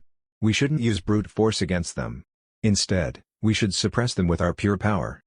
Instantly, the momentum around him exploded like a cannonball. The terrifying power overflowed like an avalanche, forcing Nanan to retreat. Then, with a flick of his wrist, a dark red square cauldron suddenly appeared in his hands and the thick origins instantly boiled and gathered in the square cauldron. 10,000 origins of fire gather in me, burn the sky, and refine all things. In an instant, a dark red flame rose into the sky from the square cauldron and swept over Nanan in a blink of an eye. Master Lightning has finally taken out his Origin's ultimate treasure, the heaven-burning cauldron. The flame in this cauldron is the divine fire that burns in the sky. It's known to be able to smelt all laws and origins. Previously, Master Lightning used the burning fire to annihilate the entire Green Spirit sect. Even the sect master, who was a half-step wisdom elite, couldn't withstand it and perished in the flames. "We're going to win for sure." The eyes of the people from the Heaven Plundering Alliance lit up as they looked at the dark red flames with awe. On the contrary, everyone in the Su family was pale with worry. Damn it! How can the mighty wisdom dictator use pure power and Origin's ultimate treasure on a junior who's only a third-step wisdom elite? It's over, that's the heaven-burning holy fire. It's famous throughout the entire Origin's realm on account of its terrifying destructive power. It seems that two goddesses' battle skills can only be used for hand-to-hand combat. How will they ever defend themselves against the flames? There's nowhere to run now that they're trapped inside the flames. Master Lightning cackled loudly and his eyes were filled with pride and excitement. He had to admit that Nanan was strong, but it was exactly her strength that excited him. Even though the battle skills she had were more like a strange cultivation method than actual skills, and that the highest grade Origin's skill could not even compare to it, he could not deny that it was not only powerful but useful in mobilizing the infinite power of Origins. It enabled the cultivator's strength to advance by leaps and bounds. He would have the battle skills in his very fingertips as long as Nanan was subdued. Not to mention, the shocking secret she possessed. Thinking of this, he became even more motivated, and he quickly used his mana to urge the heaven-burning cauldron. Refine! The dark red flames flowed like water and seemed to be alive as it turned into a huge gaping maw, coming down on Nanan. Seeing this, Nanan's face became solemn. With a flick of her wrist, her shovel appeared in her hands. Then, she started to practice martial arts on the spot. As she cultivated, more and more power of Origins was drawn around her, forming a force that could not be ignored. Useless. Master Lightning's eyes narrowed and he quietly manipulated the heaven-burning holy fire to rush toward Nanan. Just when the giant flaming mouth approached Nanan, all her power suddenly condensed into a single point on the shovel. Then, the strongest force exploded as it smashed against the flames. Bang! The huge flaming mouth dissipated. Nanan's face was expressionless as she continued with her practice as if nothing had happened. Holy fire purgatory!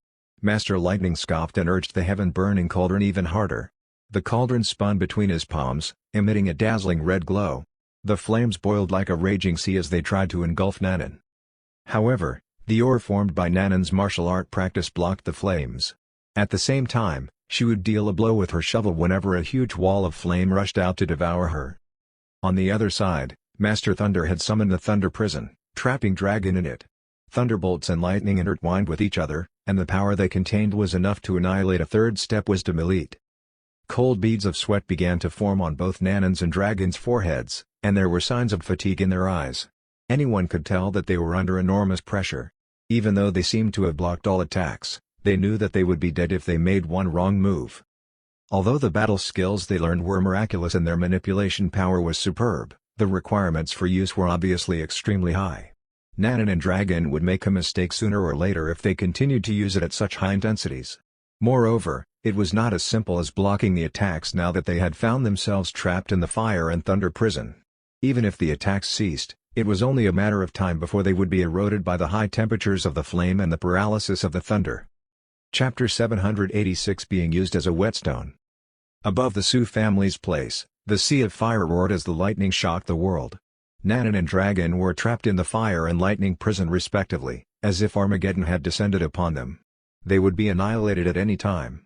They did not dare to slow down their movements as they neutralized the attacks with their battle skills. "Die!" shouted Master Lightning and Master Thunder at the same time with savage grins on their faces. The endless flames and lightning erupted instantly, washing over Nanan and Dragon in a domineering way. The sea of fire and lightning blanketed everything, blocking everyone on the outside from seeing what was going on inside. However, everyone could feel the all-consuming power that erupted from Master Lightning and Master Thunder. It combined with the lightning and flames, frantically suppressing Nanan and Dragon. How will they ever survive this? Su Chang pursed his lips, his eyes filled with worry. It was already a miracle that Nanan and Dragon were still alive by this point. Holding his breath, Su Chang said nothing, but his gaze never left the sea of fire and lightning. Time passed slowly, and Master Lightning and Master Thunder still showed no signs of wanting to cease their attacks. Half an hour, an hour. The expressions on everyone's faces turned odd, and some people were even feeling a little sleepy. When will this end? Even a half-step wisdom dictator should be dead by now. What are Master Thunder and Master Lightning still doing? It's been an hour. The two little girls should be dead by now. How's this possible? How can they have so much power in them? Those are the heaven-burning holy fire and the earth-destroying thunder, for crying out loud. No way a mere third-step wisdom elite could withstand them. Unbelievable. Truly unbelievable. Look. Master Thunder and Master Lightning's faces seem to be getting more and more solemn. The flames and lightning have changed. Everyone looked closely, only to find that the flames and lightning seemed to be pulled apart by some kind of force, making way for a vortex to appear in the center. Gradually, the outlines of two figures could be seen emerging from the vortex, and they were none other than Nanan and Dragon, who never ceased in their defense. It could be an illusion, but everyone clearly sensed that Nanan and Dragon's auras had become even more terrifying. There seemed to be a kind of shocking power awakening within them. Master Lightning's pupils shrank suddenly, and then, he screamed in horror, "They're actually using our pressure to break through." The scene from the first fight began to replay rapidly in his mind. From the initial bombardment of being knocked into the air, to being able to unload the force at close range, and then to throwing out punches even while in the flames. Nanan was clearly honing her battle skills and using them to turn the tables. This had been their plan all along. Master Thunder's heart skipped a beat. Quick, stop them. Where did these two freaks come from? Again and again, they managed to come up with weird skills. It's already hard enough dealing with them at this time, and it'll be even more difficult to suppress them if they really break through. With a roar, both Master Lightning and Master Thunder rushed over to where Nanan and Dragon were. Master Lightning flicked his wrist, and the endless holy fire turned into a terrifying fire snake. It then wrapped itself around Nanan tightly while the burning heaven cauldron flew out of his hand and came crashing down on Nanan. Master Thunder also summoned the endless lightning to converge into a huge lightning sword, which then came slashing down on Dragon's head. However, terrifying air waves suddenly erupted from within Nanan and Dragon as if they had awakened a latent power. The majestic force rose to the sky. Yes, they had broken through to the realm of half-step wisdom dictator, too, making them on par with both Master Thunder and Master Lightning. Nanan and Dragon chuckled.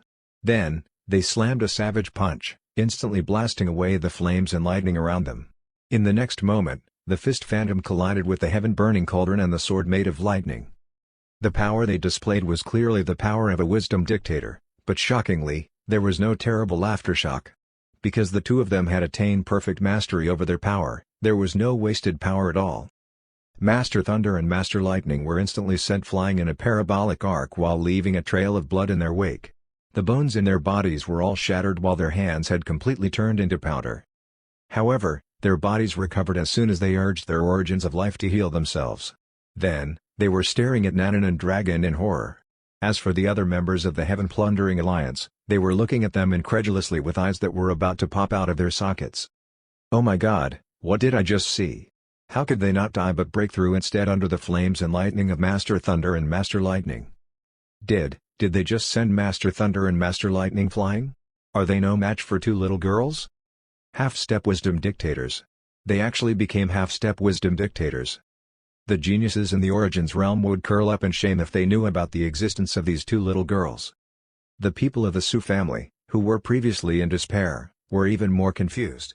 They were so surprised that they thought they were hallucinating. The corners of Su Chen's lips curled up into a smile. Geniuses of the Origins realm? How can you compare them with the goddesses? They're the followers of the expert, after all. Besides, not to brag or anything, even I, a gong farmer, can easily suppress those geniuses. They're so gobsmackingly strong. Su Chang was truly dumbfounded.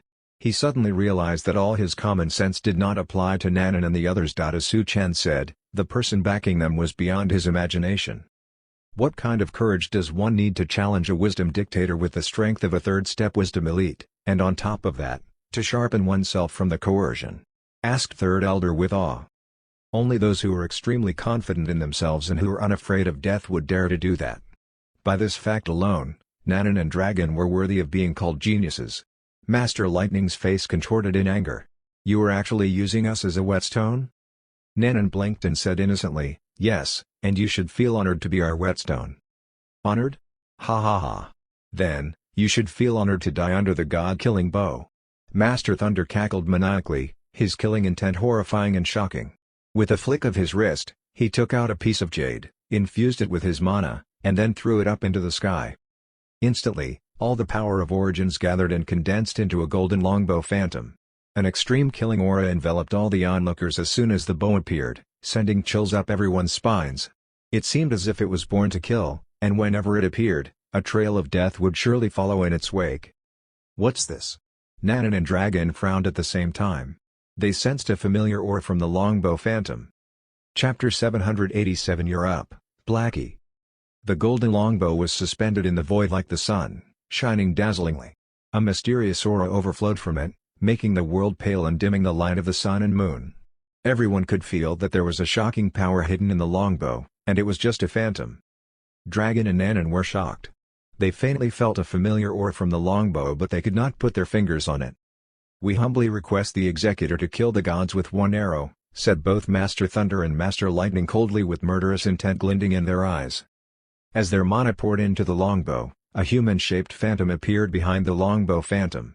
The human-shaped phantom seemed to be a middle-aged man. He held the longbow and slowly pulled the string. The world seemed to be pulled apart and a terrifying power shook the void. The surrounding aura gathered rapidly, draining the aura of the void in an instant, making the place a vacuum. Endless power gathered into long golden arrows that contained the might of destroying the sky and the earth. Their targets were Nanan and Dragon. It's the Executor. Master Thunder actually summoned the Executor. That's the Origins summoning Jade. I never knew they possessed the power left over by the Executor. These two little girls are really amazing. They forced Master Thunder to use the Origins summoning Jade. Well, compared with these two little girls, the Origins summoning Jade is nothing at all.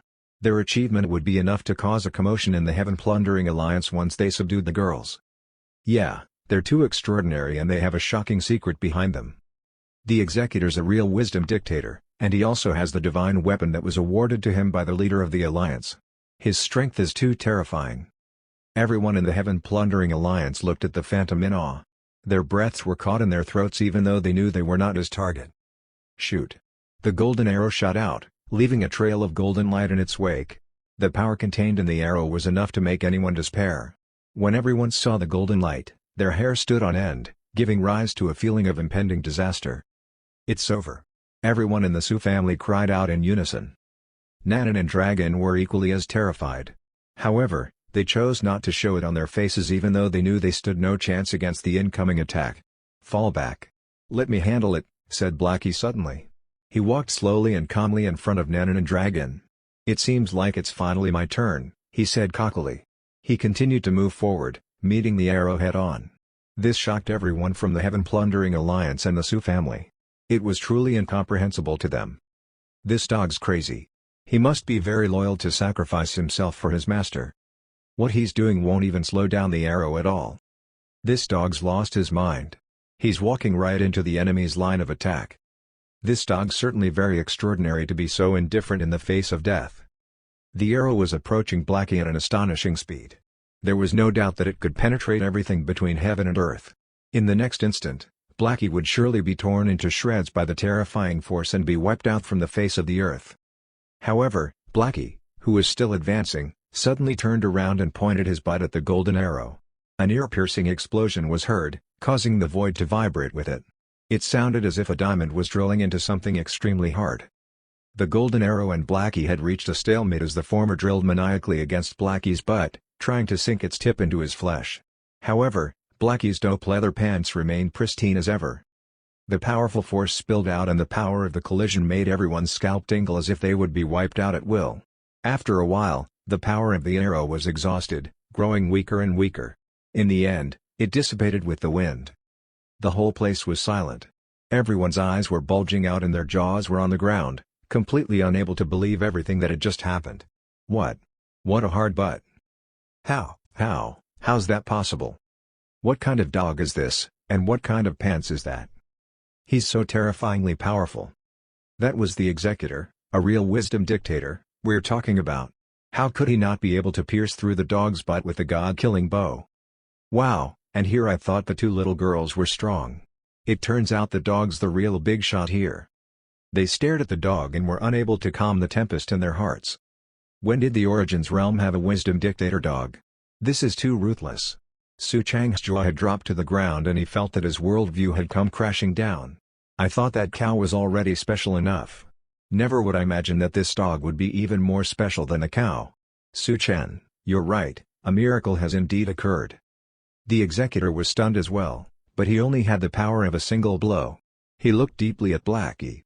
Then, he disappeared. This is impossible! Screamed Master Thunder in frustration. His eyes widened in horror. How could this be? Their combat power greatly increased once they replaced the cow with the dog. Master Thunder, you lied to me. You said these people are weak. Why did you drag me into this? I thought we were friends. Master Lightning was so frightened that his face went utterly pale and his hair stood on end. He had every intention of surrendering. How could they win against someone who could withstand an attack from the executor and his god-killing bow? This was not the sharing of opportunities but asking for death. At this moment, he only had one thought, and that was to run away as fast as possible to save his own life. Master Thunder had the same thought in mind. He was already preparing to make his escape. The leather pants that dog's wearing is probably as powerful as the god-killing bow. Looks like only the executor could defeat him. However, before they could make their escape, their pupils widened in horror because a terrifying pressure was bearing down on them, rendering them immovable. Do you think I'd let the two of you escape just like that after stabbing my SS? Questioned Blackie coldly and sternly. Then, a giant phantom dog paw phantom blanketed the sky, quickly making its descent above their heads as if they were flies and his paw was the fly swatter. Chapter 788 Garbage Ultimate Treasures. No.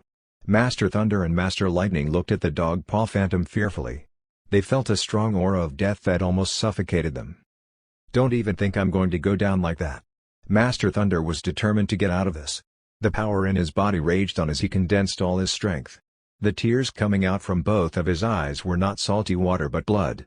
Such self-inflicted behavior allowed him to briefly escape Blackie's oppression. Then, he said to the crystal in his hand, there's a big change and a huge opportunity in the ancient forbidden area. Boom. The dog paw phantom crashed down on them, and both Master Thunder and Master Lightning's origins of life were instantly wiped out. Did Master Thunder and Master Lightning really just die? They're half-step wisdom dictators. How could they die? Wow, that dog's actually a wisdom dictator dog. Don't just stop there and gape. We should run fast. The black armored men of the Heaven Plundering Alliance looked at the minced corpses on the ground and their souls nearly flew out of their bodies. Without hesitation, they quickly escaped to the distance. Although they were all wisdom elites, they were still no match for Blackie. Unfortunately for them, a giant dog paw phantom fell from the sky and wiped them out. Suddenly, the world was quiet. Only the stunned people from the Su family were left. They were struck dumb and their minds were buzzing non-stop. They never thought that things would end up like this. It was all too dramatic. The way everyone was looking at him made Blackie feel really good. It's fortunate for you all that I've been training with Master all this time. If not, I wouldn't last long in the Origins realm, he said proudly. Master? This simple word caused everyone in the Su family to tremble as if it was a bomb exploding. That means the Master's even stronger than this wisdom dictator dog. Su Chang gulped and asked, Su Chen, who is this? It was also the first time that Su Chen saw Blackie in a battle. His power was more than he could ever imagine. He's the pet dog of the expert. As for his power, well, you saw it, too. Su Chang was shocked. The expert was indeed an expert. He hurriedly stepped forward, bowed to Blackie, and said respectfully, Thank you, Lord Dog, for saving the entire Su family. Oh, it's nothing. Blackie waved his paw dismissively. Then, he asked, Where are the fruit trees? Here, Lord Dog. The fruit trees are here. Third Elder hurriedly walked over with the blood-filled fruit vines and the blood-clotting fruit tree. He handed them over to Blackie in awe. At the same time, He also brought over the ultimate treasures that were taken from the Origins Pond of Holy Dimension. Blackie glanced at the treasures and said with disgust, "Don't give me this garbage." Garbage? Everyone was speechless and they almost vomited blood. They were willing to give up their lives for these treasures, and yet, they were nothing but garbage to Blackie? They should just dig a hole and curl up inside it. Even if he comes from an extraordinary background, he shouldn't call these ultimate treasures garbage. His horizon's way too high for us. Thought everyone in the Sioux family in their hearts, not daring to say it out loud. In short, they could not for the life of them understand why Blackie would call those ultimate treasures garbage. Nanan and Dragon carried the fruit tree on their shoulders, in a hurry to go back with Blackie so that Li Nianfan would get the fruit tree sooner. "Lord Dog, goddesses, can the Sioux family follow you?" asked Su Chen respectfully. The Heaven Plundering Alliance had suffered heavy losses, and they would definitely make the Sioux family pay. In other words, the Sioux family would be wiped out by the people of the Heaven Plundering Alliance if they stayed there. Unsurprisingly, Su Chen could not let that happen. "Whatever you want. You don't need to ask permission from us," said Nanan nonchalantly. "Thank you, goddesses," said Su Chang, overjoyed. The people of the Sioux family quickly got ready and followed Nanan and the others with a feeling of apprehension and reverence. They arrived first at the second dimension, which was still the same as before, full of deathly silence. There was no trace of power there, and even with the 7 dimensions all connected to each other, it would take at least 10,000 years for anything to change in the second dimension. This is where the ancient forbidden area was taken down. "It seems like everything was completely destroyed by the war," said Su Chang sorrowfully. "By the way, why did people from the Origins realm want to come here?" asked Dragon curiously. "There should be nothing that could attract the geniuses from the Origins realm since the ancient forbidden area was sealed by heaven, and not to mention the Origins was cut off, making the conditions incomparable to the Origins realm. Why would they ignore the seal and enter the ancient forbidden area?" Actually, it was the Heaven Plundering Alliance who first came up with the idea of taking down the ancient forbidden area, and it was they who forcibly opened up the portal to the ancient forbidden area, said Third Elder. Obviously, everyone in the Origins realm knew of this information. No one knows why they did this, but the Heaven Plundering Alliance has always been unpredictable. They're hell-bent on getting their hands on every opportunity, no matter how big or small it is. "They're like locusts during the plague," added Su Chang. While speaking, everyone passed through the second dimension and went straight to the 7th dimension. The whole environment suddenly changed, and the rich spiritual chi and Origins aura circulated between heaven and earth. In fact, the amount there was not lesser than that in the Origins realm. This surprised everyone in the Sioux family. This should not be so, for the ancient forbidden area was cut off. Without its roots planted in the Origins realm, it should be impossible for it to have such strong power. However, their surprise turned into knowing once they remembered that the expert was there. Afterward, they came to the fallen Immortal Mountain. The people of the Sioux family did not dare to disturb the expert. They planned to find a place in the 7th dimension to settle down, but before that, they wanted to see where Su Chen worked. When they came to the place where Su Chen was working, the Elite King was picking manure. Seeing the group, he immediately laughed and said, "Ha ha ha, well done. You brought back my little assistant. Su Chen, I would have gone to save you if it weren't for Goddess Nanan and Goddess Dragon stopping me. I've been feeling so lonely at work without you." "Thank you for your concern, Master. I promise to work harder from now on," said Su Chen, touched.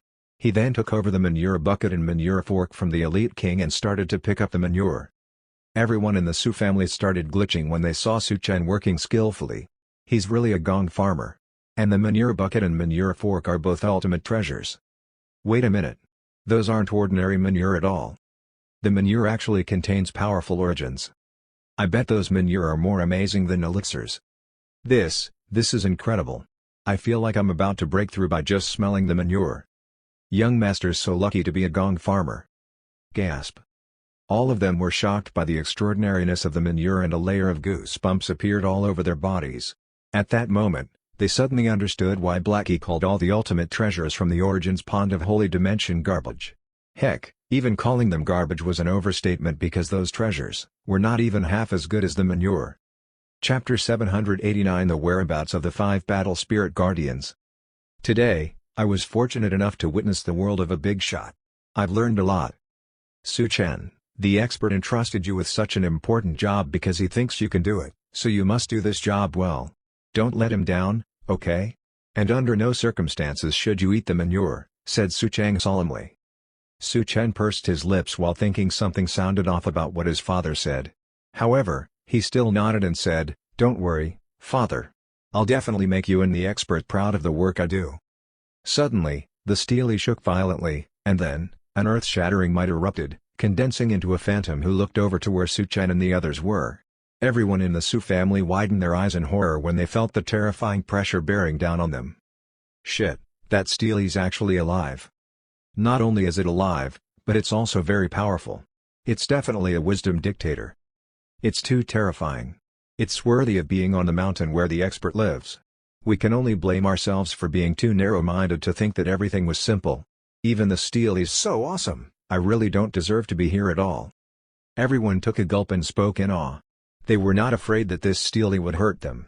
After all, it lived at the foot of the mountain, so it would definitely not be an enemy. Third Elder quickly cupped his fist in a salute and apologized. "Greetings, Senior. I'm sorry if we've offended you. Please, forgive us for not paying our respects sooner." The Steely did not care about all that. It kept its gaze fixed on the Su family and in a voice trembling with excitement, it said, "I can feel Third Brother's aura on you. Did you see him?" Then, he turned to Blackie and the others and asked expectantly, "Lord Dog, Goddesses, did you? Third Brother?" Everyone in the Su family was dumbfounded. However, there was a hint of surprise in Nanan's eyes. When she was in the Origins realm before, she felt a familiar aura coming off Master Thunder's longbow. She immediately knew where the familiar aura came from when she saw the Steely. That longbow must be one of the original 7 Battle Spirit Guardians. "Uncle Steely, is Third Brother a red longbow?" asked Nanan. Boom.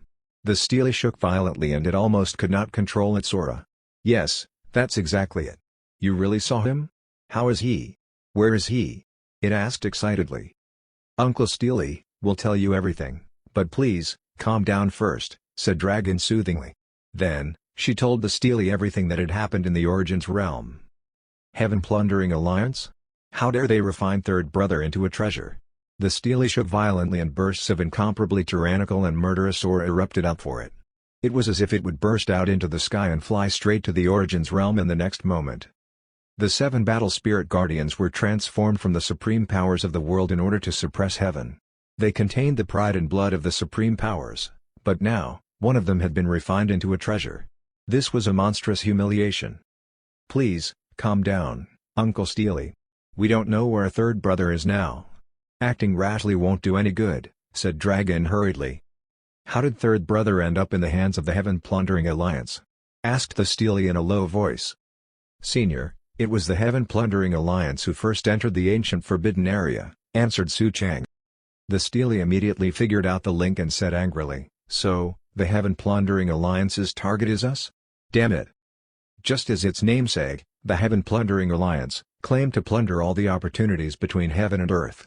The ancient Forbidden Area carried the catastrophe of the previous years, and also carried the heaven-sealing remains of the original superpower. So it was only natural for the place to become the target of the Heaven Plundering Alliance. Surely, they would not let go of the opportunity to get their hands on the 7 Battle Spirit Guardians when they invaded the ancient Forbidden Area. This means there's a chance 5 of my other brothers are all in the hands of the Heaven Plundering Alliance. The Steely's voice was hoarse with raging fury. The thought of the 5 brothers being refined into treasures by the people of the Heaven Plundering Alliance made its heart feel as if it was being stabbed by a knife. Nanan's face flushed red and she said angrily, "The 7 Battle Spirit Guardians are the projections of the heroes who suppressed the catastrophe, and you all should be worshipped by the world. What the Heaven Plundering Alliance did is unforgivable. We must rain down payback on them."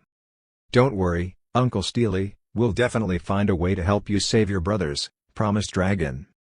After appeasing the Steely, Nanan, Dragon, and Blackie carried the fruit trees back to the 4-part architecture. They arrived there in no time. At that time, Shi-Tukin was moving a small bench to the corner of the chicken coop. She then sat down on the small bench and started to carefully draw a chicken. Her face was fixed in concentration as she drew the outlines of the chicken, stroke by stroke. Endless wisdom intertwined with origins flowed from the tip of her brush, bringing the drawing of the chicken to life. She was no longer painting but creating a powerful creature. The level of difficulty was not for the faint of heart. She felt that her fingers were as labored as carrying a heavy burden, and that was only from drawing a few feathers. I shudder to think how difficult it would be to draw Lord Dog if a chicken is already this difficult. But, I'll only consider myself proficient if I can draw Lord Dog. If only I could draw the expert. No, that's impossible. I shouldn't even think about it. She hurriedly threw out this unrealistic idea from her mind. Having a goal was a good thing, but not if the goal was unattainable. It would not be a stretch to say that the thought of drawing the expert itself was a kind of blasphemy, given the indescribable level that the expert was in. At the same time, Chin Manyun was playing the guqin. Her music was completely different from before, there was no fixed rhythm, and it was obvious that she was not playing from any sheet music. If one listened carefully, one would hear the sound of the gurgling stream, blowing wind, and the rustling of leaves harmonizing with the sound of the guqin. The guqin sound was blending with nature, using nature as the score to make music together. Endless power flowed around her, interweaving into the most beautiful notes. At the same time, it could instantly explode with enough force to destroy the sky and earth. In the pavilion, Little Fox was staring blankly at the chessboard, obviously bored out of her mind. Her initial passion for chess had waned after playing the game for a long time. She was no longer so keen on playing chess, or in other words, she was no longer satisfied with playing chess by herself. She thought of the pleasure she felt when she abused her opponents during the chess game last time. This made her want to go out and abuse others again. Little Fox sighed and said, I envy Nanan and Dragon. I want to go out to play, too. It was at that time, the sound of the creaking door being pushed open could be heard. Brother Li, we're back, said Nanan happily. Li Nianfan, who was drinking the last bit of the wolfberry tea, was stunned for a moment, and then said in surprise, back so soon? Oh hey, you really brought back the fruit tree. Well done. These are, wolfberry vines and a red date tree. All good stuff. Chapter 790 The Plan. The red date, also known as jujube, can be made into jujube cakes, and it's also a perfect match with the wolfberry. Combined together, they can be brewed into jujube wolfberry tea, which is a great tonic. The corners of Li Nianfan's lips curled up into a smile, and he continued, it's a pity that there isn't any snow fungus around, otherwise, we can make jujube snow fungus soup which is really good for the body, too. Brother Li, what's a snow fungus? Maybe we can look for it, said Dragon curiously. Ha ha ha, I'm so lucky to have thoughtful people like you. Like mushrooms, snow fungus grows on trees, but it's very different from mushrooms in shape. It is white and gelatinous, making it easily identifiable, said Li Nianfan. Nanan and the others all nodded, silently taking notes in their hearts. Just like that, another small goal was born in their minds. Then, Li Nianfan went to the backyard to plant the red date tree and wolfberry vines. He would make a good cup of tonic tea at harvest time. Nanan and Dragon stayed back to report the situation of the Origins realm to the others. So, all the catastrophes since the beginning of time could be traced back to the Heaven-Plundering Alliance? Asked Shitukin through gritted teeth. She was also a victim of the catastrophe. If it were not for the catastrophe, there would be no ministry, and her little wight would still be alive. Not to mention, she would not be a hybrid of human and demon. It's obvious the Heaven-Plundering Alliance has a huge ambition, but how dare they invade the ancient Forbidden Area and kidnap the 5 Battle Spirit Guardians, said Chin Manyun threateningly. The reason why the ancient Forbidden Area was a forbidden area was that it contained great danger and chaos. It was the place where the supreme power sealed the unpredictable heaven. Only those blinded by ambition like the Heaven-Plundering Alliance would dare to go there. The Heaven-Plundering Alliance would definitely not let this matter slide so easily now that they know who you are. I'm afraid it would target the ancient Forbidden Area again, said Fire Phoenix. May. It's not as if we'll let them go easily, too. We'd still make them pay even if they don't come to the ancient Forbidden Area. For the sake of Uncle Steely and Sister Willow, I must rescue the other 5 Battle Spirit Guardians. Moreover, the Heaven-Plundering Alliance claims to have plundered everything in the world, so there must be countless treasures in their possession. They might even have the snow fungus Brother Li wants, said Nanan aggressively. Daji's eyes lit up while nodding in agreement. That's true. There's always a deeper meaning to everything Master says. It can't be a coincidence for him to mention the snow fungus at the same time the Heaven-Plundering Alliance appeared. I bet the two are closely linked. Dragon pouted and said, but how will we ever find the Heaven-Plundering Alliance? They've always kept their location a secret. There are many powerhouses like the Heavenly Palace and the various major sects in the 7th dimension who are willing to work for Master since he's given them so many opportunities. It's now time for them to make themselves useful, said Daji. Many hands made light work, so she was sure that their success rate would be higher if all the major powerhouses went into the Origins realm together with them. "I want to go to the Origins realm, too, sis. I can look for the snow fungus," said Little Fox excitedly, jumping up and down. "I'm the Demon Queen after all. I can lead my army into the Origins realm to search for the snow fungus." Dodgy said nothing and just stared calmly at Little Fox, who immediately stopped jumping around. She then dropped her head and in a small voice, she said, "I just want to help." Dodgy remained silent for a while. Then, she finally said, "You can come with us if Master allows it." Little Fox was all smiles when she heard that. "Yay! You're the best, sis," she said happily. Meanwhile, in the Origins realm, on a particular star in the Northern Star region, stood many palace buildings. Deep in the most central palace, a middle-aged man was sitting cross-legged. Around him, all kinds of visions such as gold, wood, water, fire, earth, and so on were swirling about, while the endless power of the Origins flowed. With a closer look, one would find that his surroundings were full of heaven and earth treasures.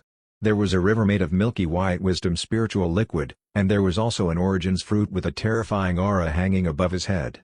In short, there were countless rare treasures. It was a very luxurious place for one to conduct one's cultivation. Those were all the treasures that the Heaven Plundering Alliance have collected from all over the Origins realm for countless years, and those were just the tip of the iceberg because the middle-aged man was just an executor in charge of the Northern Star region. In terms of status, he could only be regarded as the lower management of the Heaven Plundering Alliance, but the treatment of his position was enough to make countless cultivators drool. Among the many treasures, there was a fire-colored longbow that was the most conspicuous. The longbow was hovering in front of the middle-aged man's chest as it was being refined, its firelight flickering as if it had come alive. Suddenly, the executor's breathing became erratic, and he snapped open his eyes, causing electricity to crackle from the force. "One of my spirits was destroyed?" he said in a deep voice. Through the incomplete images transmitted from the spirit, he knew that the ones who suppressed his spirit were two little girls and a bald dog dressed in leather pants. What kind of lineup is this? The middle-aged man frowned while all kinds of questions flashed through his mind. The Heaven Plundering Alliance had branches in every corner of the Origins realm, and he had seen all kinds of strange things but never a lineup as strange as this. How could such a powerful and strange-looking dog be unknown to him? He suddenly stood up, and with one step, he instantly arrived at the side hall. There, the jade plaques of both Master Thunder and Master Lightning were broken, meaning to say they had already perished. The middle-aged man raised his hand and pointed sharply at Master Thunder's jade plaque. The next moment, Master Thunder's last words came floating out from the jade plaque. There's a big change and a huge opportunity in the ancient forbidden area." "The ancient forbidden area?" The middle-aged man's pupils shrank rapidly, revealing a hint of excitement. Back then, the Battle Spirit Guardians guarded the entrance of the ancient forbidden area with their lives, and they even managed to close it off. "I can't believe someone can actually come out of it after so many years have passed. And how was it possible for such a powerful dog to come out of there? This means that we can continue with the Alliance leader's plan," muttered the middle-aged man to himself. He immediately raised his hand and pointed at the other two jade plaques which belonged to Master Wind and Master Fire. "Go to the ancient forbidden area immediately to find out the changes mentioned. Remember not to act rashly. There are existences there that can kill you. Your main purpose is to obtain more information," communicated the middle-aged man. Master Wind and Master Fire responded immediately, "We'll go as you've ordered." Meanwhile, a group of people had entered the second dimension and were proceeding cautiously.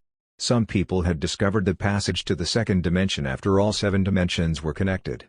Gradually, some of them discovered that there was a whole new world beyond the dead and silent second dimension, so the others immediately organized themselves into a group to go on an expedition together. Impressively, the left messenger was in the group as well. Chapter 791 Join us and we'll protect you. In dead silence, a group of people was flying forward cautiously. It's unimaginable to think that some forces are terrifying enough to actually destroy the second dimension. Yes, the catastrophes in the 7 dimensions are truly terrifying. Fortunately, the catastrophe was suppressed. Otherwise, the entire 7 dimensions won't be able to live in peace. I wonder what's beyond the 7 dimensions? I sense that there'll be a shocking opportunity waiting for us. Or maybe a crisis. Don't worry, we're a team. I'm sure we're not weaker than a third-step wisdom elite if we work together. There's no need to worry too much. We're almost there. The entrance isn't far ahead. Motivated, they accelerated their pace. The left messenger was excited, too. She was traumatized by all that had happened to her in the 7 dimensions, and could not wait to get out of the place. She was sick of living a life in hiding and wanted a new life where she could do whatever she wanted. Good riddance, 7 dimensions. I won't be missing you, she said happily when she saw the entrance getting closer and closer. However, at the next moment, boom! A monstrous oppressive force came crashing down on all of them. Under this pressure, they did not even dare to move. They only felt that time and their mana were frozen, making it impossible for them to fight back at all. Ha ha ha, what good luck we have. We've only just arrived and already met a group of people.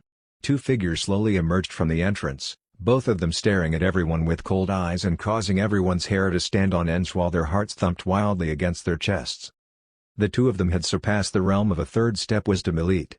What's going on? Is the outside world really that dangerous? We haven't even stepped out yet and we're gonna die? How sad is that?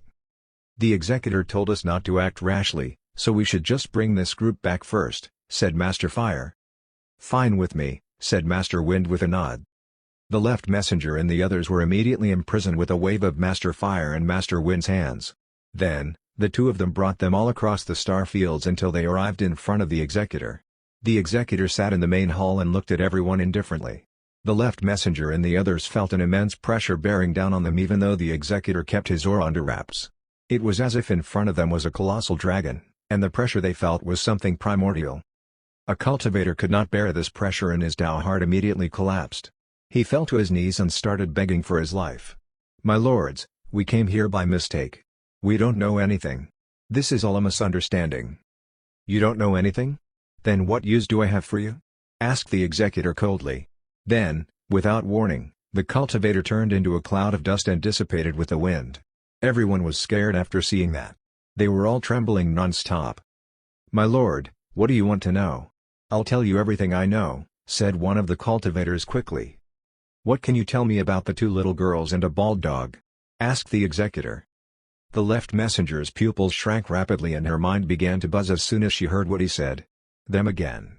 I can't believe they're even famous here. And, why does it seem like I cannot shake them off at all?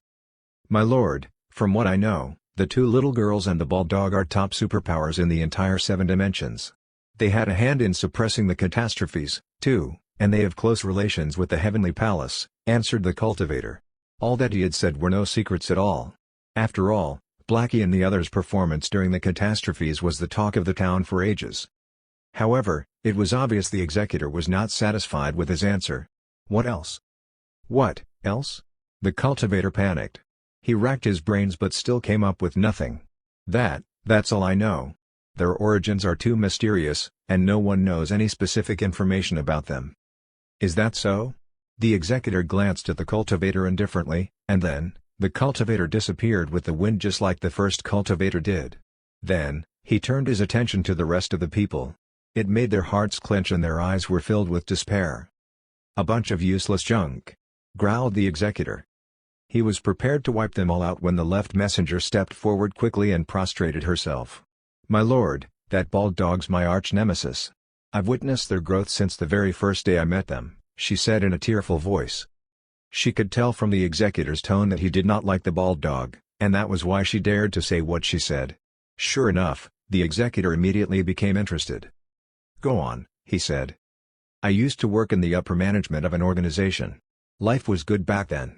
Everyone feared me and I had no care in the world at all, but my life became hell ever since the bald dog and the others appeared. They have the backing of a so-called expert who's also the master of the dog. This person has never shown his face, but make no mistake of just how powerful he is. The dog was not yet bald when I first met him. The left messenger told the executor everything that had happened to her, denouncing Blackie's crime with grief and indignation. Halfway through the story, she started to cry. She was not putting up an act. The tears really came from the bottom of her heart. Ah, I see that you and the dog are indeed great enemies. It mustn't have been easy for you to survive until now. The executor's eyes softened and he said, from now on, you're a member of the Heaven Plundering Alliance. Get ready to witness how we suppress the dog. Heaven Plundering Alliance? The left messenger's heart skipped a beat. Immediately, she thought of the ministry. I've got a bad feeling about this. This organization will probably end up like the ministry. However, on the surface, she pretended to be happy. "Thank you, my lord." She did not care about the survival of the Heaven-plundering alliance but would do anything as long as she got to keep her life. "You are welcome. We'll protect you since you're one of us now. There's no need for you to live a life in hiding anymore." The executor laughed, and with a wave of his hand, everyone except for the left messenger was instantly wiped out. Then, he analyzed solemnly, "It seems like the expert backing them is very powerful for the dog to become a wisdom dictator in such a short time. The manure even contained origins and they also managed to suppress heaven. I dare say, he's at least at the mid-3 levels of the wisdom dictator realm." No one would have thought that such a superpower could exist in the ancient forbidden area. "I think he might be the strongest backup left by the most supreme powers," exclaimed Master Fire in surprise. "My lord, what should we do?" asked Master Wind. A wise light flashed in the eyes of the executor. He chuckled and said, "Well, it seems like they're interested in the Origins realm, so let's make them an offer they can't refuse." Chapter 792 A treasure not even the Heaven-plundering alliance can get. Somewhere in the Northern Star region was a star that was not far from both the ancient Forbidden Area and the Promised Star. That star was called the Desolate Star. Its spiritual chi was weak and its size was not large. Although there were living beings in it, their cultivation base was at most in the realm of chaos. Taluo golden immortal. In the Origins realm, that kind of star was no different than a barren star. It was so barren that a wisdom elite would not even think to set foot on the star. Yet, on that particular day, a dazzling light suddenly burst into the desolate star. This beam of brilliance cut through the universe, directly lighting up the stars in the heavens. Even the brilliance of the sun was no match for it. Moreover, endless spiritual chi rose to the sky, blanketing the entire star in a mist, making the whole place look like an ethereal fairy tale. It took a while for a vision of this magnitude to disperse, and immediately, it kicked up a sensation. Even the worlds separated by endless distances were attracted by the vision, for everyone knew that this was a sign that an exotic treasure was about to be born. Immediately afterward, shocking news swept through the world like wildfire. An Origins pond of holy dimension had appeared on the desolate star. A brand new holy dimension had just been born, and no one had any idea what kind of opportunities they would find there. Naturally, this did not deter them from flocking to it. An Origins pond of holy dimension represented a myriad of opportunities. The opportunities were not just for individuals, but a whole family, and even an entire sect. An Origins pond of holy dimension possessed enough opportunities to cultivate a powerhouse, so many opportunities that it would be an astronomical number. Moreover, the vision of the birth of the holy dimension was so vast that they did not doubt that its value would be higher than normal. Soon, the powerhouses mobilized their forces and countless cultivators gathered at the desolate star, making the normally barren star livelier than it had been for a long while. This place lacks spiritual chi and the power of Origins is thin. It's a miracle that it's able to give birth to an Origins pond of holy dimension. Yes, as we all know, the making of an Origins pond of holy dimension puts extremely high requirements on the environment. There's no need to doubt this. After multiple confirmations, the desolate star has indeed given birth to an Origins pond of holy dimension. Although it's incredible, it's not impossible. I heard that being the first to go into the Origins pond of holy dimension is like winning the jackpot. I wonder who that will be. Yeah, being the first to enter it will definitely make a lot of money. Hee, everyone wants to be the first, but I don't think it'll be that easy to get the spot. Just now, someone saw the people from the Shindo Pavilion arrive. What? The Shindo Pavilion from the Grand Ski continent? How did they get here so fast when they're separated by several star realms? And it's not only them. I heard that the people from the Ascension sect have come, too. The Heavenless Devil Palace has set up a blockade within a 10,000 miles radius of the Origins pond of holy dimension. Even the larger powerhouses dare not act rashly. Some cultivators tried to sneak in but were instantly killed. One of them was even a second-step wisdom elite. Sigh, I guess we can only act as spectators to the whole sensation. It's a fool's dream for someone like us to enter the Origins pond of holy dimension. Everyone was watching the desolate star from the void and discussing the Origins pond of holy dimension. Has another Origins pond of holy dimension appeared? Said a curly-haired middle-aged man with 3 eyes donned in majestic armor. All 3 of his eyes lit up slightly as he said with a smile, "We were right to come here. Maybe we can even find a new kind of fruit in there." He was indeed Yang Jing. The Heavenly Palace people became very excited when they received the instruction from the expert. Without hesitation, they set out to the Origins realm to look for the new fruit. Initially, They were feeling a bit lost after successfully suppressing the catastrophe. While they were happy that the 7 dimensions had returned to peace, it also meant that they could do nothing else to serve the expert. Therefore, they had been grappling with a sense of emptiness ever since then, and yet, they did not dare to disturb the expert. Hence, one could imagine just how excited they were to receive new orders from the expert. It was as if a single candle flame had ignited their otherwise dark lives. "Maybe we can find the snow fungus there, too," said Xiao Chenfeng hopefully. "Even if we don't, I'm sure there are still other treasures there that the expert will like. In other words, we have to go in no matter what," said Yang Jing. However, they did not act rashly, but instead, sent someone back to the fallen Immortal Mountain to deliver the news of the new Origins Pond of Holy Dimension to Nanan and the others. At the same time, back at the Heaven Plundering Alliance, the executor's face broke out in a satisfied smile as soon as he heard the report from his subordinate. However, both Master Wind and Master Fire showed doubts on their faces. "My lord, isn't it too extravagant if we use the Heaven Plundering Alliance's Origins Pond of Holy Dimension as bait?" asked Master Wind. It was indeed as he said, that Origins Pond of Holy Dimension was actually the bait released by the Heaven Plundering Alliance. In other words, its first time was long gone since the Heaven Plundering Alliance had been inside it countless times. The spiritual chi of the Desolate Star was not as barren as everyone thought, on the contrary, it was very rich. However, to hide the Origins Pond of Holy Dimension, the Heaven Plundering Alliance used great means to thin the spiritual chi in the area. At the same time, it secretly guarded the Origins Pond of Holy Dimension so that no one would ever know of its existence. This time, it could be said that the Heaven Plundering Alliance had pulled out the big guns to lure the people from the 7th dimension over, which in the eyes of both Master Wind and Master Fire, was an overkill. Ha! What they don't know is that this Origins Pond of Holy Dimension has been emptied by us. The executor chuckled and there was a hint of mockery in his eyes. Emptied? Both Master Wind and Master Fire were stunned for a moment, and then, they also laughed. Then using it as bait is fine since it's all emptied. In fact, it's genius. However, they had another doubt, the Origins Pond of Holy Dimension should be long gone since it's empty, right? Seeing the doubt on their faces, the executor's face darkened a little. Actually, it's not accurate to say that it's been emptied. There's still one thing in there that we can't get. What? Both Master Wind and Master Fire were shocked.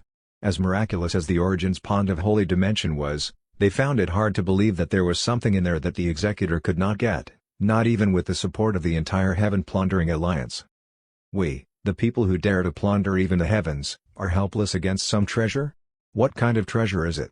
Must be one heck of a treasure. "My lord, is the treasure very strong?" asked Master Fire in amazement. The executor nodded, then shook his head. "This treasure's very strange, it cannot be suppressed by power," and his eyes narrowed slightly and there was a cold glance.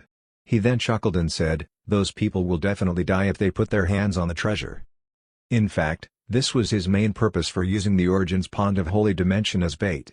The ultimate treasure in there would definitely wipe out the people from the ancient forbidden area if they dared enter the Origins Pond of Holy Dimension.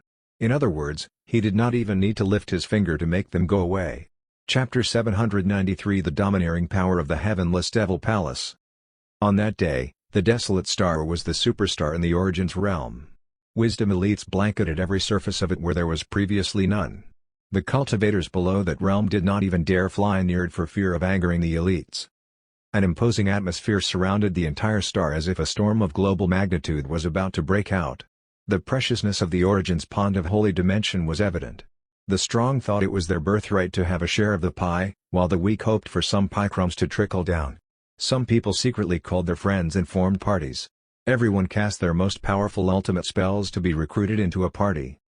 The Desolate Star was like a dynamite barrel, a spark and it would explode. However, everyone did not dare to act rashly and waited patiently for the entrance to the Origins Pond of Holy Dimension to open.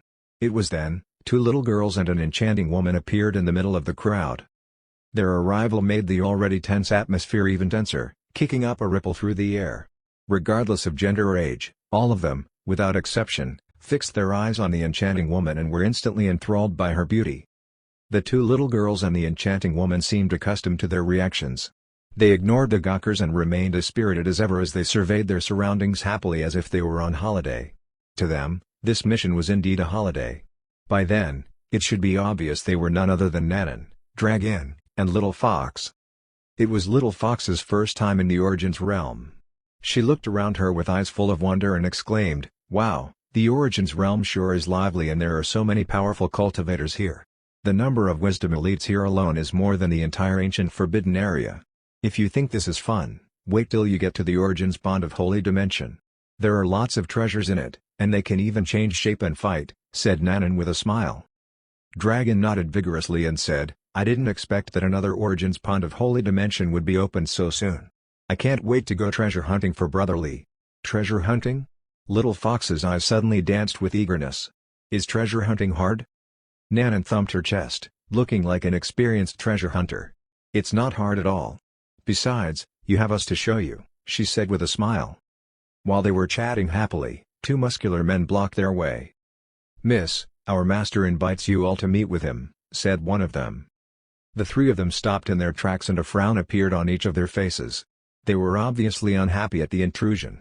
Moreover, they could feel that the auras of the two men were very aggressively locked on their bodies, meaning to say that they would not take no for an answer. "Get out of our way. Can't you see we're busy?" said Nanan aggressively. The man's eyes darkened slightly. "Miss, our master's the young master of the Heavenless Devil Palace. He's waiting for you all at the Bright Moon restaurant and sincerely wishes to become good friends with you all." While speaking, he raised his hand and pointed to a 5-storied pagoda restaurant. There, they could see a table filled with gourmet food near the top floor's railing. A lone young man dressed in a long tang suit sat at the table. He smiled sinisterly at Nanan and the others and said evenly, "Join me, ladies." The way he said it was more like an order than an invitation. He knew that no one in the entire Desolate Star would dare refuse him. At the same time, he was staring at Little Fox with undisguised lust. Then, he swept his eyes over Nanan and Dragon. He licked his lips in excitement. What a nice surprise this was for him. Even the minutest action from Little Fox would bring up an amorous feeling in him, each a temptation he could not resist. Her unparalleled beauty would definitely be the death of him. As for Nanan and Dragon, even at their young age, he could tell that they possessed the potential to become beauties that could launch 1,000 ships. It would be difficult for him to find anyone else more beautiful than the three of them. He had to get them no matter what. Dragon glanced at him and said innocently, "Nanan, do you know who he is? I don't think he's right in the head." Little Fox bobbed up and down vigorously and said, "Yes. It seems like he's severely not right in the head." "The insolence! You should all be honored that our young master fancies you. Go now and become his women," shouted Muscled Man number 1. "Before our patience runs out," shouted Muscled Man number 2. This attracted the attention of the other people around them. They all shook their heads discreetly. Sometimes, it's a curse to be beautiful. They're either stupid or bold to step out of the house with beauty such as theirs. "I'm not strong enough. Otherwise, I'd also like to take her home, too." "Who's that cocky man? He can't be a good person if he forces his will on a woman." "He's Morong Yu, the young master of the Heavenless Devil Palace." "Then, these women are finished. Morong Yu can do whatever he wants here."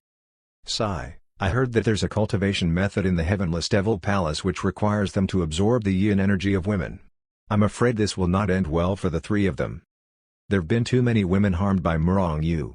It's heartbreaking just thinking about it." Some of the cultivators wanted to rescue the damsels in distress but immediately stopped in their tracks when they found out about Morong Yu's background. Everyone looked at Nanan, Dragon, and Little Fox silently with pity in their eyes. "I'll let this slide if you get on the ground on all fours and bark like a dog, if not, I'll kill you," said Nanan icily. And this of course applies to the man in the restaurant, too. Everyone was stunned by what she said and could hardly believe their ears. They never expected a little girl like her would dare to be so domineering. Morong Yu remained calm. He smiled and said, "Ha, I do like my women with a little fire in them. Bring them up to me now." The two muscled men immediately extended their hands toward Nanan, Dragon, and Little Fox. Their spiritual cultivations were at the peak of the Chaos Daluo Golden Immortal Realm. They would be considered the strongest in the former state of the Desolate Star. However, they were still confident that they would be able to take down the three of them easily even though there were countless other stronger people there. Without warning, they suddenly felt a strong force grab their wrists, making it impossible for them to move an inch. It turned out that Nanan was holding each man's wrist in her hands. Her expression sent chills down everyone's spines. "How can this be?" shouted the two muscled men in disbelief.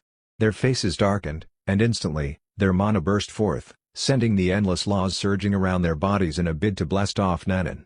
However, her grip was unbreakable, for it contained unimaginable power.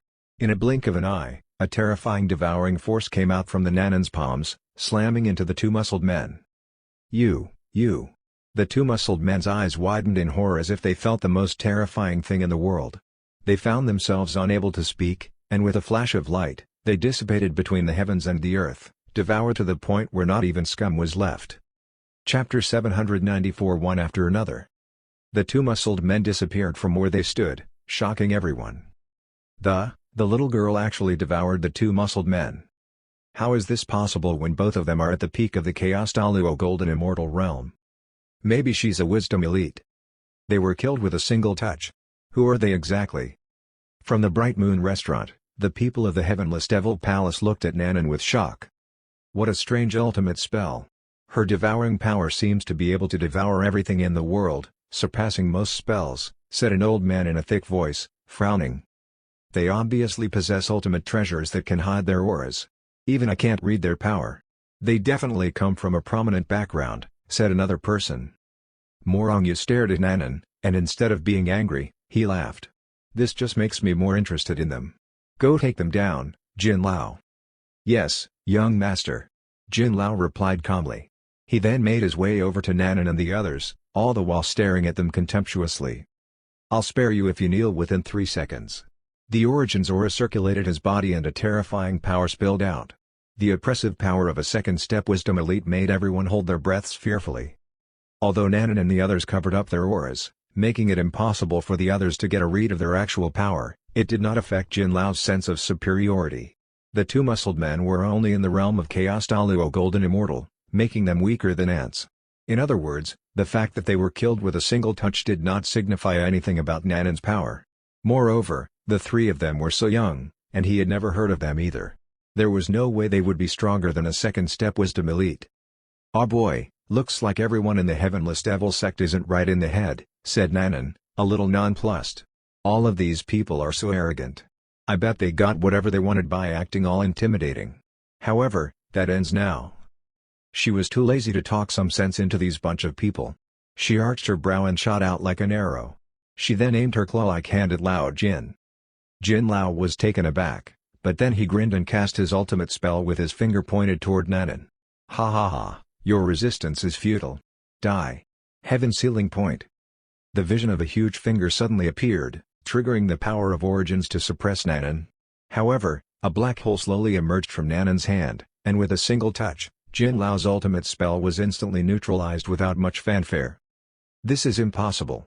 screamed Jin Lao as he exploded in both rage and fear, so much so that his hair stood on ends. He wanted to turn around and run, but his body was already shrouded by the black hole. With a flash of light, he disappeared cleanly into thin air.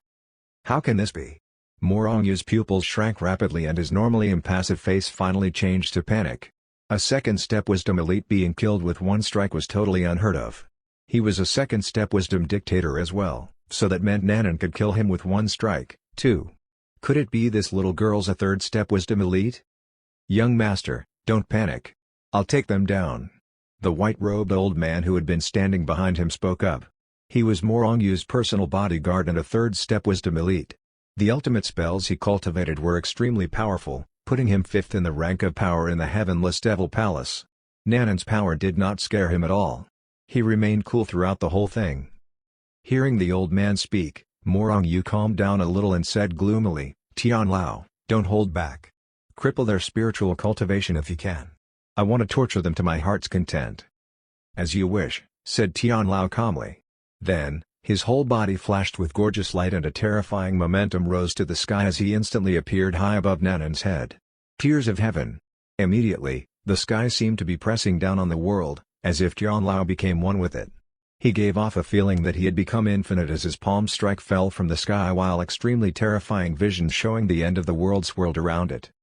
Under the colossal palm strike, Nanan was as insignificant as an ant. Downnovel.com however, she stood proud and tall, putting up both of her hands. Instantly, the collapsing sky stopped in its tracks as if it was being propped up by her little hands. Then, she activated her devouring power and all of Tian Lao's oppressive force along with the visions disappeared as Nanan devoured his ultimate spell. John Lao did not even have a chance to cry out before he, too, was devoured by Nanan, instantly turning into nutrients that nourished her body. John Lao. Morongyu was stunned. He could not understand how one moment, the confident John Lao was casting his ultimate spell, and in the next moment, he was already dead. If it was not for him knowing Tian Lao's power, he would even think that Tian Lao was playing a joke on him. How was it possible for a third-step wisdom elite to not even last a single round with Nanan? Don't tell me she's surpassed the power of the wisdom elite and is a wisdom dictator. This thought made all the hair on his body stand, and his scalp was covered in pins and needles. Within a few seconds, both Jin Lao and Tian Lao were wiped out. Everything happened so fast that the crowd did not even have time to react. From their point of view, it was as if Jin Lao and Tian Lao went on a suicide mission. One after another, they were both killed with a single strike and without much fanfare. It was very underwhelming, to say the least. Finally, they descended into an uproar. What just happened? I blinked and they're dead? She's so strong. How can a third-step wisdom elite die just like that? How can someone so young be so terrifyingly strong? Whose child is this?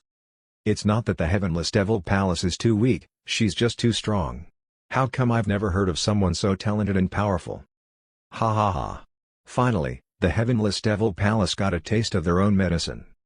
The situation turned sharply, and Morongyu was no longer as arrogant as before. He involuntarily took a few steps back as Nanan was slowly closing in on him. His eyes narrowed and he said solemnly, I'm Morongyu, the young master of the Heavenless Devil Palace. If you kill me, the Heavenless Devil Palace will rain down revenge on you. Nanan smiled at him and weakly said, rain down revenge? Morongyu was overjoyed, thinking that she was afraid. He immediately said, yes, I'm willing to let bygones be bygones if you let me.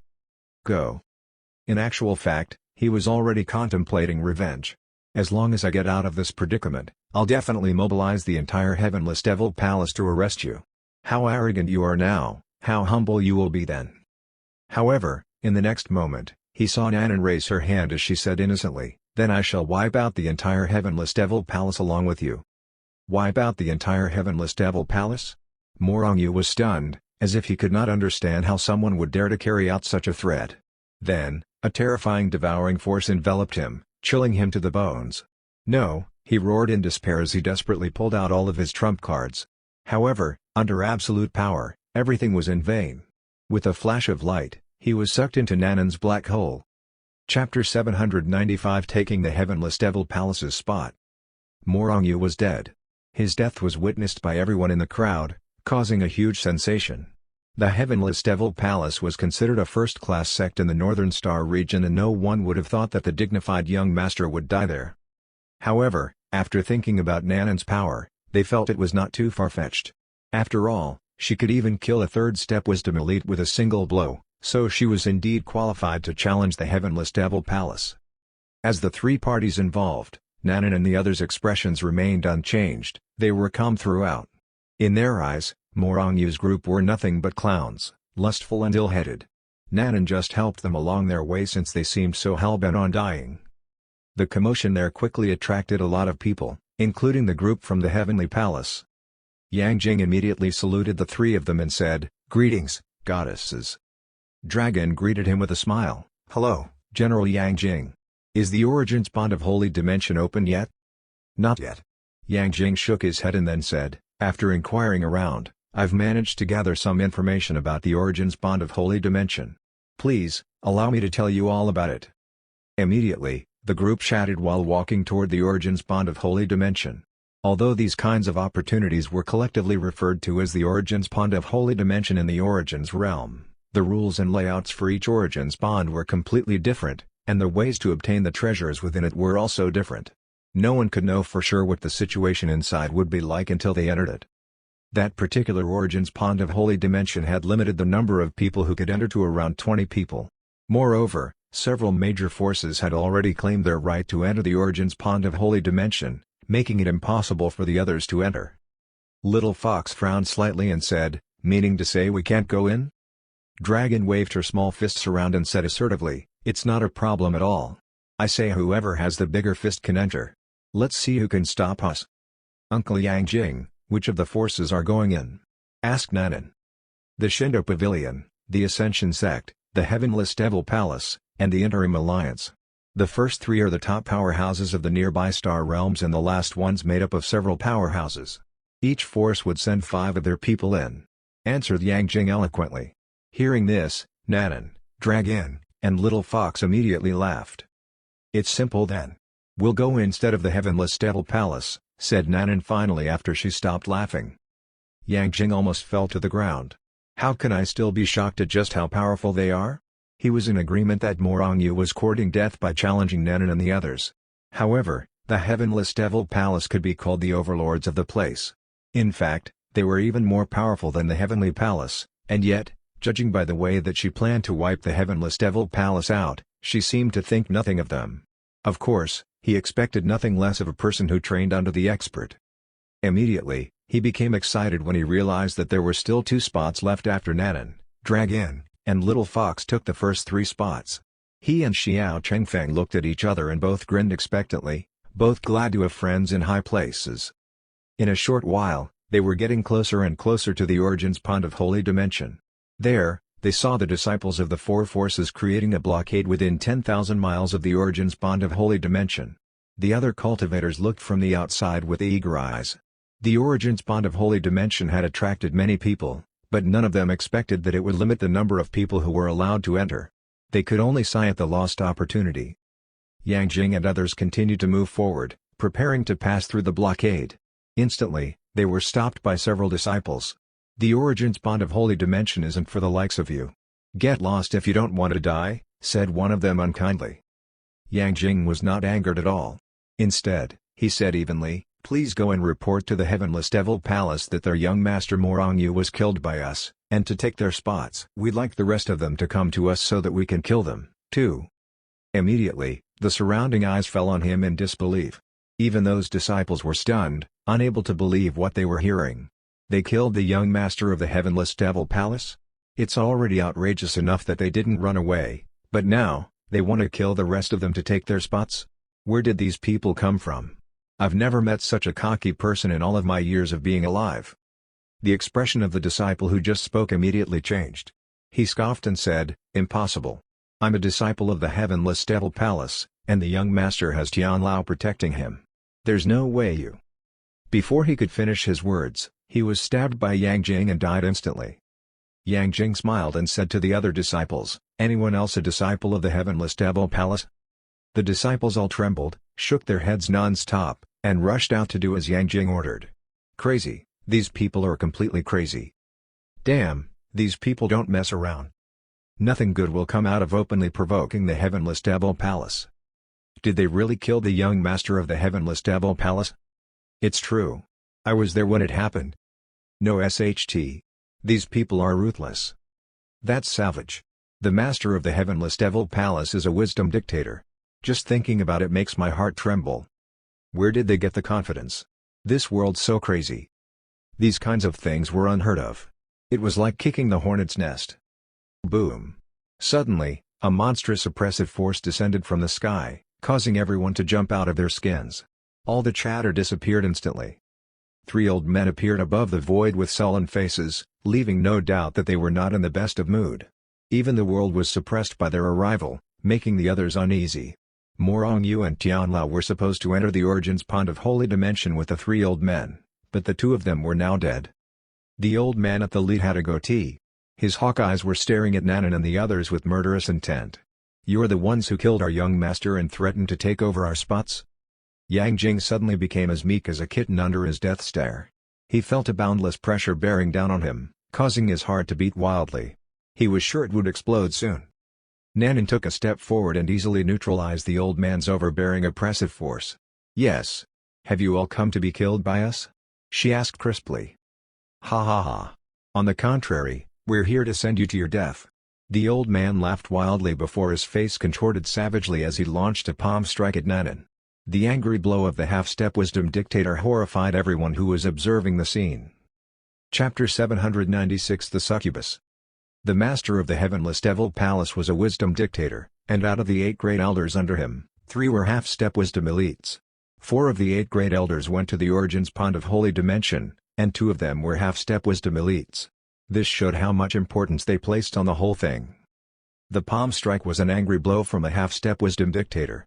Even though the Origin's Pond of Holy Dimension had attracted a whole horde of cultivators, only a handful of them could actually block that particular palm strike.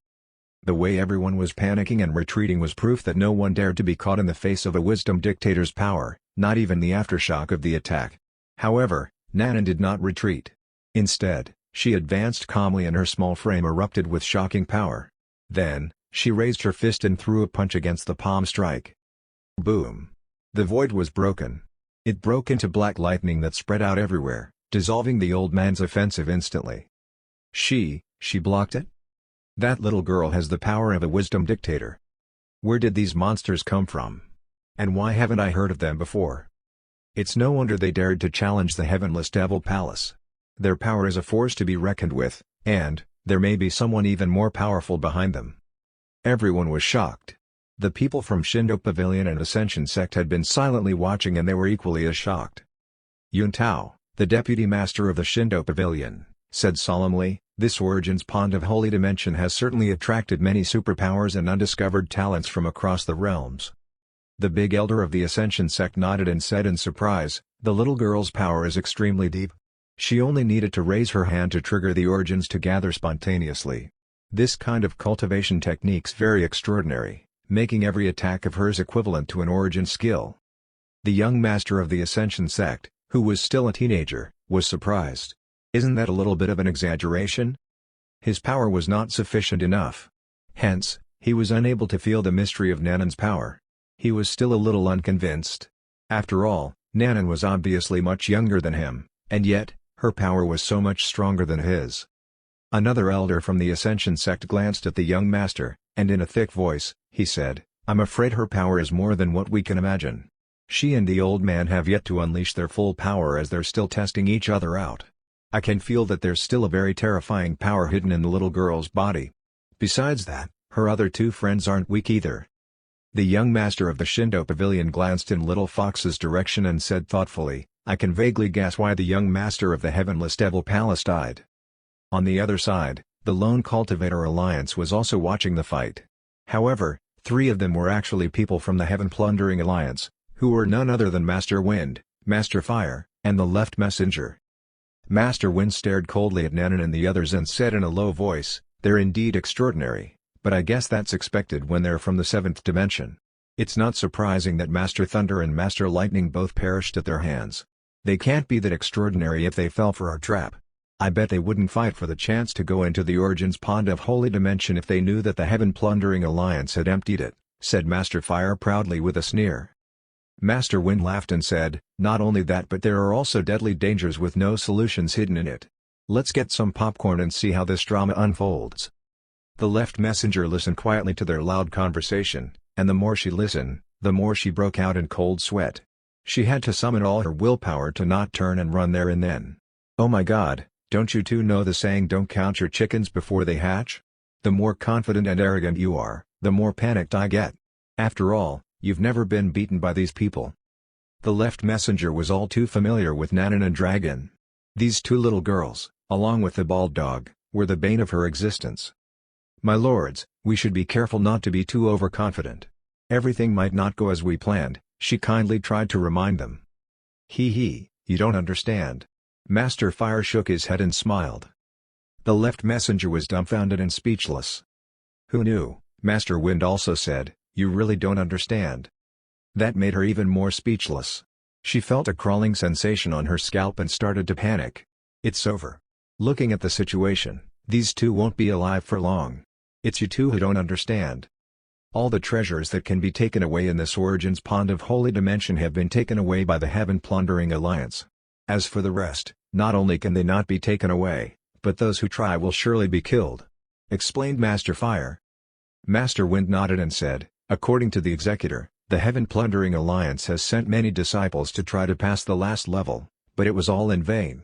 For every 10 disciples they sent in, only 2 came out alive." That was not a favorable odds indeed. However, Left Messenger still felt uneasy about the whole thing. On the other side, the old man from Heavenless Devil Palace scoffed at Nanan coldly. "No wonder you're so cocky. You're quite talented, I'll give you that, but death is the outcome for crossing the Heavenless Devil Palace." He then charged toward Nanan. The other old man, who was also a half-step wisdom dictator, joined in the fight as well. He followed closely behind the first old man with the intention of trapping Nanan. However, Dragon rushed out and stopped him. The remaining old man was only a third-step wisdom elite, so he did not join the fight. Instead, he locked his eyes on Little Fox and the others and shouted, "Kill them!" Immediately, all the disciples of the Heavenless Devil Palace burst forth with their mana as they charged toward Little Fox. They proudly moved in an orderly manner as if getting into position to deploy a formation. "Nobody moves. I'll handle this." Little Fox's eyes flickered with playful light and she quickly stopped the people of the Heavenly Palace who were eager to land some punches of their own. Little Fox took a step forward. At that moment, her face was innocent and beautiful, giving rise to a feeling of pity to anyone who saw her. At the same time, faint light radiated from her body, illuminating everyone like the sun. Innate ultimate spell, mind control. She's so beautiful. She's the goddess of my dreams. No, I won't let you hurt her. This woman's so cute, how could she be an enemy? Damn that Heavenless Devil Palace. Everyone, let's protect her from the Heavenless Devil Palace together. Goddess, don't worry. As long as I'm here, no one can lay a finger on you. The goddess smiled at me. I can die with no regrets now. In an instant, the formation of the Heavenless Devil Palace was broken and the disciples started to kill each other. In addition, some of the onlookers and cultivators were affected and took the initiative to join the battlefield to protect Little Fox. The rest of them managed to restrain their inner impulses. They quickly averted their gazes from Little Fox, shocked to their very core at how terrifying her ultimate spell was. She's a succubus. The old man trembled and his face flushed with anger. He had fallen into the siege of the Heavenless Devil Palace's disciples. You're all idiots who have lost to lust. Even a dog has better self-control than you all. How can you attack your master just because of a woman? It was rather funny how the elder of the mighty Heavenless Devil Palace was played by Little Fox, so much so that he called her a succubus. Chapter 797 A Weapon Fit for the Gods. What kind of battle skill is this? The two half-step wisdom dictators of the Heavenless Devil Palace were panicking as a sense of powerlessness rose in their hearts. Even though both Nanan and Dragon were half-step wisdom dictators just like they were, they had much higher control over the power of origins, making it possible for them to unleash the full strength of their ultimate spells. "Could you two be from the Origins martial sect?" exclaimed Big Elder. The Origins martial sect was famous for its battle skills. Their disciples majored in battle skills, and they could unleash astonishing power akin to those of treasures once they activated their mana. However, the sect was not in the Northern Star region. In fact, it was located very, very far from the Desolate Star. Nanan was taken aback. "What Origins martial sect? They can't have battle skills as powerful as ours," she said with a frown. Although she had never heard of the Origins martial sect, she was sure that whatever battle skills they had could not be compared to the ones that Li Nianfat taught them. Big Elder saw an opening when Nanan was distracted. His eyes flashed, and quickly, he flung an antiquated bronze bell at her which expanded as he punched out a series of hand seals. It transformed into a height of more than 3 yards before coming down straight on Nanan. Clang! The bronze bell erupted with an amazing power that could devour the sun, and the sky and earth seemingly became frozen in time. In an instant, Nanan was enveloped in the bronze bell. Big Elder laughed and gloated, "Ha ha ha, you can stay in my purgatory bell forever until your soul is gone." Nanan's battle skills nearly backed him into a corner, but there were more than battle skills in a fight. He was not foolish enough to keep fighting head-on with her. The Heavenless Devil Palace's purgatory bell has appeared. This Origins treasure is a 3-in-1 weapon of killing, trapping, and defense, making it the cream of the crop of Origins treasure. I never thought they'd bring out this treasure. This purgatory bell even has its own astral plane which can suppress and refine everything. No one has ever come out of it. Pity, the girl's still so young. It's over for her now. Everyone shook their heads and sighed at the fact that another genius had perished. "Big Elder, come and help me." Second Elder was overjoyed to see that Big Elder had suppressed Nanan and immediately began to call for help. He was being badly beaten by Dragon. He found it difficult to block against her subtle punches. In fact, he had already been knocked down 3 times. He did not doubt that given more time, he would be completely beaten to a pulp. "Don't panic. I'll trap her under my bell, too." Big Elder stroked his beard and smiled slightly. He was about to manipulate the purgatory bell when the bell began to shake violently, causing a majestic ringing sound to echo in the air. "Huh? He frowned instinctively but then relaxed his face. Ha! Stop wasting your energy. No one has ever come out of this. Suddenly, his voice got caught in his throat as if there was a stone stuck inside, making it difficult for him to utter another sound. That was because he noticed a crack on the purgatory bell. At the next moment, the tip of a shovel could be seen coming out of the crack. What's that? Big Elder was stunned, finding it hard to believe his eyes. Is that a shovel? A shovel pierced through the purgatory bell? It was so surreal that Big Elder started to suspect that he had fallen into an illusion. The sound of metal hitting metal was heard again as the shovel created another hole in the purgatory bell. Then, with the kick of Nanan's foot, the entire bell broke open. In the end, she walked out of it unharmed. How's this possible? Big Elder grabbed his head and screamed as his worldview shattered to the point where there was nothing left. Second Elder, who was fighting with Dragon in the distance, was equally terrified and his eyes nearly popped out of their sockets. Even some charmed disciples of the Heavenless Devil Palace snapped out of their trance and found their hearts trembling with an unimaginable fear. The Purgatory Bell broke? This is a top-level Origins treasure, known as the indestructible form of heaven and earth, and yet, it was destroyed by a shovel? Oh my god! What kind of shovel is that? Unbelievable! This is unheard of! Everyone exclaimed one after another, a tempest raging in their hearts after witnessing the birth of a legend with their own eyes. As expected of the shovel given by the expert. It's enough to surpass an Origins treasure. Yang Jing was not surprised at all. The shovel was used for digging and weeding the expert's backyard. The soil it was used on was Origins soil, while the wheat was spiritual roots. In fact, the wheat alone was enough to cause countless people to go mad with desire as it could be used to create Origins treasures. Under conditions like those, it was not surprising that Nanan's shovel could break open the purgatory bell. Elite King and Su Chen's manure forks and manure buckets are immersed in manure all day, every day, making it more and more extraordinarily powerful. I wonder when I'll be able to have such treasures, too. I was having so much fun until you suddenly used the treasure. What a sneaky thing to do. I shall punish you with death, shouted Nanan angrily. She then slammed her shovel down on Big Elder. Big Elder's eyes widened in horror. He did not dare to meet the shovel head-on.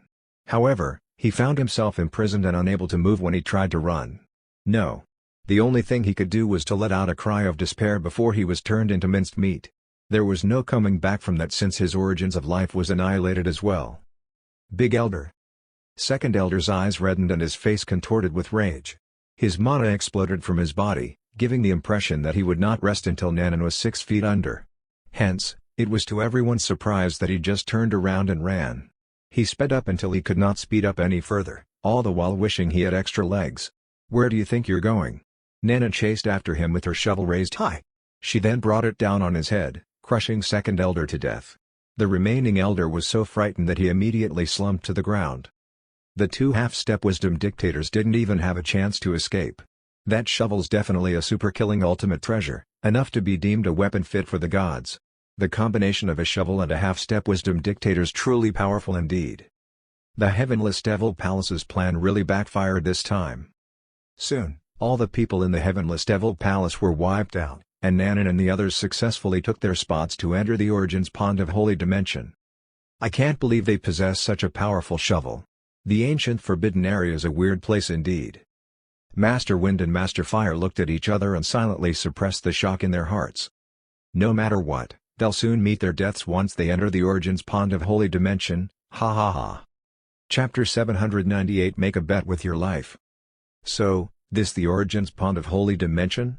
Nanan, Dragon, Little Fox, Yang Jing, and Xiao Changfeng had arrived at the entrance of the Origins Pond of Holy Dimension and peered into it. Above the void, there was a portal with a vortex in it, obviously leading to another world. In the Origins realm, the Origins Pond of Holy Dimension was the most mysterious. No one knew where it came from or how exactly it came into being. All they knew was that the Origins Pond of Holy Dimension was a world of its own. Even a wisdom dictator was not above the rules in it. Yang Jing and others felt a different aura from it. Some aspects of this Origins Pond of Holy Dimension are similar to the 7 dimensions, said Yang Jing with a musing look. Xiao Chengfeng nodded and said, the 7 dimensions also gave birth to battle spirits who abide by their own rules. We might as well make a bold assumption that this Origins Pond of Holy Dimension was created by a supreme power.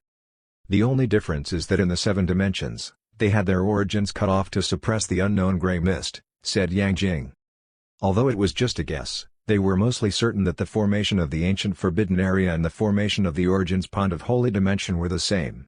Moreover, the grade of the ancient forbidden area should be slightly higher than the general origins pond of holy dimension, because the former had its origins cut off. Only a mighty force of unimaginable power could do that and seal heaven at the same time.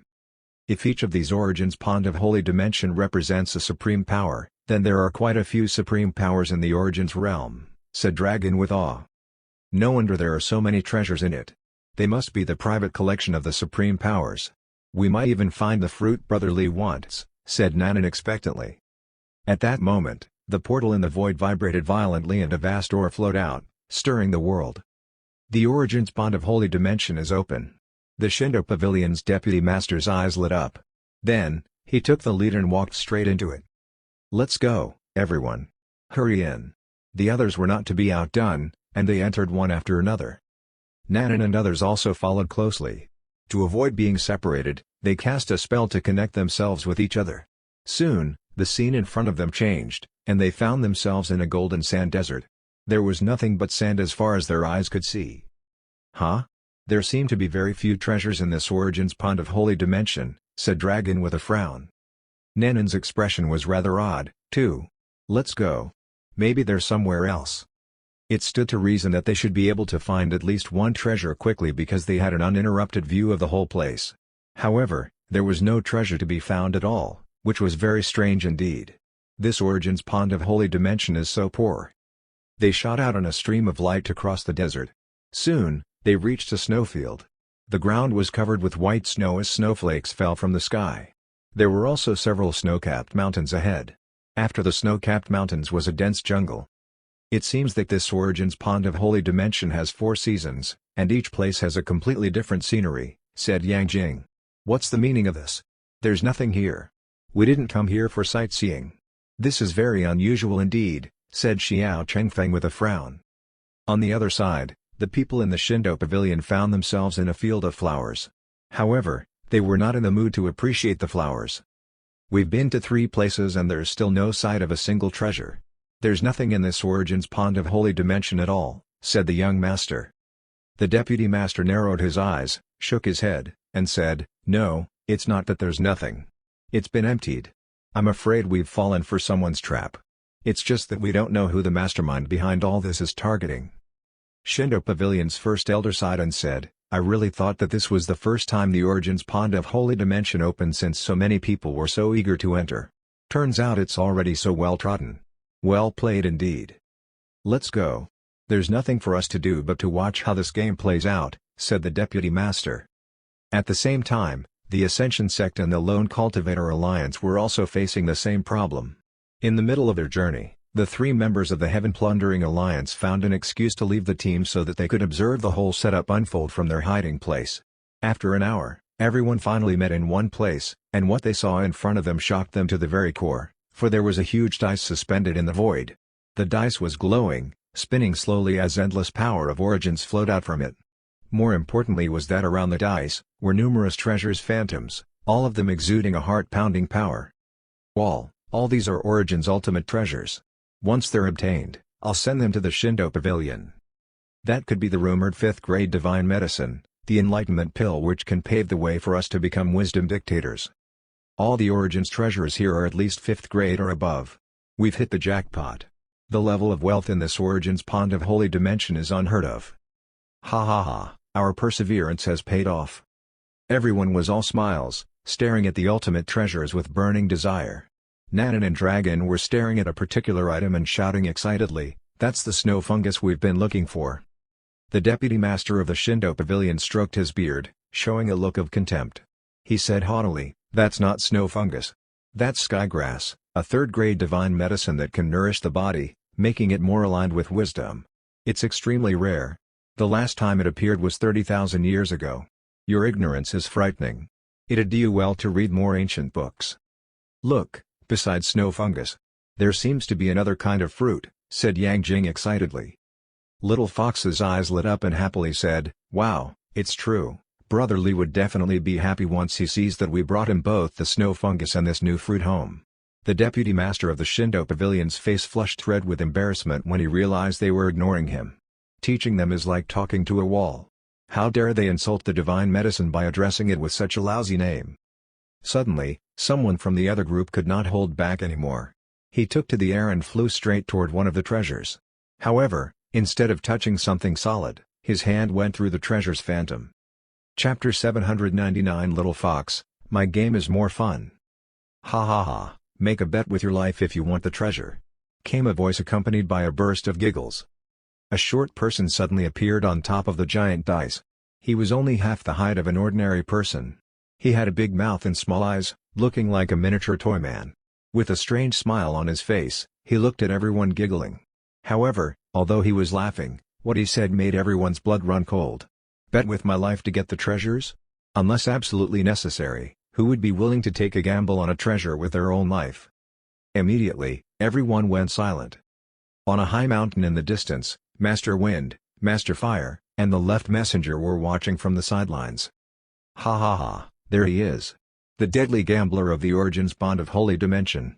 No one has ever won a gamble with him. They're all dead men now, said Master Wind with a laugh. Although we can't get all the treasures here, we're still making full use of this Origins Pond of Holy Dimension by using it to wipe out a few strong enemies. Gloated Master Fire. It's definitely over for them. Let's go and witness the moment of their deaths, said Master Wind. Let's, said Master Fire with a nod. Left Messenger trembled with fright and said in disbelief, my lords, surely you're not seriously going over there? Yes, it'd be a shame if we don't take this opportunity to mock them. Don't you think so? Said Master Wind matter-of-factly. He was looking forward to mocking them from a closer distance so that they can witness their despair and demise. What a perfect day it would be for him. My lords, it's still early in the game. There are too many variables. It'd be hasty of us to go there now, said Left Messenger in a bid to dissuade them. She had been slowly retreating, trying to put some distance between herself and both of the masters. Oh, shit, looks like the same thing's going to happen again. Going there to mock the others is the same as walking to their own deaths. There's no doubt about it. Master Fire shook his head nonchalantly and said, ha ha ha, there's such a thing as being too overcautious. I don't blame you though, since you don't know just how terrifying the Origins Pond of Holy Dimension is. Left Messenger almost laughed, thinking, and you don't know just how terrifying that group of people are. Master Wind waved his hand dismissively and said, okay, you don't have to go if you don't want to. We won't force you. We'll just go by ourselves. Then, he and Master Fire flew over while Left Messenger stayed where she was, sending them off with her eyes.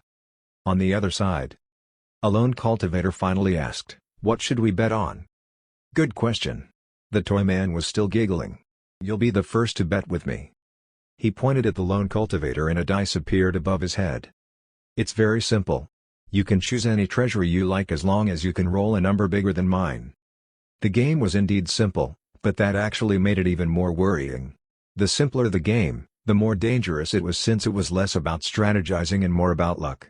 More importantly, was this really just a simple game of luck? The toy man was obviously both a contestant and a referee. The lone cultivator suddenly felt a mountain of pressure weighing down on him and asked anxiously, what if my number's smaller than yours? The toy man erupted in a burst of loud laughter and said one word only, death. The lone cultivator immediately took 2 steps back, shook his head, and said, then I don't want to play anymore. Ha ha ha, you'll die nonetheless if you don't play, came a cold voice. Master Wind and Master Fire walked over and stopped not too far away. Both of them were smirking, as if waiting to see a good show. The deputy master of the Shindo Pavilion suddenly narrowed his eyes and said, it's you guys, isn't it? The one who set us up? Bingo, admitted Master Wind graciously. You have no choice but to gamble with the deadly gambler now that you've entered the dice's range. If you don't, you'll die. If you gamble, there's still a chance of life, but we might as well tell you the result in advance. You'll definitely lose, said Master Fire. In other words, your death is guaranteed from the moment you enter the dice's range, said Master Wind with a smirk. After a pause, he smiled again and said, friendly reminder, don't even think about escaping. You'll die an instant death once you step out of the dice's range. Master Wind and Master Fire's moods were instantly uplifted when they saw everyone's faces getting more and more dismayed, making the smiles on their faces smugger and smugger. They had made the right decision to show their faces. After all, It was only fun when one got to share the genius of the plan with their victims. The game begins. The Toyman began to giggle while the dice above its head began to spin rapidly. There were already fine beads of sweat on the lone cultivator's forehead. He had no choice but to grit his teeth and pour his mana into the dice above his head, making it spin rapidly as well.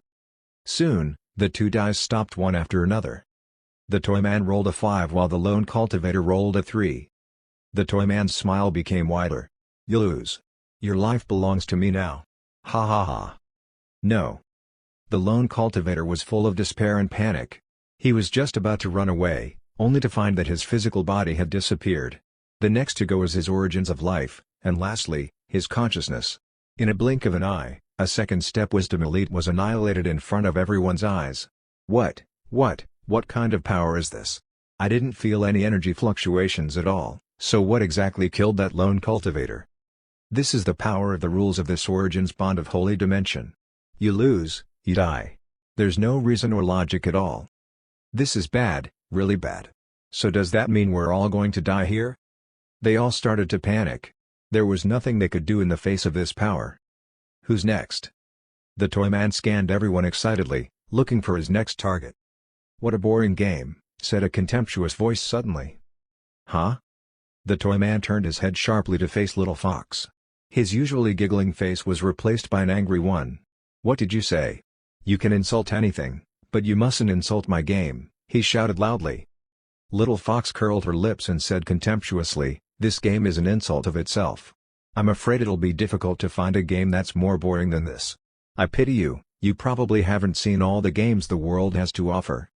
"You're talking nonsense. What other game can be more interesting than mine? Absolutely impossible. You must be lying. I'm going to kill you," roared the Toyman with disbelief. Little Fox silently took out a chessboard, smiled bewitchingly, and said, "Why don't you try an exciting game of airplane chess?" Chapter 800 Xiao Chengfeng, I never knew I was so awesome. Airplane chess? What's that? Everyone was struck dumb, especially the people from the Shindo Pavilion. To them, Little Fox was as good as dead. It was obvious that the Toyman was not someone to be messed with. After all, he was the controller of that Origins pond of Holy Dimension. Saying that his game was boring was like putting a target on her own forehead. They thought she was a joke when she brought out the airplane chessboard. However, the Toyman did not kill Little Fox but set his eyes on the chessboard. He quickly read the rules of the game and then laughed even more happily. "Huh? Interesting. This game's indeed really fun." The smile on his face was even bigger as he broke out in a dance. "Very well then. You didn't lie to me. Let's play this airplane chess of yours." He pointed at the chessboard and it immediately expanded until it became a map big enough for everyone to stand above it. Wow, it doesn't take much to convince him, huh? I know, right? And what's with this super huge board? Who are these people? They're so awesome. I'd never dare to negotiate with the Origins pond of Holy Dimension. Everyone else was awestruck by all that happened, their brains filled with amazement and wonder, while both Master Wind and Master Fire were so angry they nearly scratched out their own eyes. This is completely different from the Origins pond of Holy Dimension that we know. Could it be that this Toyman was also seduced by her beauty? The new game's about to start, and I'll act as the referee for this round of the game to ensure absolute fairness and justice. Everyone, get ready as soon as possible, said the Toyman solemnly. He then raised his hand and waved, causing everyone to fly up into the air. Then, each of them landed on their different takeoff points. The Toyman chuckled and said, "Whoever reaches the finish line first can ask for any treasure. Besides that, there are surprises waiting for you along the way, so please, look forward to it." Little Fox pointed at the stunned Master Wind and Master Fire and suggested, "We should make them join, too. The more the merrier." Master Wind and Master Fire gasped and their skin crawled with fear. "No, we don't want to. You can't make us since we're not in the range of the dice," said Master Wind uneasily as he quickly retreated with Master Fire. However, the Toyman raised his hand and the two of them were summoned back without any resistance. In no time, they were also standing on their takeoff points obediently. "Only I get to say who does or doesn't get to join the game." This beauty said it well, "The more the merrier," said the Toyman authoritatively. Both Master Wind and Master Fire's complexion turned ash gray. Although the game had changed, they did not doubt that it would not be any easier. Suddenly, they recalled what Left Messenger said previously. They should have heeded her advice, She was the only one who truly understood the situation. At that moment, Left Messenger had already escaped to a location thousands of miles from where she previously hid. Looking at the situation from afar, she could not help but shake her head and sigh. It's just as I expected. Nothing good ever comes out of tricking people. In fact, things will always backfire. It's over for you. Don't say I didn't warn you. The game officially begins. The toy man laughed loudly, pointed at the young master of Ascension sect, and said, "You're first. Roll the dice." The young master of the Ascension sect turned pale. While praying in his heart, he started to infuse the dice with his mana. After rolling the dice, it stopped at the number 5. 5 steps forward, said the toy man, and the young master of Ascension sect took off and flew 5 squares forward. You're pleasantly surprised to find that there's a wooden box here, and after you open it excitedly, you find that there's an ancient world-destroying divine lightning bolt inside, said the toy man. The young master of Ascension sect turned even paler. Trembling, he stared at the wooden box not far away. The wooden box opened by itself, and then, a 10-yard thick red lightning bolt burst out from it. Oh, no. The young master of the Ascension sect was so frightened that he became incoherent. After uttering the most desperate cry in his life, he was cut to the point that there was nothing left of him that was visible to the naked eye. "Young master," roared the people from the Ascension sect with both sadness and fright. The others were too frightened to breathe. The game was too brutal. Even a half-step wisdom dictator would not be able to resist the divine lightning bolt, let alone the young master of the Ascension sect. "You're next." The toy man pointed at the deputy master of the Shinto pavilion. The deputy master took a deep breath and threw the dice bravely, which landed on the number 3. "Take 3 steps forward," said the toy man. The deputy master rose into the air and landed in a mountain stream. He did not dare to be careless and quickly used enough mana to prepare for emergencies at any time. "Unfortunately, you entered the territory of the sky-devouring worm and woke it up from its slumber," said the toy man. A jet-black, scale-covered sky-devouring worm leapt out of the water and attacked the deputy master without a word. Being a third-step wisdom elite, the sky-devouring worm was very powerful, but it was still no match to the deputy master who was a half-step wisdom dictator. Soon, the worm was beheaded by him. The deputy master breathed a sigh of relief and immediately felt fortunate that he survived. "Next, it's your turn." The toy man turned his attention to Xiao Changfeng. Xiao Changfeng's heart was trembling, but he pretended to be calm and rolled the dice anyway. The same number landed. "Take 3 steps forward," said the toy man. Xiao Changfeng's face immediately darkened when he landed on the square. His whole body was upright and his heart was beating wildly, for in front of him was a sleeping fierce beast that had a blue face and sharp fangs. The world lost a little color with every breath this beast took. Its sense of oppression was not any weaker even in its slumber. A half-step wisdom dictator would not even dare to breathe in front of this invincible beast. "It's over. I'm dead for sure," thought Xiao Changfeng. He was so frightened that he could not even draw his sword while the others looked on as if waiting for the show to begin. If nothing else happened, he would become dead meat for sure. However, the toy man then opened his mouth and said, "You encountered a sleeping Origins devouring lion in the wild. Fortunately, you didn't surprise it and successfully stole its most highly valued treasure. Please, choose." Various glowing treasures suddenly appeared above Xiao Changfeng's head, waiting for him to make a choice. The people from the Shinto pavilion were stunned. The people from the Ascension sect were stunned. The people from the Heaven Plundering Alliance were stunned. Even Xiao Changfeng was stunned. "Wow, I never knew I was so awesome. Do I dare to steal a treasure from a beast like this one?" Chapter 801. The same answer, but different treatment. In good conscience, Xiao Changfeng knew that there was a high probability that he would not have the courage, but since the toy man said he could, then who was he to argue with him? He had some guesses in his heart that his good luck could be attributed to Little Fox, or to be more accurate, the expert. Ha ha ha, I bet the others are dying with jealousy. This is definitely a benefit of having friends in high places. He grinned and set his eyes on the treasures floating above his head. In the end, he chose a Golden Origins ultimate treasure ring that could attack and trap his opponents. He could combine it with his swordsmanship to make his attacks even more lethal. Nanan and the others may turn their noses up on Origins ultimate treasures, but for Xiao Changfeng, the gold ring was definitely something he never dreamed he could one day get his hands on. As for the other parties, they nearly cussed their hearts out when they saw what Xiao Changfeng received. "It's either a divine lightning bolt or a fierce beast for the others," So what makes him so special that he not only didn't wake up the beast but got an ultimate treasure in return? Can someone tell me how this all works? Is this even logical? It's your turn. The toy man was not interested in their opinions. He pointed at Master Wind, causing him to jolt and almost piss his pants. It was as if the Grim Reaper himself had called on him. He was sure that he would not be as lucky as Xiao Changfeng. However, it is obviously impossible not to play, so he could only bite the bullet. The dice he threw landed on the number 4. After 4 steps forward, he landed in a swamp. Immediately, his heart jumped out of his throat in fear that something terrifying would kill him there and then. Unfortunately, you're stuck in a deep swamp, rendering you immobile. You'll have to skip your next turn. That's it? Master Wind started to sob with relief. Then, he laughed and said, "Why haha, this means I'll be safe at my next turn, too. This is great. Lucky me." It was better to not move in that stupid game. Who knew what would be waiting for him if he moved? The others cast envious glances at him as the game continued. It was the turn of the only remaining lone cultivator. After he nervously rolled the dice, the number finally stopped at 6. A pool of water appeared in front of him. Whoa! The river was surging. A golden axe emerged from the water and appeared in front of him. This is a 5th grade Origins ultimate treasure. The lone cultivator's pupils suddenly dilated, unable to move his gaze from the golden axe at all.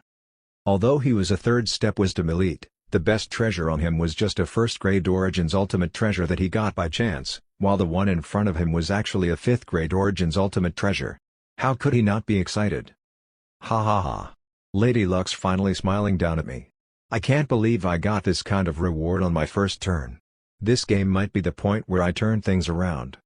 Is this divine axe the treasure you dropped in the water? Asked the toy man. Yes, it's mine. The lone cultivator nodded vigorously and greedily extended his hand toward the axe. No, you're lying. You'll suffer the wrath of the heaven-splitting axe. The heaven-splitting axe suddenly shone brightly, manifesting a golden battle spirit in the form of a brawny man who slashed at the lone cultivator's head with an axe in his hand. I'm sorry. Please, don't kill me.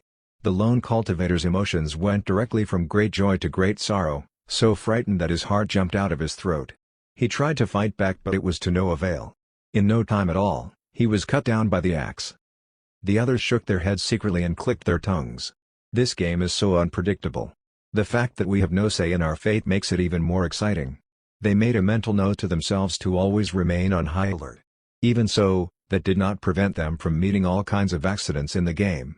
The elder of the Ascension sect accidentally ate the poisonous fairy grass, and his spiritual cultivation went directly from the 3rd step to the 1st step wisdom elite, while the elder of the Shindo pavilion was burnt to ashes by heavenly divine flame.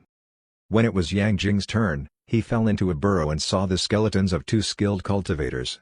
It was obvious the 2 of them had died fighting each other since the treasures in their hands were still glowing. Yang Jing then gained 2 Origins treasures. Next, it was Master Fire's turn. He arrived at a river and the same question was asked of him. A treasure flew out of the water and the toy man asked if it was he who dropped it. With the lesson learned, he hurriedly denied, passing the round unharmed. Master Wind and Master Fire smiled at the same time.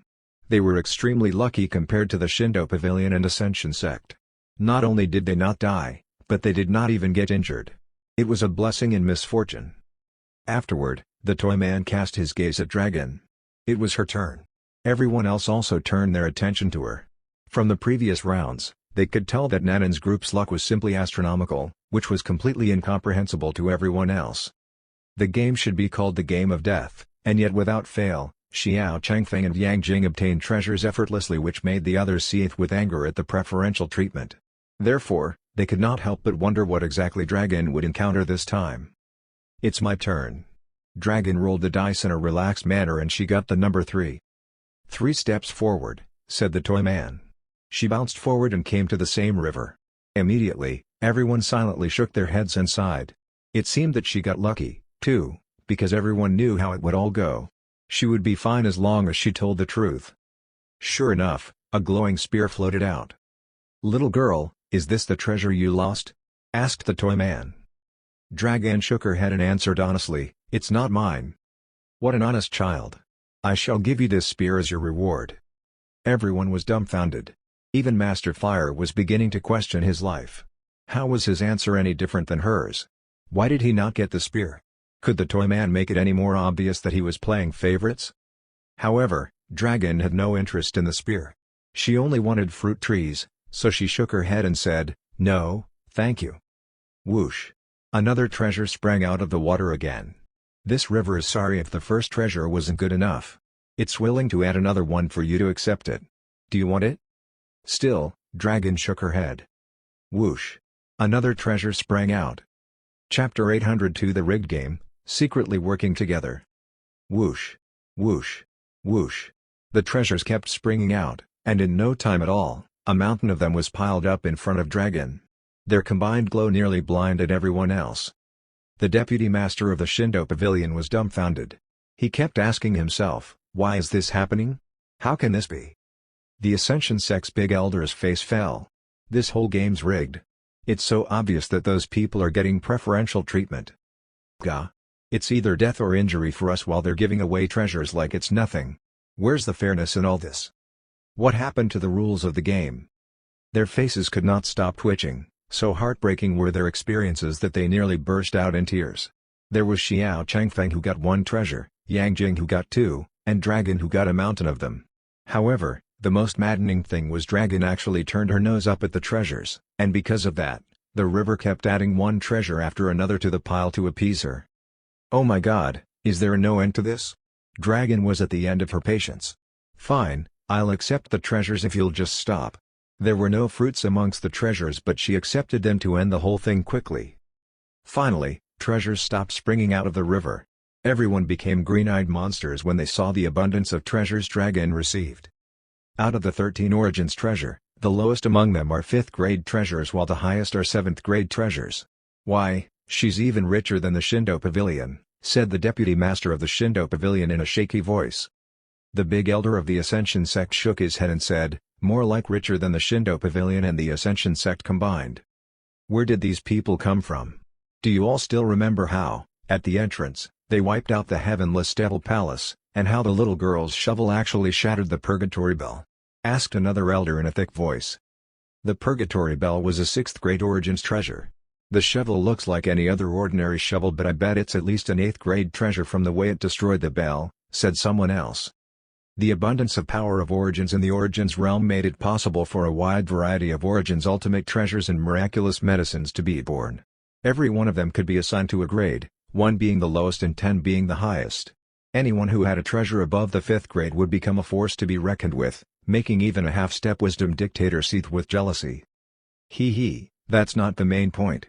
The deputy master of the Shindo Pavilion shook his head and said solemnly, you all saw how she was unmoved by the ultimate treasures, and she only grudgingly accepted them to make the river stop.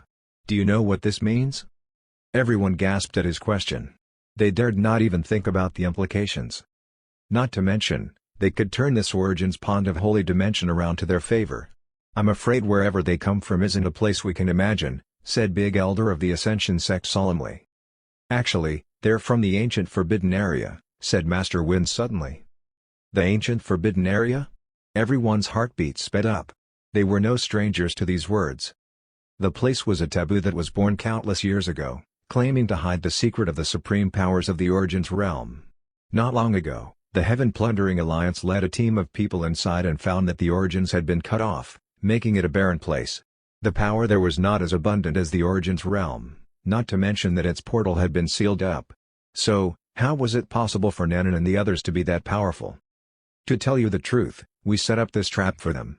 After so many years, people from the ancient Forbidden Area finally came out. I don't need to say more, but it's obvious that these people are hiding a huge secret behind them, said Master Wind. Judging by their battle skills, their bizarre treasures, and their ability to change the rules of this Origins pond of holy dimension, any one of them would give us enough power to rise to a new height, added Master Fire. Instantly, everyone's breathing and hearts quickened at the thought of getting their hands on whatever Nanan and the others possessed. The deputy master of Shindo Pavilion's eyes flickered non-stop. It seems that the rumor is true, that the ancient Forbidden Area does hold a secret that would enable one to become the supreme power. Why are you telling us all this? Asked the big elder of the Ascension sect. We should work together. It's obvious that the game's rigged and the only way to beat them is for us to join forces, said Master Wind bluntly. The deputy master of the Shindo Pavilion was silent for a moment, He then shook his head and said, "With all due respect, we might not even beat them even if we join forces. According to my observation, a half-step wisdom dictator should be able to hold his own ground in this game. Besides, in addition to the many crises, there are often other possibilities, so we'll only need to exploit those possibilities and do our best. The rest is up to God," analyzed Master Wind. "Okay, let's do it." The others agreed without hesitation and turned their malicious gaze toward Nanan and the others. The game continued and it was the Shindo Pavilion's elder's turn. He carefully rolled the dice, receiving a number 2. He advanced 2 squares and a golden treasure chest appeared in front of him. All the colors drained out of his face the moment he saw the treasure chest. The way the first person died was still vivid in his mind. Luckily, you found a treasure chest. When you opened it, you found that it was a command talisman paper. Using it, you can command any player to take 3 steps back. This is some good stuff. A talisman paper like this is enough to kill a person in a game. Immediately, the sects who had joined forces exchanged glances and started to strategize, trying to come up with a way to beat Nanan and the others at their own game. Due to the unpredictability of the game, they decided they must find a way to kill them with one strike. Use it on Yang Jing. He'll land on the square where the poisonous swamp is located if he takes 3 steps back. There's no way he can get out of it, so he'll die for sure. In the end, the Shindo Pavilion's elder pointed at Yang Jing and said, "I command him to take 3 steps back." Immediately, Yang Jing rose into the air and landed 3 squares back. "You enter the poisonous swamp and are continuously eroded by poisonous gas, making your body extremely weak," said the toy man. "Ha ha ha, you're done for." Both Master Wind and Master Fire laughed at the same time, ecstatic at the fact that they finally dealt a successful blow to their enemies. The others also smiled, certain that it would be easier to deal with Nanan and the others now that one of them had fallen. However, in the next moment, they saw Yang Jing take out a garlic clove calmly. "I hate eating garlic the most, but the experts said that eating garlic's good for detoxifying the body. Well, here goes nothing," he said with a frown. Chapter 803 Master Fire, Victory Shall Be Mine. Without peeling off the skin, he stuffed the garlic clove into his mouth. A pungent smell rushed to his head, causing him to tear up. The taste was incomparable to all the other delicacies grown by the expert. Needless to say, it possessed extraordinary benefits and amazing effects. "I'm saved," thought Yang Jing. Everyone watched with cold eyes as Yang Jing's vitality leaked away while smirking to themselves. Even a half-step wisdom dictator would suffer under the poisonous gas, let alone Yang Jing who was only a third-step wisdom elite. They were sure he would not survive until his next turn, for what could a clove of measly garlic do to save him? Yang Jing chewed on the garlic. He did not have any good words to say about the taste, but the effect was really amazing. His entire body heated up and he began to quickly recover all the vitality he had lost to the poison. Moreover, the garlic drove all the poison down along his meridians, his stomach, and finally his butt. "Gah! I can't hold it in anymore. The poison wants out." Yang Jing's face flushed red, and then his butt cheeks parted to let out a tremendously loud fart. Toot! A myriad of expressions flashed through Yang Jing's face while he farted, all of them indescribable. At the same time, color slowly flowed back into his pale face. What he did not realize was that a thick green gas had also come out of his butt which intertwined and danced with the poisonous gas. He really let it rip. That garlic must be some kind of divine medicine to be able to expel the poison. Again, this group of people must have come from some kind of terrifying background to carry such divine medicine and ultimate treasures. Damn it! Why won't he just die? Everyone was shocked. However, what was even more shocking was yet to come. They watched helplessly as the bluish-green gas drifted back to where the young master of the Shindo Pavilion stood, 2 squares behind Yang Jing. The young master of the Shindo Pavilion's eyes widened in horror when he saw the bluish-green gas approaching him. "No, don't come near me," he shouted frantically. He wanted to run but found himself confined to the square. There was nothing he could do but watch powerlessly as the bluish-green gas entered his territory. "Gah! It stinks so bad. Oh my god! It's even poisonous. I'm going to suffocate to death, I'm going to be poisoned to death. No. This can't be how I go down."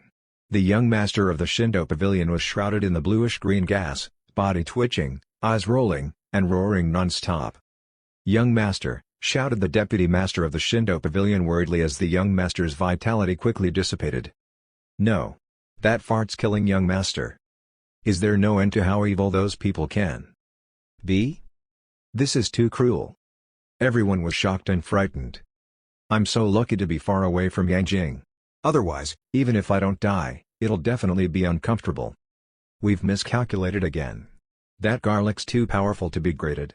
Not only can it drive away the poison in the body, but it can also turn it into a poisonous fart attack, making it a rare item that can deal both offense and defense, said Master Fire solemnly. Congratulations on completing the hidden mission. You used your fart to change the game map. You may choose a treasure as your reward, said the toy man to Yang Jing. Then, 10 treasures appeared above Yang Jing's head. He chose a small sword and accepted it happily. The others were a little numb by then, not at all surprised that he got another treasure. Apparently, the word fairness could only be found in the dictionary. We nearly got him, which shows that our strategy is feasible. Let's just work harder, said Master Wind, trying to bring up their morale. The game continued. The deputy master of the Shindo Pavilion fell into a bone-dissolving pond and needed to stay there for 3 rounds.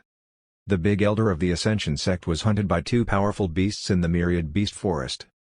Master Wind was bruised and battered by the Armageddon Gale. It was just as Master Wind had said.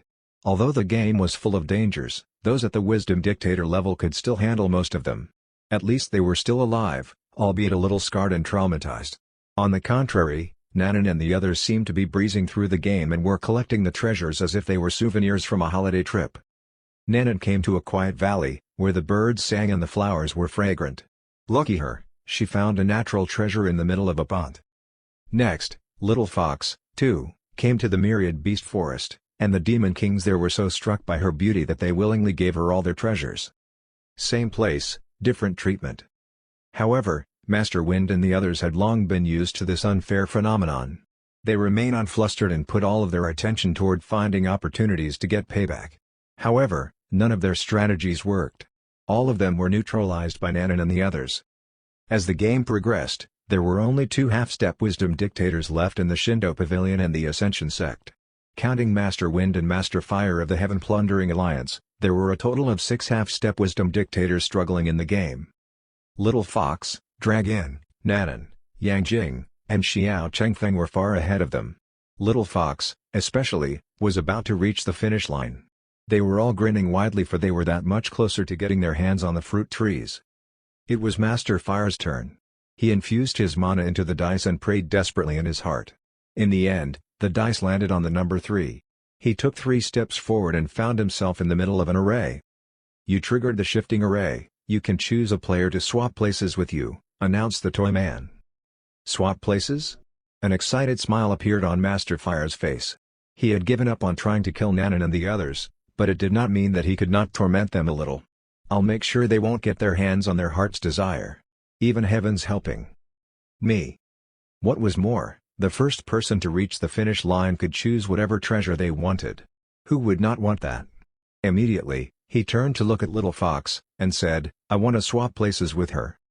Little Fox did not even have time to react before she found herself in the Master Fire's place while he stood at the forefront and laughed. Ha ha, victory shall be mine. Chapter 804 Toyman, see, everybody? I'm the epitome of fairness. Ha ha ha, well, I've really got to hand it to Master Fire. Well, color me surprised. I'm willing to give you the title of the strongest man. Take that, you people. What use is your string of successes if we manage to snatch victory from right under your nose? Ah, life's good now. This game is indeed full of countless possibilities. We still won in the end even with the game rigged against us. I'm so excited that I'm going to burst out in tears. The people of the Shindo Pavilion were ecstatic, laughing incessantly. They even broke out in a dance on the spot. They all were seriously injured and were depressed after facing one defeat after another. To them, this stroke of good luck was like a sun breaking out from behind dark clouds. All their frustrations melted away in an instant. Just in time as well, for their down hearts would have been affected should things continue on as before. This isn't fair. Little Fox pouted, full of grievances. One more round and she would have crossed the finish line and got the snow fungus as a reward. She did not expect such a turn of events. Yang Jing and Xiao Chengfeng's faces darkened. Their ultimate mission was to get the snow fungus. All their efforts would be meaningless should they fail now. They thought Little Fox was a shoo-in. I did say that I'm the fairest and just. As you all can see, this game is purely a game of luck. There is no such thing as playing favorites. You should trust me more, said the Toyman sternly and righteously. You're right, my friend. You're indeed the fairest and just. We're sorry for misunderstanding you. Ha ha ha, every dog has its day. Everyone whooped with laughter. It's your turn, said the Toyman to Little Fox. Little Fox pursed her lips and threw the dice. Her opponents were unconcerned at that point in time. It was impossible for her or the four others to encounter another shifting array, meaning to say, they were already safe. In the end, the dice landed on the number 5. Move forward 5 squares, said the Toyman. Immediately, Little Fox rose into the air and floated forward by 5 squares. A treasure chest appeared in front of her. You're lucky to find a treasure chest. After opening it, you found a flying charm inside it which allows you to move forward by another 3 squares, said the Toyman. Little Fox did just that and came face to face with a Garuda. You meet the silver-winged Garuda. It's attracted by your beauty and is willing to give you a ride. You can continue to move forward 5 spaces, said the Toyman. Little Fox took off again. You got another flying charm that allows you to move forward 3 squares again. Go forward 4 squares. Everyone was stock still as they watched Little Fox flying forward continuously, not even landing once. Soon, she caught up to Master Fire. Then, under his stunned gaze, she surpassed him and went straight to the finish line. The smile on the people from the Heaven Plundering Alliance froze. Dumbfounded, their jaws nearly dropped to the ground. No. How could this be? He might as well let her do that from the very start and do away with all those pretensions. For a moment there I really thought the referee was fair and just. Oh, what a naive fool I was. Please, tell me she's going to stop now. At least give us a chance. Their laments had no effect at all, for Little Fox landed on the finish line perfectly. Congratulations on the first and only winner of this game. As the first one to reach the end, you can choose any treasure you please, announced the Toyman.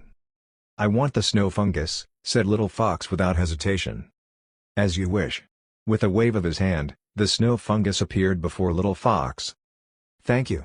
She accepted it happily. This round of the game is over. The Origins Pond of Holy Dimension will close and open in another 100 years. The surrounding space began to ripple as soon as the Toyman finished speaking. Then, a powerful force of repulsion descended, pushing everyone out of the Origins Pond of Holy Dimension. By the time everyone came back to their senses, they had already appeared at the entrance. There were still a lot of people gathered there and each of them was surprised to see them. Look, they've come out. Why did they come out so fast? The opening hours of this Origins Pond of Holy Dimension is a little short, isn't it? Wait a minute. There are only 12 of them when 20 of them went in? Gasp. The Origins Pond of Holy Dimension must have wiped out the other 8. Both young masters of the Shindo Pavilion and Ascension sect included. How tragic. And look at those half-step wisdom dictators. They look so badly beaten up. What happened to them? The moment they came out, Left Messenger turned and ran without hesitation. It was obvious she had a lot of practice from the way she skillfully avoided detection. Master Wind and Master Fire scoffed at Nanan and others. You might have won the game, but the same thing cannot be said about your lives. The Deputy Master of the Shindo Pavilion and the Elders of the Ascension sect also closed in on them, their endless power pressing down on Nanan and the others. Tell us exactly who you people are? What happened in the ancient Forbidden Area? Hand over all your secrets and we'll spare you, said the Deputy Master of the Shindo Pavilion. Disciples, deploy the immortal trapping god-killing formation. Make sure none of them get away, commanded the big elder from the Ascension sect. Immediately, the disciples of the Shindo Pavilion and the Ascension sect got into their positions and formed an enchanted barrier over Nanan and the others. What's going on? Why are they fighting each other? Oh my god, those were the people who wiped out the Heavenless Devil Palace earlier, and now they're besieged by the other sects? What did they do for the public to attack them like this? I can sense that they came from extraordinary backgrounds. I'm afraid there are secrets that even we don't know. Suddenly, a huge auspicious cloud arrived. Juling Shen had brought the heavenly soldiers and guards with him, along with Goddess Nu and Cultivator Junjun. Who dares to lay a finger on the people of the Heavenly Palace? However, the people of Shindo Pavilion and Ascension sect paid them no mind at all. Why should they when the strongest out of them was only a third-step wisdom elite? It was not like they could do anything against 6 half-step wisdom dictators from the Shindo Pavilion, the Ascension sect, and the Heaven Plundering Alliance. Especially not when Dragon and Nanan were the only wisdom dictators on their side. Chapter 805 The chess pieces are like stars blanketing the sky. The Heaven Plundering Alliance plunders all opportunities. Nothing was out of reach for them, which gave them their rotten reputation in the Origins realm. Everybody feared and loathed them like rats who brought the plague. However, at that moment, the Shindo Pavilion and the Ascension sect were willing to join forces with them, because the secrets Nanan and the others were hiding were too tempting. All that had happened was proof of their extraordinariness. It was very likely that, as rumors said, there was a power that would enable them to rise to the peak in the ancient forbidden area. "Kill them," ordered the deputy master of the Shindo Pavilion. Immediately, the mana of countless disciples poured out and gathered into a vast ocean. The terrifying power manifested endless visions that covered up the sky and distorted the void.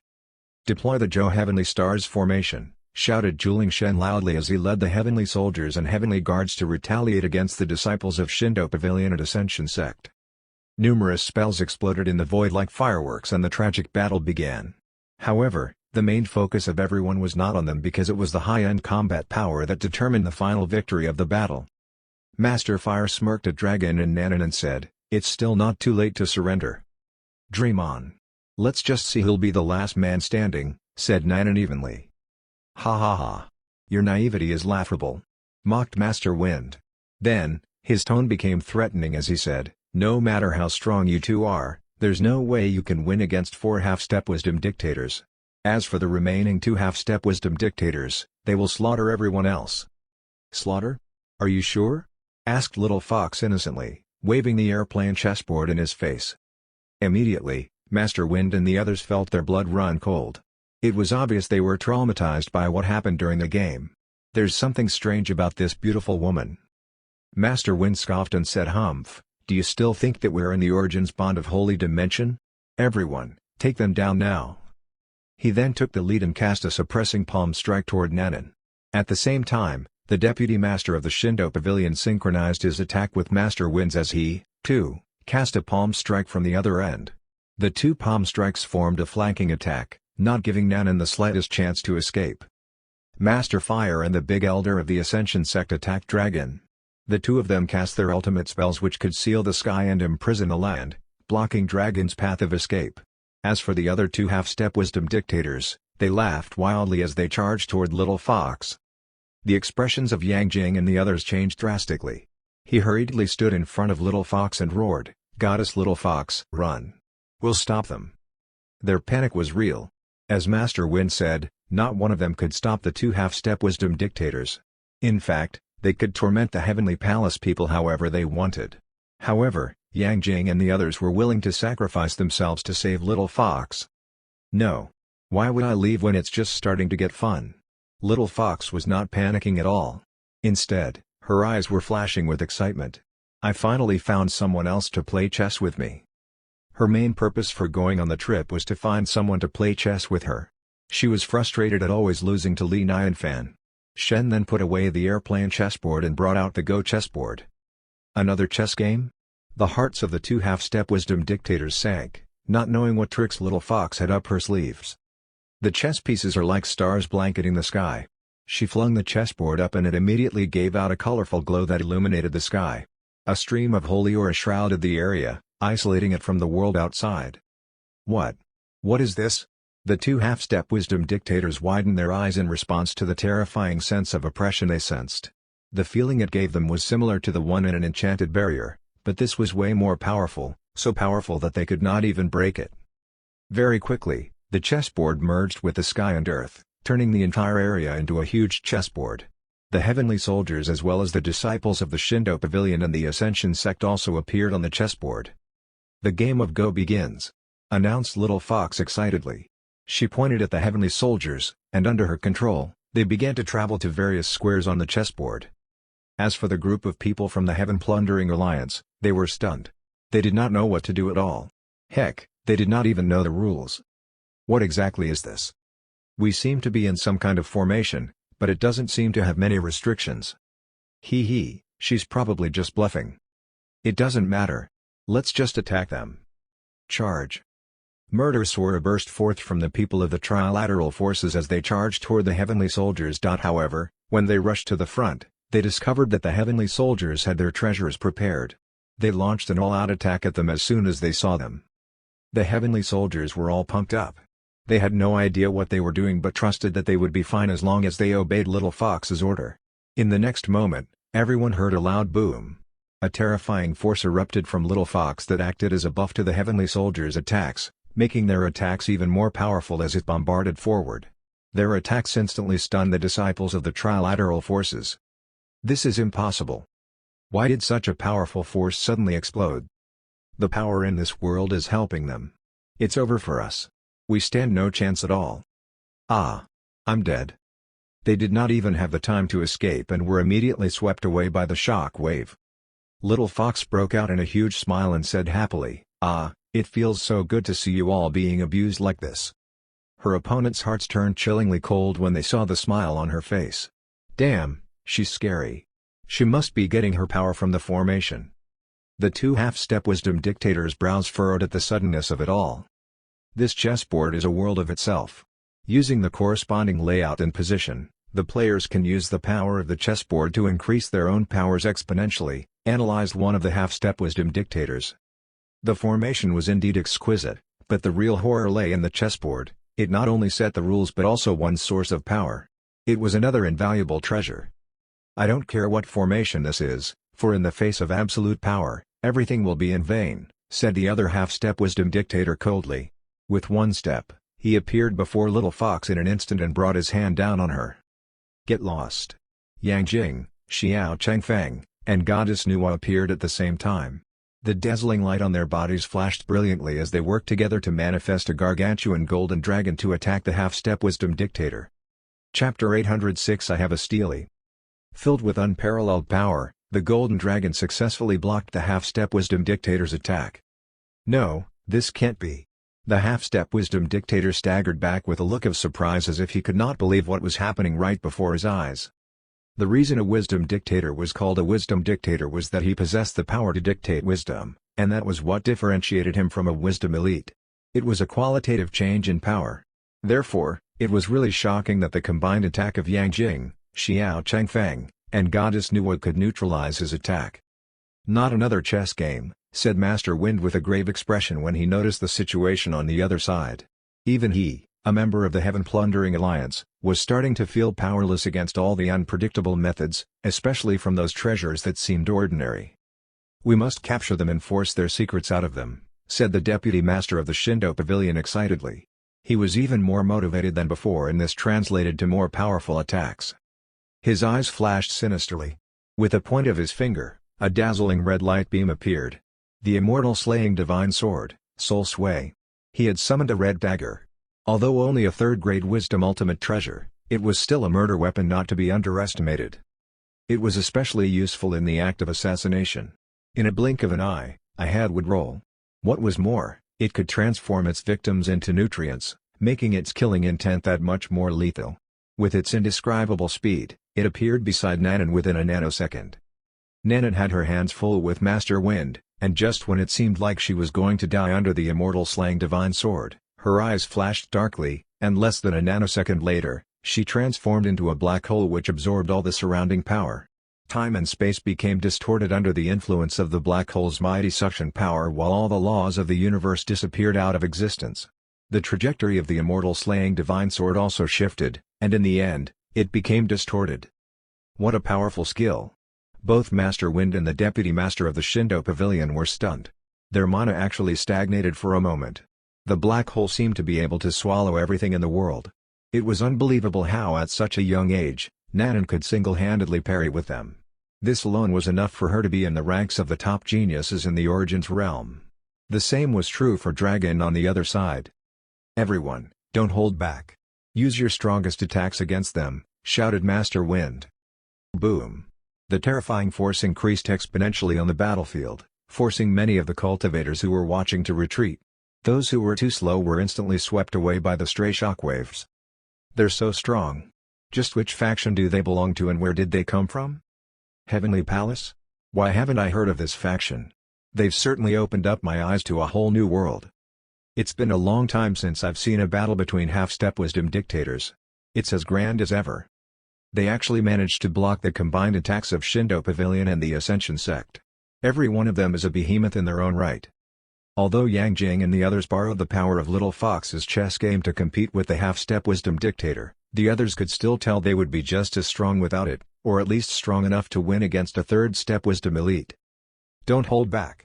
The two of us can end this now if we use our strongest ultimate spell at the same time, roared a half-step wisdom dictator who was parrying with Yang Jing.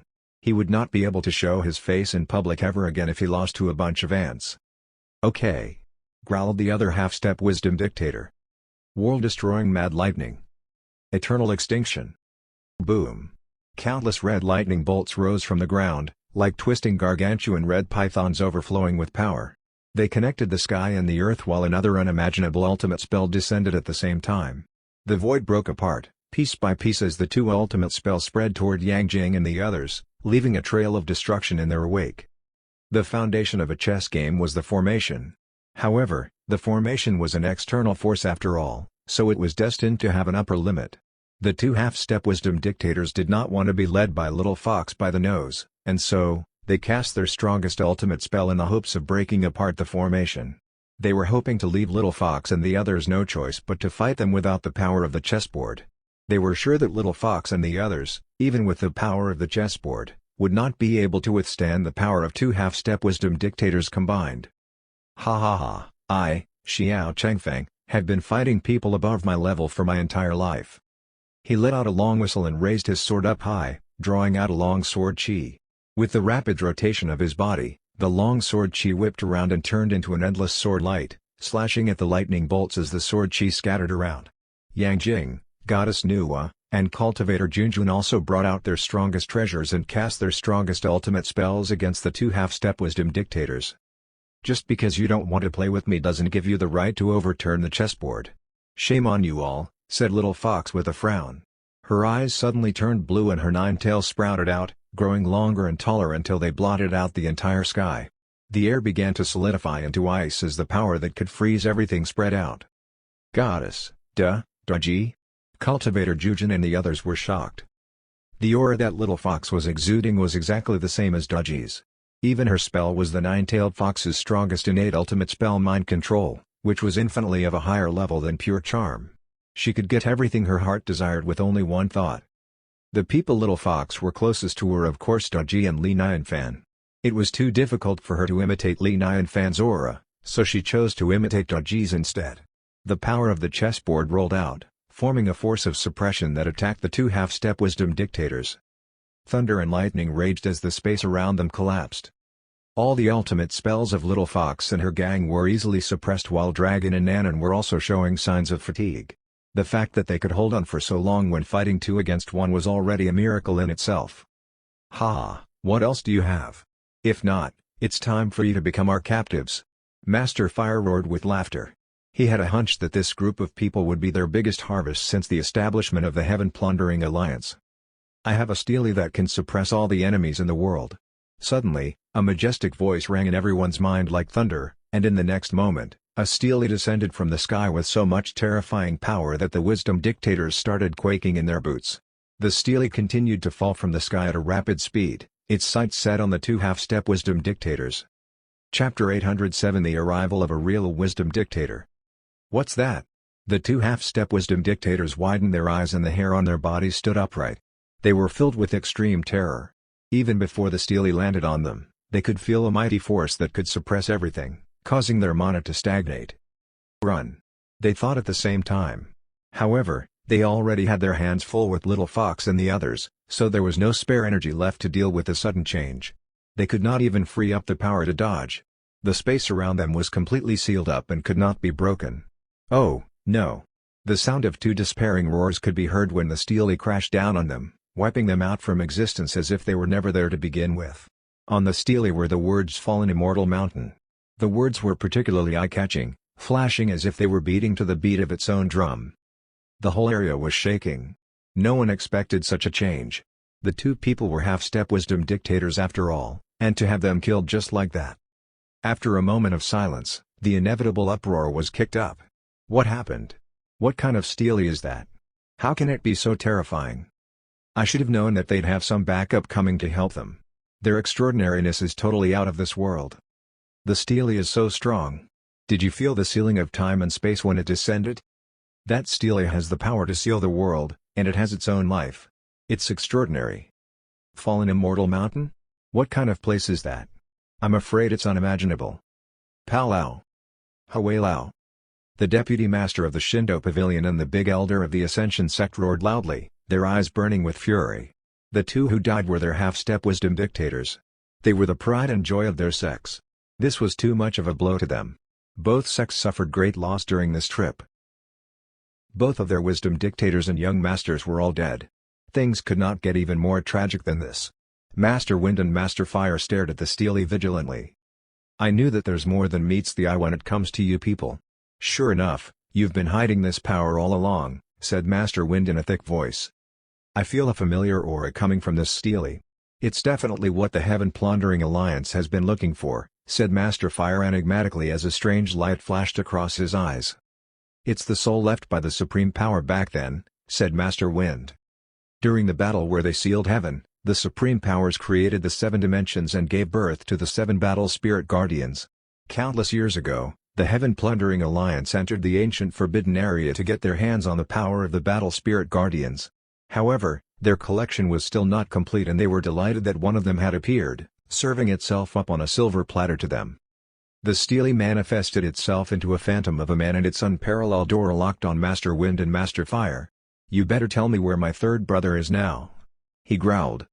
Hee, your third brother's doing very well. He's been refined into a treasure. You can have a nice little reunion once I take you down, said Master Fire, chuckling coldly. Be prepared to die. The stele roared angrily and a strong light suddenly burst out of the words on its body. It then formed a blood-colored cross in the void as it charged toward Master Fire. Master Fire was also not to be outdone. His mana erupted and with a flick of his wrist, a shiny silver longsword appeared in the void. This longsword was a second-grade wisdom ultimate treasure. It was from his precious collection and coupled with his power of a wisdom dictator, its lethality was extremely shocking.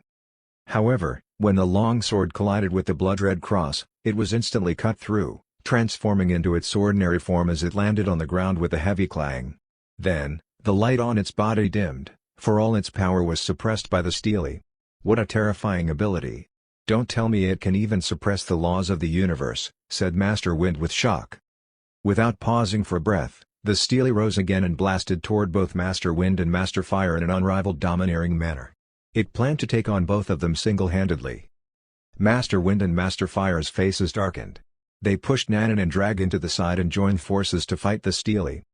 A mysterious aura was swirling around the stele, and wherever it passed, the surrounding space and wisdom seemed to solidify, making it difficult for anyone else to move an inch. The power coming off from the words Fallen Immortal Mountain was equally shocking. It seemed to have power over everything, and it could destroy all ultimate spells. Master Wind and Master Fire not only failed to suppress it but actually put themselves in a disadvantageous position. On the other side, the Deputy Master of the Shindo Pavilion and the Big Elder of the Ascension sect were secretly panicking. Their pressure increased greatly with the departure of Master Wind and Master Fire. They were not Dragon and Nanan's match at all. One wrong move and they would be doomed. Moreover, Little Fox and the others were watching from the sidelines, ready to join in the battle at the drop of the hat. It was impossible for the two of them to withdraw from the battle even if they wanted to. Fortunately, Little Fox and the others did not target them but joined forces with the stele to suppress Master Wind and Master Fire. With a raise of Little Fox's hand, both Master Wind and Master Fire were brought into the chess game again, making their already precarious situation even worse. However, there was no trace of panic on their faces. What was there instead was the look of mockery. Ha ha ha, do you really think that we'll come with no backup? Asked Master Wind. They went to great lengths to uncover the secret of the ancient Forbidden Area. Not to mention the Executor had a hand in this, so of course, they would do everything to ensure success. Seems like the stele took the bait as well, said Master Fire with a smile. They then poured endless mana into the sky above them, forming a huge vortex vision that rolled like a tempest ocean. A terrifying aura flowed out from the vortex as if an ancient beast had awakened from its slumber. Instantly, everyone's mana lost its power, and no one dared to move. All the ultimate spells dissipated from the void. Everyone's heart skipped a beat and they arrived at the same thought at the same time: the real wisdom dictator has arrived. Everything seemed to be frozen in time, everything except for the vortex, for an oversized monstrous hand was slowly stretching out from it, intending to grab the stele. Seeing the hand, Everybody's hearts nearly jumped out of their throats while their blood ran cold. Wisdom Dictator. The real Wisdom Dictator has personally come to take down the Steely. What a terrifying power. I feel like an ant. This all makes sense now. We've been set up by the Wisdom Dictator. Chapter 808 Wisdom Dictator vs. Wisdom Dictator. Heaven and earth were silent. All things were rendered toy-like under the hand that seemed as if it could dominate everything. However, it only wanted one thing, the Steely. A voice reverberated through the void. I'm very familiar with your aura. You're the 6th Battle Spirit Guardian who escaped from me back then. It was the executor of the Heaven Plundering Alliance who spoke. Back then, he participated in the plundering of the ancient Forbidden Area and got a big sword as a reward. However, he was confused as to why the words on the Steely had changed. Did the words change by themselves? Can it even do that? Oh well, I'll find out once I capture it. It's you. The figure on the Steely shook violently, also recognizing the aura of the executor. Give me back my third brother. With a roar, the words on the Steely glowed with a dazzling light akin to that of the sun and shot toward the giant hand. The terrifying rays of light distorted the space and made the wisdom around them chaotic. Even just looking at it would cause suffocation. However, it still could not stop the giant hand that was pressing down on the Steely. The giant hand descended bit by bit as the entire space started to collapse from the weight of its power. Crash. Finally, the giant hand grabbed the Steely, wanting to uproot it from its spot and take it back to the vortex. The entire star was shaking. However, the Steely seemed to have taken root and would not budge even in the face of the Wisdom Dictator's power. Huh? A sound of surprise escaped from the executor's lips. It was impossible that he could not lift a mere Steely. Is it because of the words on it? The executor noticed that the words on the Steely seemed to contain a special rule, giving it a mission and the power of suppression. It was hard for him to shake it. The others started to notice something was amiss and all of them became slightly taken aback. The Wisdom Dictator's giant hand was really too terrifying. It descended from the sky, wanting to forcefully take the Steely away. However, even with its awe-inspiring momentum, it still could not lift the Steely up. The giant hand seemed to be struggling, and the others were filled with second-hand embarrassment for him. The Wisdom Dictator has failed. Impossible. How can a half-step Wisdom Dictator withstand the mind of a real Wisdom Dictator? The two of them are so strong. This is a tussle between the strong. It's useless. The Steely's fighting against the hand with its back against the wall. The Wisdom Dictator's hand will come back with full force after taking a rest. They dared not speak too loud, for fear of the Wisdom Dictator hearing them. Their eyes never left the unforgettably horrifying battle happening in front of them. Master Wind and Master Fire found the whole thing equally unbelievable. The Steely actually resisted the Executor's power. Was there no end to the weirdness of the ancient Forbidden Area? However, the ending had already been predetermined. Wave after wave of power began to erupt from the giant hand. The Steely was instantly suppressed and it began to vibrate violently as if it would be uprooted at any time. Oh, no. Yang Jing and the others were terrified and worried.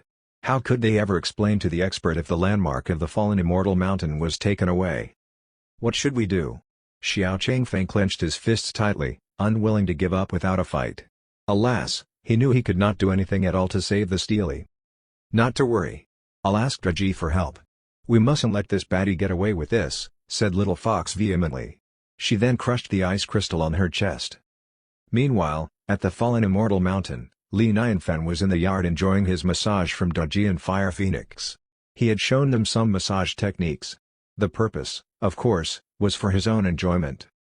Back then, he used Xiao Bei as his practice target when he was learning how to give a massage. He only stopped when both of his hands became swollen after a month of massaging Xiao Bei's metal body.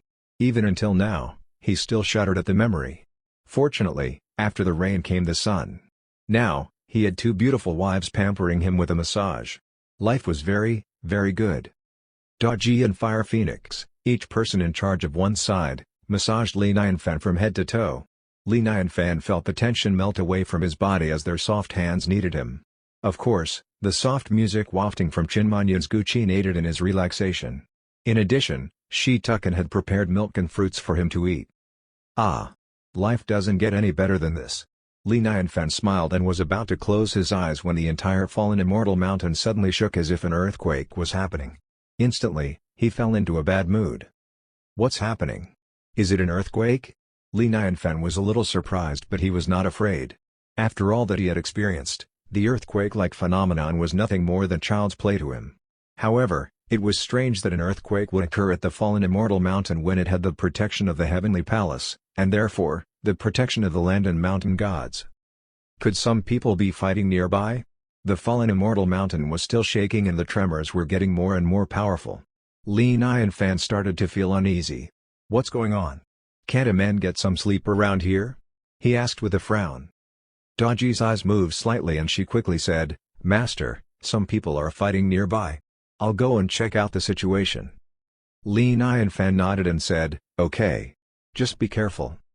Daji nodded before shooting out of the four-part architecture. A cold glow flashed in her eyes and a cool chill overflowed from her body. She looked up at the sky and 2 layers of ice actually solidified in the air wherever her eyes passed. You all deserve to die a million times for disrupting the master's peace and making him unhappy. Daji pointed up and waves of cold air drifted from her body to the void. Pieces of snowflakes floated silently down from the sky without warning on the battlefield in the Origin's realm. The snowflakes were imbued with the power of extreme cold and the temperature of the surrounding area instantly dropped below freezing point, making even the Wisdom Dictator shiver. What's happening? Why is it snowing suddenly? This chill is too terrifying. This is definitely the work of another Bigshot. This place is under the control of the Wisdom Dictator, so this abnormal weather is proof that another Wisdom Dictator has taken a shot. Look, there's actually a layer of frost on that giant hand. It's happening. The 2 Wisdom Dictators are launching attacks against each other from across the distance. Both of them are so strong. Even though we can't see them, their terrifying powers speak for themselves. Is this the peak of combat power? Everyone's eyes widened in horror, and their scalps began to crawl. The frost spread rapidly and the giant hand was frozen in a blink of an eye. Chapter 809 Someone actually came back live? The huge palm turned into an ice sculpture, completely frozen mid-air. The scene made everyone's scalps tingle. What they were witnessing was a battle between 2 Wisdom Dictators. Either could squash them all like ants. The ice layer became thicker and thicker, and the ice was not only limited to the giant palm. Even the earth was covered with a layer of frost. Earlier on, Little Fox used her mind control power to imitate Daji's frost power, but comparing the latest attack to that was like comparing heaven and earth. It's Goddess Daji, said Yang Jing excitedly. Cultivator Junjun let out a long sigh of relief and said with a smile, We're saved. And we don't have to fear the heaven-plundering alliance anymore. Go, sis, go. Cheered Little Fox happily. Both Master Wind and Master Fire's faces darkened with shock and horror. Just as I expected. There's definitely something going on behind this group of people. They have a Wisdom Dictator, too. So what? Do they really think they can stop the heaven-plundering alliance from going over to the ancient forbidden area? A scoff suddenly came from the void and a phantom exuding a strong force that surpassed everything slowly appeared. He raised his hand before bringing it crashing down with a thunderous bang. The violent power overflowed like a tsunami, sweeping away all the snowflakes in the sky. The ice layer above the giant palm began to crack and it looked like it was about to shatter. However, a more terrifying cold wave suddenly came. This time, the frost spread much faster, even turning the clouds in the sky into ice as snowflakes shrouded the surrounding fields, turning the world into a vast expanse of white in an instant. If one took a closer look, a peerless and beautiful figure could be seen in the center of the whirling snowflakes. In a blink of an eye, the giant palm stopped immediately and returned to its previous frozen state again. Then, it shattered like a mirror, turning into tiny bits and pieces before dissipating into the void. Even the phantom figure that appeared was covered by frost and instantly annihilated. The master of the giant palm lost? Wow, it seems that the person behind the heavenly palace is stronger. Not necessarily, it seems like it was merely a test. No one died at all. I'm more curious to know where these people came from. Why have I never heard of them before? Everyone held their breaths and looked at the falling snow in awe as the giant palm disappeared. Master Wind's pupils shrunk into a straight line. He was extremely terrified. The executor lost? How's this possible? Master Fire was trembling all over, not only because of the cold but also because of the fear raging through his heart. The executor had left them to fend for themselves. It was as good as leaving them to die. Quick! Run! Roared the deputy master of the Shindo Pavilion and the big elder of the Ascension sect fearfully, causing their disciples to flee in all directions. However, everything turned into a glacier wherever the snow blew. This was the power of a wisdom dictator that spared no one, not even Master Wind, Master Fire, and everyone in the Shindo Pavilion and the Ascension sect. They were instantly engulfed by frost and their terrified faces were forever captured in ice. Just when they were losing their consciousness, Master Wind and Master Fire thought about the fleeing left messenger. She must have known we'd lose. That's why she fled so fast. It was like she could predict the future. Just who exactly is she? "Thank you, Goddess Daji, for your life-saving grace," said the Steely profusely in the direction of the void after he was saved. Daji's voice was heard coming from the void. "Your absence from the fallen immortal mountain has kicked up a series of violent tremors. Master isn't happy about it at all. Please, come back as soon as possible, and you're absolutely not allowed to leave without permission in the future. I deserve 10,000 deaths for my crime. I'll go back now to receive my punishment," said the Steely guiltily. Then, it rose into the sky and disappeared into the void. The others watched with wide eyes, not daring to breathe. The whole place was silent. Only when the snow disappeared did they then gulp in unison, their hearts drumming wildly against their chests. "Oh my God, I was nearly scared to death. The coercion of a wisdom dictator's really terrifying. There's a fine line between life and death. Fortunately, I only acted as a spectator, and this saved my life. With so many ice sculptures here, this place could be a tourist attraction in the future. It's too domineering. The power of a wisdom dictator so terrifying. What happened here is destined to shake up the Northern Star region. I'm so glad I was able to witness the battle. I don't think this matter will end so easily. The Shindo Pavilion, the Ascension sect, and the Heavenless Devil Palace have suffered heavy losses this time. Surely they'd want to avenge their own." There seemed to be no end to the discussion after everyone composed themselves. "My sis really is the best," said Little Fox fervently. "Let's quickly return to give the snow fungus to Brother Lee," said Nanan. Immediately, they left together while the spectators sent them off with their eyes filled with curiosity and awe. Meanwhile, in the stronghold of the Heaven-plundering Alliance, the Executor's eyes suddenly snapped open, sending off waves of violent electricity during the process. "What a terrifying ice power! It even tried to freeze my primordial spirit from afar." A trace of fear flashed in his eyes. He did not find it surprising that the group of strange people had a wisdom dictator, but he never expected the wisdom dictator to be so strong. He began to wonder if the ancient forbidden area was hiding anything else. The Executor's eyes kept flickering while he devised a countermeasure plan. Suddenly, his brows twitched and there was a hint of surprise in his eyes. Someone actually came back alive? He raised his hand and the void rippled to reveal Left Messenger, who had traveled through space. Left Messenger was momentarily taken aback. Then, she quickly said respectfully, "I humbly greet you, Lord Enforcer. What was I thinking? Why did I come back here? I should have found a place to hide. How stupid of me to escape in the direction of the Heaven-plundering Alliance," she thought bitterly. "You must have immense luck to have survived the battle," praised the Executor while looking at Left Messenger approvingly. "It's all thanks to the protection of Lord Enforcer," replied Left Messenger while thinking to herself that she was not lucky but smart. "Quickly, tell me what happened in detail," ordered the Executor solemnly. "Yes, Lord Enforcer." Left Messenger immediately gave him a detailed account of everything that happened from the beginning to the end. She did, however, twist the truth to her favor by saying that it was due to her keen perception that she retreated strategically when she realized the dire situation they were in, instead of saying that she ran away from fear. She also mentioned that she had tried to convince Master Fire and Master Wind to retreat with her, but unfortunately, they did not listen. Chapter 810 Through the Hands of Others.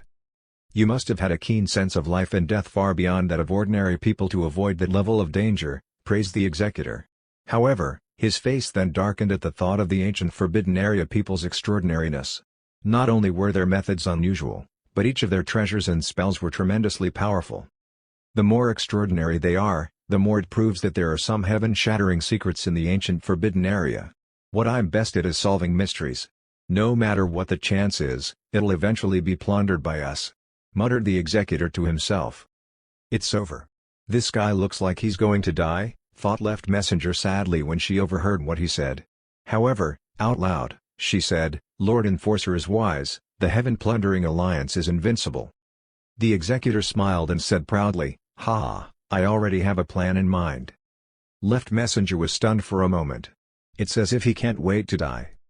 The Heavenless Devil Palace, the Shinto Pavilion, and the Ascension sect have obviously formed a deadly feud with the group of people in the ancient Forbidden Area. Go contact them and tell them the origin of the group of people.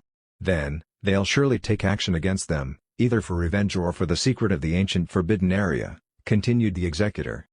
Then, he paused and said, "Besides that, you'll go to the Demon Gathering Star to find Demon Lord Sishin. Tell him that there are 2 fox sisters in the ancient Forbidden Area who are peerlessly enchanting, the most beautiful in their race. In fact, they can be crowned the Demon Queens of the century. He'll definitely be interested in them once you tell him that." The corner of the executor's lips curled into a smile. He was impressed at his own brilliance for coming up with such an exquisite plan to take down those from the ancient Forbidden Area through the hands of others in such a short time. "Okay, I'll go right now." Left Messenger nodded and immediately went to do his bidding. At the Heavenless Devil Palace was a bright-eyed old man who was shrouded in a tyrannical aura. The sky above him was rolling with heavy, dark clouds that were brought on by his anger, while the air around him was so thick that one could slice it with a knife. He was Morong Yung Kong, the sect master of the Heavenless Devil Palace. "Did you find the culprit who did it?" he asked in a hoarse voice. He had dispatched 2 half-step wisdom dictators, as well as many skilled cultivators, to go seek fortune in the Origins Pond of Holy Dimension with the young master. However, they all ended up annihilated. The losses were so great that Morong Yung Kong almost went crazy. No matter who did it, he must make the other party pay the price in blood. "I just received the news that the people dispatched from the Shindo Pavilion and the Ascension sect were all wiped out, too, while the Heaven Plundering Alliance lost 2 half-step wisdom dictators. Their losses are just as heavy as ours," answered one of the disciples. "Oh?" Hearing this made Morong Yung Kong feel slightly better. "Is the Origins Pond of Holy Dimension this time really that dangerous?" he asked with surprise. "It's not because of that. They all died at the hands of a powerhouse called the Heavenly Palace. Many people witnessed it with their own eyes when 2 wisdom dictators battled against each other. In the end, the Heavenly Palace's side won." The disciple hesitated for a moment before he then said, "And according to the intel that I've gathered, the young master's death was brought on by the fact that he harassed 3 women. He died before the Origins Pond of Holy Dimension even opened, meaning to say, he didn't even have a chance to enter." Boom! A powerful aura surged out of Morong Yung Kong. The impudence! They should feel honored to have caught my son's eye. I bury them with Morong Yu for what they did. After a while, he asked, "Heavenly Palace? Why haven't I heard of them before? Where is it located?" The disciple's words were caught in his throat. Then, he said anxiously, "Please, forgive me, Sect Master, but I don't know where they came from. They seem to have emerged out of thin air." "You're useless. What good are you to me then?" roared Morong Yung Kong violently. An endless force instantly suppressed the disciple. He did not even have the time to scream before he was crushed by the substantive momentum until nothing else of him remained. "Go dig up any information you can find. I'll give you all 3 days. I'll kill you if any of you come back empty-handed," shouted Morong Yung Kong. It was at that moment when another disciple came to report that a messenger from the Heaven Plundering Alliance had asked for an audience. Morong Yung Kong frowned slightly and said in a low voice, "Let her in." Soon, Left Messenger arrived at the hall. "Sect Master, you must be wondering about the origins of that strange group of people," said Left Messenger enigmatically. Morong Yung Kong's eyes narrowed slightly. "I gather that you can tell me something about that?" "Of course, and I also know where those people are," replied Left Messenger. "Go on." "They're from the ancient Forbidden Area, and they have supreme magical treasures and secret methods. They're probably hiding a supreme secret in the ancient Forbidden Area," said Left Messenger evenly. "The ancient Forbidden Area?" Morong Yung Kong's pupils shrank suddenly with great surprise. Then, the wheels in his mind started to turn. The ancient Forbidden Area must be an extremely unusual place for it to be forbidden. Now that a group of strange people has come out of it, the secrets in it are probably mind-blowingly strong. "Sect Master, the Heaven Plundering Alliance has a bone to pick with that group of people as well. I'll be contacting the Shindo Pavilion, the Ascension sect, and the Demon Gathering Star to invade the ancient Forbidden Area together. The Heavenless Devil Palace would miss out on a lot of good opportunities should you opt out of the invasion," said Left Messenger. "What's there to fear when there are so many of us going together? I'll wait for your news of departure," said Morong Yung Kong. "Then I'll be taking my leave first. I'll lead the Heavenless Devil Palace to the ancient Forbidden Area once I've corralled the others," said Left Messenger. Then, she left the Heavenless Devil Palace to look for the other powerhouses. She wanted to lead them to the ancient forbidden area as soon as possible so that she could fake her own death and leave the Heaven Plundering Alliance. Then, she would go back to living her life in seclusion. The Heaven Plundering Alliance was too stubborn for their own good. It was obvious they would not last long now that they were hell-bent on invading the ancient forbidden area. Meanwhile, Little Fox and the others had arrived back at the fallen Immortal Mountain and were making their way up to the four-part architecture. Along the way, they ran into the Elite King and Su Chen who were picking dung. The wild game animals turned their heads in unison to look at Little Fox and the others. Immediately, their eyes dimmed and they lowered their heads in disappointment. "Uncle Elite King, why are the animals acting like that?" asked Little Fox curiously. They were hoping you'd all bring back some new game meat for the experts since the meat stock should be running low now. It seems like they know it wouldn't be long before it's their turn to be slaughtered, explained the Elite King. "Oh, that's true. We haven't brought back any new meat for Brother Lee in quite a while," exclaimed Dragon. Chapter 811 Complete Wisdom, an upgrade to the blood. Nanan and the others comforted the wild game animals before continuing on their way back to the four-part architecture. "Brother Lee, we're back," shouted Nanan when they neared the building. She then ran the last mile and entered the courtyard with Dragon and the others following closely behind. This time, both Yang Jing and Goddess Nua were with them, too. It had been quite a while since they last visited the expert, and so, they thought this would be a good time for them to make up for the lost time. However, their eyes widened in shock the moment they entered the four-part architecture. There, on the ground before them, were mountains of immortal machines. To the untrained eye, the items might look normal, but to them, what they sensed made the quake in their boots. The oppressive power flowing from the immortal machines was so strong that their primordial spirits nearly packed up and left their bodies. In the Origins realm, Wisdom Ultimate Treasures were ranked according to their grade, with the 9th grade being the strongest. However, all the immortal machines there definitely surpassed the 9th grade, so much so that they could not even grade them. All of them are unimaginably terrifying ultimate slaughter treasures, thought everyone with trembling hearts. "Oh, hey, welcome back," said Li Nianfan, who was coming out from the utility room with an armful of brushes in different sizes. The biggest was as big as a broom while the smallest was as small as a pinky finger. All of them were immortal machines, too. "Oh, my god. Is there no end to the expert's awesomeness?" Everyone started hyperventilating. Goddess Nu and Yang Jing quickly composed themselves and said respectfully, "Greetings, Lord Saint." "Long time no see, Yang Jing, Empress Nua." "Welcome, welcome," said Li Nianfan with a smile. "Brother Li, what are you doing?" asked Dragon curiously. I'm looking for new musical instruments and brushes for Miss Manyun and Miss Tucken. They must be bored of practicing with the same musical instrument and brush over and over again," explained Li Nianfan. He gave up trying to rest when the tremors happened, so he decided to find something else to do. "That explains all the immortal machines," thought Yang Jing and Goddess Nui as they glanced enviously at Qin Manyun and Shi Tucken. The two of them were so lucky that they were able to stay by the expert's side. It was insane how they got to even choose their immortal machines. Qin Manyun was shocked by the amount of immortal machines, too. "Master, do you really think I can use these musical instruments?" she asked anxiously. "It'll be easy peasy for you since you're a quick learner, and you already have a good foundation in music. This here is a flute, a traditional drum, a rebob, a lute. Don't worry, I'll teach you how to use all of them one by one," said Li Nianfan with a smile. "Master, I never knew there were so many different kinds of brushes," said the dumbfounded Shi Tucken in a tone of disbelief.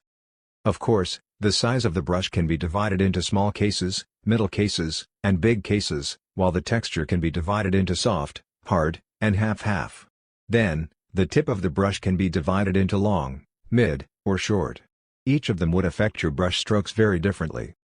After a pause, Li Nianfan continued, "Besides that, we can further classify the brushes based on the material of the brush, such as lanugo, wolf fur, rabbit fur, deer fur, chicken feathers, and so forth.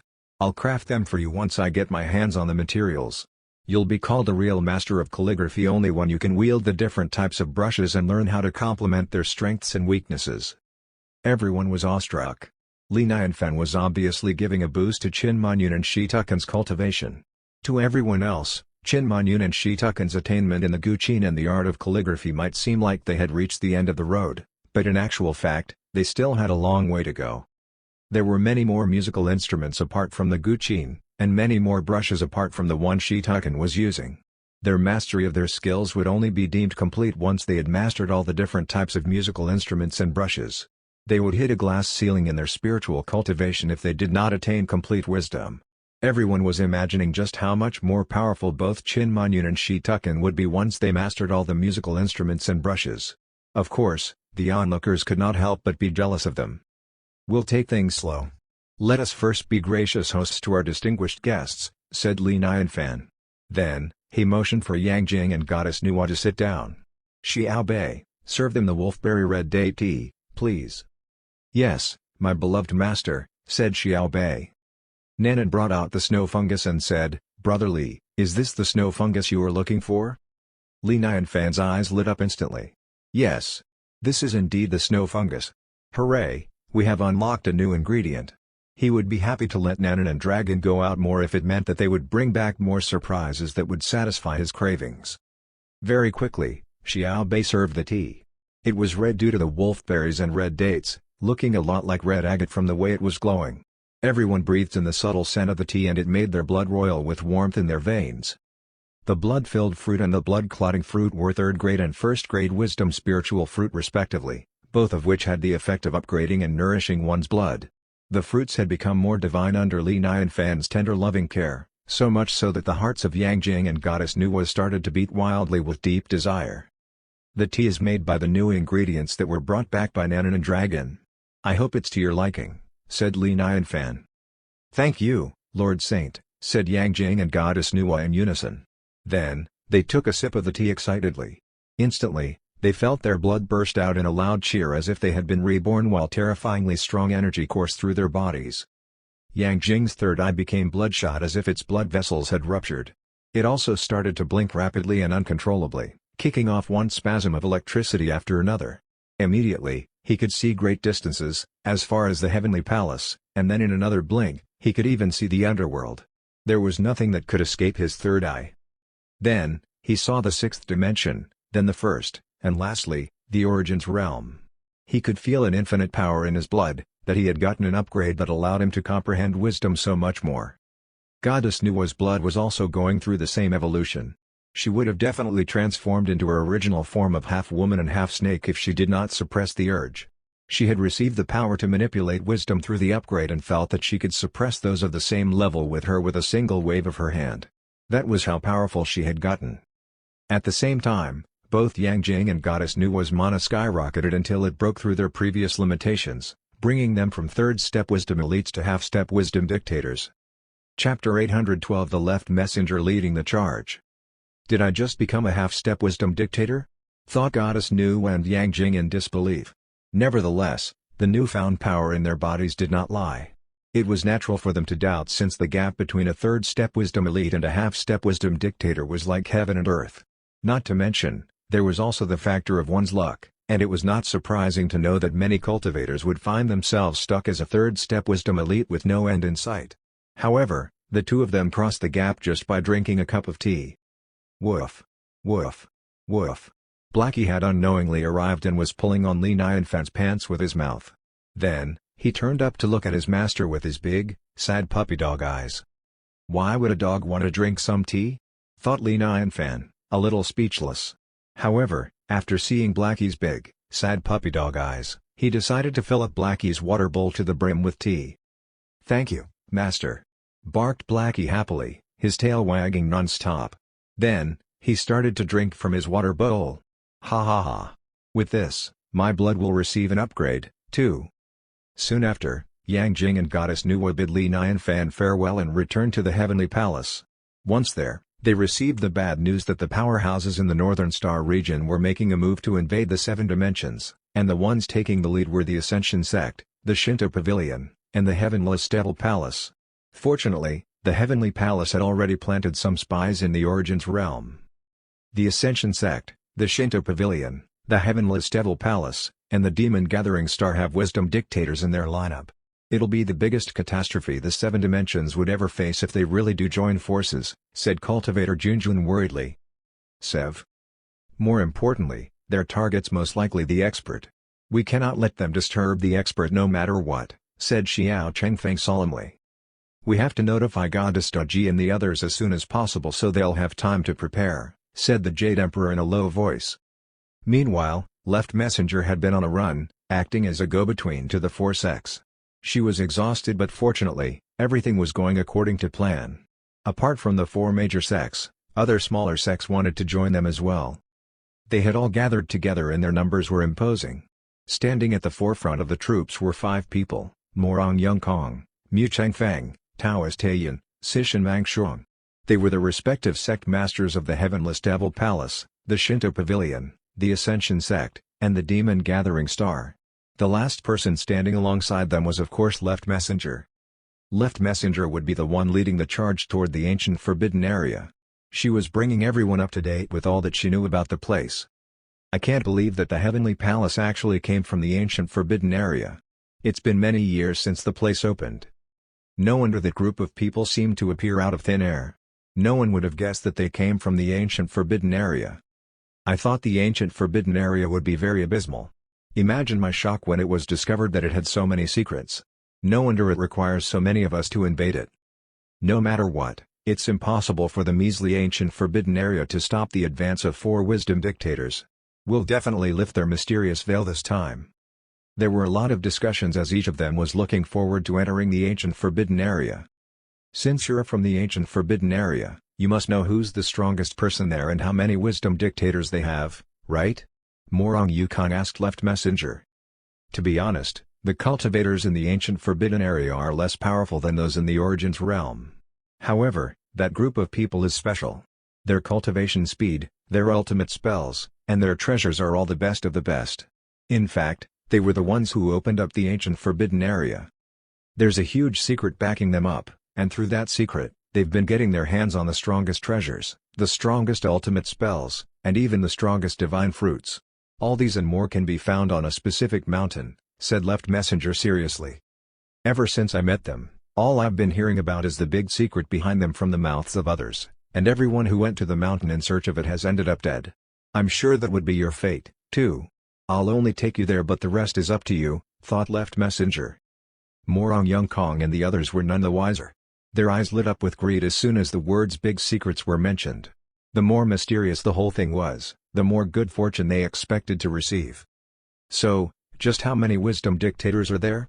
asked Mu Chengfeng. "I have no idea," answered Left Messenger with a shake of her head. "Whatever goes on up in that mountain is unfathomable. My spiritual cultivation's too low for me to know." Taoist Taiyan sneered and said, "There's no need for us to worry even if they have a wisdom dictator amongst them since we have the Heaven Plundering Alliance on our side. Don't forget that they're the ones who brought the battle spirit guardians to their knees." "Well said," said Morong Yongkong with a nod of his head. "Is it true that there are 2 absolutely enchanting she-demons there?" asked Sishan Mangshong in a gruff voice. Nobody was surprised at his question since he was renowned throughout the whole Northern Sky region for his lecherous behavior. "Yes, the famous 9-tailed foxes, the most beautiful of them all," replied Left Messenger. She paused for effect, then, she said, "You might have heard of the rumor that the 9-tailed fox isn't only beautiful but can control the mind of others.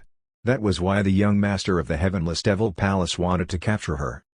Sishan Mangshong licked his lips with anticipation. "Ha! Serves him right for wanting to steal my woman." Morong Yongkong's face darkened and he said threateningly, "Sishan Mangshong, you better watch what you say or else you're going to be in a world of pain."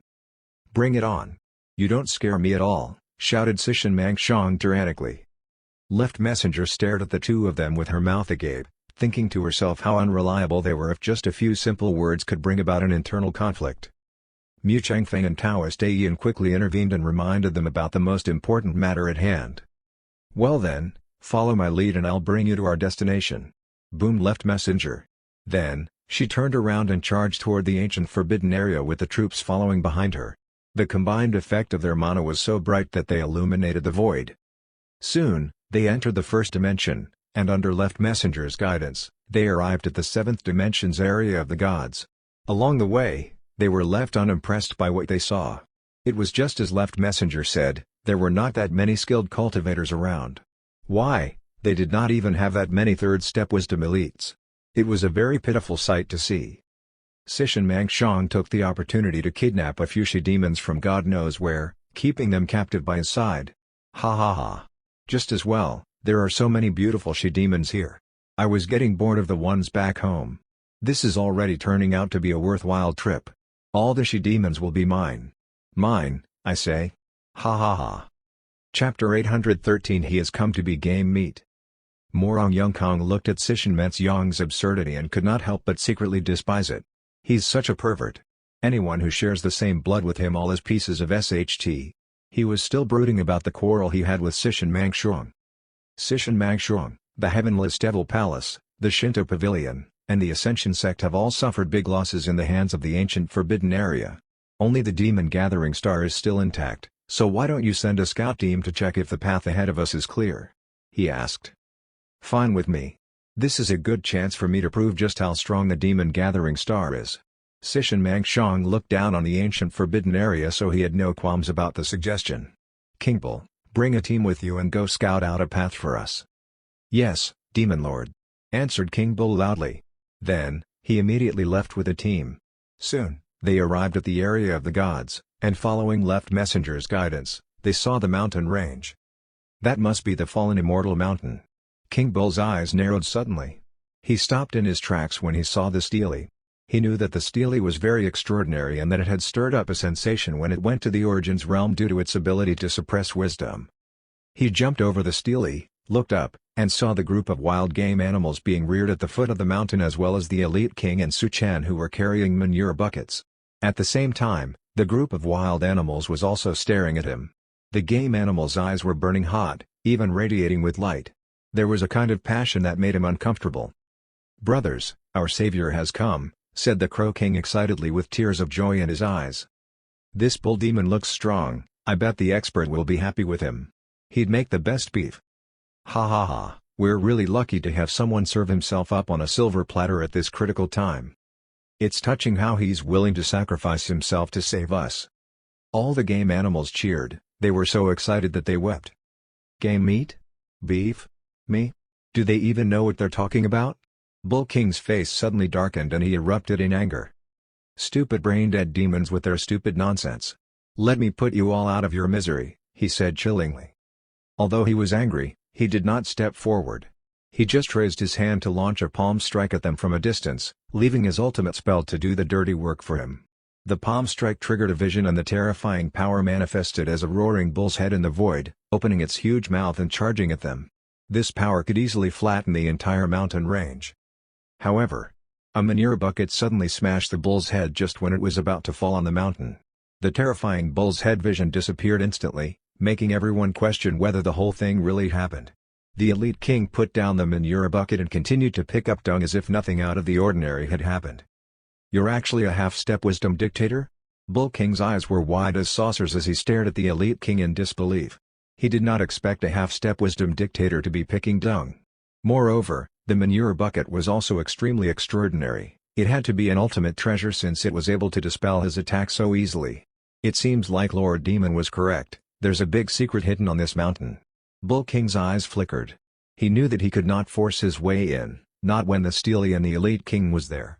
However, he was not afraid at all, for he was confident that Sishin Mangshong would be able to save him should he run into any danger. "Bull Demon, it's time for you to transform into your original form and become a game animal," roared Xiao Changfeng. He had come riding on his sword and was looking down haughtily on Bull King.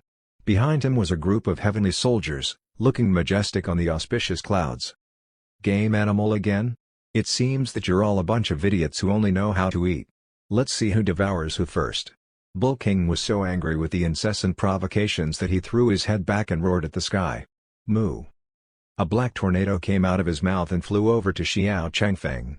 The black tornado had a strong suction force and the Bull King was hell-bent on pulling Xiao Changfeng into his mouth. "Oh, no!" Xiao Changfeng's face went pale.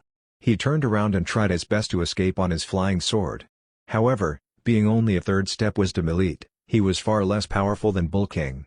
Not only did he fail to escape, but he flew towards Bull King's mouth very quickly, so much so that he would completely be in his mouth within a few seconds.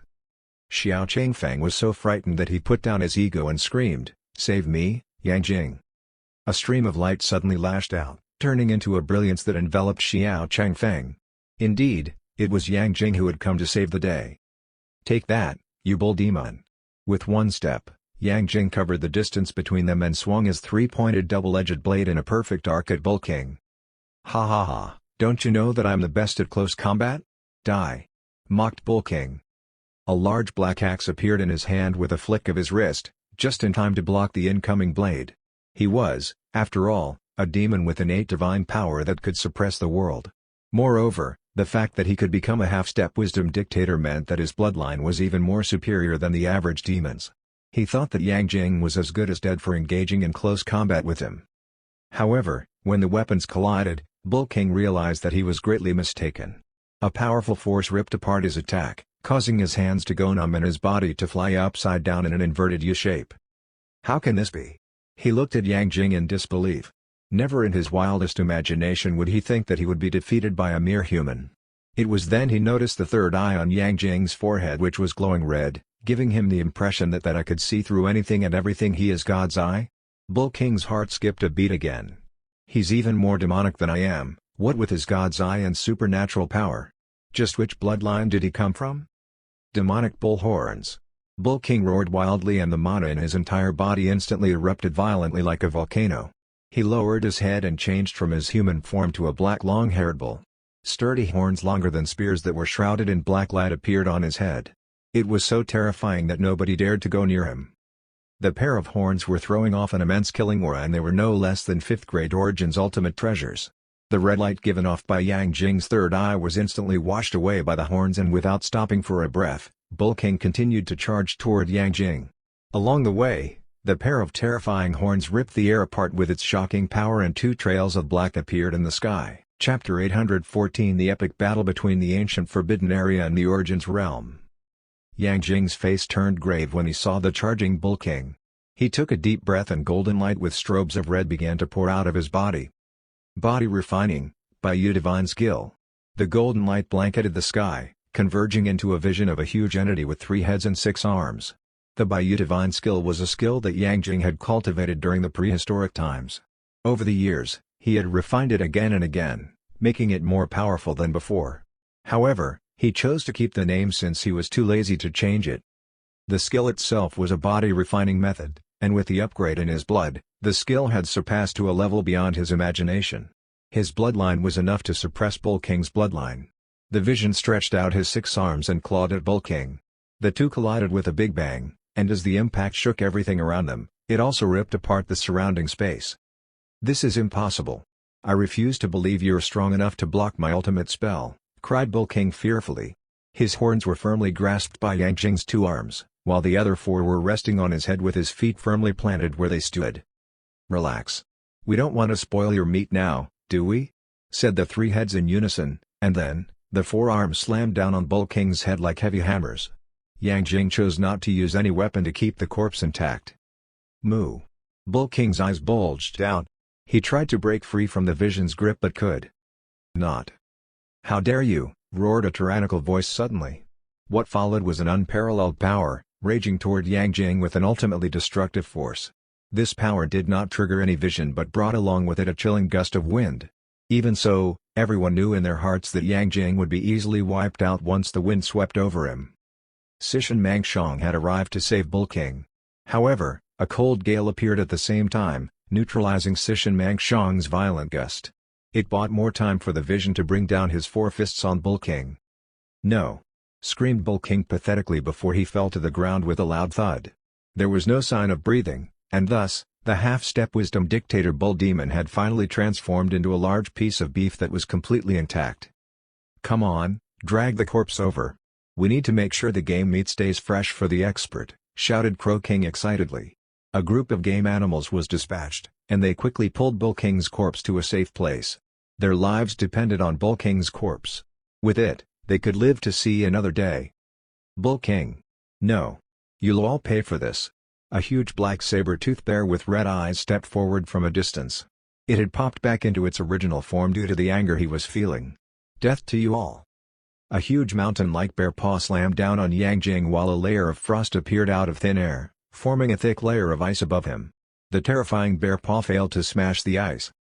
Daji and Fire Phoenix were in the sky above the fallen immortal mountain, taking one step after another. Their eyes never left Sishin Mangshong and the rest of his crew. Behind them were Nanan and the others. "Welcome, Goddess Daji and Goddess Fire Phoenix," said the Heavenly Palace people with a bow.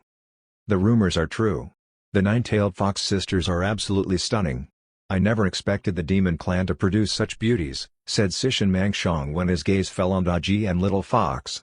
All thoughts of avenging Bull King were thrown out of his mind, and in their place were thoughts of kidnapping Daji and Little Fox. "Well, this is really mind-blowing. Never would I dream that there'd be such powerful people in the ancient Forbidden Area," said Murong Yungkang with eyes as wide as saucers. It turned out that the ancient Forbidden Area actually had 2 wisdom dictators. Apart from that, Nanan, Dragon, Blackie, Yangjing, Goddess Nuwa, Shi Tukin, the Steely, and the Gunk Farmers were obviously all half-step wisdom dictators. This lineup could easily suppress the Heavenless Devil Palace. He thanked his lucky stars that he came with the other 3 sects. A layer of goosebumps appeared all over Mu Chengfeng's body as he said in awe, "How is it possible for the ancient Forbidden Area to produce so many skilled cultivators when it has been cut off from the origins?" From what they had seen along their way here, the overall power of the ancient Forbidden Area was significantly weaker than that of the Origins realm, so it was only logical for them to think that there would not be any skilled cultivators there.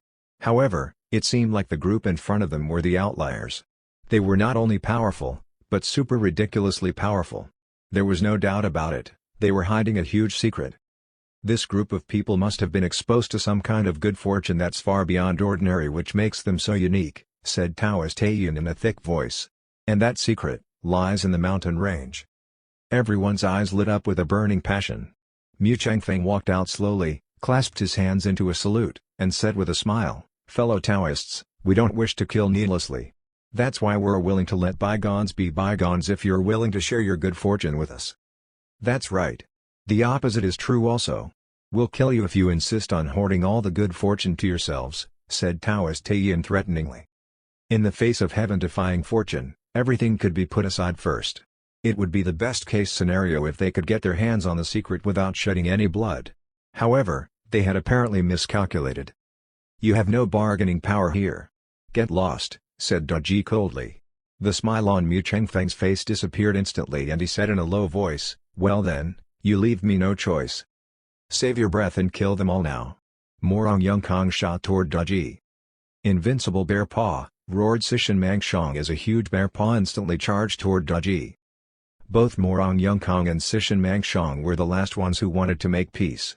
One's son was killed by them, and the other wanted to capture the nine-tailed foxes. "God wouldn't accept the birth of Xiao Chengfeng, but my sword cultivation is still historical like the long night. Brothers, charge!" Xiao Chengfeng shot toward the sky on his sword with several long swords and treasures surrounding him. The weapons and treasures soon came to blows with the opposing camp. At the same time, the others also took action. An epic battle that spanned the ancient Forbidden Area and the Origins realm unfolded, and their terrifying ultimate spells shook the heavens and the earth. It filled the entire area of the gods with panic while the cultivators looked on uneasily. Daji's ice attack and Fire Phoenix's fire attack worked very well together. The fusion of ice and fire was like the fusion of yin and yang. The attack erupted with an extremely strong power that could overpower 4 of their opponents at the same time. As for the arrogant Blackie, mosaics were pouring out of his buttocks like a waterfall, shrouding the battlefield and blinding his opponents while his huge dog paw strikes crushed down on the opposing team from time to time. Nanan, Si Tukin, Dragon, and Little Fox were also holding down the fort. Their powers were stronger than those of the same rank. They did not once panic in the face of their enemies despite being outnumbered by them. Chapter 815 The Forbidden Space Speed, an Unfavorable Situation. The sound of the Guqin came from the depths of the mountains like a gurgling stream, rippling in the air and flowing into everyone's ears. The sound of the Guqin was urgent, cold, and sharp, as if every sound wave was a blade cutting them deep into the bone with a surprising chill. Only wisdom dictators could remain unaffected by the sound. Holding the manure bucket with the left hand to turn the universe, using the manure fork with the right hand to stab through the eternal, who dares to call themselves invincible in front of me? Boomed the elite king majestically as a powerful pressure shook the sky and the earth. With a flip of his left hand, the manure bucket landed on the head of a half-step wisdom dictator, and then with his right hand, another manure bucket landed on the head of another half-step wisdom dictator. Then, he took out his manure fork and started parrying with a third half-step wisdom dictator. In other words, he was single-handedly taking on 3 half-step wisdom dictators. The world in the painting becomes real, even the moon in the water. With the huge brush that was as tall as half a human in her hand, she took and drew a huge square in the void. In an instant, the square frame began to glow and a mirror appeared. The mirror shone on the battlefield, facing the cultivators on the opposing team. Then, their reflections rushed out from the mirror to kill them. Ah! Where is the sound of the guillotine coming from? It's making my meridians hurt. Damn it, this manure bucket smells so bad. I think I'm going to faint. What a terrifying manure fork. It's hard to believe that it's actually an ultimate treasure.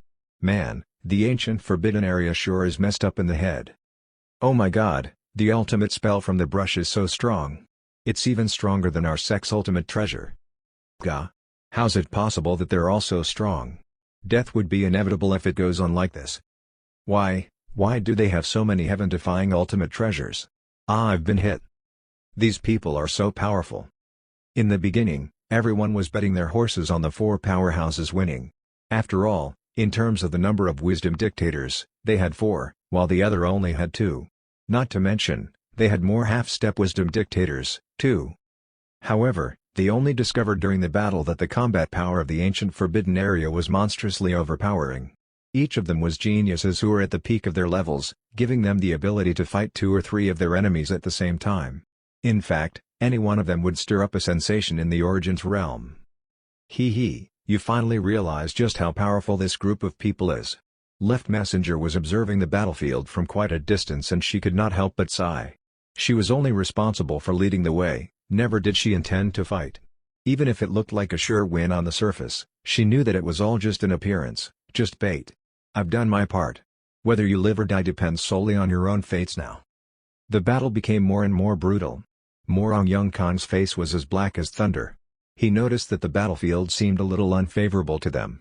The problem lay with those half-step wisdom dictators, their methods were really extraordinary and the treasures in their hands were also ridiculously strong. Although he did not want to admit it, each of them was not weaker than their sex treasures. Even the manure bucket and the manure fork made him jealous. He did not doubt that all the half-step wisdom dictators on his side would be slaughtered if he did not do something about it. We can't continue like this. It's up to us to win this battle, reminded Mu Chengfeng solemnly. He must have come to the same conclusion. The 4 of them had a huge advantage against Daji and Fire Phoenix, and he thought that they would gain the upper hand as long as the 2 of them were taken out. Their ultimate spells aren't only extraordinary, but they actually complement each other. I'm confident we can easily take them out if we separate them, said Taoist Taiyin sinisterly. I have an idea on how we can separate them.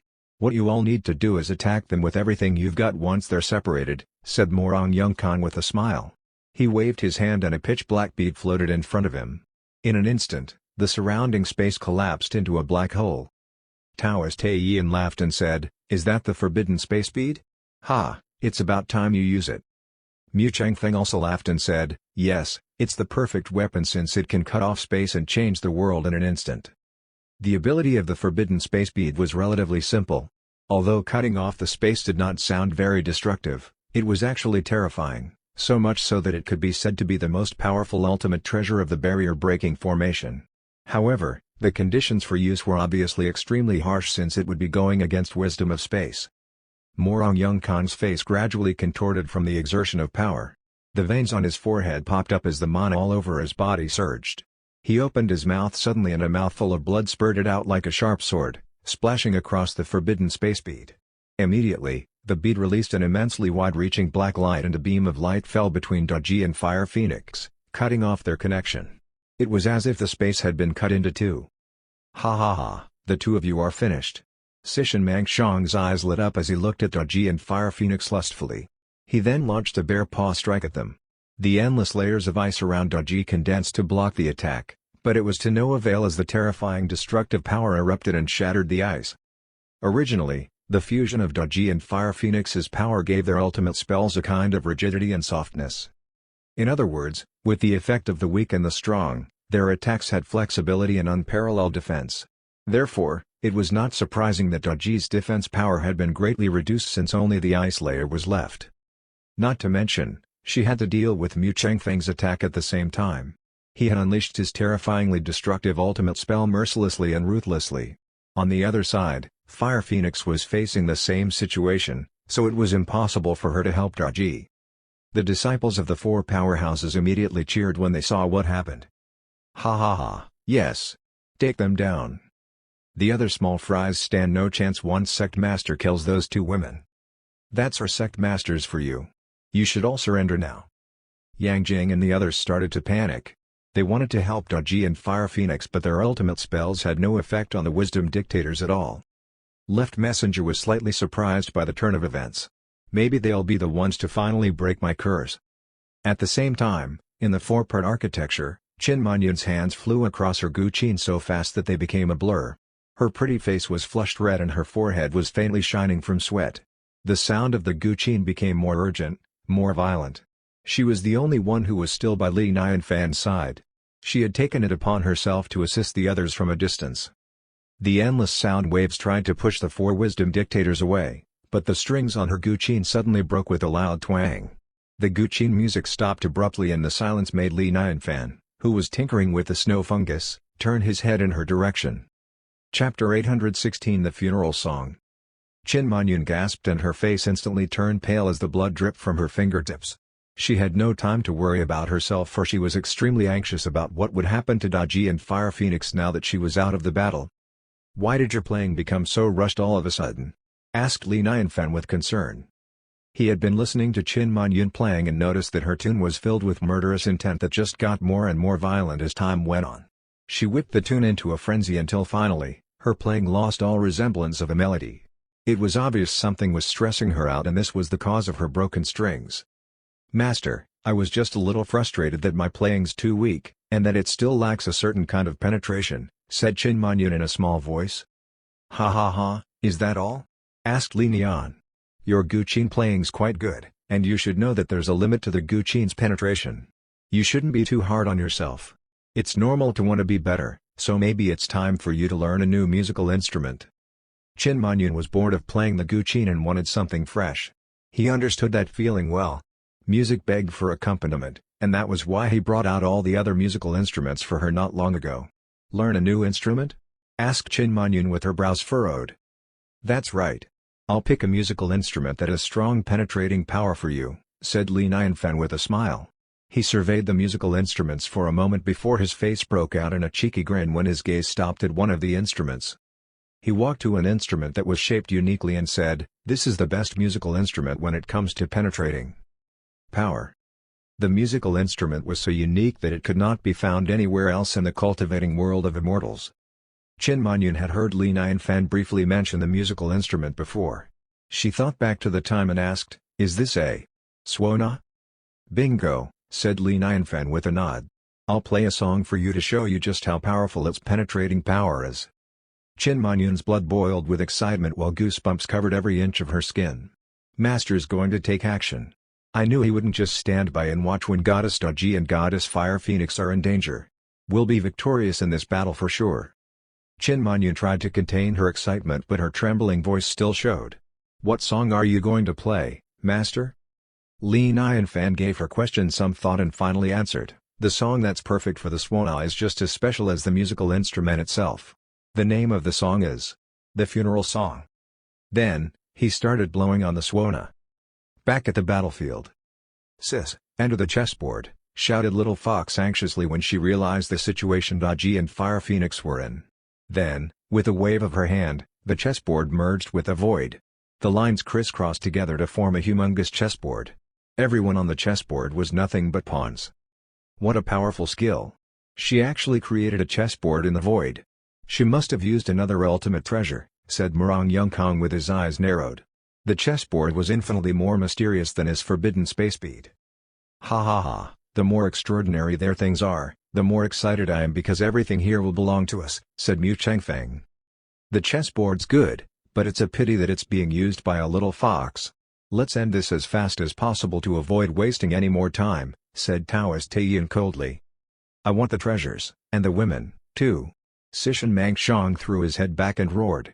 His body suddenly expanded and transformed into a bear paw that could hold up the sky.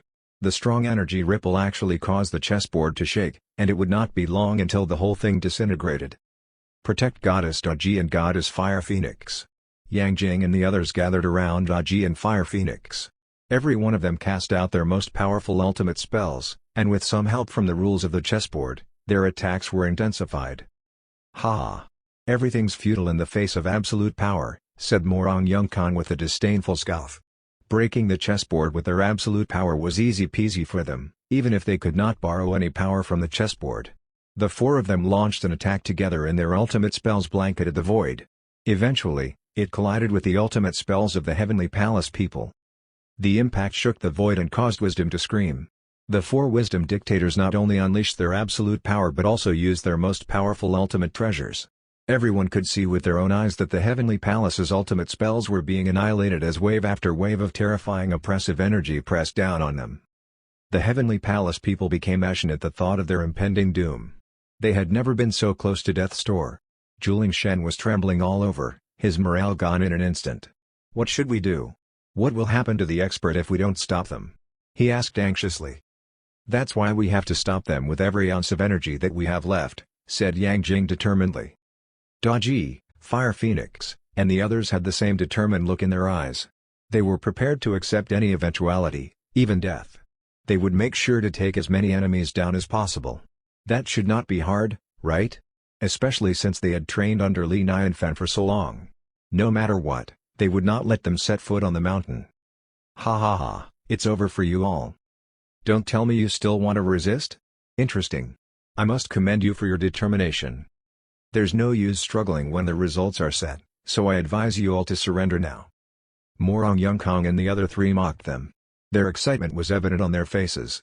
It was as if they could see the powerful existence living on the mountain beckoning to them, ready to bring them to new heights. Suddenly, they all heard the sound of rushed playing from afar. The sound was extremely special for it was a sound they had never heard before. Moreover, the sound contained a terrifying power that made everyone's hair stand on end. "What's that sound? What's going on? Why do I feel a sudden fear in my heart? Why do I feel that an impending doom is about to befall on us? This is the music of death. It's cursed, I tell you." Everyone, including the four Wisdom Dictators, felt their skulls threatening to explode as a monstrous fear descended on them. "Ah! No! I'm going to explode," roared a cultivator suddenly. Then, without even a pause in between, he exploded in a cloud of blood and dissipated from the face of the world. "Ah! I'm going to explode, too." The first cultivator who exploded caused a chain reaction, and one by one, the other cultivators exploded until there was nothing left of them. "No!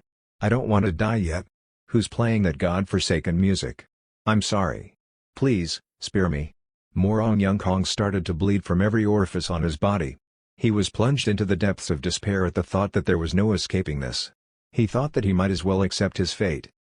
Mu Changfeng had already collapsed to the ground and was muttering to himself, "The music's coming from the mountain. It seems like they have an expert backing them. He must be one hell of a figure. I finally understand that the secrets on this mountain aren't for the likes of us. This is the end of the road for us. Gah! I shouldn't have come here with you all," said Taoist Taiying. Then, he started to gush with blood as his origins of life leaked away. As for Sishan Mangshong, he let out one final frustrated roar before he fell to the ground like a mountain collapsing. He was dead. All four powerhouses' deaths happened in the blink of an eye while the other cultivators either exploded on the spot or became fallen souls. All of them never stood a chance against the terrifying music. Chapter 817 A huge hall of game meat. The sound of the swana continued to echo across the void. It was very distinctive and penetrating, making everyone's hearts drum wildly against their chests. The people of the Heavenly Palace erupted in a loud cheer as each of the cultivators from the opposing team exploded. "It must be the expert. He saved us once again," said Yang Jing, trembling with excitement. "He's so powerful. Even a Wisdom Dictator would perish under this song," said the cultivator Junjun in awe. Goddess Nu closed her eyes to better enjoy the music. "I can see the Grim Reaper dancing with his scythe to the rhythm of the music. This is the sound of death, and no one can resist it." Xiao Changfeng stood with his sword perpendicular to him. All his enemies had been wiped out so there was no need for battle anymore. "Ha ha ha. We can take it easy now that the expert has made a move. That'll show them to pick a fight against us." Juling Shen, however, was already hard at work, picking up the corpses on the ground. "Hey, don't forget that all these are ingredients for the expert. Let's hurry and bring it back to him." "You're right. All that's left are game meat, and they're all second-step wisdom elites and above since those with weaker spiritual cultivation exploded. Yeah, the expert must have done it deliberately so that only the best ingredients would be left. Sishin Mangshong was a wisdom dictator. I know he's dead, but I'm still scared to get close to him. Everyone chit-chatted while they carried the corpses back to the fallen immortal mountain. The game animals became excited when they saw the corpses being carried up the mountain. Yay! How kind they are for sacrificing themselves for us. Let's all bow in respect to them. They've come from a faraway place to fill up the expert's tummy. I respect that. Eve. And they're all of tip-top quality, which makes me respect them even more. At that moment, Su Chang and the rest of the Su family had also arrived.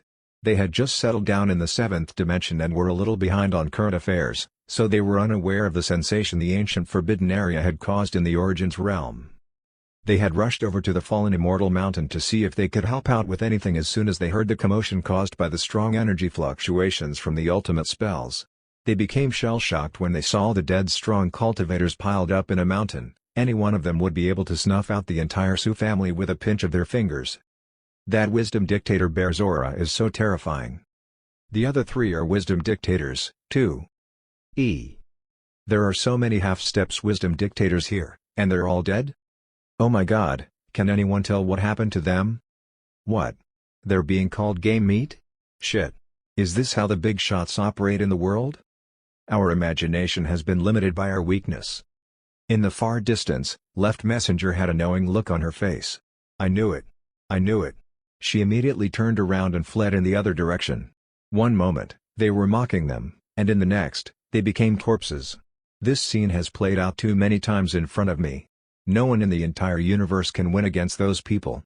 It's a good thing I escaped when I could. There. The music finally stopped coming from the 4-part architecture. Qin Manyun stood there, dumbfounded. The sound of the Swana was full of magic and it kept reverberating in her mind. She suddenly felt motivated to improve her Guqin skills so that she could one day master the Swana. It looked like her musical journey would be long and arduous. Master's power is beyond my imagination. He only had to play a song to win a battle. I bet he's the most powerful being in the entire universe. Li Nianfan put down the Swana and asked Qin Manyun with a smile, "How does this Swana sound?" "It has a very distinctive penetrating power that lingers long after the song ends," said Qin Manyun. Li Nianfan was in his teacher mode again when he lectured. Each instrument has its own distinctive character. It'll help improve your Guqin playing if you take the time to try out different instruments. "Yes, Master," said Qin Manyun sincerely. She was touched by Li Nianfan's constant mentoring and vowed that she would never let him down.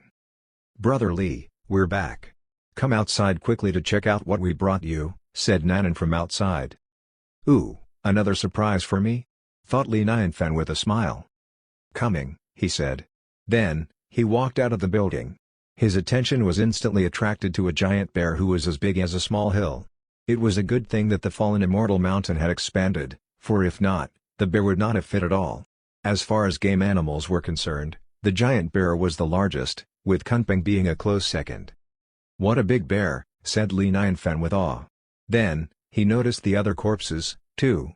Drool began to trickle out of his mouth when he saw how fleshy they were.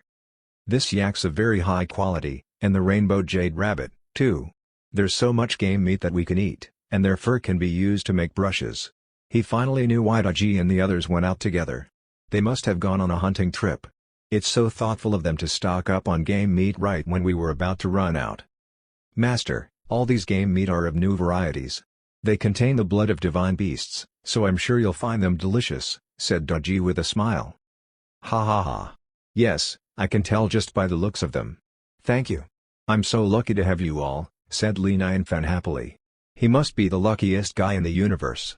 The other transmigrators would be boiling over with jealousy if they saw how comfortable of a life he was living. Everyone became ashamed at Li Nianfan's praise. They were still alive because of him, so they should be thanking him instead.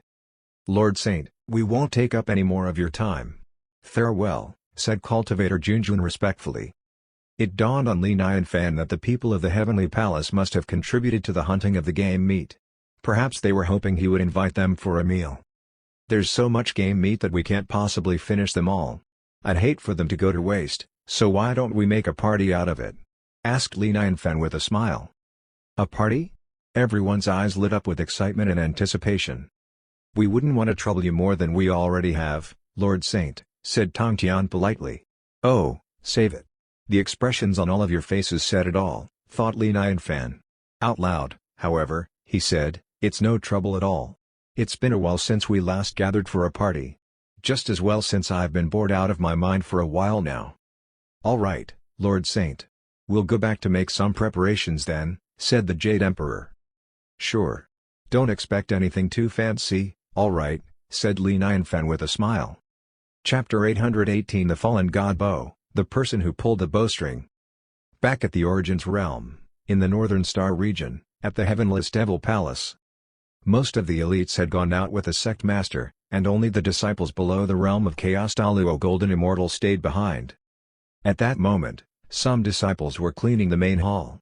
They were discussing the topic of waging a battle against the ancient forbidden area when they heard a crisp, cracking sound at the same time, causing them to jump out of their skins. Their pupils shrank violently and gasps escaped from their lips when they turned their heads to the direction from whence the sound was coming.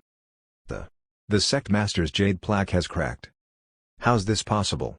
The jade plaque's connected to his life and soul. There's no way it could have cracked. Unless... No. This must be an illusion. No one in the ancient forbidden area could possibly be strong enough to kill the sect master. All the disciples' scalps went numb while goosebumps popped out all over their bodies. They were immensely terrified. At the same time, the same phenomenon was happening at the Shinto Pavilion and the Ascension sect. The disciples' minds went completely blank and they could not accept that their sect masters had perished as well. Immediately after, the news spread rapidly throughout the Northern Star region like wildfire, causing all the cultivators to be in an uproar. They could still recall vividly when the four powerhouses entered the ancient forbidden area with their imposing troops. It was a very spectacular moment to witness, so how was it possible for everyone to be wiped out within the span of a few days? This was something that they could not imagine. The ancient forbidden area's name is really befitting of them. How can the four major powerhouses, each of them a wisdom dictator, be wiped out just like that? All of the sects, the Ascension sect, the Shinto Pavilion, and the Heavenless Devil Palace, had glorious pasts that spanned 1,000,000 years. There's no way they could be annihilated so easily. It's very strange. All the unknowns of the ancient forbidden area makes it very memorable. That group of people who came from there is destined to make waves in the Origins realm. All forces developed a strong interest in the ancient forbidden area. Gone was their previous disdain and they dared not act rashly, what with the knowledge that they destroyed the four powerhouses so effortlessly. Before this, no one would have thought that a place like the ancient forbidden area would become a force to be reckoned with. Meanwhile, back at the Heaven Plundering Alliance, the Executor had also received the news of their defeat. What? The plan failed? He asked with shock and disbelief. It took him a while to digest the news. Something feels off about this whole thing. The ancient forbidden area must have undergone some unimaginable changes. He frowned as a myriad of colors flashed across his face. When the Heaven Plundering Alliance invaded the ancient forbidden area previously, there were no other strong cultivators apart from the 7 battle spirit guardians, not even a half-step wisdom dictator. How was it possible for there to be more skilled cultivators when the era of the 7 battle spirit guardians had already passed? What exactly was responsible for all those changes? The Executor looked at the fiery red longbow floating in front of him and muttered to himself, just what kind of secret is hiding in the place that the 7 battle spirit guardians have created? He suddenly realized that this matter was beyond his ability, and so, he decided to report the matter to the Heaven Plundering Alliance's headquarters. However, just as he was about to leave, 2 powerful oars swept in. The oars were extremely terrifying, and at the same time, domineering and unparalleled. The sky above the Heaven Plundering Alliance was covered with a mass of dark clouds which then turned into a terrifying pressure as they came down on him. A wisdom dictator had arrived, making the sky lose its color while freezing the surrounding space. The Executor looked solemnly toward the distance and saw 2 figures walking in the air toward him. These 2 figures were both wearing gray robes. Their faces were as still as water and the most striking thing about them was that between their eyebrows, there were symbols of flaming red wings. At that moment, their eyes were fixed intently on the red longbow in front of the Executor. That must be the fallen god bow. This bow will be the key to unlocking the ancient forbidden area. The way of the Overlord is at hand, and we're about to recreate his glory. They were speaking excitedly to each other while their faces revealed undisguised greed for the longbow. This bow belongs to the Heaven Plundering Alliance. Are you planning to make an enemy out of the entire organization? Asked the executor coldly. Pa. The Heaven Plundering Alliance is nothing. We ruled before the Eternal Era, and will continue to rule over the universe until the end of time. One of the figures broke out in peals of mocking laughter. Then, he launched a palm strike at the executor. Manic Void Point. The executor cast his ultimate spell without skipping a beat. However, he felt a terrifying oppressive force bearing down on him, neutralizing his ultimate spell while the unparalleled power split his bones inch by inch before it sent him flying. Who are you? How are you so strong? The executor was horrified. He thought that his ultimate spell would easily annihilate an ordinary palm strike. It never crossed his mind that it would not even make a dent against his opponent's attack before it was neutralized. Who are we? We're the living dead, and we're going to see the light of day again, said the man expressionlessly. He then reached out for the fallen god bow. The executor's eyes were wild with panic. He gritted his teeth and managed to grab the fallen god bow first. Then, he started to pour his mana into the bow without reservation. Red light beams exploded from the longbow as it expanded by 10 yards, its arrows just as large. The ends of the arrows were like a comet's tail. The arrows contained enough power to shoot down everything and anything between the heavens and earth. A single shot could take down countless gods, while another could rip the heavens apart. The executor had refined the fallen god bow for so long, and although he still could not unleash its full power, he would just need a trace of it to cause an earth-shattering attack. The two men did not panic at all when they saw the arrow coming for them. Instead, there was a look of disdain in their eyes. It's still not too late for the two of you to retreat, threatened the executor. Ha ha ha. Why don't you take a shot and see if your arrows can take us down, said the man. You asked for it. The executor released an arrow which instantly tore the void apart, causing the laws of yin and yang to be upended. Suddenly, the red wings on the man's forehead emitted a dazzling red light just when the arrow was about to strike him. Then, the arrow froze mid-air before it dissipated with the wind. How can this be? The executor widened his eyes in horror.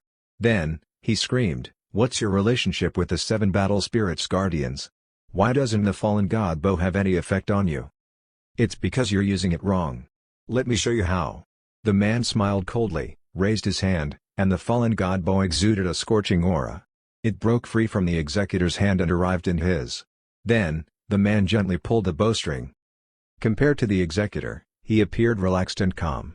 The fallen god bow was evidently a lot more well-behaved in his hands. The bow looked like a full moon as it was drawn and the long arrow was like a rainbow. No. The executor let out a desperate roar before he instantly evaporated. Chapter 819 Blood Sacrifice Day, Fallen God Arrow. In the Heavenly Palace, at the Yaqui Holy Dimensions, the people of the Heavenly Palace were making preparations for the feast. Juling Shen was carrying a giant pot. He placed it gently in the center of the Yaqui. Li Nianfen was sitting in front of the pot, measuring the seasoning and chopping up condiments such as onion, ginger, and garlic. Not far away, Xiao Bei and his group led by the food god were butchering Sishan Mangshang's carcass. Due to his gargantuan size, he had been divided into several areas for joint butchering, making the workload more manageable. Xiao Bei took the lead and reminded, "Be careful while you're butchering the bear. Make sure you keep the bear's skin and fur intact. Use something to catch the bear's blood. We can use it to make blood curd."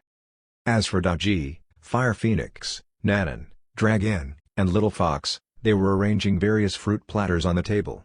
The fruits, including the new ones, were all brought from the 4-part architecture. "Lord Saint, I've brought the firewood." As a woodcutter, Zhang Lu was very dedicated to his work. He had rushed over with a mountain of firewood propped on his shoulders.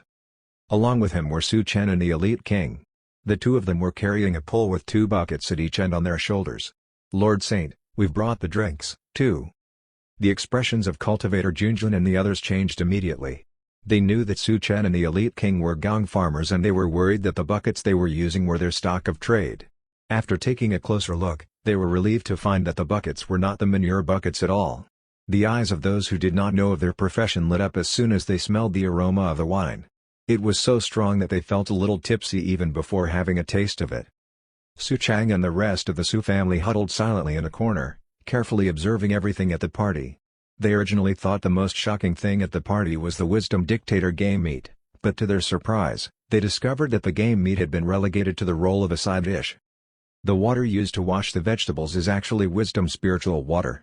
Those vegetables are all Wisdom Spiritual roots, And those fruits are at least a third-grade wisdom spiritual fruits. My goodness, I can't believe they're using that wood as fuel for the stove. Each of them contains the power of wisdom, which is excellent refining material. I can smell the wine even from here. Wait a minute, I sense a breakthrough coming. Invincible, this party's simply invincible. Gasp. Is this what they usually eat? This has opened up my eyes to the world of big shots. I'd be happy to even receive a small crumb. This party alone makes the Origins Pond of Holy Dimension seem paltry by comparison. Soon, all the preparations were ready. Put it in, ordered Li Nianfan. They lifted the butchered Sishan Mangshang's carcass, tossed it into the giant pot which Juling Shen then covered with a lid. All that was left to do was to wait for the meat to cook, and they did so with bowls in their hands. Their eyes never left the pot even though Goddess Nuwa had put on a dance for them.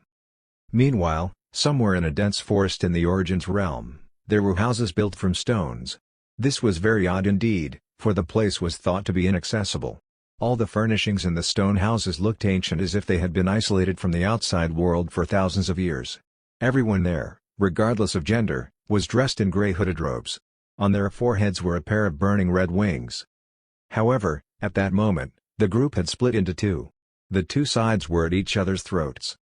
Yun Kong, what's the meaning of this? How dare you do this when the blood sacrifice day is approaching? Asked an old man. Yun Kong smiled coldly and said, Chief, times have changed and the blood sacrifice day should be abolished. The audacity. The old man's face darkened. You're being disrespectful to the Overlord. Have you forgotten our ancestors' teaching? The Overlord? He's fallen for countless years, and the ancestral teachings should have been abolished long ago. Why should we stick to the rules and stay here forever when we have unparalleled spiritual cultivation? Said Yun Kong with disdain. The old man's face turned beet red. Not one more word out of your crazy mouth. Give me the fallen god arrow, and I, Yun Kong, will not only abolish the ancestral teachings but also open up the ancestral land, said Yun Kong arrogantly. The old man was trembling with anger. He swept his eyes across the people behind Yun Kong and asked solemnly, I take it that you all agree with him? The Overlord's dead, but we're alive. We should be the ones deciding our own fate, and we shouldn't be bound by the teachings of our ancestors, said someone. You rebellious good-for-nothings. I'll kill you all with my own hands if it's the last thing I do. The old man was boiling with murderous intent. With one step, he took flight into the sky. Ha, don't forget that I'm stronger than you now, said Yun Kong with a smirk. He, too, took flight into the sky and started parrying with the old man. The others followed suit, with each of them taking on a person from the other side. All of them had trained using the same cultivation method, and this resulted in similar mana and ultimate spells. Generally speaking, it should be hard for both sides to gain an upper hand. However, it was evident from the way that they were fighting effortlessly that Yun Kong's party had prepared themselves for this inevitable battle for a long time. Their combat power was stronger than those from the old man's group, and it was not long before the apparent victor could be determined. Very quickly, the old man was suppressed by Yun Kong. Yun Kong, I never expected you to be the sneaky type, said the old man hoarsely.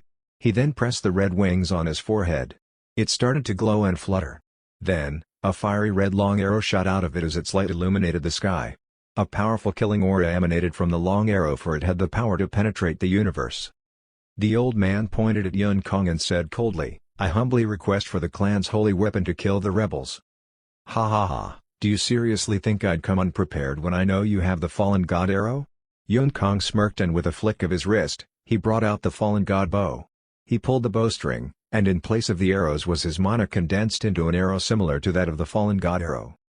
Both the fallen god bow and fallen god arrow did not require the other to be used as a killing weapon, for one could create an arrow and the other could move freely without the bow.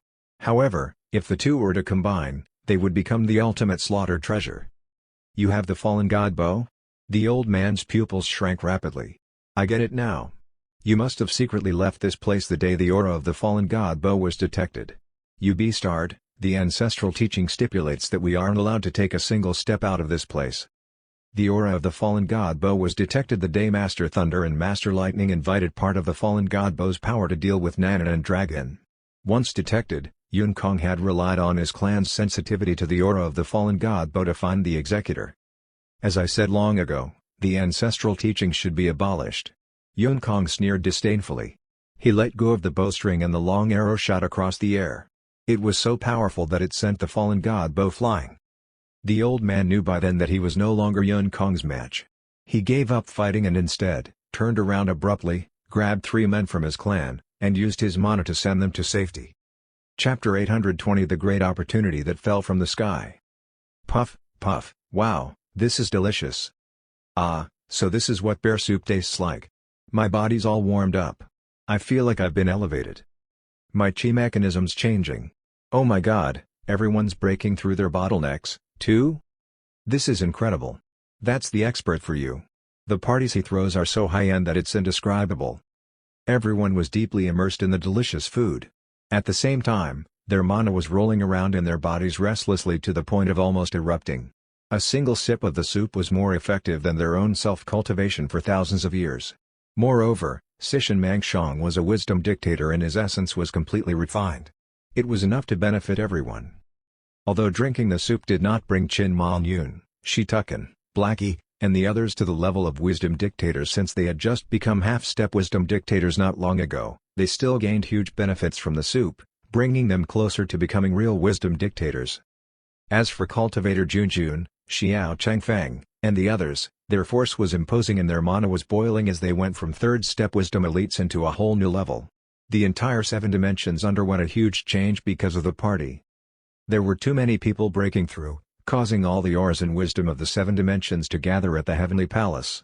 Visions were flying everywhere like a rosy glow blanketing the entire sky. What happened? Why's the spiritual chi converging in one place? The entire 7 dimensions have been affected. This is too terrifying. Could it be that some monstrous power is breaking through? There's definitely a strange treasure being born. Let's go and check it out now. What? That's where the Heavenly Palace is. That explains it all. The Heavenly Palace is doing it again. No wonder they're the strongest powerhouse in the 7 dimensions. It was then when a figure came hurriedly approached from a distance. His face was pale and there was blood trickling from the corners of his mouth. He tried to heal his wounds with his mana, but instead of healing, it became more serious. This was odd for him since he was already a first-step wisdom elite, meaning to say he was not weak at all. Behind him, several figures were chasing after him. Each of them was extremely domineering and hell-bent on suppressing him. One of them said coldly and sternly, "Yun Xiaolong, surrender now. We'll spare you if you come back with us. Yun Mo, you traitors have gone against our ancestral teachings. You don't deserve to live in this world at all. The Overlord will surely rain down punishment on you all," said Yun Xiaolong in a low voice. They were the people who were from the mysterious stone village. Out of the 3 people who the chief sent out, only Yun Xiaolong was still on the run. The other 2 had been captured when they tried to cover for Yun Xiaolong. In the process of escaping, Yun Xiaolong heard the news that the ancient forbidden area was opened. Hence, he immediately decided to enter it, hoping to find the owner of the fallen god Bo since that was where he was last seen. Ha ha ha, don't worry. We won't just live in the world, we'll also stand at its peak. The Overlord's dead, and we, the Yun clan, shall rise. The man laughed wildly before he suddenly accelerated forward while the flying sword in his hand shot at Yun Xiaolong like a lightning bolt. Yun Xiaolong tried to block the attack with a protective treasure but the shield was effortlessly pierced by the flying sword. An extra sword wound appeared on his body. The man sneered and said, "Don't blame us for killing you if you don't stop running." Yun Xiaolong turned a deaf ear to his threat. He had only one thought in his mind, and that was to find the Overlord to save the chief and the others. However, his eyes dimmed slightly and his breath became labored. It was obvious he would not be able to hold on for too long. Subconsciously, he ran toward where the spiritual chi of the 7 dimensions was converging and soon arrived at the eastern sea of the 7th dimension. Suddenly, he stopped in his tracks, for in front of him was a group of very strange demons. The demons were lined up neatly in rows, looking up at the sky with their mouths open and with pots and pans in their hands. It was as if they were waiting for something. Their eyes were filled with anticipation while the corners of their mouths glistened with their drool. At the forefront of the demons were the Black Bear Demon, Wild Boar Demon, and the Green Snake Demon from the fallen Immortal Mountain. The Black Bear Demon simply ignored Yun Xiaolong, or perhaps he did not have time to care about him. "Quick, everyone, get ready. The second wave of leftovers is coming," said the Black Bear Demon excitedly. "Ha ha ha, everyone, don't panic. We have much experience in this since we used to eat all the leftovers of the fallen Immortal Mountain. That's the mountain where the expert resides for those of you who don't know. said the wild boar demon pompously. "Yeah. We've been with him the longest even though we aren't formal members. We not only fought for the expert, but we also ran errands for Goddess.G," said the green snake demon. The three of them had a rich and glorious history and their rankings were not low in the demon clan. In fact, it could be said that they were very highly respected. Although they were not invited to the party, they could, however, lead their subordinates to the place where the expert would dispose of the leftovers and dishwashing water. After all, it was what they did best. "What are these demons doing?" wondered Yun Xiaolong. He could not for the life of him figure out what they were doing and thought he was witnessing an illusion. "Ha! Why have you stopped running, Yun Xiaolong? Have you finally realized how futile it is?" Shit. It was too late for him to run because his pursuers already had him surrounded. However, his pursuers also noticed the strange behavior of the demons then, and just like him, they were curious to know what they were doing. They wondered if all the demons in the ancient forbidden area were that weird. After a while, they put their attention back on Yun Xiaolong. They were just about to capture him when a strong gush of spiritual qi appeared out of thin air. Wisdom fell from a height of 3,000 feet like a waterfall. Spiritual qi manifested while the laws of the universe roiled around in the sky. In addition, a nice aroma tickled everyone's nostrils, seducing them as it caused their mana to stir uncontrollably. "What's going on? A heaven-shocking spiritual treasure is being born." Yun Mo's eyes suddenly widened, revealing surprise and disbelief. He quickly looked up at the sky and saw a large amount of milky white liquid pouring down. Gasp. "What water is that? Why do I feel like I'm on the verge of breaking through my bottleneck? Great opportunity, great fortune. That must be some heaven-defying water. We've hit the jackpot. Even a sniff is enough to bring immense happiness to me. I can't wait to drink it." No wonder the demons are waiting here. They must have known beforehand that this heaven-defying opportunity would appear. The ancient forbidden area is really extraordinary. We're so lucky to come across such an unimaginable fortune right after our arrival. The group of people exclaimed in excitement and shock. At the same time, the eyes of the demons lit up and one of them said, "It's coming. The master's dishwashing water is coming." Chapter 821 The World is to Blame. Quick! Make sure you catch all of it. This is the expert's dishwashing water, so make sure you don't waste a drop. Brother Bear's really brilliant for asking us to prepare the wooden barrels in advance. This time, we'll definitely be able to collect enough. One after another, the demons flew up excitedly with pots and pans in their hands. Did I hear wrongly? Did the demons actually refer to the divine water before us as dishwashing water? Yun Mo and the others could not understand it at all. Could it be that after being isolated from the world for so many years, the term dishwashing water had become the new term? Quick, don't let these demons succeed. The divine water belongs to us, said Yun Mo hurriedly. However, they had already lost the opportunity. They were fully unprepared and could not compete with the demons at all. Immediately, everyone's faces turned gloomy. Yun Mo had no time to pay attention to Yun Xiaolong. He stepped up to approach the black bear demon and said murderously, "Hand over the divine water to us. Then, kneel and cut off your own arms to save yourselves from death." The black bear demon and the other demons were celebrating before they turned to look at Yun Mo in unison. The way they were looking at him left him with no doubt that they thought he was a fool. Where did these idiots come from? Who do they think they are to spout all that bullshit? Said the black bear demon coldly. Yes, they stink to the max, said the green demon snake with disgust. You're looking for death. Yun Mo felt an unprecedented humiliation and his face became as dark as thunder. With a roar, he flung his sword at the wild boar demon. The small eyes of the wild boar demon narrowed into slits and with a roar, he attacked the sword with his bare paws. Yun Mo smirked at his futility. It was like an insect trying to stop a wagon from crushing it. After all, the sword was an ultimate treasure that had been honed to kill. The wild boar demon was as good as dead the moment he decided to fight the sword with his bare paws. At least that was what Yun Mo thought. In reality, the sword was sent flying like a plastic toy by the wild boar demon's bare paws. What? That's impossible. His body's actually stronger than my sword? Yun Mo's eyes widened in horror. He found the whole thing hard to accept. What an ignoramus, said the wild boar demon with a shake of his head. He had undergone harsh training in the four-part architecture and was even used as an experiment subject for the expert. Hence, it was not surprising that his body was so strong. In the next second, he raised his paw again and aimed a slap at Yun Mo's cheek. Yun Mo came back to his senses and hurriedly put up a defensive barrier, but the wild boar demon smashed the barrier into pieces and slapped him on the face. Yunmo's entire face became distorted by the force and his eyes nearly popped out of their sockets. He was sent flying upside down and his brain exploded. The wild boar demon exhaled deeply and said with satisfaction, "Ah, I feel so much better. That annoying man had it coming." Yunmo's origins of life spun wildly as it tried to regrow his head. Once grown, his face distorted with rage and he roared, "Kill them! Spare no one!" The people behind Yunmo had already been eyeing them and they immediately took action when they heard the order. "Wow, this is turning into a brawl. Brothers, beat them up," said the black bear demon. He then took a step forward and rushed into the battlefield. Immediately, a battle broke out.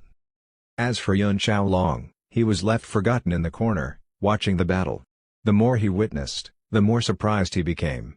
These demons are really too extraordinary.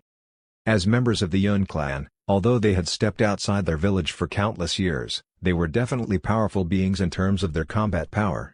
After all, they were the descendants of one of the ancient supreme beings.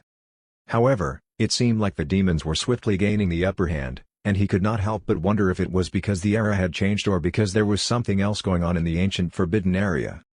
"Burn your ancestral blood," roared Yunmo savagely.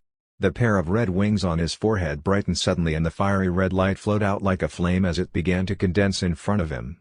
Others followed suit. A mysterious aura began to circulate around them and the terrifying momentum cut the sea into two halves. "Look out! They're planning to use the power of the Overlord and this power cannot be resisted," warned Yun Xiaolong to the demons. The power of the Overlord? The wild boar demon was not too worried about it. He wrinkled his nose and said confidently, "We'll use our expert's power to suppress your Overlord's power." He then brought out an old, broken iron pot. The pot was a little blackened, and there was a small hole in its base. It looked like it belonged in a dumpster, but the wild boar demon was handling it as if it was the most precious item in the world. In fact, there was even a light of reverence in his eyes. The black bear demon and the green snake demon brought out their treasures, too. The black bear demon had a charred log and the green snake demon had a broken bamboo fan. They had picked up the items when the expert discarded them in the fallen immortal mountain. To them, the broken items were infinitely more valuable than some leftovers, and it was a once-in-a-lifetime opportunity for them to come across them. Ha ha ha ha! Yunmo and the others broke out in uncontrollable laughter when they saw the so-called weapons in the demon's hands, for they were expecting something horrifying. "You must have a plan to make us laugh to death by bringing out something so laughable. Ha ha ha! Careful, guys. They're making us laugh so that we'll let our guards down. TSK, what a bunch of pitiful idiots. They don't even have any decent treasures. Die." Yunmo and the others kept laughing and laughing. The fiery red light in front of them turned into a long bow, which was the phantom of the fallen god bow. Then, he slowly pulled the bowstring and countless arrows manifested, bringing with it a terrifying slaughter aura that suffocated everyone within the vicinity. Whoosh! The arrows rained down on the demons and left behind a trail of destruction in their wake. Oh, no! Yun Xiaolong's heart nearly jumped out of his mouth. He did not understand why the demons, who were so powerful, would choose those broken junk as their weapons. It was like they were asking for death. The wild boar demon and the two other demons did not fall back, and instead, shot out across the air to meet the arrows head-on with their weapons in their hands. The iron pot in the wild boar demon's hand acted as a shield and the arrows immediately disappeared without a trace as soon as they collided with it. The black bear demon smashed away all the arrows with his log while the green snake demon swiped his bamboo fan. How can this be? The smiles of Yunmo and the others froze on their faces while their eyes were bulging out. They felt that their worldview had collapsed. What's wrong with this world? This has got to be a mistake. No, this must be an illusion. We must be caught in an illusion. No, it's not true. There's something wrong with these demons. This isn't fair. Chapter 822 Yun Xiaolong, Nom. Yunmo and the others were experiencing a breakdown. They never dreamed that the junk in the hands of those demons would be so powerful. Heck, they were even stronger than the fallen god Bo's phantom. It was so illogical that they could not help but question how the world worked. No.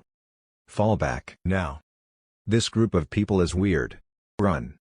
I don't want to die. Spare me. Ah, I'm dead. The three demons were like tigers entering a flock of sheep as they madly rained down their onslaughts on Yunmo and the others. The wild boar demon was knocking on a cultivator's head with its broken pot, causing him non-stop dizziness even though he had his protective mana up. The green snake demon flapped its bamboo fan, and immediately, a gust of divine wind blew against the cultivators and crushed their bones in the process. Don't even think about escaping. We'll spare no one. The black bear demon held up 2 charred logs and chased after them. After a while, everything calmed down. Yun Xiaolong stood there like a statue, watching Yun Mo's group being annihilated. He found it hard to process everything that had happened so far. These demons are savage. He began to tremble with fear when he saw the wild boar demon walking toward him. "I humbly thank you for saving my life, O Demon King," said Yun Xiaolong quickly. The wild boar demon scoffed and said, "You have the same symbol as the others on your forehead, so you'll need to die, too." He would have killed Yun Xiaolong long before this if it were not for the fact that Yun Xiaolong had tried to warn them beforehand. Anyone who dares to steal the expert's leftovers must die. Yun Xiaolong's heart skipped a beat and he quickly explained, "No, it's not like that. I'm not with them. Yes, we're indeed from the same clan, but they violated our ancestral teachings and betrayed the clan, so that makes them my enemies." "I see." The black bear demon nodded and then asked, "Why are they chasing you?" "They've imprisoned the other clansmen and I was sent away by the clan's chief. I came to the ancient forbidden area to find the whereabouts of the overlord," answered Yun Xiaolong. "You came to the ancient forbidden area to find your overlord? Is your overlord a fellow countryman of ours?" asked the green snake demon curiously. "I guess you can put it that way." Yun Xiaolong gave a wry smile. Then, he said cautiously, "Strictly speaking, the overlord was one of the group members who created the ancient forbidden area." Immediately, Yun Xiaolong gave them a detailed account of his overlord and what he said shocked the 3 demons. "Wow, your overlord sounds like one heck of a guy. His origin story sounds very amazing. That must mean your overlord must have something to do with the 7 battle spirit guardians. The Heavenly Palace did say that we should notify them if we find any information on the battle spirit guardians. I never expected it to come our way though." The 3 demons exchanged a look with each other and decided there and then to bring Yun Xiaolong to the Heavenly Palace. Along the way, they drank the dishwashing water they collected and were immensely satisfied with it. Although the taste of the food had been diluted, it was still delicious and it also contained a great fortune. Yun Xiaolong took a gulp subconsciously when he saw the way they were enjoying the water. He asked, "My lords, just what exactly is that divine water?" The black bear demon smiled and said solemnly, "Don't be shocked when I tell you its origin, but this is the dishwashing water from the expert." "Dishwashing? Water?" stammered Yun Xiaolong. He was even more confused than before. "The expert's having a party in the sky. You can't even imagine all the food they're serving. This water is just the water they used to wash the dishes," said the green snake demon with a smile. Boom! Yun Xiaolong's mind instantly exploded into nothingness. He felt dizzy and could not believe what he was hearing. The divine water was really treated as dishwashing water. In other words, the food that was served at the party would be infinitely more powerful than the water. He could not help but wonder who the amazing expert they were referring to was. How extravagant of him to serve food like that. "Is that really true?" he asked in disbelief. The black bear demon burst out in laughter and said, "Ha ha ha. I knew you wouldn't believe it. After all, it's beyond what one can imagine." Then his tone changed into one of pious reverence. "The expert's extraordinariness isn't for the likes of us to imagine. You saw the treasures that we used earlier, right? Those were actually discarded by the expert." Yun Xiaolong gasped and felt like he was about to black out. He suddenly had an urge to live like the demons, spending their days picking up discarded items and drinking dishwashing water. Along the way, he lost his ability to think and was just mindlessly following the 3 demons to the southern sky gate. Juling Shen was there as usual, and after reporting their purpose for coming, the Heavenly Palace arranged for a table in the corner for them. "I'm sorry but the party just ended. I hope you don't mind but all that's left is some wine," said Yang Jing with a smile. "That's more than enough. This is way better than what I could ever hope for," said the wild boar demon excitedly. He was so happy that his eyes turned into slits. The black bear demon kept swallowing his saliva while wringing his hands. "You're too kind, Yang Jing. Don't mind if we do." They never thought that they would be able to gain something out of it by bringing Yun Xiaolong there, and were sure that what little wine they consumed would bring them to a new height. As for Yun Xiaolong, he was already numb. "Oh my god, this was the wine that was served at the party? I can feel a terrifying power of wisdom contained in it. A whiff of it is equivalent to 10,000 years of enlightenment." All his doubt from before had been wiped away. His eyes had been opened by the high-end party. He glanced at Li Nianfan for a second and not longer. "Is that the expert? He looks friendly enough." "You've earned great merits for bringing him over," said Yang Jing. Then, he glanced at Yun Xiaolong and continued, "Out of the 7 battle spirit guardians, one is in the expert's backyard and another at the foot of the mountain. We're trying our best to look for the other 5. Besides, Senior Steely has entrusted us with the task of saving the other battle spirit guardians. It's just that." Yang Jing's face revealed some doubt as he asked, "Weren't the battle spirit guardians captured by the Heaven Plundering Alliance?" "Originally, they planned to go to the Heaven Plundering Alliance after the party to save the Steely's 3rd brother. To tell you the truth, a rebel from our clan had stolen the fallen god bow from the Heaven Plundering Alliance. Not only that, he managed to get his hands on the fallen god arrow, too. With these 2, he plans to enter the ancestral land of my clan," answered Yun Xiaolong honestly. Chapter 823 Abolish the ancestral teaching and open up the ancestral land. Before the endless years, the Yun clan served the owner of the fallen god bow. Back then, before their master entered the ancient forbidden area, he had passed down the ancestral teaching with the instruction that the Yun clan must not set one foot in the ancestral land. They were to guard it for generations to come. At the same time, they were not allowed to leave the village and they would have to perform a blood sacrifice every 10 years, also known as the Blood Sacrifice Day. "Blood Sacrifice Day? What happens on that day?" asked Yang Jing with a confused expression. "All clansmen would need to pour their own blood onto the ancestral land on that day. Our blood contains some of the Overlord's power, and because of this power, we can easily control the fallen god bow," replied Yun Xiaolong. "I see." Yang Jing glanced at the fiery red wings on Yun Xiaolong's forehead with a thoughtful expression. The fallen god bow is obviously one of the 7 battle spirit guardians. Could the battle spirits be formed by the treasures of those people? Guessed Xiao Changfeng. "My lords, my clan's in danger. I implore you to help them," said Yun Xiaolong earnestly. "Don't worry, we'll definitely take action since the fallen god bow's one of the 7 battle spirit guardians," said Yang Jing with a smile. Afterward, Li Nianfan smiled and waved goodbye to the Heavenly Palace people, signifying that the party had truly come to an end. By then, Yang Jing had already passed on what Yun Xiaolong had told him to Nanan and the others. Back at the 4-part architecture, Li Nianfan had a drunken smile on his face and his cheeks were slightly red. He was very happy with how the party turned out. Not only did everyone enjoy the party, but they had deepened their bonds with each other. Perfect was the only word to describe it. However, he shook his head and smiled wryly when he saw the mountain-sized game meat in his yard. The game meat's delicious and all, but man, cooking them sure is hard work.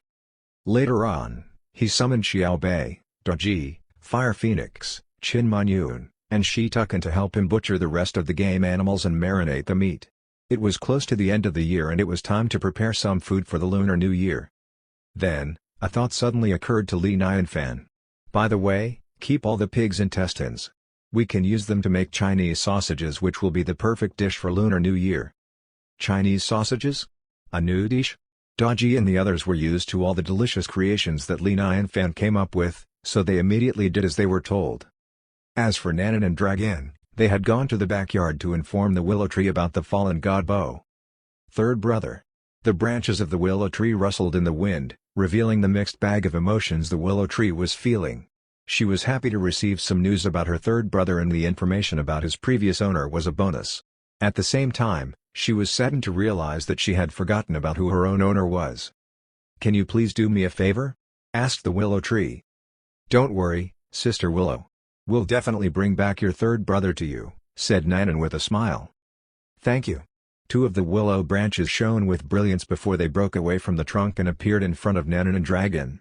"It's difficult for me to leave the backyard, but these 2 branches will allow you to use my power."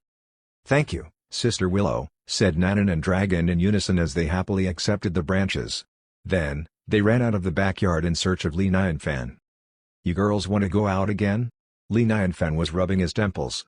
The party had just ended and they wanted to go out already? It seemed like they really could not keep still. "What do you plan to do this time?"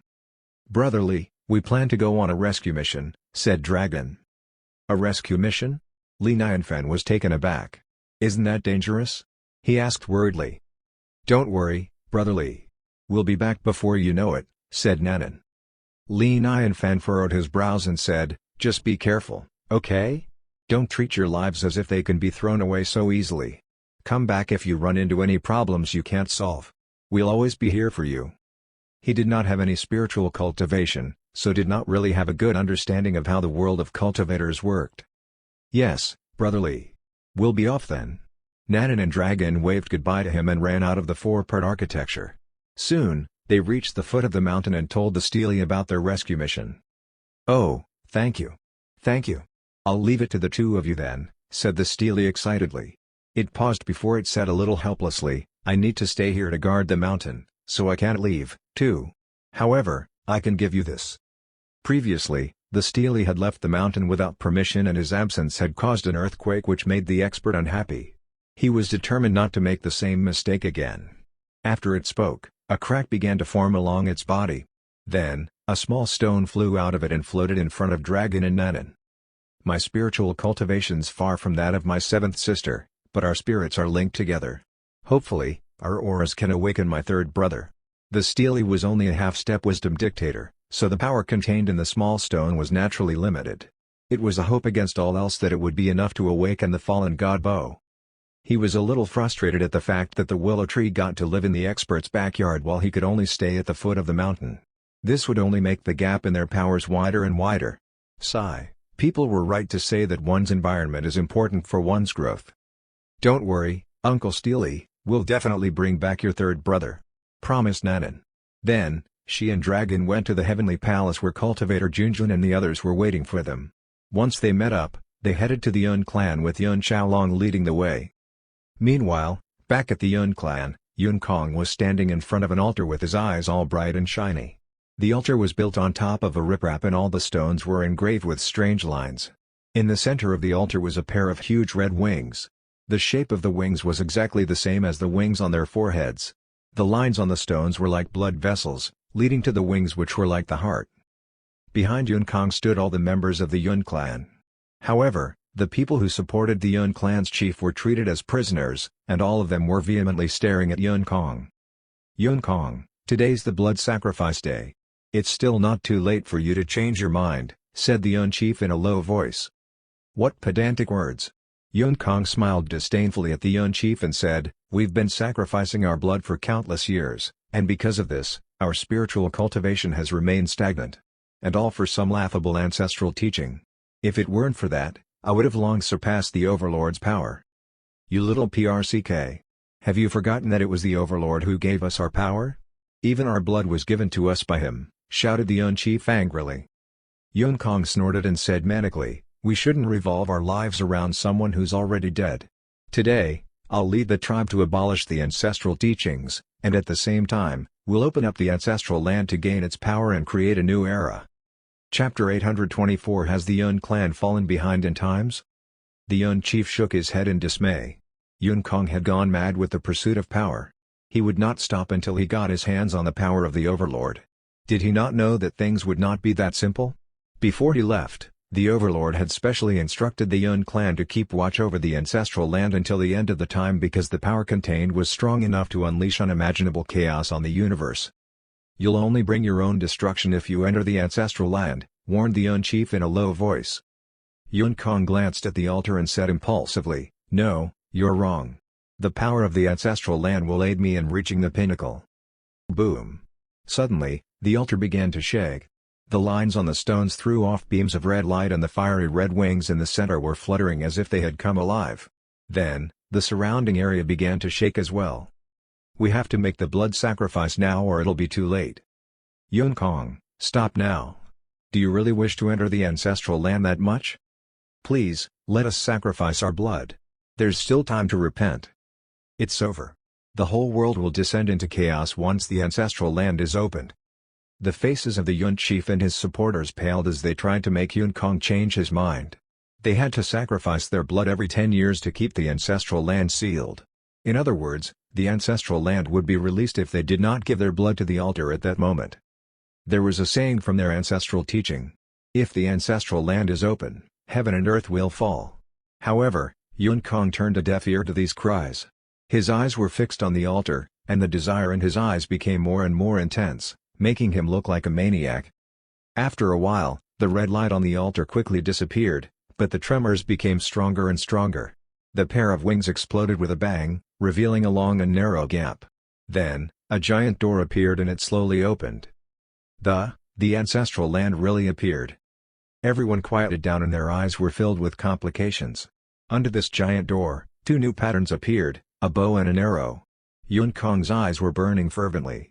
Without hesitation, he took a step forward, reached for the fallen god bow and fallen god arrow, and stamped them on the pattern. "No! You bastard!" roared the Yun chief angrily. He struggled desperately to break free from his chains, but it was too late. A mysterious force seemed to have awoken and began to flow out from the stone wall. It was like an ancient and invincible beast was roaring, or like the river of time had stopped. The endless power of time overflowed from the other side of the stone wall. The ancestral land was a forbidden place that had been sealed for countless years by one of the strongest people in the previous era. Its reappearance brought about with it the timeless aura of existence. Everyone held their breaths. The simple-looking door seemed to have linked two completely different worlds together. Yun Kong widened his eyes and laughed excitedly. "Ha ha ha, today, I, Yun Kong, have led the Yun clan to witness the opening of the ancestral land." However, a sudden exclamation interrupted all this. "Chief!" Yun Xiaolong had rushed over and swept his concerned gaze over everything. Behind him were the Heavenly Palace people who had come on the majestic auspicious clouds. "Xiaolong, why did you come back?" asked the Yun chief with surprise. "Chief, I've brought reinforcements from the ancient forbidden area," replied Yun Xiaolong. "Reinforcements?" Yun Kong glanced at everyone indifferently. His expression did not change at all as he sneered at them internally. He was not worried because the people were of no threat to him since there was not even one wisdom dictator amongst them. "You call them reinforcements? Ha! Why, I could kill them with a snap of my fingers." The Yun chief was thinking along the same vein. He smiled wryly and said, "You shouldn't have come back." Nanan's eyes lit up when she saw the fallen god bow and the fallen god arrow. She had found the Steely's third brother. "Oi, I advise you to hand over that longbow quickly," she said to Yun Kong. Yun Kong scoffed dismissively and ignored her. Instead, he said, "Yun Shan, you stay and annihilate them. The rest of you will follow me into the ancestral land." Without missing a beat, he turned around and set foot into the ancestral land with the others following behind. Soon, only a middle-aged man was left, and he was not looking too kindly at Nanan and the others. The aura he gave off was extremely oppressive. Even though he did not deliberately release it, it was enough to suffocate the others. That was the advantage of being of a higher level. "Let's make this quick. I want to enter the ancestral land as soon as possible, so I don't have the time to play with you all," said Yun Shan with a cruel smile. "I should be the one saying that to you," said Nanan, not backing down one bit. Yun Shan laughed and thought that she was the epitome of naivety. He decided not to waste his breath on her and launch a palm strike as his reply. The palm strike was not only targeted at Nanan, but the whole group of Heavenly Palace people. They had been expecting this to happen ever since they arrived. After all, Yun Shan was a wisdom dictator. Not even their numbers could make up for the power gap. Even a half-step wisdom dictator could be easily destroyed by a real wisdom dictator. That was why Yun Kong dispatched only one person to wipe them out. The Yun chief sighed and shook his head at Yun Xiaolong's naivety. Did he really think that his so-called reinforcements would be able to win against a real wisdom dictator? If yes, he would soon know just how terrifying a real wisdom dictator could be. As for that group of people, he found them really odd. Why would they, mere half-step wisdom dictators, dare to act so cockily in front of a real wisdom dictator? It was not like they would be able to turn the situation around with their power, and yet. Instead of shying away from Yun Shan's palm strike, Nanan and Dragon took out their willow branches at the same time and rushed out to meet the palm strike head-on. "Sister Willow, lend me your power," said Dragon softly. The two of them waved the willow branches gently. Immediately, a holy aura poured out. The aura seemed soft and gentle, but its force was unassailable. It rained down from the sky and dominated everything under it. Everything, including Yun Shan's palm strike, disappeared into thin air without any fanfare. "Huh?" Yun Shan's eyes widened in disbelief. They neutralized the attack?" The Yun chief was similarly shocked. He never once believed that the reinforcements would be able to neutralize a wisdom dictator's attack so effortlessly. Could it be that we've fallen behind the times after being in isolation for so long? Chapter 825 Borrowing Power to Battle a Wisdom Dictator. How is that possible? Did they really just neutralize Yun Shan's attack? Who are these people? How can they fight a wisdom dictator head-on? The willow branches in their hands are very extraordinary and seem to contain the aura of a wisdom dictator. I'm willing to bet their original form is even more terrifying. I really thought that the reinforcements Yun Xiaolong brought were some joke, but it seems like there's a chance the Yun clan might just really be saved. Everyone in the Yun clan exclaimed in surprise and happiness. They seem to be borrowing some kind of divine power. Yun Shan's eyes narrowed when he sensed the aura emanating from the willow branches. Then, he laughed coldly and said, "I'd be afraid if the real owner of the branches came along, but just relying on a small part of divine power to fight against me is a fool's errand." He unleashed all his aura and cast another palm strike toward Nanan and Dragon. This time, he did not hold back at all. Dark clouds began to roll in, blanketing the sky in an instant. The dark clouds turned into a giant pitch-black palm which came bearing down on Dragon and Nanan. Nanan snorted with a laugh and said, "You think too highly of yourself. Having Sister Willow here would be overkill." She then took flight to the sky and waved her willow branch. Immediately, a layer of green brilliance enveloped her entire body, making her look like an angel coming down from heaven, so much so that even the dark clouds did not take away any of her extraordinariness. With every wave of the branch, a green beam appeared like a sharp sword, piercing the pitch-black giant palm and riddling it with holes. With a roar, Dragon started aiming for Yun Shan. "Why, you little brats? Go to hell." Even though Yun Shan was surprised at their power, some part of him still felt that they would not be able to defeat him. He smiled savagely when he saw Dragon coming for him. With a wave of his hand, 81 powerful light beams flew in from all directions with Dragon as their center. Each of the 81 light beams contained a Wisdom Ultimate Treasure Needle, and the combination was as strong as a 5th-grade Wisdom Ultimate Treasure. They could freeze all of time and space, and suppress everything under the sun. The space around Dragon seemed to have frozen in time and the 81 needles closed in on her in a blink of an eye. She did not panic. Instead, she began to draw a circle around her with the willow branch. Wherever the willow branch was, a green water barrier appeared, keeping Dragon safe within it. As the needles crashed against the barrier, it was then Dragon found out that the needles could multiply. Within less than a second, the number of the needles was in the millions and they had completely covered Dragon's barrier to the point that no light could get in. From the outside, it seemed like Dragon had become a hedgehog. Die. Yun Shan put his palms together to manipulate the needles, pressing them down on the barrier. The needles trembled and pushed inward, little by little. Everyone shuddered to think just what would happen to Dragon if the needles reached the center. "Goddess Dragon!" cried Yang Jing and the others worriedly. They activated their mana without hesitation and charged toward Yun Shan in hopes of rescuing Dragon and Nanan. "Silence," said Yun Shan dismissively. He easily neutralized all of the heavenly people's attacks with a wave of his hand. Then, he drew a series of hand seals to summon a piece of fiery red jade which immediately turned into a red fire dragon.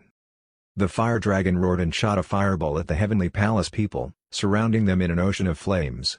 This fire dragon was refined from a fire dragon that had almost become a wisdom dictator that Yun Shan captured in the past. Through Yun Shan's cultivation, the fire dragon spirit's power was close to that of a wisdom dictator. "I knew this wouldn't work," said the Yun chief with a sigh. The gap between the half-step wisdom dictator and a wisdom dictator was simply immeasurable. It was already a miracle they survived that long in a battle against Yun Shan. If they were any other ordinary people, they would have been killed in seconds. He did not want Nanan and the others to die in vain, so he said, "Yun Shan, this is a matter between us Yuns. It has nothing to do with them. I implore you to let them go." "He, do you still think you're the chief? There's no way I'll let them go since they're here now," said Yun Shan coldly. He always had a murderous streak in him. He continued to manipulate the needles, hell-bent on riddling Dragon with holes. Suddenly, all the needles trembled and began to dim as their power weakened at an astonishing speed. The most shocking thing was there was nothing Yun Shan could do about it. "What's going on?" Yun Shan frantically urged his mana, but it was to no avail, for not only did it not work, but the needles fell to the ground one by one while he watched on helplessly. The tinkling sounds were incessant. "No. What happened to my celestial needles?" cried Yun Shan with eyes as wide as saucers. It was then he noticed the barrier around Dragon was giving off a black glow. "What kind of water is this?" Dragon smiled apologetically and said, "Sorry, but I added some vinegar to the water and the acid must have eroded the needles." "Add some vinegar? Eroded a wisdom ultimate treasure? Is there really something in the world that can do that?" Not one of the people there understood what she was talking about. "Their unusual fighting style sure is exciting." They're only half-step wisdom dictators and yet, Yun Shan can't do anything about them. As a matter of fact, all of their attacks were impossible for him to guard against. I'm beginning to think that they might just stand a chance to win. The people of the Yun clan were talking amongst themselves in shocked whispers. Everything's futile in the face of absolute power. Yun Shan readjusted his mentality, took a sudden step, and appeared next to Dragon. Subsequently, he threw a punch at her. He cast an ultimate spell to suppress everyone there. Everyone from the Yun clan started quaking in their boots the moment they recognized the ultimate spell. It was the Yun clan's most powerful ultimate spell, the Wisdom-Shattering Punch. The attack was known to be able to annihilate and dominate wisdom. "It's shameless to even use that ultimate spell against people who are weaker than yourself," scolded someone, angered at the injustice of it all. Dragon, too, felt the incomparable oppression as everything around her had been torn into pieces by the momentum of the punch. Her face was solemn as she began to attack Yun Shan with a willow branch. At the same time, Nanan had also turned her attention to Yun Shan after she successfully wiped out the giant pitch-black palm. The two of them worked together to bring Yun Shan down.